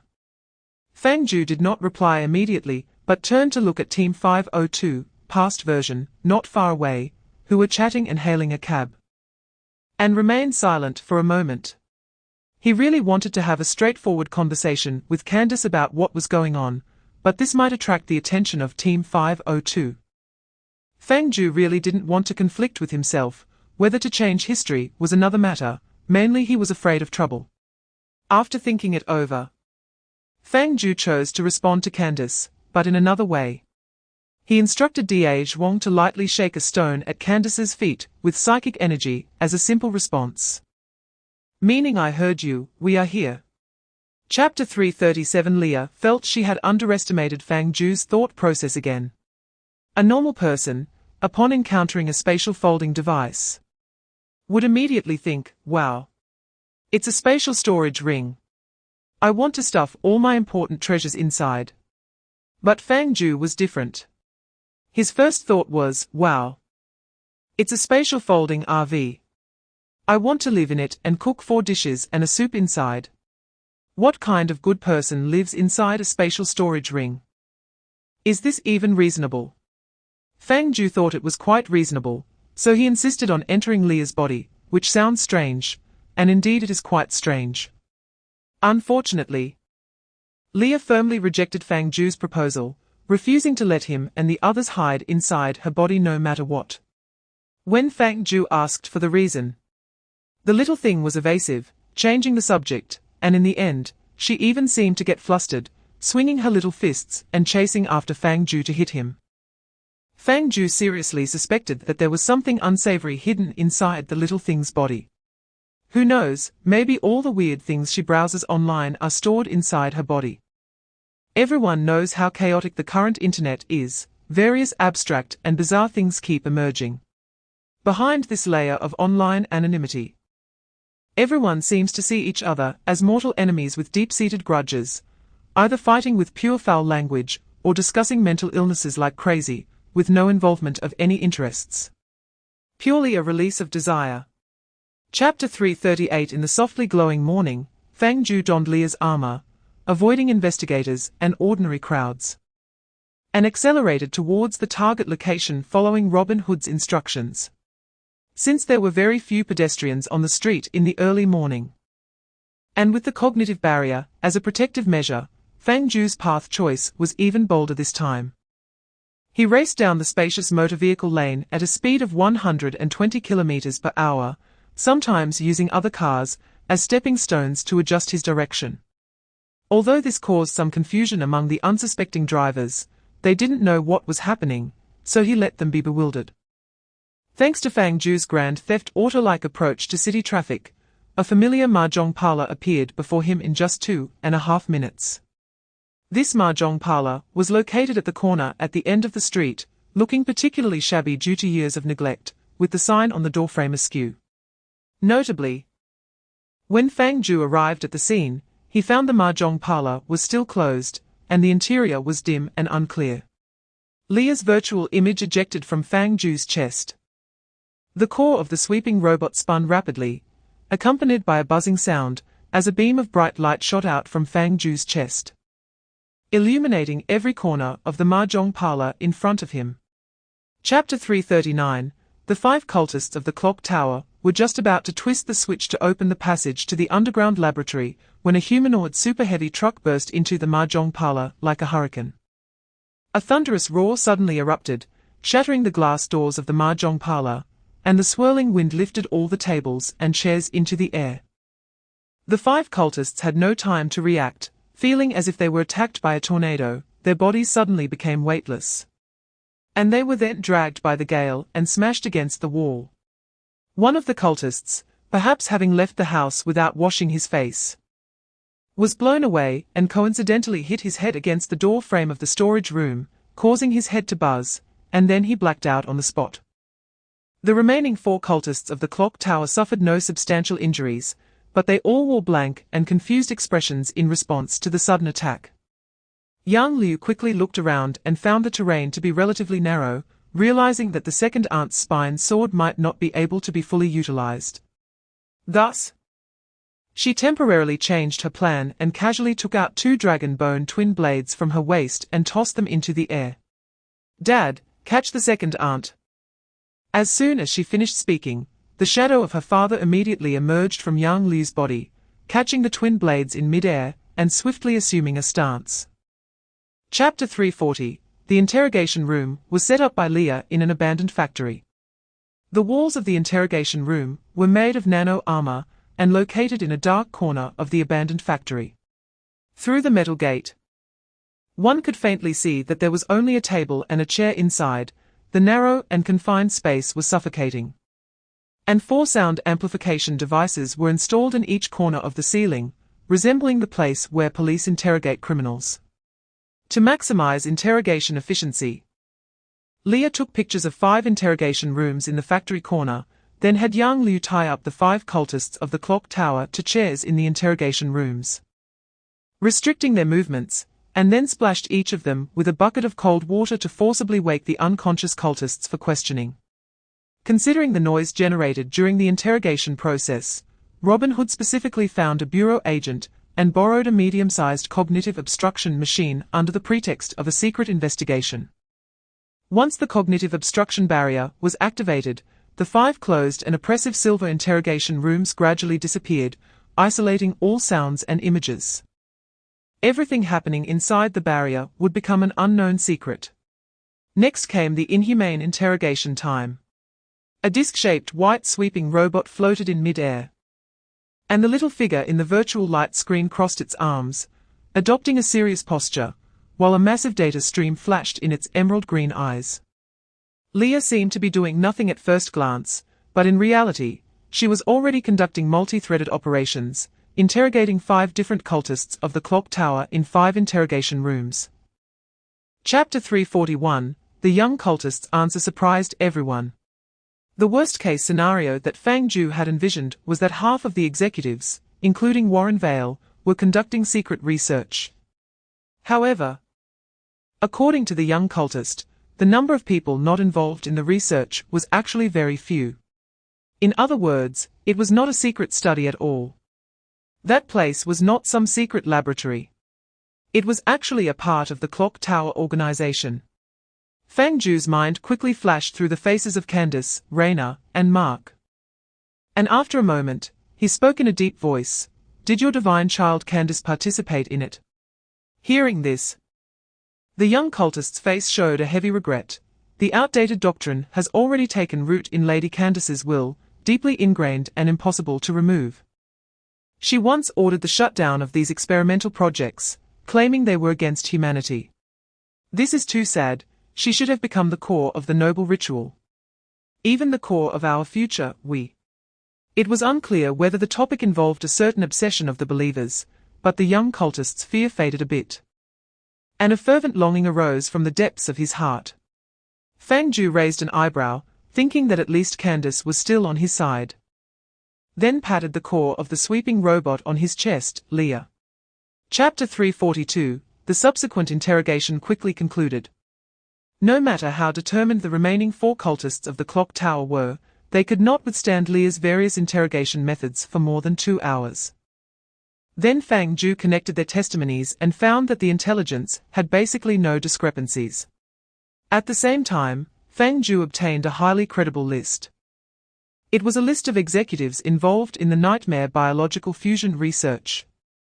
Among the 12 executives of the clock tower, including the High Priest Warren Vale, a total of 9 executives had deeply participated in the nightmare fusion research. This was quite absurd. Previously, Fang Jiu thought that such inhumane experiments were the evil research of a small number of people. He did not expect that the clock tower was truly filled with villains. Fang Jiu compared the list with his impressions of the executives and finally found that the 3 who were not on the list were Mark, Raina, and an executive named Dennis. He had a bit of an impression of the name Dennis, but not much. He remembered him as a semi-retired 60-year-old man who had basically gone home to retire and had hardly shown up during this incident. Therefore, Fang Jiu's focus remained on Raina and Mark. Chapter 343, Late at Night. Deep in the dark and quiet church, 2 cultists of the clock tower finished moving the clutter and walked back along the corridor. Moonlight streamed through the side window, forming a silver stream in front of them. Following the stream, they felt relaxed and content, chatting and laughing about a popular TV drama. However, one of them suddenly sensed something when he turned a corner and abruptly looked back into the empty depths of the corridor. "What's wrong?" the other asked. "It seems like there's someone inside," the first man said uncertainly, scratching his head with a bit of an accent. The other peered in and glanced a couple of times.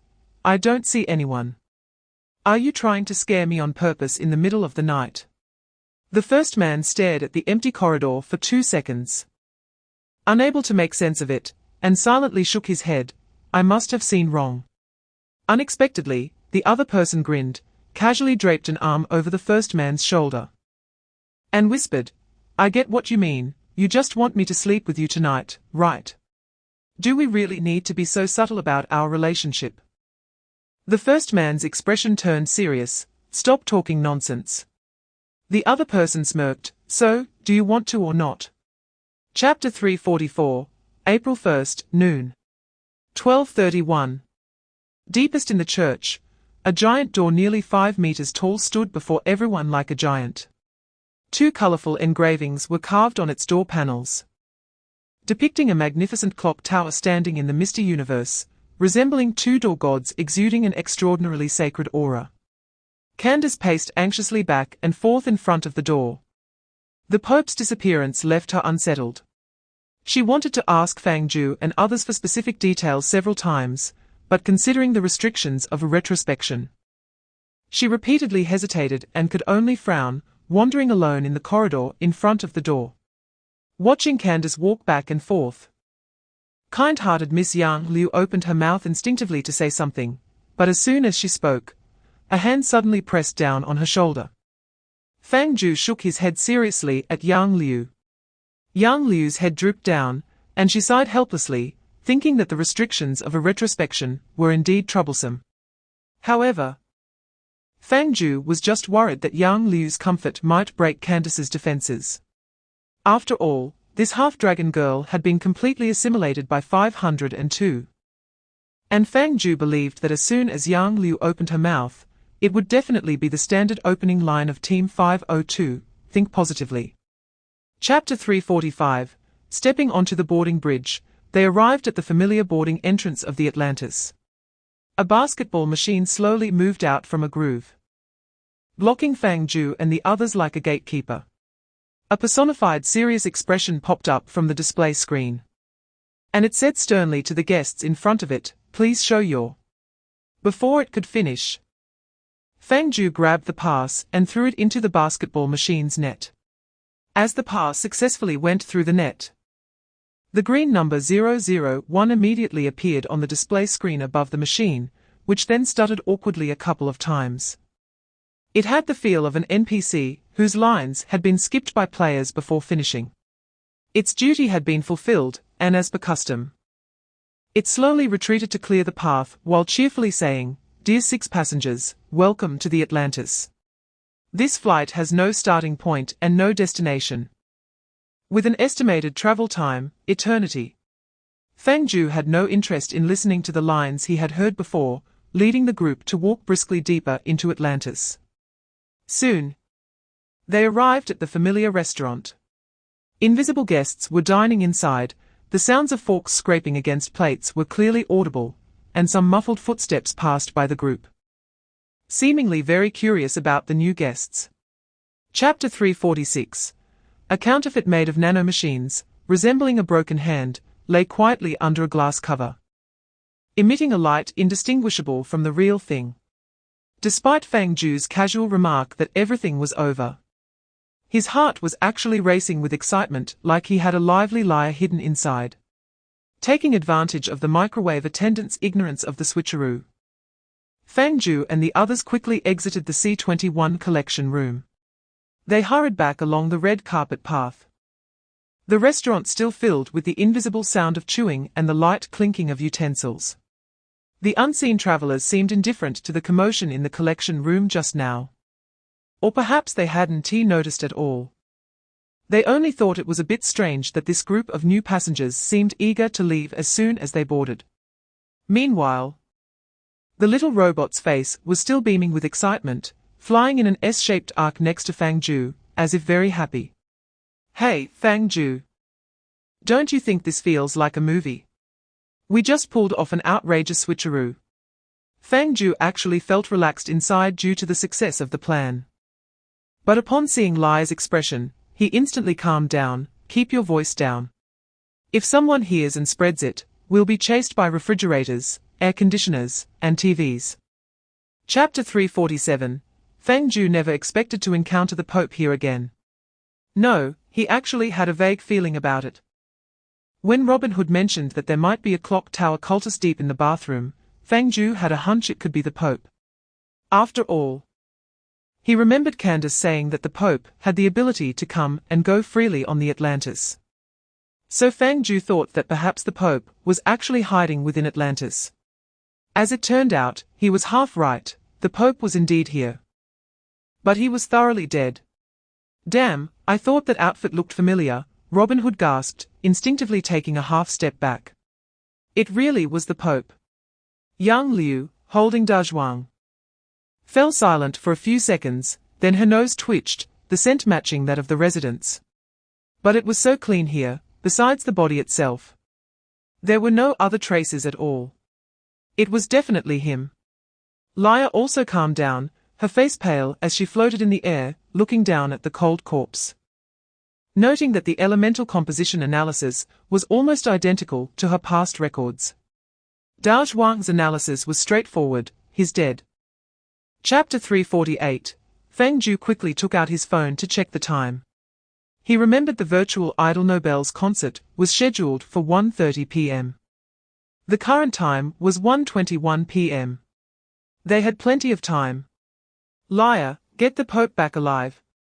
Fang Jiu swiftly issued orders to the group: Yang Liu, call Yu Zheng out, and Lao Luo, adjust the cognitive barrier.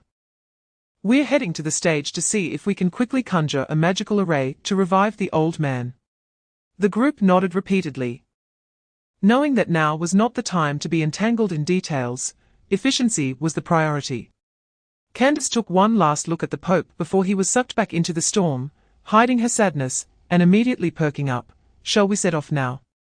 Wait. Robin Hood had just finished adjusting the cognitive barrier, and pointed to the open door of Atlantis behind him. Isn't it a problem that this door is just left open like this? Shouldn't we find a chance to close it? Yang Liu blinked. But I remember the noise of closing the door is quite loud. We don't have a second chance to crash, right? I can find a way to distract the nearby cultists. Candace thought for a moment and decided to deceive them by saying the Pope had been found. If she only tricked them once, she could use the excuse of having misread the situation, and they probably wouldn't suspect anything. Chapter 349. About 20 minutes later. The magical adjustments beneath the stage finally concluded. Fang Jiu and the others temporarily left the backstage, sneaking into the hollow area beneath the stage. Retrieving the Pope's body from the chamber and laying it flat on the ground. A circle of magical arrays surrounded the Pope's body, which lay peacefully in the center with his hands crossed over his chest. After confirming the placement of the Pope's body was correct, Fang Jiu took out his phone and sent a message to Raina, informing her that everything was ready. Raina replied with an OK emoji. About 2 minutes later, the sound of lights turning off suddenly echoed in the theater. The audience, who had been waiting below, noticed something and began to murmur, excited cheers rising and falling, instantly making the entire theater lively. Then a crisp piano sound began to play, and amidst the melodious music, several beams of light descended from above the stage, activating the holographic projection device, which rapidly converged into a petite silhouette on stage with visible digital coding. Fang Jiu squatted beneath the stage, watching the increasingly extravagant light show through the gap, feeling an inexplicable sensation. Not many people get to experience the same concert twice live. Chapter 350. A fluffy pink rabbit plush toy sat dejectedly on the makeup table in the lounge. People often say that a person experiences two deaths in their lifetime. One is a physiological death, and the other is a social death. The old Pope was quite lucky. Shortly after his physiological death, he faced his social death. This truly marked the old Pope's second disappearance. In the face of the old Pope's sincere apology, Lena maintained a tense expression, with a complex mix of emotions washing over her: shame, shock, confusion, and a cold indifference following the collapse of her last shred of respect for the old Pope. How to put it? It felt like getting out of bed in the middle of the night to find your most respected grandfather dancing in black silk stockings in a live stream, while calling out to the camera, thanking Brother Wang for the love heart 520. In contrast, Candace's reaction was much calmer. She had been smiling appreciatively since earlier. It seemed that the Pope's gaffe was insignificant compared to his resurrection, of course. It might also be that Candace had interacted with him privately and knew he had such a personality. Regardless, it was good that he was alive. Candace smiled and said, "And you seem to be adapting quite well." Chapter 351. Lauren Fu's shock was not feigned. After all, its fluffy ears were perked up. On the makeup table, the pink rabbit doll looked at Fang Jiu with a confused and shocked expression, as if it completely did not understand what he meant by human experimentation. Fang Jiu was also startled by Lauren Fu's reaction, and then suddenly, a thunderclap blasted in the depths of his mind. Amidst the shocking roar, his thoughts strung together countless chaotic fragments: the shadow of Warren Vile, the truth behind the noble ritual, collective elevation, the destroyed breeding room and laboratory. The nightmare of human fusion, everything connected. It seemed he knew all the answers now. All truths began with this fragment of experimental records. Previously, Fang Jiu had found it strange why Laurenfu would specifically sign his name on such inhumane and easily gossip-worthy records of human experimentation. Now he understood. Because it was not even a record of human experimentation, it only stated experiment subject C103. Without clarifying that it was an experimental subject resulting from the fusion of humans and nightmares. It was just that Fang Jiu and the others had coincidentally fought with the fusion body in the breeding room earlier, and then found the experimental records on the ground. Influenced by preconceived notions, they subconsciously assumed this record was about human experimentation. Chapter 352. Fang Jiu did not forget the purpose of his visit. The time imprint of the black box needed to be unlocked using the spell from the clock tower, and now was the best time. Although the retrospection was over. After returning to the future, Fang Jiu could still bring the broken hand to have Candace unlock the imprint, but at that time, Candace would be in poor condition, and would need to deal with the giant time rift. She probably wouldn't be able to spare the mental and physical energy to help unlock the black box. More importantly, the Pope Laurenfu was present. This was Candace. Holding the rabbit doll, standing in front of the black box, observing the object at a very close distance. Lena also noticed the time imprint on it and immediately frowned.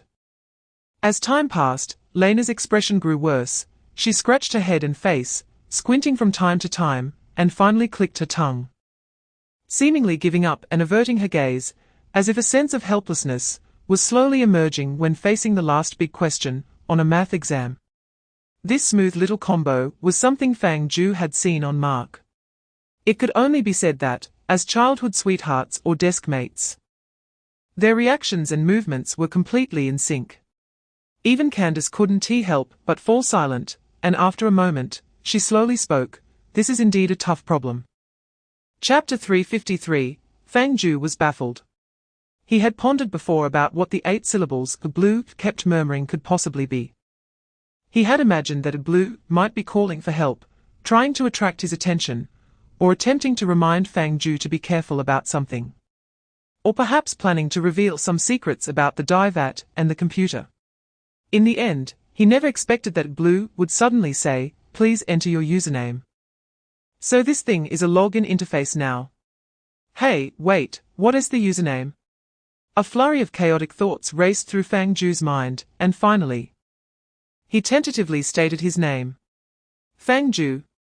The self-circulating blue stream trembled twice, excitedly exclaiming, "Username correct."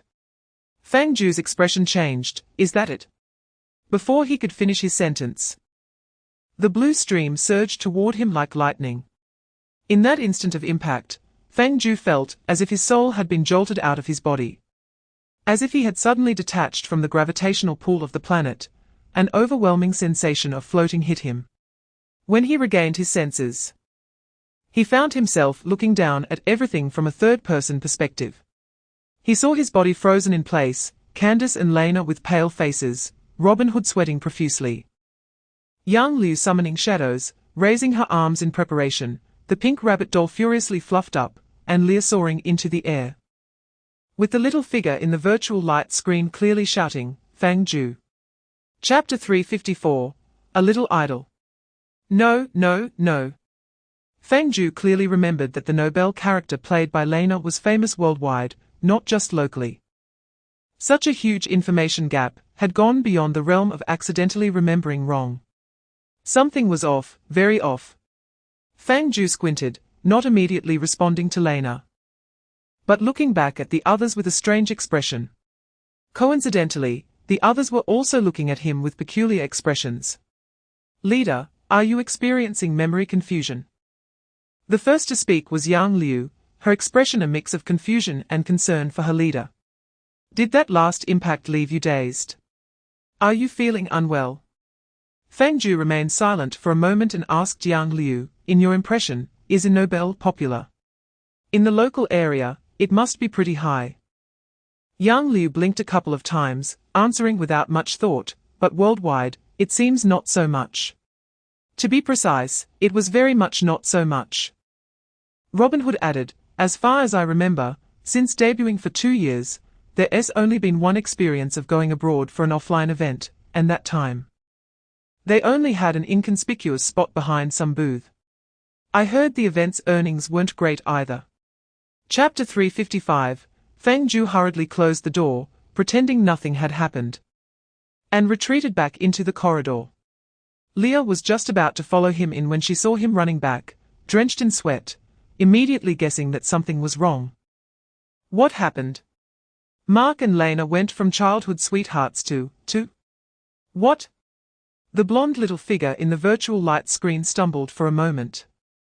Then suddenly realized, you turned Lena into a boy. Fang Jiu was completely sweating, it seemed so, and he's built like a big guy. The kind that could knock down 3 pigs with one swing. Oh my god, Leah was truly flabbergasted, but I see that virtual image hasn't changed. It's still a little girl. It's probably the effect of a voice changer, technology changes gender. Fang Jiu's mouth twitched, wait a moment, I'll go adjust it inside. Hey. Leah reached out with her mechanical arm and pressed down on Fang Jiu's shoulder, looking at him seriously. Do you have enough mental strength to use right now? Don't wait until you adjust yourself into a daze for a long time. Fang Jiu thought to himself that the little thing actually cared about him. He then pondered, I feel fine now, it seems this adjustment won't consume much energy. Chapter 356. March 31st. Late at night, the sky was gloomy. A fine drizzle fell on the tiles, accompanied by a series of oppressive rustling sounds. Inside the dimly lit grand chapel, it was damp and gloomy, with a cold wind carrying moisture seeping through the gaps in the stained glass, shaking the flames in the candles.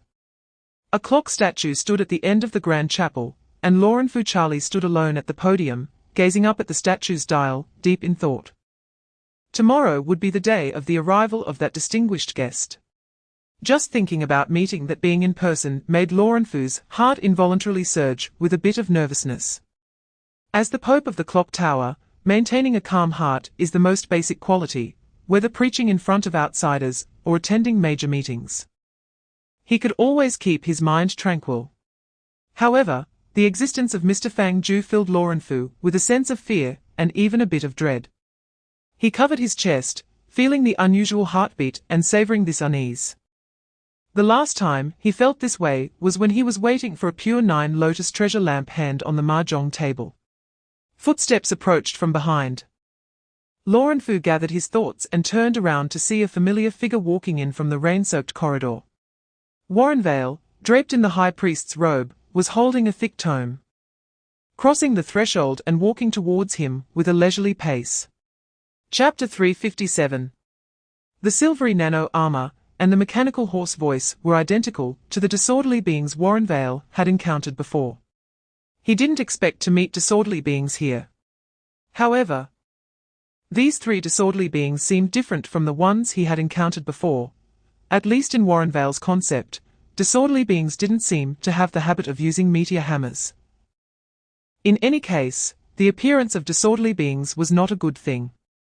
A strong hostility emanated from the group of executors, and some had quietly loaded ammunition behind their backs. Fang Jiu could naturally tell that these executors were ready to fight him. So he immediately raised his hands. Don't get me wrong, I'm not here to fight you. Warren Vale frowned. I don't remember inviting you synthetic beings here as guests. We excel at crashing parties uninvited, Fang Jiu casually replied, and we'll see each other again later, so you better get used to it. Warren Vale. A look of confusion appeared in Warren Vale's eyes. Fang Jiu ignored the other party's reaction and quickly glanced at the body of Lauren Fu on the ground. It was no wonder that this old man had such a painful expression before dying, betrayed and hunted down by the executors he had personally nurtured. Chapter 358. Just as teacher Yang Liu was correcting Fang Jiu's wording, the fully nightmarish Warren Vale noticed the movement behind him and slowly turned around. An amorphous head bore a large mouth filled with sharp teeth, and aside from that, it had no other organs. The flesh and severed limbs of the fusion beings were caught between its teeth, and half-red, half-black viscous blood flowed from its mouth, dripping onto its bloated body, as if being absorbed into the sea. Fang Jiu raised an eyebrow. If he had that ability, he wouldn't fear getting crumbs all over himself while eating potato chips. As his thoughts wandered, Warrenvale's mist-like body suddenly erupted with countless fissures, which rapidly expanded into numerous large mouths that screamed in a piercing, headache-inducing chorus. At the same time, a filthy, unbearable stench whirlwind accompanied the sound waves and rushed toward them. Leah reacted quickly, swiftly controlling the nano-bugs to crawl up Fang Jiu's cheek, drilling into his ears to form an excellent airtight nano-earplug, trying to minimize the impact of the sound on Fang Jiu's eardrums. Robin Hood activated the stance matrix shield and turned on the odor treatment system. After all, Warrenvale had consumed so many fusion beings, and his breath was quite heavy. Chapter 359. Robin Hood felt something within him was flowing away, something akin to life, or perhaps something else. His body, which had been quite agile, suddenly lost its power. Like a machine running out of pump power, his limbs felt as if filled with metal liquid, heavy and immovable. He knelt on the ground, slowly losing balance, his vision becoming increasingly blurry, with a sweet taste in his throat, a sensation of wanting to vomit, but feeling unable to clear it. Then he heard a gasp beside his ear. What the hell? Leah jumped out from Fang Jiu's chest, the virtual figure pointing frantically at Robin Hood. Fang Jiu. Fang Jiu. The unlucky guy was ambushed. That piece of meat is actually still moving. Yang Liu was cutting vigorously, and upon hearing Leah's commotion, she suddenly turned her head, her face paling when she saw Robin Hood lying on the ground. The half-dragon girl was inherently kind-hearted, and was about to rush over to save him, when she found her ankle entangled by countless whip-like limbs. These whip-like limbs did not originate from Warrenvale's body, but were spewed out from the small pieces of flesh splattering around. Every time Yang Liu struggled to break free from a few of the whip-like limbs, a dozen new blood-colored whips would wrap around her, becoming quite bothersome. Chapter 360. April 7th, midnight sharp. The collective elevation ceremony meticulously planned by Warrenvale and others began, with loud chants of ritual blessings echoing throughout the city. Clock Tower believers slitting their throats, their flesh rapidly decayed and dissolved after death, as if time was being drawn out, condensing into a thick smoke that floated toward the sky. A giant crack opened in the sky above the city, as if splitting the entire sky. Dark purple smoke was drawn into the crack like a supply of nutrients, becoming part of it. The sky trembled and shook, each tremor presenting color distorted after images and residual images. This was a sign of temporal disorder. Around this temporal rift, which symbolized the instability of space-time, the past and future intertwined chaotically. And the space exhibited a shattered glass texture, making the entire sky appear, as if rendered incorrectly, looking particularly unreal. The Warrenvales in the breeding chamber continuously transformed into smoke and slowly ascended. After multiple divisions, their numbers had approached tens of thousands. And the thousands of Warrenvales shouted, as if celebrating their imminent liberation from the shackles of time. Looking at the gradually ascending clouds of smoke, Yang Liu tried to reach out to grab them, but found that conventional physical means could not touch them. She turned her head in confusion. Leader. This thing has no entity, I can't grab it. Chapter 361. No, it's not Warrenvale. Lauren Fu had climbed onto Candace's clothes at some point, arms crossed, a serious expression on his face, as he stood on her shoulder. It should be said that it's Warrenvale they. Robin Hood didn't understand. What does that mean? Collective elevation. Leah spread her small hands to help explain. Now all the Clock Tower believers participating in the ceremony are merging their self-awareness, ultimately becoming a collective consciousness. And everyone is part of this consciousness. Robin Hood listened, somewhat understanding, but also confused. How could this collective consciousness appear here? Because Draco is also part of the collective consciousness, or rather, a predetermined part. The pink rabbit doll wore a deep and displeased expression. Although I had prevented its suicide, It must have long since connected its consciousness with others using magic, which is why Warren Vale and the others could appear here now. Fang Jiu stroked his chin and said, in simple terms, it's like being pulled into a chat group, but not having time to greet anyone before you got banned. The pink rabbit doll widened its plastic eyes in surprise. Is there such a metaphor? Yang Liu, who had been mostly quiet, added, however. It seems that the leader of this collective consciousness is still that Warren Vale. His tone and manner of speaking are exactly like that of the High Priest. Chapter 362. After making adequate preparations, everyone passed through the curtain, leaving the doomsday clock and returning to the chaotic city. Perhaps the collective consciousness, led by Warren Vale, already possessed the ability to command nightmare creatures, as thousands of time nightmares surged from all corners of the city. At the same time, the ground of the city cracked open like a spider web, and a new type of nightmare creature that could move underground quietly came into existence. As they moved, they stirred up solid waves, and the entire ground surged and curled like ocean waves. Moreover, their numbers increased with the cracks spreading in the sky, densely pouring toward the clock tower. As Fang Jiu and the others stepped outside, they were shocked by the overwhelming spectacle. Countless nightmare creatures surrounded them, and a strong, bloody smell emanated from their constantly changing mouths. Deadly sharp claws and spikes immediately lunged at the group. Leah instantly transformed into an astronomical-level swarm of nanomachines, scrambled over Fang Jiu, and reformed into Nan armor.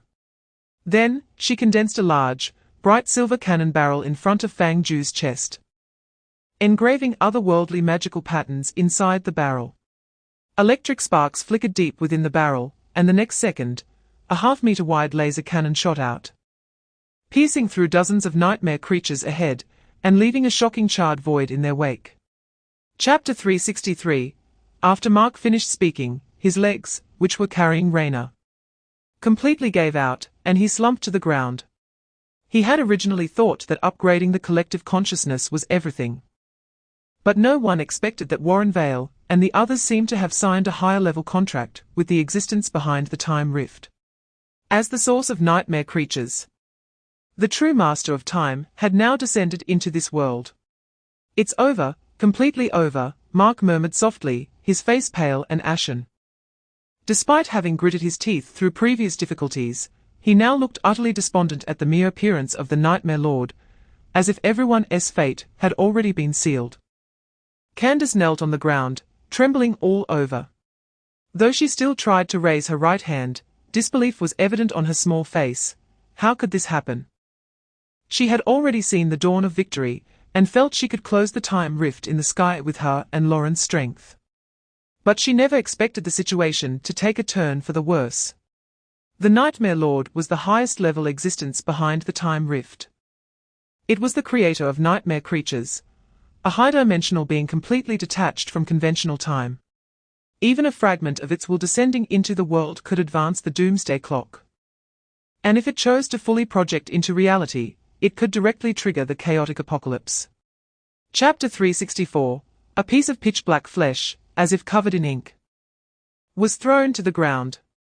Even though it had been separated from its original master for days, it still pulsated with life, surrounded by swirling dark purple smoke that emitted a foul odor. Candace and Mark exchanged glances. They had certainly heard of Faye's unfolding, but they had no clue whether it could directly locate the depths of the time rift. However, at this moment, annihilation was still ruthlessly spreading through the city, with more and more things being pulled into the annihilation caused by temporal disorder. Fresh lives were disintegrating and disappearing, skyscrapers were collapsing, the ground was sinking, and even space itself was gradually cracking and breaking apart over time. Regardless of whether this method was feasible, they could only choose to trust Fang Jiu. Robin Hood stared at the piece of flesh on the ground, silent for a moment, then turned to Yang Liu, who was deep in thought. Though it might be a bit of a buzzkill to ask at this moment, Robin Hood quietly inquired. But can Faye's unfolding really directly locate the depths of the time rift? As a professional in the field of Faye's theory, Yang Liu displayed a heightened state of focus.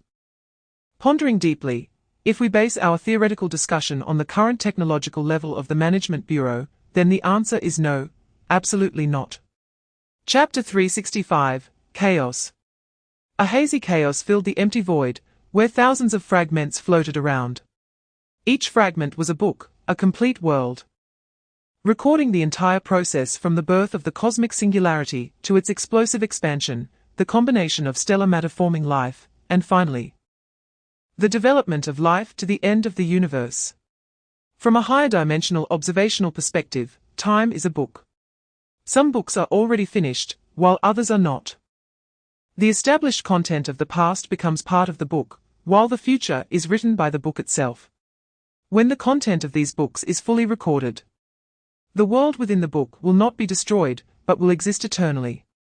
As higher dimensional beings, they can freely browse this book, traveling to any era they wish to visit. Therefore, for the beings within this book, those who can traverse any era represent time itself, as they transcend linear time, existing independently outside the past, present, and future of the world. How interesting! A massive, bloated sphere floated in the void. Chapter 366, in the center of the city filled with chaos and annihilation. Next to the clock tower leading to the doomsday clock, a highly complex force was engaged in battle with nightmare creatures.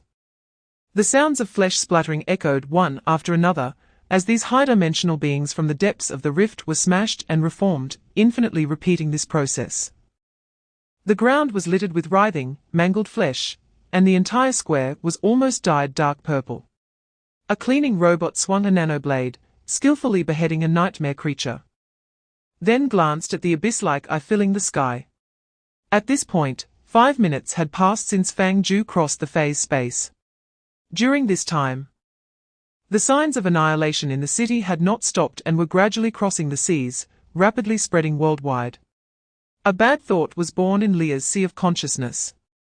Young Liu, looking worried, voiced Leah's concern. The leader won't really die in there, will she? The little robot jumped up like a frenzied rabbit, then abruptly turned around and glared at young Liu. Don't say such ominous things at this time. Young Liu shrank her neck, then casually twisted the neck of a nightmare creature, and muttered softly, but the leader specifically closed the rolling shutter to keep us from following, if something really happens. We wouldn't know at all. Chapter 367. Just realized this chapter got stuck and wasn't sent out. It should have been sent yesterday, damn it. The boundless void, filled with silence. Fang Jiu's spiritual consciousness floated above the parallel light beams, thoughtfully rubbing his chin. Now, 2 messages lay before him. The good news was that with his move, the great wilderness prison Sky Finger, the Nightmare Lord and the collective consciousness were reduced to ashes. And the disaster of the clock tower had finally come to an end. The bad news was that Fang Jiu seemed unable to return. He was in an extremely complex state, possessing all external perceptions, including touch, but at the same time lacking any material characteristics. If he could conjure a weighing scale out of thin air right now, even if Fang Jiu danced a Korean-style hot dance on it, the scale would show no change at all, as he had no physical form. Without a body, without a medium. He couldn't use the most common phase unfolding to return to Leah and the others. This was troublesome. Fang Jiu couldn't help but gasp, just a movement. There was no air in the void, and then suddenly thought of something, slowly drifting toward the gap between the parallel light beams. A large number of scattered fragments floated in the light seams, resembling a chaotic asteroid belt in the universe from a distance. When Fang Jiu got closer, he discovered that they were actually extremely dense, with tens of thousands of fragments of various shapes and sizes distributed within a small void area. Each fragment presented a glass-like quality, reflecting countless illusory and ethereal scenes within. Chapter 368, Clock Tower, inside the cathedral. Candace sat on the bed, looking out the window, her youthful face showing traces of lingering fatigue. At her bedside, a pink rabbit doll stood on the table, flipping through a paper document with its furry little hands. The document contained records of casualties from the clock tower incident and the compensation the clock tower needed to make for this event. Although Lorenz and Candace were also victims, the incident was caused by Warrenwell and others, so the clock tower had to bear the responsibility. However, Laurent was more concerned about the future of the clock tower than compensation for losses. Due to the Nightmare Lord incident, the number of clock tower members had decreased by nearly 80. Among the remaining 20 of believers, only a small portion were steadfast in their faith. And some of the remaining believers might also choose to leave. The clock tower had become virtually non-existent, and rebuilding on the ruins would not be easy. The only thing to be thankful for was that Candace was still alive. Laurent turned to look at Candace and found her gazing out the window with a worried expression, letting out a long sigh. The pink rabbit doll paused its action of flipping through the document and couldn't help but ask, "Candace, what's wrong?" Candace sighed. "I'm wondering why Mr. Fang Jiu hasn't returned yet." Chapter 369, Night had already fallen.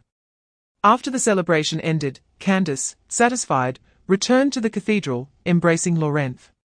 For a long time afterward, Candace would be busy succeeding to the papal position, starting from scratch to rebuild the clock tower. This was undoubtedly a daunting task. But considering Candace's maturity and determination that belied her actual age, it was likely just a matter of time before the clock tower was revived. As for Robin Hood, he was called away halfway through his song by a phone call, mumbling about a report that would take longer than life itself. Saying he wouldn't be seen again for at least a month, leaving the spaceship with a bitter face. Fang Jiu decided to call this kid in a couple of days to see if there was anything he could help with. After all, given Robin Hood's level of bad luck, he might encounter some unexpected issues along the way, and that report might not be clarified even in 2 months. After everyone left, Fang Jiu returned to the spaceship's control room first. He sat in front of the command desk, casually grabbing a bottle of cola, opening it with one hand while pulling down a switch with the other. The sealed spaceship's armor rippled, the silvery nanoshell turned transparent, and the full moonlight poured through the specialized glass, flowing like water onto the floor of the control room. Chapter 370, Bureau's 4th District. Inside a large underground research institute protected by multiple cognitive obstruction barriers. Sitting at the desk in the report room, staring at the blank document on the computer screen, Robin Hood suddenly felt a sense of helplessness, as if his brain had been drained. It was quite despairing. He tried to recall the entire process of the clock tower incident, but found he had no idea how to start. Since half an hour ago, he had been writing and deleting in the document, and after half an hour, he still hadn't come up with a simple opening, resulting in a pathetic word count of 0. If it were just a normal summary of what had happened during this time, Robin Hood could have explained it clearly in a few hundred words. However, the internal documents for anomalous events in the Bureau had very strict formatting standards, which was why Robin Hood was so troubled. What on earth am I supposed to do? Robin Hood scratched his head in frustration. Just when he was about to calm down and organize his logic, the ear-piercing singing of Leah and Candace echoed in his mind again.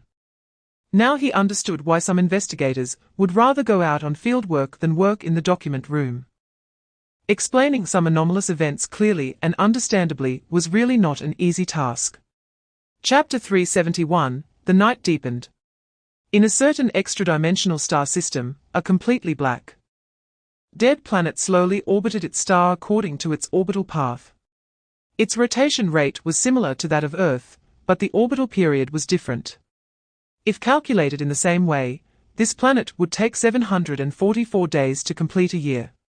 This was the situation after the modifications made by the 049 purificationism. And the prolonged planetary roasting had caused irreversible damage to the planet's crust, altering its original trajectory to some extent. According to the local dark pattern or inhabitants, a day in the past was longer than now, but a year in the past was shorter than now. Of course, these things weren't very important. After hearing them, Fang Jiu basically forgot them. He was clearly more interested in the strange creature in front of him. So what is this 8-legged frog? Somewhere on the surface of the planet, in a small village that was taking shape, Fang Jiu stood in front of the living cabin square, looking at the strange creature in the water pool, his mouth twitching uncontrollably. Dozens of amphibious creatures, entirely purple and resembling frogs, squatted in the pool. They had oval bodies, with 4 pairs of limbs symmetrically distributed on both sides.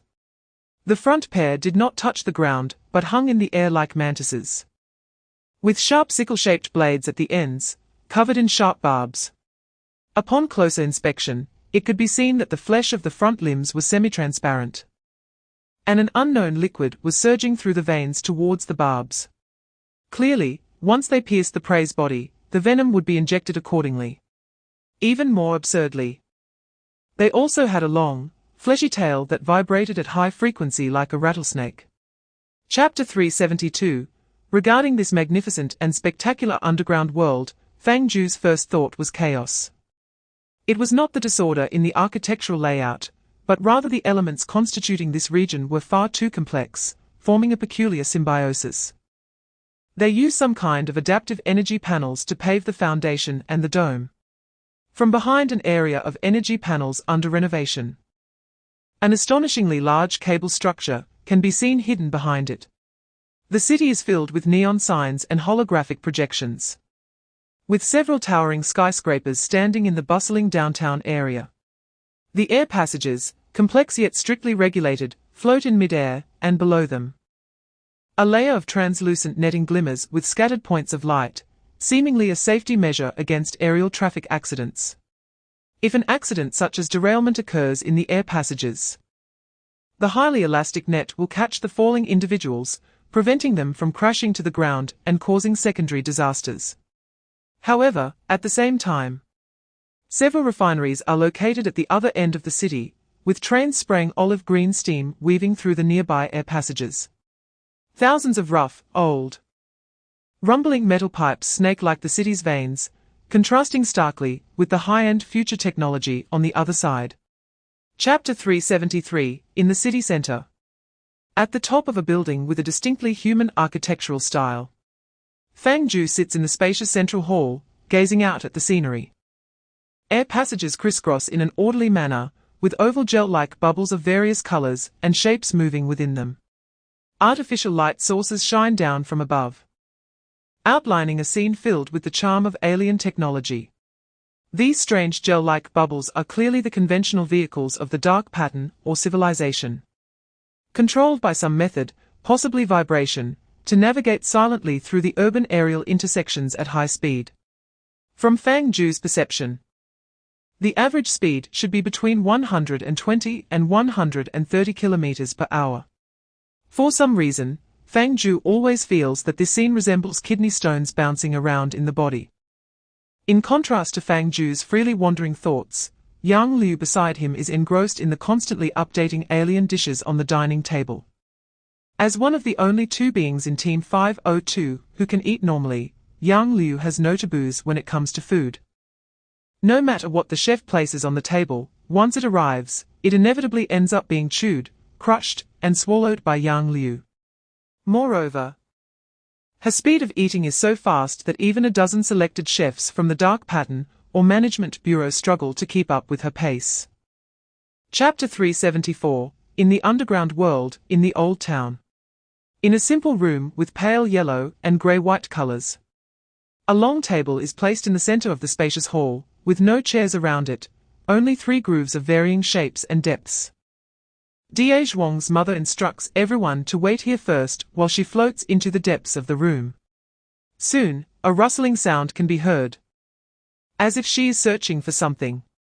Da Zhuang, upon entering, stands in a daze, first looking around, his gaze sweeping over the walls, floor, and doorframe. A familiar yet strange feeling surging in his heart.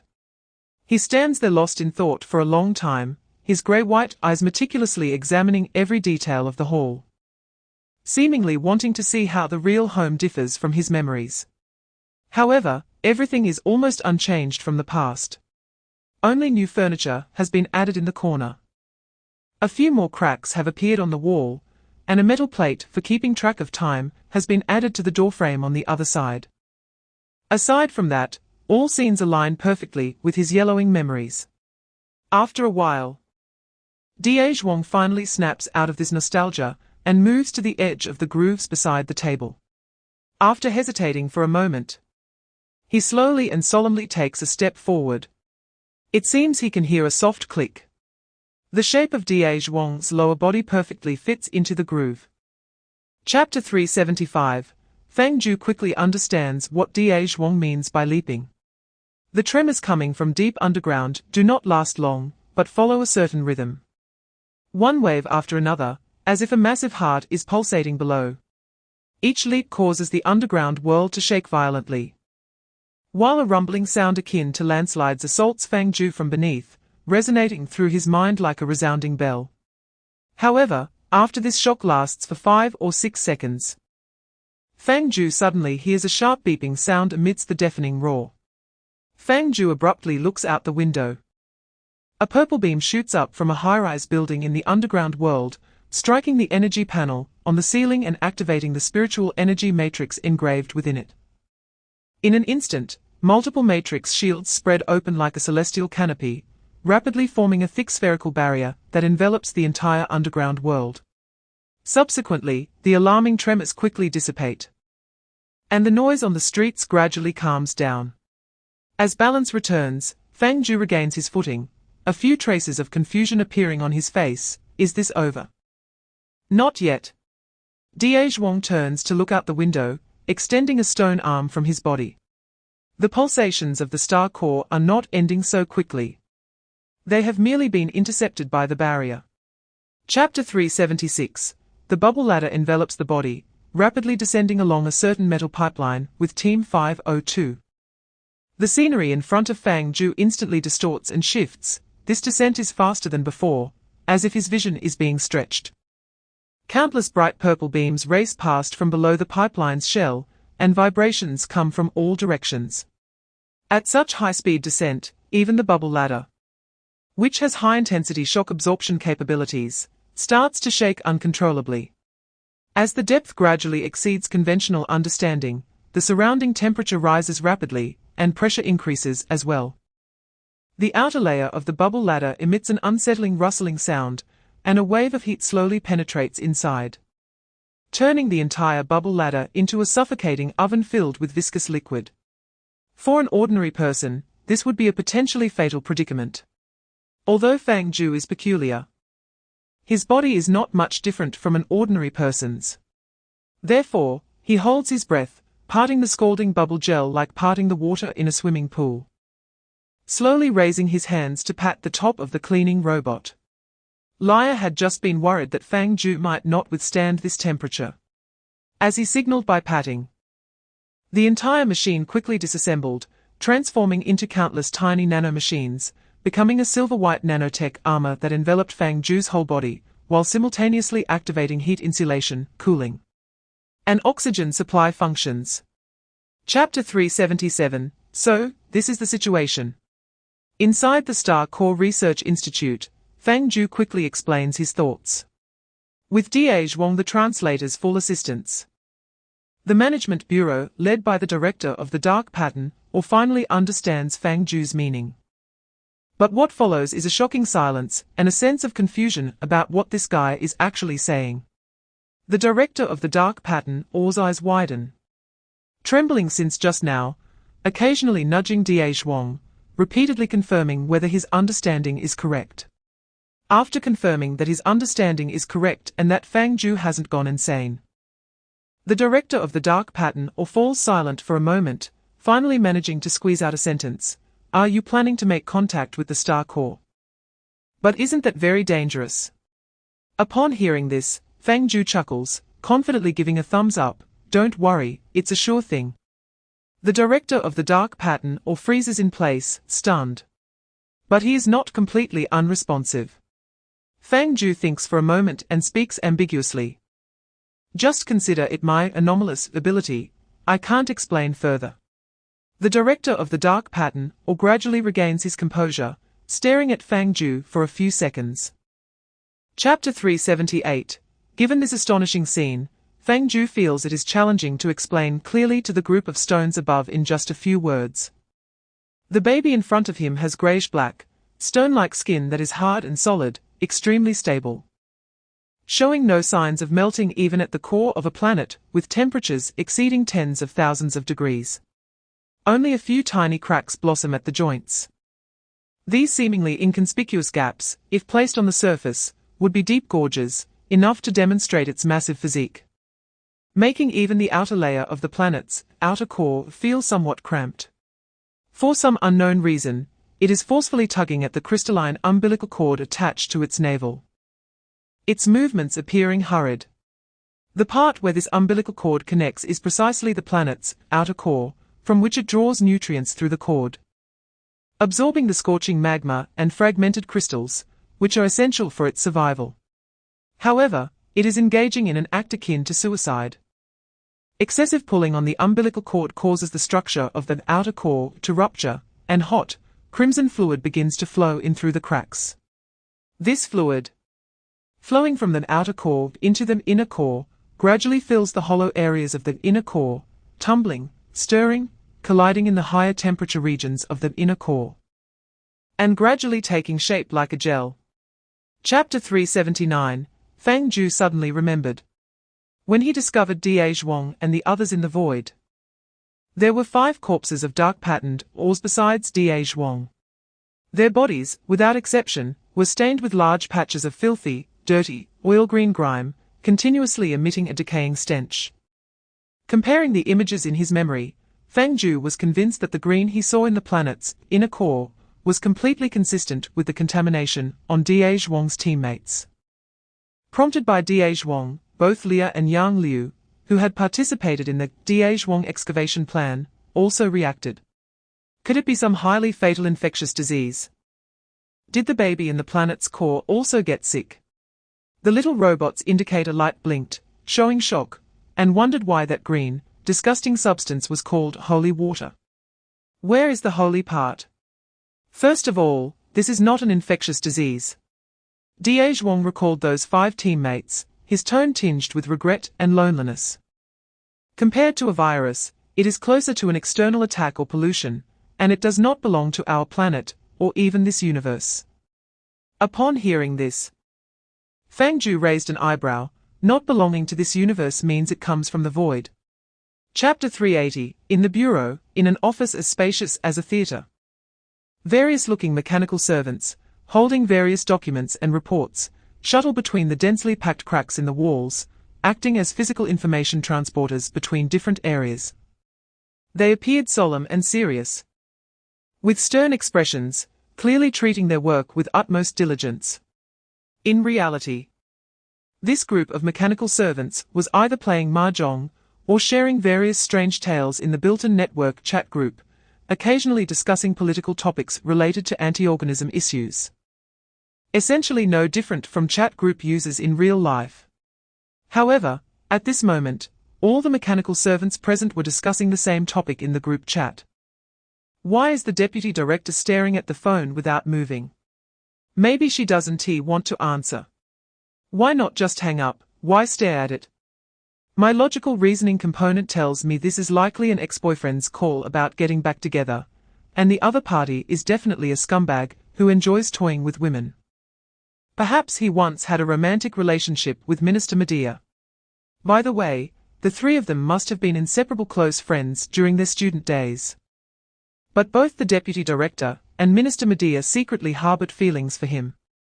They saw through each other's affections and struggled between fulfilling and letting go of their desires, even turning against each other at one point. The deputy director once held an absolute advantage, but was usurped by Minister Medea, who took advantage of a situation to win his affection. Minister Medea thought she had the last laugh, only to discover years later that the man was cheating on her with the deputy director, leaving behind ironclad evidence. Now, this seemingly ordinary call would ignite the most brutal power struggle in the Bureau's history. Chapter 381, No wonder Fang Jiu is so full of ideas. A casual remark can leave everyone stunned. The surrounding dark-patterned ores fell silent for a few seconds upon hearing Fang Jiu's plan, then began to tremble in unison, a buzzing sound echoing fiercely in the hall. Although Fang Jiu could not understand the language of the stones, he knew that most dark-patterned ores opposed his Caesarean plan. Lu Ling also held opposing views. The deputy director, who had traveled thousands of miles to be here, frowned. Contemplating and analyzing, this idea is indeed very bold and has certain feasibility, but if it were executed, even if the planet itself would not disintegrate, the dark-patterned ores living in the underground world would inevitably face catastrophic disaster. Yang Liu nodded at this. After all, performing a cesarean on a planet, that one cut would absolutely cause an explosion. Leah played a C4 bomb sound effect from the material library and raised her two mechanical arms to mimic an explosion, only to have it slide off Fang Jiu's head due to too much movement. Fang Jiu quickly adjusted the small ornament on his head, which chose to give a silly laugh to get through the situation. While Fang Jiu sighed and continued to elaborate on his thoughts, can we guide the residents to evacuate in advance? For example, to stay with us for a while. If everyone gathers around the volcano, they can enjoy local specialties every day, and afterward, they can visit relatives' mines in the surrounding areas. Chapter 382, 2 days later. Dark Patterned or Civilization, Star Core Research Institute. What have I done? Hua Sheng stood before the pipe leading deep into the star core, watching a large group of dark-patterned ores repeatedly adjusting data at various machines, feeling a strong sense of helplessness rise within him. He had thought a wonderful vacation was about to begin, but Lu Ling's call completely shattered his beautiful vision for the future. The thought of having to dive deep into the planet's core in 13 minutes, executing a task among lava and flames, deepened the look of despair on Hua Sheng's face. Why must people go to work? Hua Sheng sighed, pulled out a cigarette from his pocket, and was about to take a couple of puffs to calm his nerves when he suddenly heard familiar footsteps outside the door. He looked up and saw a figure entering with a paper report. Good day, Director Lu. A certain workplace reflex made Hua Sheng instinctively straighten his back and salute Lu Ling. Lu Ling calmly nodded, quickly scanning the surroundings, then leaned against the wall, reading the document in her hand while casually asking, "Do you remember the task objectives?" Hua Sheng took a deep breath. Proceed to the depths of the underground star core. Use the Dark Patterned or Management Bureau's Containment Unit Number 188, cutting line, to perform physical cutting on the stone baby, allowing it to disintegrate and be extracted from the passage. By the way, this task process sounds a lot like performing an abortion on this planet. Chapter 383, Dive. Hua Sheng rapidly descended through the pipe, entering the planet's core. After emerging from the pipe, the bubble ladder quickly melted away, and he found himself sinking into the magma, swimming downward in an ocean of unimaginable high-temperature chemical reactions. The process was supposed to be particularly slow, but with the support of the sanctuary equipment, Hua Sheng's speed in piercing through the outer core's molten layer increased by hundreds of times, allowing him to reach the boundary between the inner and outer core almost unimpeded. Soon, Hua Sheng caught sight of a large gaping hole in the chaotic and collapsing star core structure, resembling a chasm that appeared at the boundary of the star core, with molten lava and various crystals flowing like a roaring sea.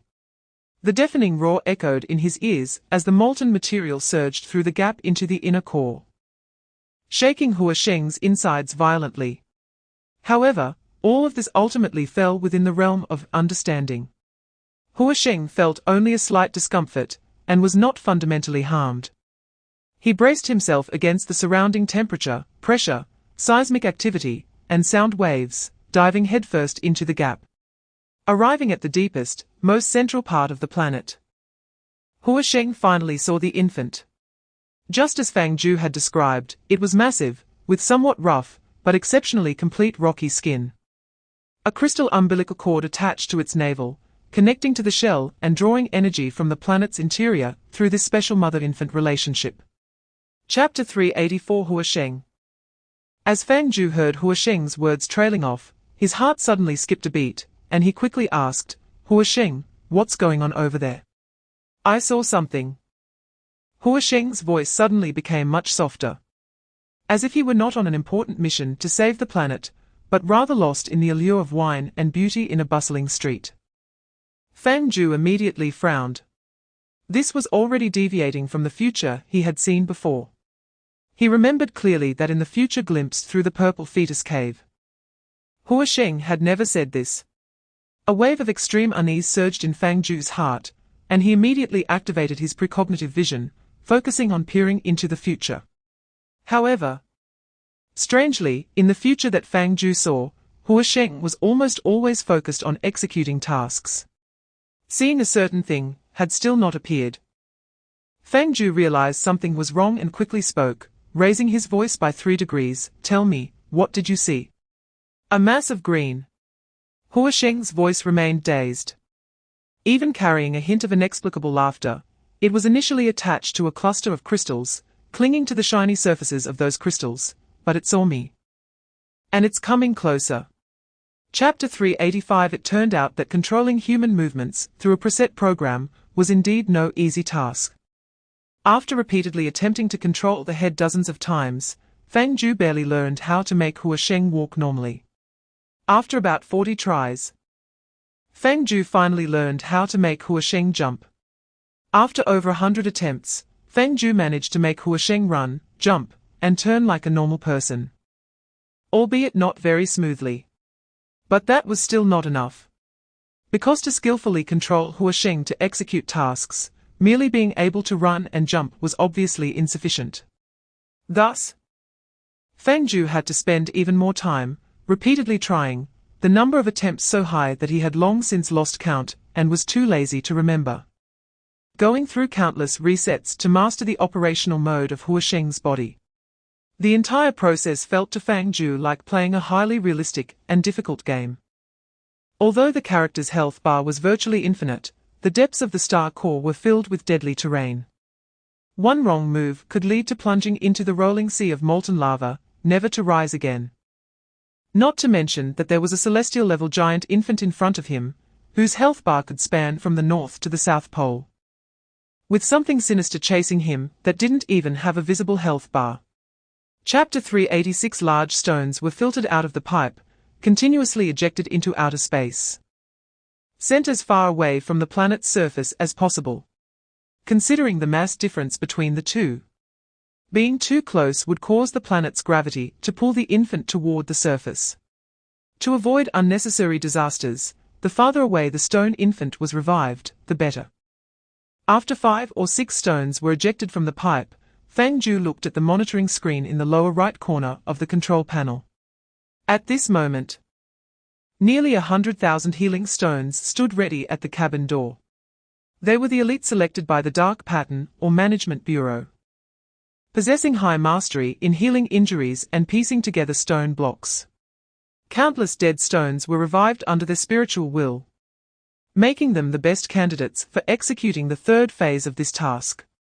Now, they were about to perform the most magnificent, most insane, most difficult, and most memorable surgical operation of their stone lives.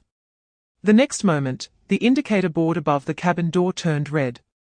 The eye-catching red light illuminated the entire area. And amidst the anxious rustling of the healing stones, the sound of the gas valve loosening was heard. The embedded mechanism slowly loosened, and with a soft puff, the tightly closed cabin door slowly opened. Chapter 387. Fang Jiu's thoughts were correct. The massive stone infant floated freely in the galaxy, gradually approaching the central star of this planetary system under the innate propulsion of its spiritual energy. As the largest nuclear fusion reactor in the planetary system, a continuous stream of energy in the form of light and heat radiated from the star's core to its surface and into space. As the distance decreased, the stone infant slowly stretched its limbs to maximize its surface area for receiving solar radiation. This movement was extremely slow but not rigid. As if the newborn infant instinctively understood how to suckle, its survival instinct told it what to do. Intense energy radiation flowed over the surface of its rocky skin, seeping into its body through the cut remnants of seams. This energy, which would be lethal to ordinary organisms, was the best nourishment for this newly birthed body that had experienced a brief death. When the energy reached a certain level, the color of the crystals behind it began to change, and the originally dull and silent crystal blocks slowly regained their luster, revealing a gem-like brilliance. Faintly, The entire planetary system's biological minds once again heard the infant's voice, but this time it was a joyful laugh. Chapter 388. After naming the infant, the director of the Dark Pattern, or Bureau, expressed his gratitude to Fang Jiu once more, and then returned to the Bureau to handle the aftermath. The extraordinary childbirth of the planet had officially concluded, and what remained was to suit the postpartum state of the planet beneath them. Although the mudslide plan, proposed by Fang Jiu and the others, had minimized the damage to the planet, a massive cavity piercing through the surface and extending to the core still required a long time to fill and repair. Fortunately, this part of the work would be fully handled by the Dark Pattern or Management Bureau, which had extensive experience with geological issues. Filling a cavity with a diameter of hundreds of kilometers was merely a bit of trouble for them. Thinking of this, Fang Jiu let out a breath, his expression relaxing for the first time in a while. He didn't know if it was good luck, or if everyone had tacitly accepted the rules of Team 502 that every time they went out to handle matters, they only needed to resolve the most core issues, with the subsequent cleanup tasks usually handled by others. Last time it was the clock tower, and this time it was the Bureau. Cleaning up the aftermath is often the most troublesome task, filled with monotonous repetitive labor and physical work. Sometimes, one even has to write an investigation report longer than life itself. The mental assessments and consciousness evaluations from the Bureau are certainly not to be overlooked. By the end of this entire process, the fatigue level can be several times higher than solving the problem itself. Chapter 389. Fang Jiu led everyone to the tail cabin of the spacecraft, passing through a corridor constructed of complex pipes and nano cables, arriving at a spacious containment area. A massive crystal ore was stacked against the wall inside the area, resembling a small mountain. Its surface shimmered with a nearly viscous sheen, and a murky, ink-like green seemed to crawl and writhe like a living water between the crystal blocks. To the naked eye, some of the green had already extended from the crystals, spreading like a mat of fungus across the silver-white nano-armor floor, leaving behind a heavy, deep emerald moss-like substance wherever it went. The ground within 2 square meters around the crystal blocks was filled with this unidentified material, emitting faint green light, and the air was thick with a strange, fishy smell reminiscent of decaying plants in damp soil. They were bizarre and strange, yet possessed a morbid vitality. To be safe, Fang Jiu did not immediately pass through the door, but stopped outside the containment area, observing the eerie green ink from a distance, wary of a sudden attack.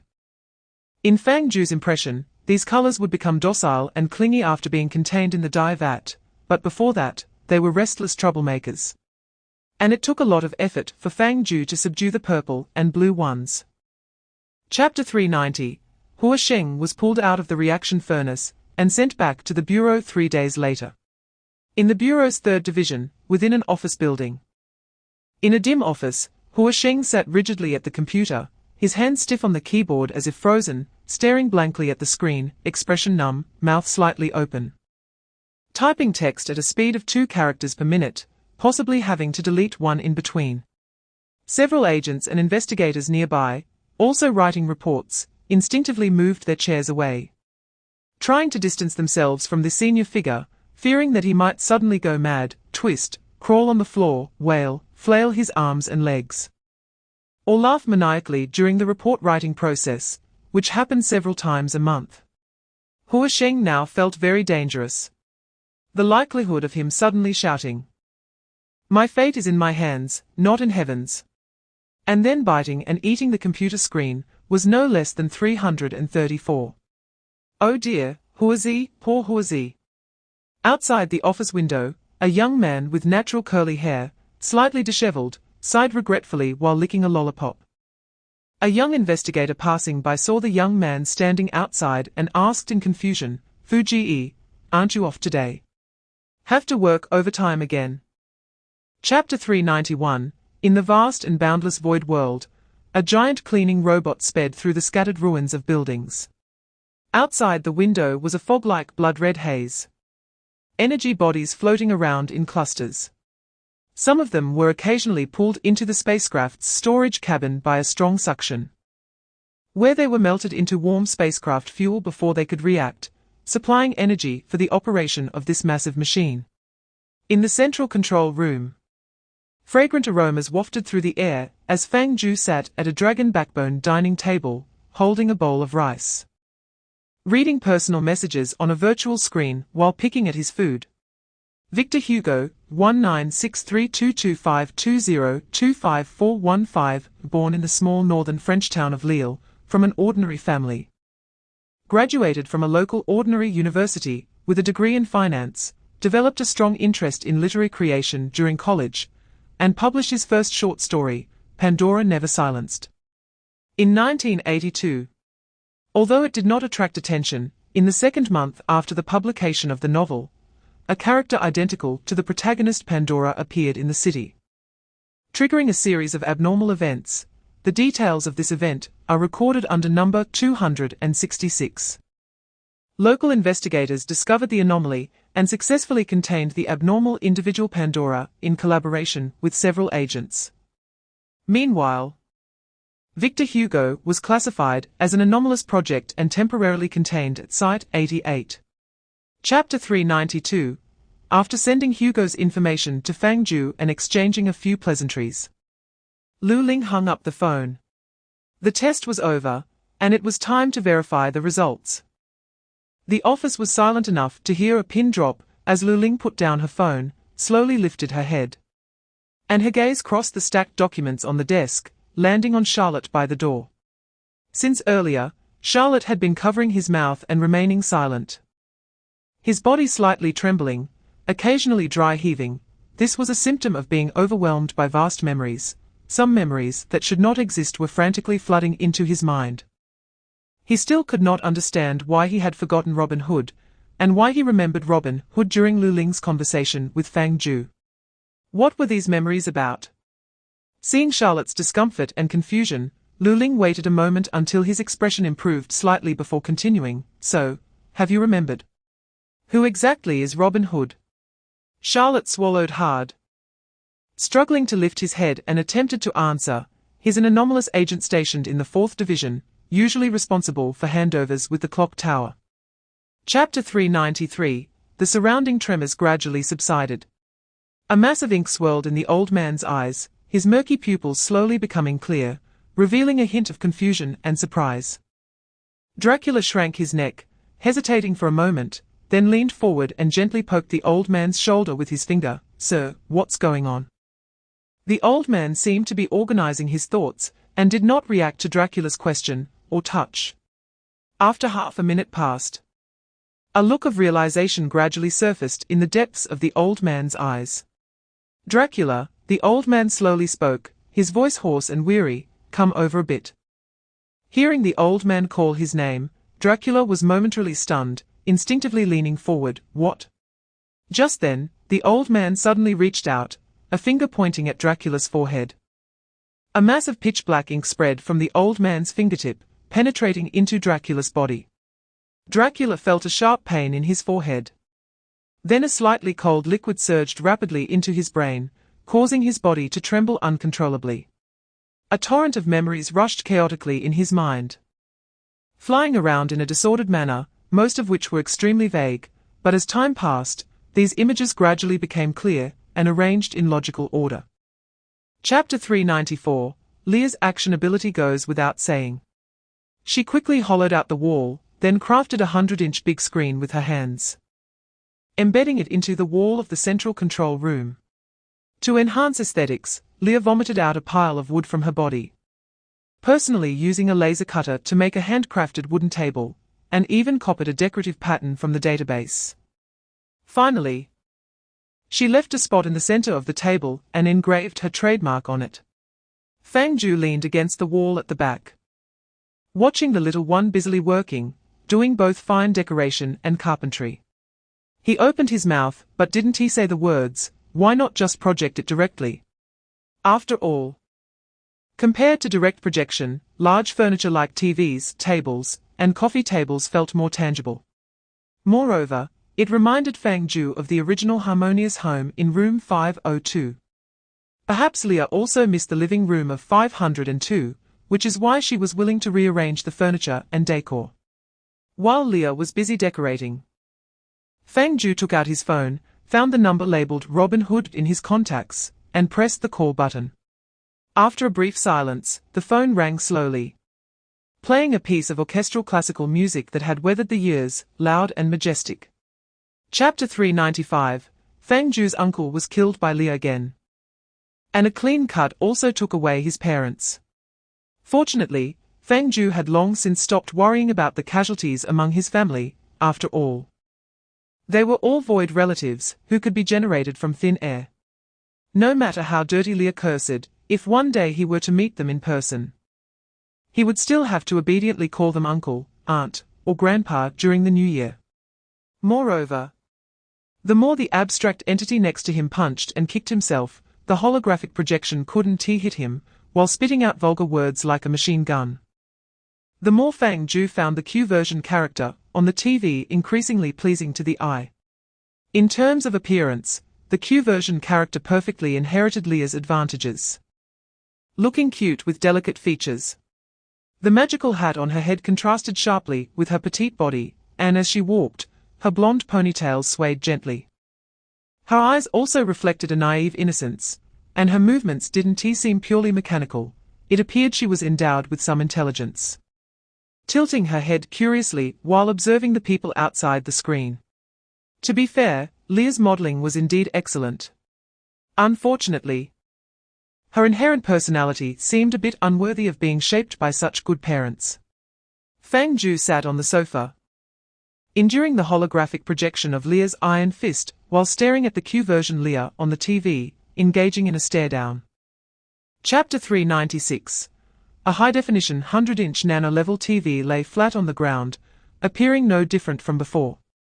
According to Leah, she had transformed the TV's body, granting it the ability to change into humanoid form. This was her third serious attempt at modeling a person. The previous two attempts had ended in failure. One was unable to construct facial details, and the other involved a performance in the clock tower that shocked Fang Jiu for 800 years. It seemed that some force was secretly preventing Leah from reclaiming human form. He wondered how this time would turn out. It should succeed, right? Leah took a slightly nervous breath, reached for the control panel, and pulled the Q version of herself back into the TV. Little Leah had been calling at the fan, and suddenly returned to the familiar TV screen, feeling dazed and swaying as she stood up, looking bewilderedly at Leah's holographic projection. Facing the blank stare of her Q-version self, Leah's mouth twitched, and she explained, "I gave you a body upgrade. You now have a transformation module. I'm going to test the specific effects. Just stay calm, and let me know if you encounter any bugs." Chapter 397. Half an hour later, Leah's anger and humiliation finally calmed down. To be honest, Fang Jiu felt he had found the trick, if he wanted to placate Leah. All he had to do was continuously shower her with compliments from the side. This girl would only show initial resistance, and as time went on, the silly smile on her face would increase, until she couldn't help but say, "Hey, I'm not as amazing as you say." Which meant her mood had completely shifted back. The advantage of this method was that it was fast, effective, and simple. The downside was that Fang Jiu had to flatter her about her ethereal temperament and beauty with a kind heart against his conscience. However, Leah at least calmed down, sighed helplessly, and withdrew from little Leah's body, returning to the holographic projection state. But why? Leah stood with her arms crossed, puzzled. "At first, I thought everything was fine. And didn't notice any abnormalities, but the program immediately went haywire, specifically targeting my face and limb coordination." "Why?" Fang Jiu didn't respond immediately. Instead, he stared thoughtfully at the little Leah body in front of him. At this moment, the Q-version Leah regained control, blinked her eyes a couple of times, bounced around to re-establish her sense of feeling, and then looked around, her little feet pattering on the ground, filled with childlike innocence and curiosity about everything in the control room. Chapter 398. The morning sunlight streamed through the window into the room, and Fang Jiu woke up from a deep sleep, groggily picking up his phone, realizing he had woken up earlier than usual today. Just as he was about to get out of bed, a wave of back pain made him grimace, and it took him quite some time to recover. There was no helping it, he had taken quite a beating from Leah these past few days. Remembering the little robot, who had been sulking all the time lately, Fang Jiu couldn't help but sigh. Since the little TV princess had come into existence, Leah seemed to have been fixated on how everyone was close to the little TV princess, but not to her. She was jealous of her Q-version self all day long. And whenever Fang Jiu said a couple of words to her, she would make a face as if she were about to cry, swinging her mechanical iron fist to chase after him with punches and kicks. It didn't hurt much, as the little one was holding back. But being tormented like this every day was exhausting for Fang Jiu. Fortunately, from yesterday on, Leah's jealousy frequency had gradually decreased. Possibly because the little TV princess had learned to adjust Leah's mood through deep learning.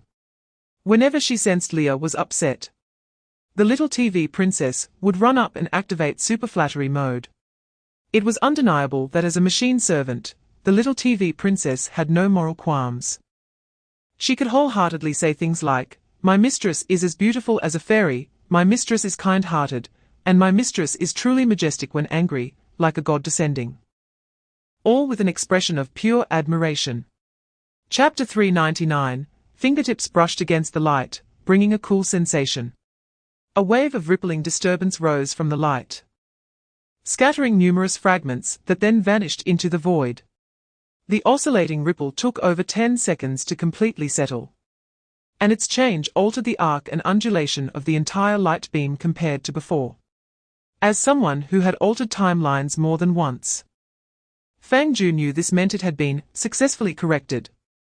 Although he didn't understand the principle, it seemed that through touching these light beams, he could modify some aspects of past history. However, this time, Fang Jiu didn't touch the glowing beam he had always tested, but rather another parallel light beam beside it. He wondered what would happen. After confirming that there were no unusual states around, Fang Jiu slowly closed his eyes. A massive pulling force surged from behind, dragging Fang Jiu out of this void world, pulling him back to the dye vat, back to the universe, back to the planet in the star system where his physical body was located. Upon reopening his eyes, a sweeping robot hovered in front of him, with the holographic projection of the blonde magician standing beside it. I'm not sure why, but Fang Jiu felt that his mental energy seemed to be consumed more than expected, his vision becoming somewhat blurred. After rubbing his eyes a couple of times, he finally asked, Chapter 400. This meeting was a huge shock for both parties. Fang Jiu was completely bewildered, and at the same time, he recalled some painful past events, his mouth twitching uncontrollably. The starfish side wasn't in a much better state. Several dark eyes repeatedly scrutinized the strange creature in front of them, their pupils filled with deep unease. In the distance, the starfish researchers hiding behind the agents began to discuss fervently in a language Fang Jiu couldn't understand. Is the anomaly containment failing? It is clearly a physical anomaly, but I've never seen this kind of appearance. Where's the anomaly index detector? Why is there no reaction? Actually, there was a reaction, I just checked, but it only happened for an instant. In that instant, the anomaly index surged to 491, reaching a 5-level reality distortion, and almost hitting a 6 level. This is breaking records, right? Stop dawdling and hurry up and run. At the reminder of a starfish agent, the starfish researchers finally snapped back to reality, not daring to linger for even half a second, immediately twisting their hefty bodies and long limbs, climbing up walls and ceilings, quickly wriggling away from the scene. Chapter 401. Fang Jiu followed the starfish Luling into a spacious office. As soon as he entered, a familiar scene came into view. A simple wooden desk lay horizontally in the center, piled high with documents awaiting processing. And the walls on both sides were covered with various sizes and colors of spatial rifts. Hundreds of starfish were moving in and out between the rifts, and judging by their regular steps and almost identical appearances, they should also be mechanized servants created by the Management Bureau. Removing the keyword starfish. The scene in Lu Ling's office was no different from that of a human management bureau. Lu Ling silently climbed onto the desk, using its tentacles to roll up the documents on the table and place them on the ground, thus freeing up a space. Next, it opened the desk drawer and took out 3 syringes containing an unknown green liquid. After a moment's hesitation, it injected the syringes into its body. In an instant, Fang Jiu vaguely heard a sound of something dissolving, as if the liquid just injected had strong corrosive properties. Lu Ling's body began to convulse and twist, its limbs flailing wildly, smashing the syringes against the wall, and the dark eyeballs on its central body trembled violently, revealing an unbearable expression of pain. Chapter 402. Out of caution, Fang Jiu had Grelevy take him to see what the terminal looked like. The result left Fang Jiu extremely shocked. Anomaly No. 078 terminal stood in the center of a sealed factory, nearly 10 meters tall, surrounded by factory walls covered in complex blue pipelines. The terminal was covered in rusty yellow armor plates, and through the gaps, one could faintly see interlocking gears and precision components. When Fang Jiu arrived at the scene, it seemed to be in operation, with a continuous rumbling sound coming from within. There was also a square hollow on the side of this steel giant, with a long conveyor belt extending from its interior. Looking into the hollow, he could vaguely see some massive blurry shapes twisting inside, while a greasy smell similar to machine oil wafted out. It was strikingly similar to the blacksmith. Coupled with the past encounters with the chaos beings and the F-generation mechanized servants, Fang Jiu couldn't help but entertain a bold guess. Could it be that the blacksmith really has a group of siblings? They might be scattered across various domains, later captured by different worlds. With a terminal and a blacksmith are being captured by the starfish world and human world respectively, and transformed into the core for manufacturing black technology equipment. While another sibling of a blacksmith was captured by the chaos beings, thus creating the F-generation mechanized servants. Chapter 403. This might be the most significant reaction Fang Jiu had seen from Lu Ling. Perhaps it was due to being too fatigued from recent official duties. Combined with Fang Jiu's sudden and underhanded attack, Lu Ling's nerves finally snapped. It took nearly half a minute before a trembling voice came from the phone. The Starfish Management Bureau, right? This is truly an unexpected situation. Fang Jiu thought it was indeed surprising. He was startled himself, then realized, hey, I remember we brought back 2 starfish from the convenience store before. Didn't they reveal anything about the Management Bureau? Lu Ling, they are just ordinary citizens, completely unaware of the Management Bureau. And one of them was even psychologically traumatized, mainly due to being scared by Xiao Wang. Xiao Wang? Wang Xiaobin. Lu Ling paused. The name of the 3rd District Branch Director. Didn't it tell you all? Instantly, an image of a shark wearing monocles, drilling into a corner while muttering about comfort, flashed in Fang Jiu's mind. Giving such a down-to-earth name to a powerful deep-sea beast really fits the style of the 3rd District. Chapter 404. Here they come. Fang Jiu held his phone, staring blankly at the motorcycle siblings floating outside, his gaze locking onto the woman in the front seat.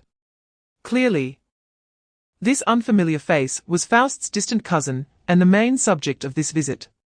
This sister has some serious motorcycle skills, Faust said cheerfully, stretching his neck to look ahead. Hey bro, where's the entrance to your spaceship? Is it that long strip down there? That's the air intake, used for small fashionable garbage. Fang Jiu exchanged a glance with Leah beside him, then said to Faust, you guys wait a moment, I'll have our shipborne sprite open a window. Unexpectedly, Faust declined outright. No need, we can just enter through the regular entrance and take a look inside to familiarize ourselves with the environment. Fang Jiu raised an eyebrow, thinking that this was the guest's request, so he didn't say anything further, and pointed out a route for Faust to enter through the spaceship's rear entrance. Faust cheerfully said okay, then turned with the woman on the motorcycle to head towards the spaceship's side. More than half an hour later, above the Pacific Ocean, inside the spaceship. The door leading to the control room slowly opened, and Faust walked in with an excited expression, followed by a figure that looked slightly nervous. Chapter 405. The group arrived at the Great, Strong Species, Autonomous Region. As soon as they entered, Dracula felt his worldview was impacted. Standing at the entrance and looking ahead, a majestic city-state came into view, with metallic high-rises standing tall, diverse residential buildings everywhere, and the streets constantly echoing with sounds. All around were the rolling sounds of stone creatures. In the mid-air of the city-state, dense and orderly aerial pipelines crisscrossed, with a large number of dark-patterned oars wrapped in a bubble-like gel, traveling through the pipelines at high speeds, forming a unique traffic network in the air. Operating in an orderly manner, under the guidance of red and green lights high above. Dracula was shocked by the unique worldview of silicon-based life forms, and was speechless for a long time. Fang Jiu and the others were unfazed, casually showing Dracula around before heading to the Dark Pattern Mine, located in the Zhuang Autonomous Region. The Dark Pattern Mine was established on an aerial island, which was carved out from the original edge of the Zhuang Autonomous Region. It was equipped with 45 large anti-gravity devices to help keep the entire island suspended in the air. This was because when Fang Jiu initially proposed the idea of having colleagues mine, there was no suitable area within the Zhuang Autonomous Region to build a mine. So they had to clear the sparsely populated corners and use them as a mining site. Chapter 406. Calm down, Dracula, calm down. Regardless of whether the situation is true, even if it is, it's just a plan. Considering the progress of the utopia, by the time the situation escalates, Fang Jiu's fleet will only be in its initial stages, and won't be that large. There's no need to panic. Dracula quickly organized her thoughts, took a deep breath to calm herself, and turned her gaze back to the dark pattern, or cluster below the tower. She saw these stone-like beings continuously hopping onto the platform to assist in machine debugging, and after leaving the device, they emitted a polished and shiny texture, while the outer layer of rubble was all collected into the storage room beneath the platform. The thought that these ores would one day become a fleet capable of blocking out the sun and attacking their own forces with high-energy weapons made Dracula's heart tremble. Then let them continue testing. Let's not disturb them for now. Dracula forced a smile and awkwardly changed the subject. How about we go visit the next place? Fang Jiu noticed that this new guest had a lower tolerance for the situation. She had been in a daze more than once since boarding the ship, so he nodded. All right, I think this fully automatic workstation is designed quite well, and we can leave the subsequent debugging entirely to Zhuang. Chapter 407. Aerial Spaceship, Research Area. As Dracula entered this area, her mind conjured images of various research equipment neatly arranged and countless high-tech devices on display. After all, this spaceship, aside from its strange appearance, had an internal structure that surpassed the understanding of the Management Bureau, and the research area within was sure to be filled with unimaginable black technology. This was a good thing. Perhaps there would be clues related to existence erasure. However, upon actually reaching the research area, Dracula realized that she had once again misjudged. The entire research area was chaotically disorganized, to the point where even a supervisor would be infuriated. Inside the spacious research area with pure white walls, various research devices were haphazardly scattered on the floor, mysterious firearms piled in a corner, what seemed to be purification apparatus hanging on the wall, a complex and precise large machine covered in graffiti, and a dozen tables awkwardly arranged into a distorted circle, with 2 plates of unfinished scrambled eggs with chives on top. Dracula instinctively thought she had entered the wrong place and turned to Fang Jiu. What's going on, bro? This place looks so much like a warehouse. Not sure if it was influenced by Faust or if her or grew after visiting the mine and vegetable garden, Dracula subconsciously changed her way of addressing him. Chapter 408. In front of the pre-exit cabin door of the aerial spaceship, a red and black motorcycle was parked in the center, holding a helmet. Dracula looked up at Faust, who was saying goodbye to Fang Jiu and the others, and couldn't help but let out a regretful sigh. To be fair, It wasn't her fault for being nervous. There wasn't a single normal person in this 502 squad. Just interacting with the 3 members of the squad was enough to make Dracula feel overwhelmed, and now there was the most mysterious captain, Fang Jiu. She truly couldn't hold on any longer. The problem actually lay with Fang Jiu. If only he were a bit crazy or had some eccentricity. If he spoke like a madman, Dracula might have been willing to explore further. After all, there were plenty of crazies and mentally unstable people in the management bureau. Many renowned veteran agents had their quirks, and legendary figures included in the textbooks all had exceptional traits. Interacting with them was no different from dealing with someone who had a wild imagination. But Fang Jiu was too normal. Normal to the point of being just like anyone else. Dracula absolutely did not believe that a normal person could keep Li Ya, Zhuang, and Yang Liu in check. So Fang Jiu must be hiding something strange. Chapter 409, Aerial Spaceship, Control Room. Fang Jiu brought the Dracula siblings back to the control hall. And as soon as they entered, they saw Zhuang levitating with psychic energy, flying low while being chased by a little TV girl. The little creature seemed to have just finished charging, bursting with energy, as it chased Zhuang around the control room, its face full of childlike innocence when it laughed. Zhuang indulged it, flying a bit slower so that when the right moment came, he would suddenly decelerate, and let it jump up to catch him. Patiently playing the role of its gentle uncle. When Zhuang saw Fang Jiu and the others return to the control room, both he and the little TV girl immediately reacted and rushed over. Leader. Great Lord. The little TV girl was the most excited, running to Fang Jiu's side. Grabbing his pant leg, and looking up at him with sparkling eyes, Great Lord, what are we playing today? Be good, we have important matters today. Fang Jiu bent down. Rubbed the little TV girl's head affectionately. You play by yourself for a while, and we'll accompany you after we finish our important tasks. The little TV girl visibly looked disappointed, reluctantly releasing her hold on Fang Jiu's ankle. Oh. Chapter 410, 2 high mountains flanked a valley, and although the walls were towering, the central riverbed had long since dried up, exposing pale sand and stones. Surrounding it was scattered deadwood and low pine trees, most of which were twisted, resembling charred corpses. The entire valley was devoid of life, permeated with a sense of death, like an abandoned old city. This was very normal. After all, this was an aerial domain. Just as there would be no traces of life in a ruin, this valley naturally showed no signs of vitality. But Fang Jiu always felt that something was off. From the moment his feet touched this land, an unsettling restlessness surged from the depths of his heart, for he actually sensed a flicker of life within this valley.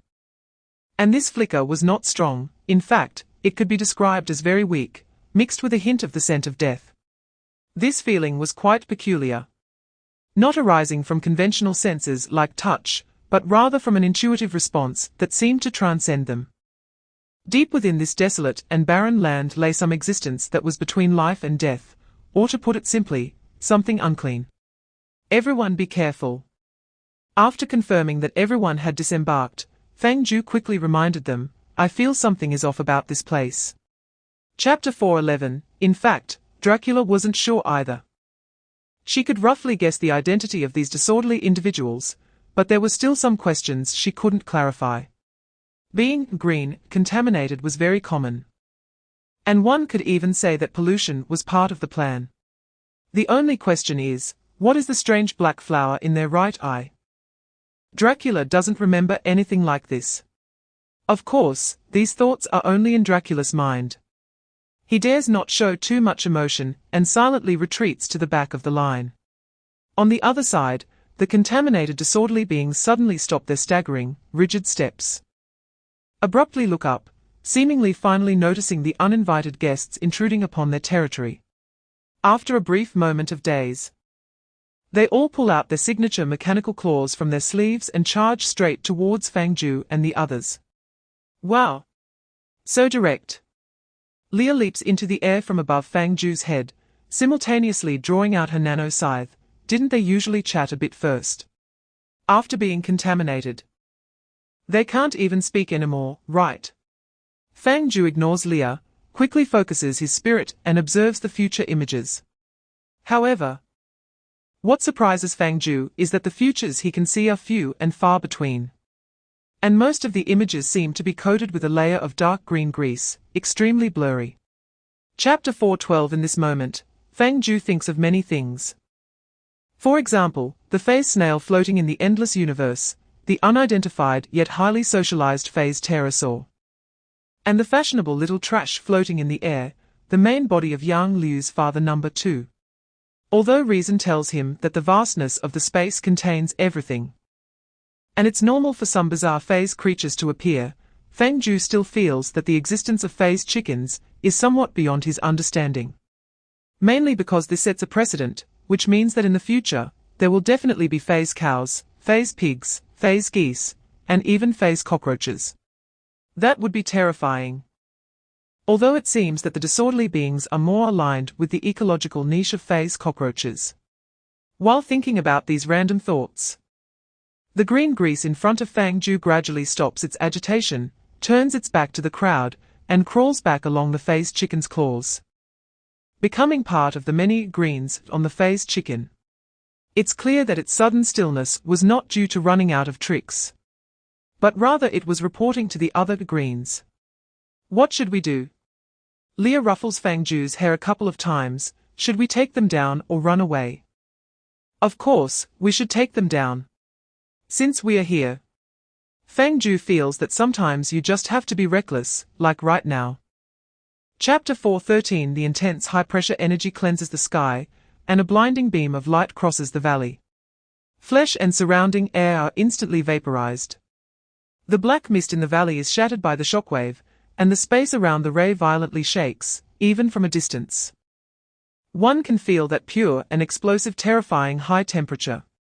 The emission of the baking ray lasts nearly 10 seconds.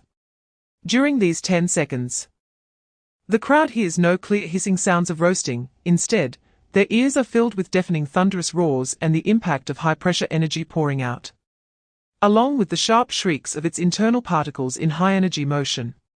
When the high-energy ray gradually fades away, the crowd looks up to find that the place where the phase chicken once stood is now just a blob of dark green grease, restlessly writhing in the searing, blurry air. The phase chicken was not roasted, it was completely vaporized without a trace. Dracula stands at the entrance of the valley, confusedly looking up at the now clear valley sky that was once shrouded in fog, with his mouth agape. The vampire lady is dumbfounded. Beside him, Faust looks on with admiration and begins to clap. After being stunned for nearly half a minute, Dracula suddenly reacts and turns to Faust with a complex expression. Brother, have they always been this fierce? Chapter 4:14. All the greens are absorbed. The entire process is the same as the previous absorption of the greens within the star core. Nothing unexpected. However, this process seems a bit horrifying to Dracula. After all, she never thought this thing could be directly contained by Fang Jiu, and it looks particularly easy. About as difficult as opening a refrigerator door, taking out a bottle of ice-cold cola, and closing the door again. If anything, the latter might be a bit harder. Why? How is this possible? This thing can be contained. Dracula now really wants to find a tree hole to stick her head into, and shout out to vent the emotions that have been building up until now. But she can't. Everyone is watching, and each face bears an expression of this is expected, as if they are already used to it. So Dracula can only hold it in, trying to maintain her expression while her body can't help but tremble slightly. Sister. Faust quickly notices the abnormality of his distant cousin and kindly says, if you can't hold it in anymore, you can go to the bushes over there, I'll keep watch for you. Dracula turns to glare at him. Get lost. Faust shrinks back and mutters quietly, getting angry. 1T solve the urgent issue, though. Chapter 4:15. Fang Jiu squats deep in the valley, suddenly feeling a stir in his heart, and turns to look back. In the vast scarlet space, everywhere he looks is floating ruins and chaotic energy clusters. What is up? Leah leisurely circles around Fang Jiu's feet, curiously asking, did you notice something? Let me see too. Fang Jiu feels a bit uncomfortable in his heart. He can't quite explain what this feeling is, awkwardly smacking his lips, just sensing that something seems to have happened nearby. Leah thinks for a moment. With so many energy bodies in the space, Yang Liu might have found his uncle. It's possible. Fang Jiu nods, temporarily ignoring this strange feeling in his heart, and continues to ponder over the chunk of scorched earth in his hand. The land deep in the valley is lifeless, and the surrounding black mist has dissipated. After passing a few paths and small hills, this area, which seems no different from the outside world, catches the attention of Fang Jiu and Leah. Unlike ordinary scorched earth, this desolate land exudes a spine-chilling aura. The air is even colder and more humid than outside the valley, and the winds occasionally blowing in carry a stimulating nerve-wracking scent. This land likely harbors some strange entities. Chapter 4:16. While fighting a battle for his eyebrows, Fang Jiu heads back to the entrance of the valley with Leah, and from a distance, he sees Zhuang and Yang Liu waiting by the cliff. Perhaps due to not finding any clues, both the half-dragon and the rock look quite dejected. Yang Liu is absent-mindedly kicking stones towards the cliff edge, while Zhuang watches anxiously. Almost at the same time, they notice Fang Jiu returning from the depths of the valley and quickly come over. Fang Jiu leisurely shares the deductions he and Leah had made earlier. After listening, Yang Liu and Zhuang's expressions turn serious and solemn. Regarding the research experiment on colors, they had also employed measures to completely erase any traces of the experiment. Yang Liu acknowledges the professionalism of the disorderly beings. They seem to know their stuff. The vast majority of experiments on dangerous containment objects must be thoroughly erased after a failure to prevent further memetic contamination. So having an excellent instant erasure measure is quite necessary during related research. We have similar safety measures in our place. Zhuang slowly shakes his body and says with a hum, "It's better to lose one wall of stones than an entire mountain of stones." Which is a saying that the researchers of stones often mention. Chapter 4:17. In the space vessel, in the control room, a crowd gathered around the dragon bone table, staring silently at the cleaning robot on the surface. Fang Jiu sat beside the table, directly facing the dull and lifeless scanning panel of the small robot, his expression having been off for the past half hour. The inspection results were out. Yang Liu stepped out from behind the control panel, her tone much more serious than usual. It wasn't a power outage, nor was it internal component damage. All hardware was functioning normally. Fang Jiu furrowed his brows and, after a while, raised his head. What about software issues? For example, could it be a virus, the main body's consciousness being hijacked by a Trojan? There were no traces of Trojan infection in the software program, and even the system's operation records showed no errors. At this point, Yang Liu paused, incredulously saying, "It's as if it just vanished." Fang Jiu fell silent. This had never happened before. Although Leah sometimes left her main body to wander through other electronic devices as data streams, she usually informed Fang Jiu in advance. As Leah would say, if she didn't clarify things with Fang Jiu beforehand, he would definitely think something was wrong if he saw her main body not moving. She didn't want to go out and come back to find her cybergrave at home. That would be too unlucky. Chapter 4:18. In the vast, dark world, a cold electronic wind swept through her body, and the chaotic sound of electric currents echoed hollowly in her ears. A faint, indistinct figure wandered in the darkness, like a small boat on rivers and lakes. "Fang Jiu, can you hear me?" "Hey!" Leah shouted, constantly looking around for familiar figures. Yang Liu, Zhuang. Her shouts echoed in the darkness, then were swallowed up by the boundless expanse, never to be heard again. However hard Leah shouted, she received no response from the outside world. She was trapped in this bizarre place, feeling utterly isolated and lost, as if cut off from the world. Suddenly, Leah felt a bit cold. She remembered her past when she had wandered in the network world and accidentally fallen into a junkyard, trembling as she squatted down, wrapping her arms around herself to seek some warmth. But that electronic body had no real sensation, only a sense of desperate nothingness. Gradually, Leah became tired of shouting.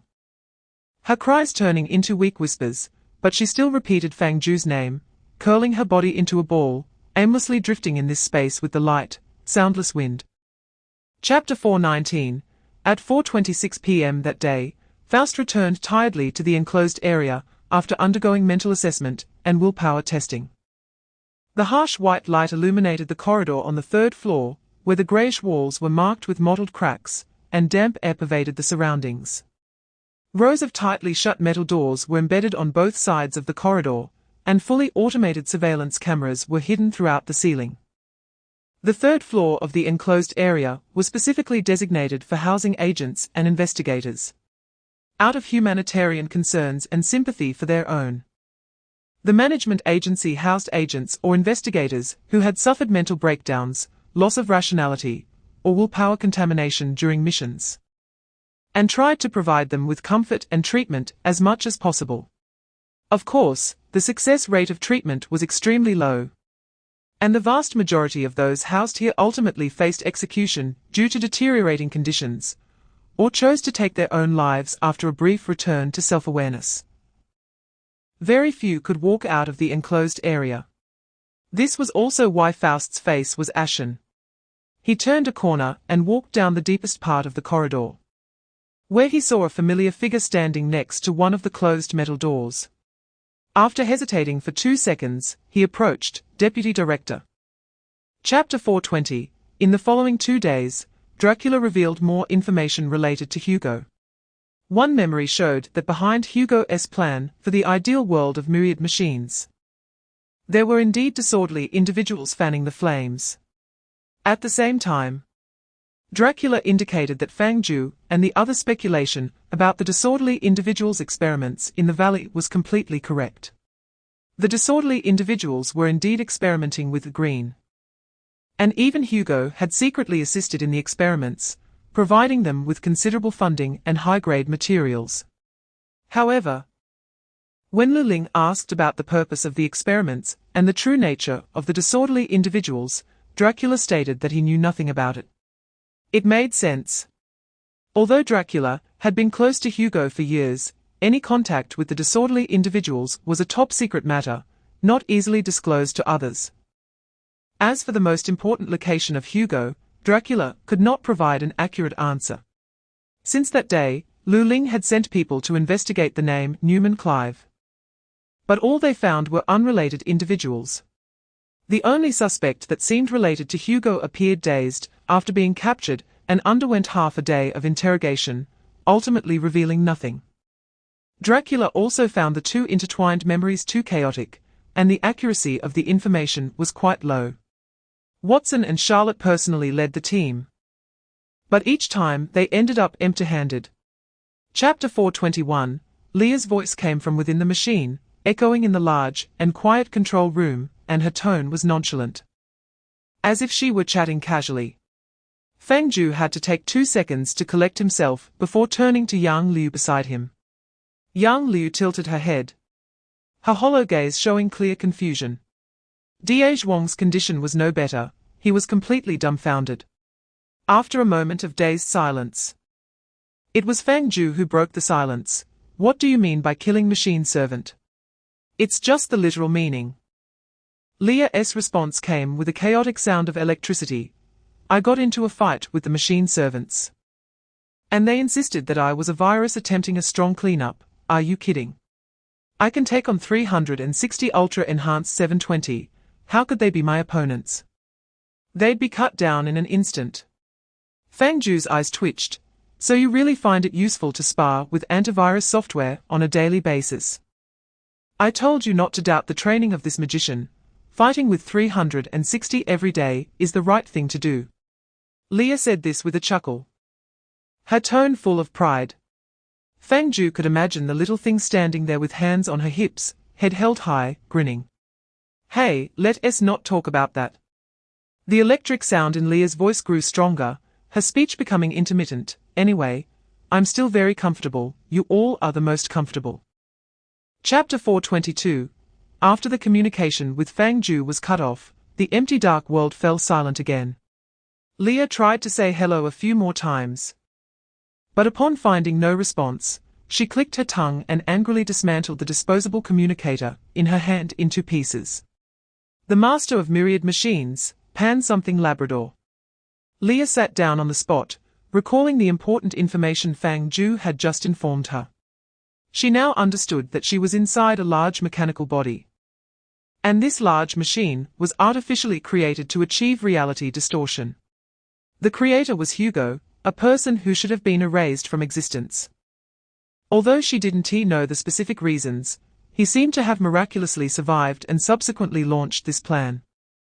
The machine named the Master of all Machines has collected a large number of mechanical life forms, preparing to refine them. Fang Jiu didn't explain this process very clearly. But Leah felt that what Fang Jiu meant was that if the Master of all Machines wanted to activate, it must require a certain amount of fuel. Is the mechanical servant the fuel? Leah glanced at the pile of mechanical servant fragments at her feet, casually sat down, and continued to think. If that's the case, why am I here? Chapter 423. Hugo did not believe that the Bureau would locate him so quickly. To conceal his whereabouts, he had laid out a large number of misleading false clues in advance. Based on his understanding of the Bureau's working style, it was not difficult to set up targeted traps. As for Dracula, there was even less to say. As bait, Dracula was not even given real memories. Even if he were captured and interrogated by the Bureau before being erased, he would only provide fragmented information, and could not lead them to this city of ideal.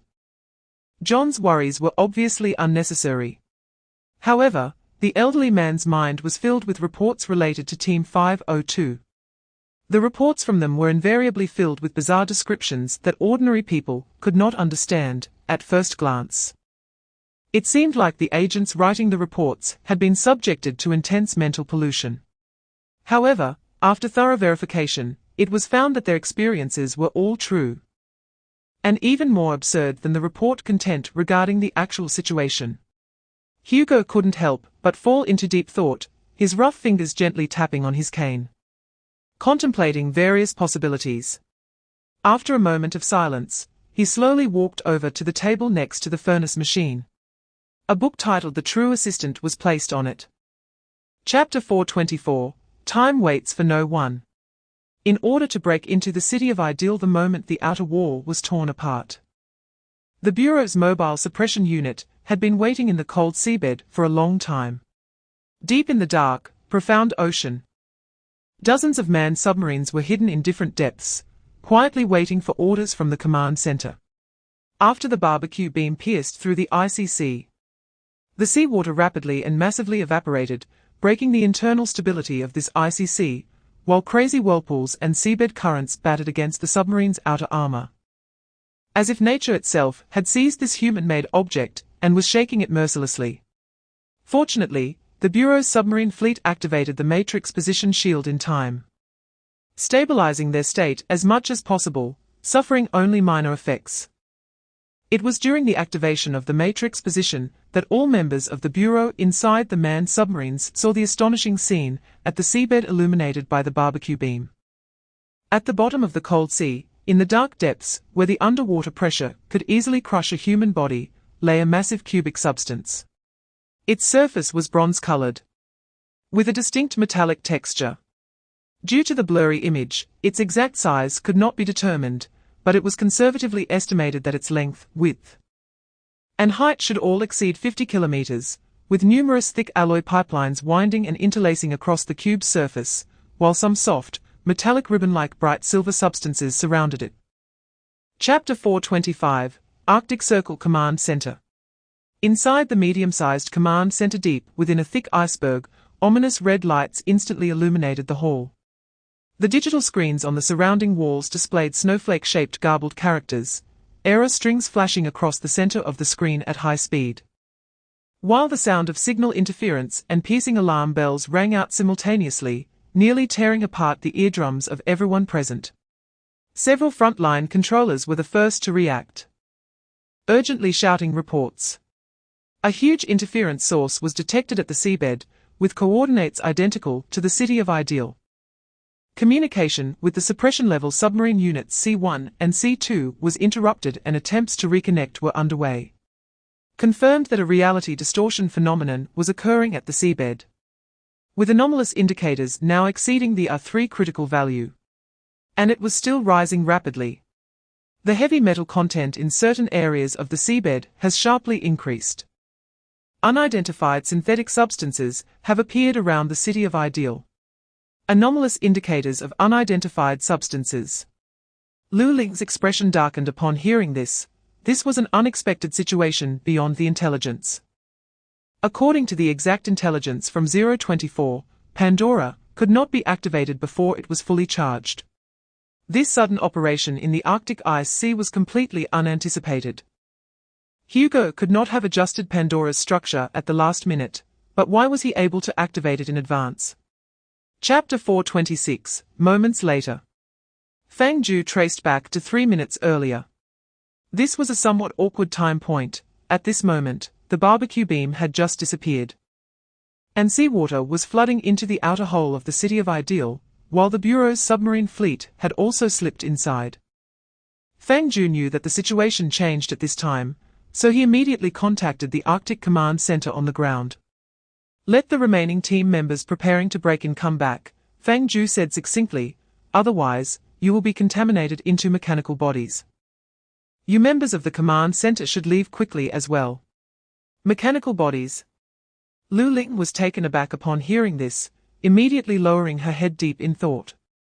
The intelligence in her mind contradicted Fang Jiu's judgment. Theoretically, Pandora could not activate at this time.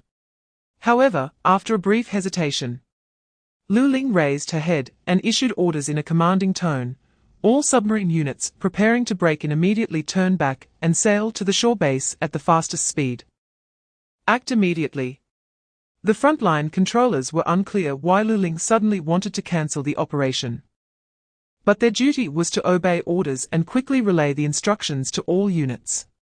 Soon, the submarine fleet that was originally prepared to follow the break-in all returned home at the fastest speed, fleeing the waters near the city of Ideal.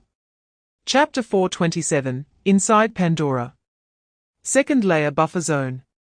At the end of a dimly lit view, brightness spread out, and the closer one got, the more one could clearly smell a faint strange odor, reminiscent of the rust from the corroded doors of an abandoned old factory.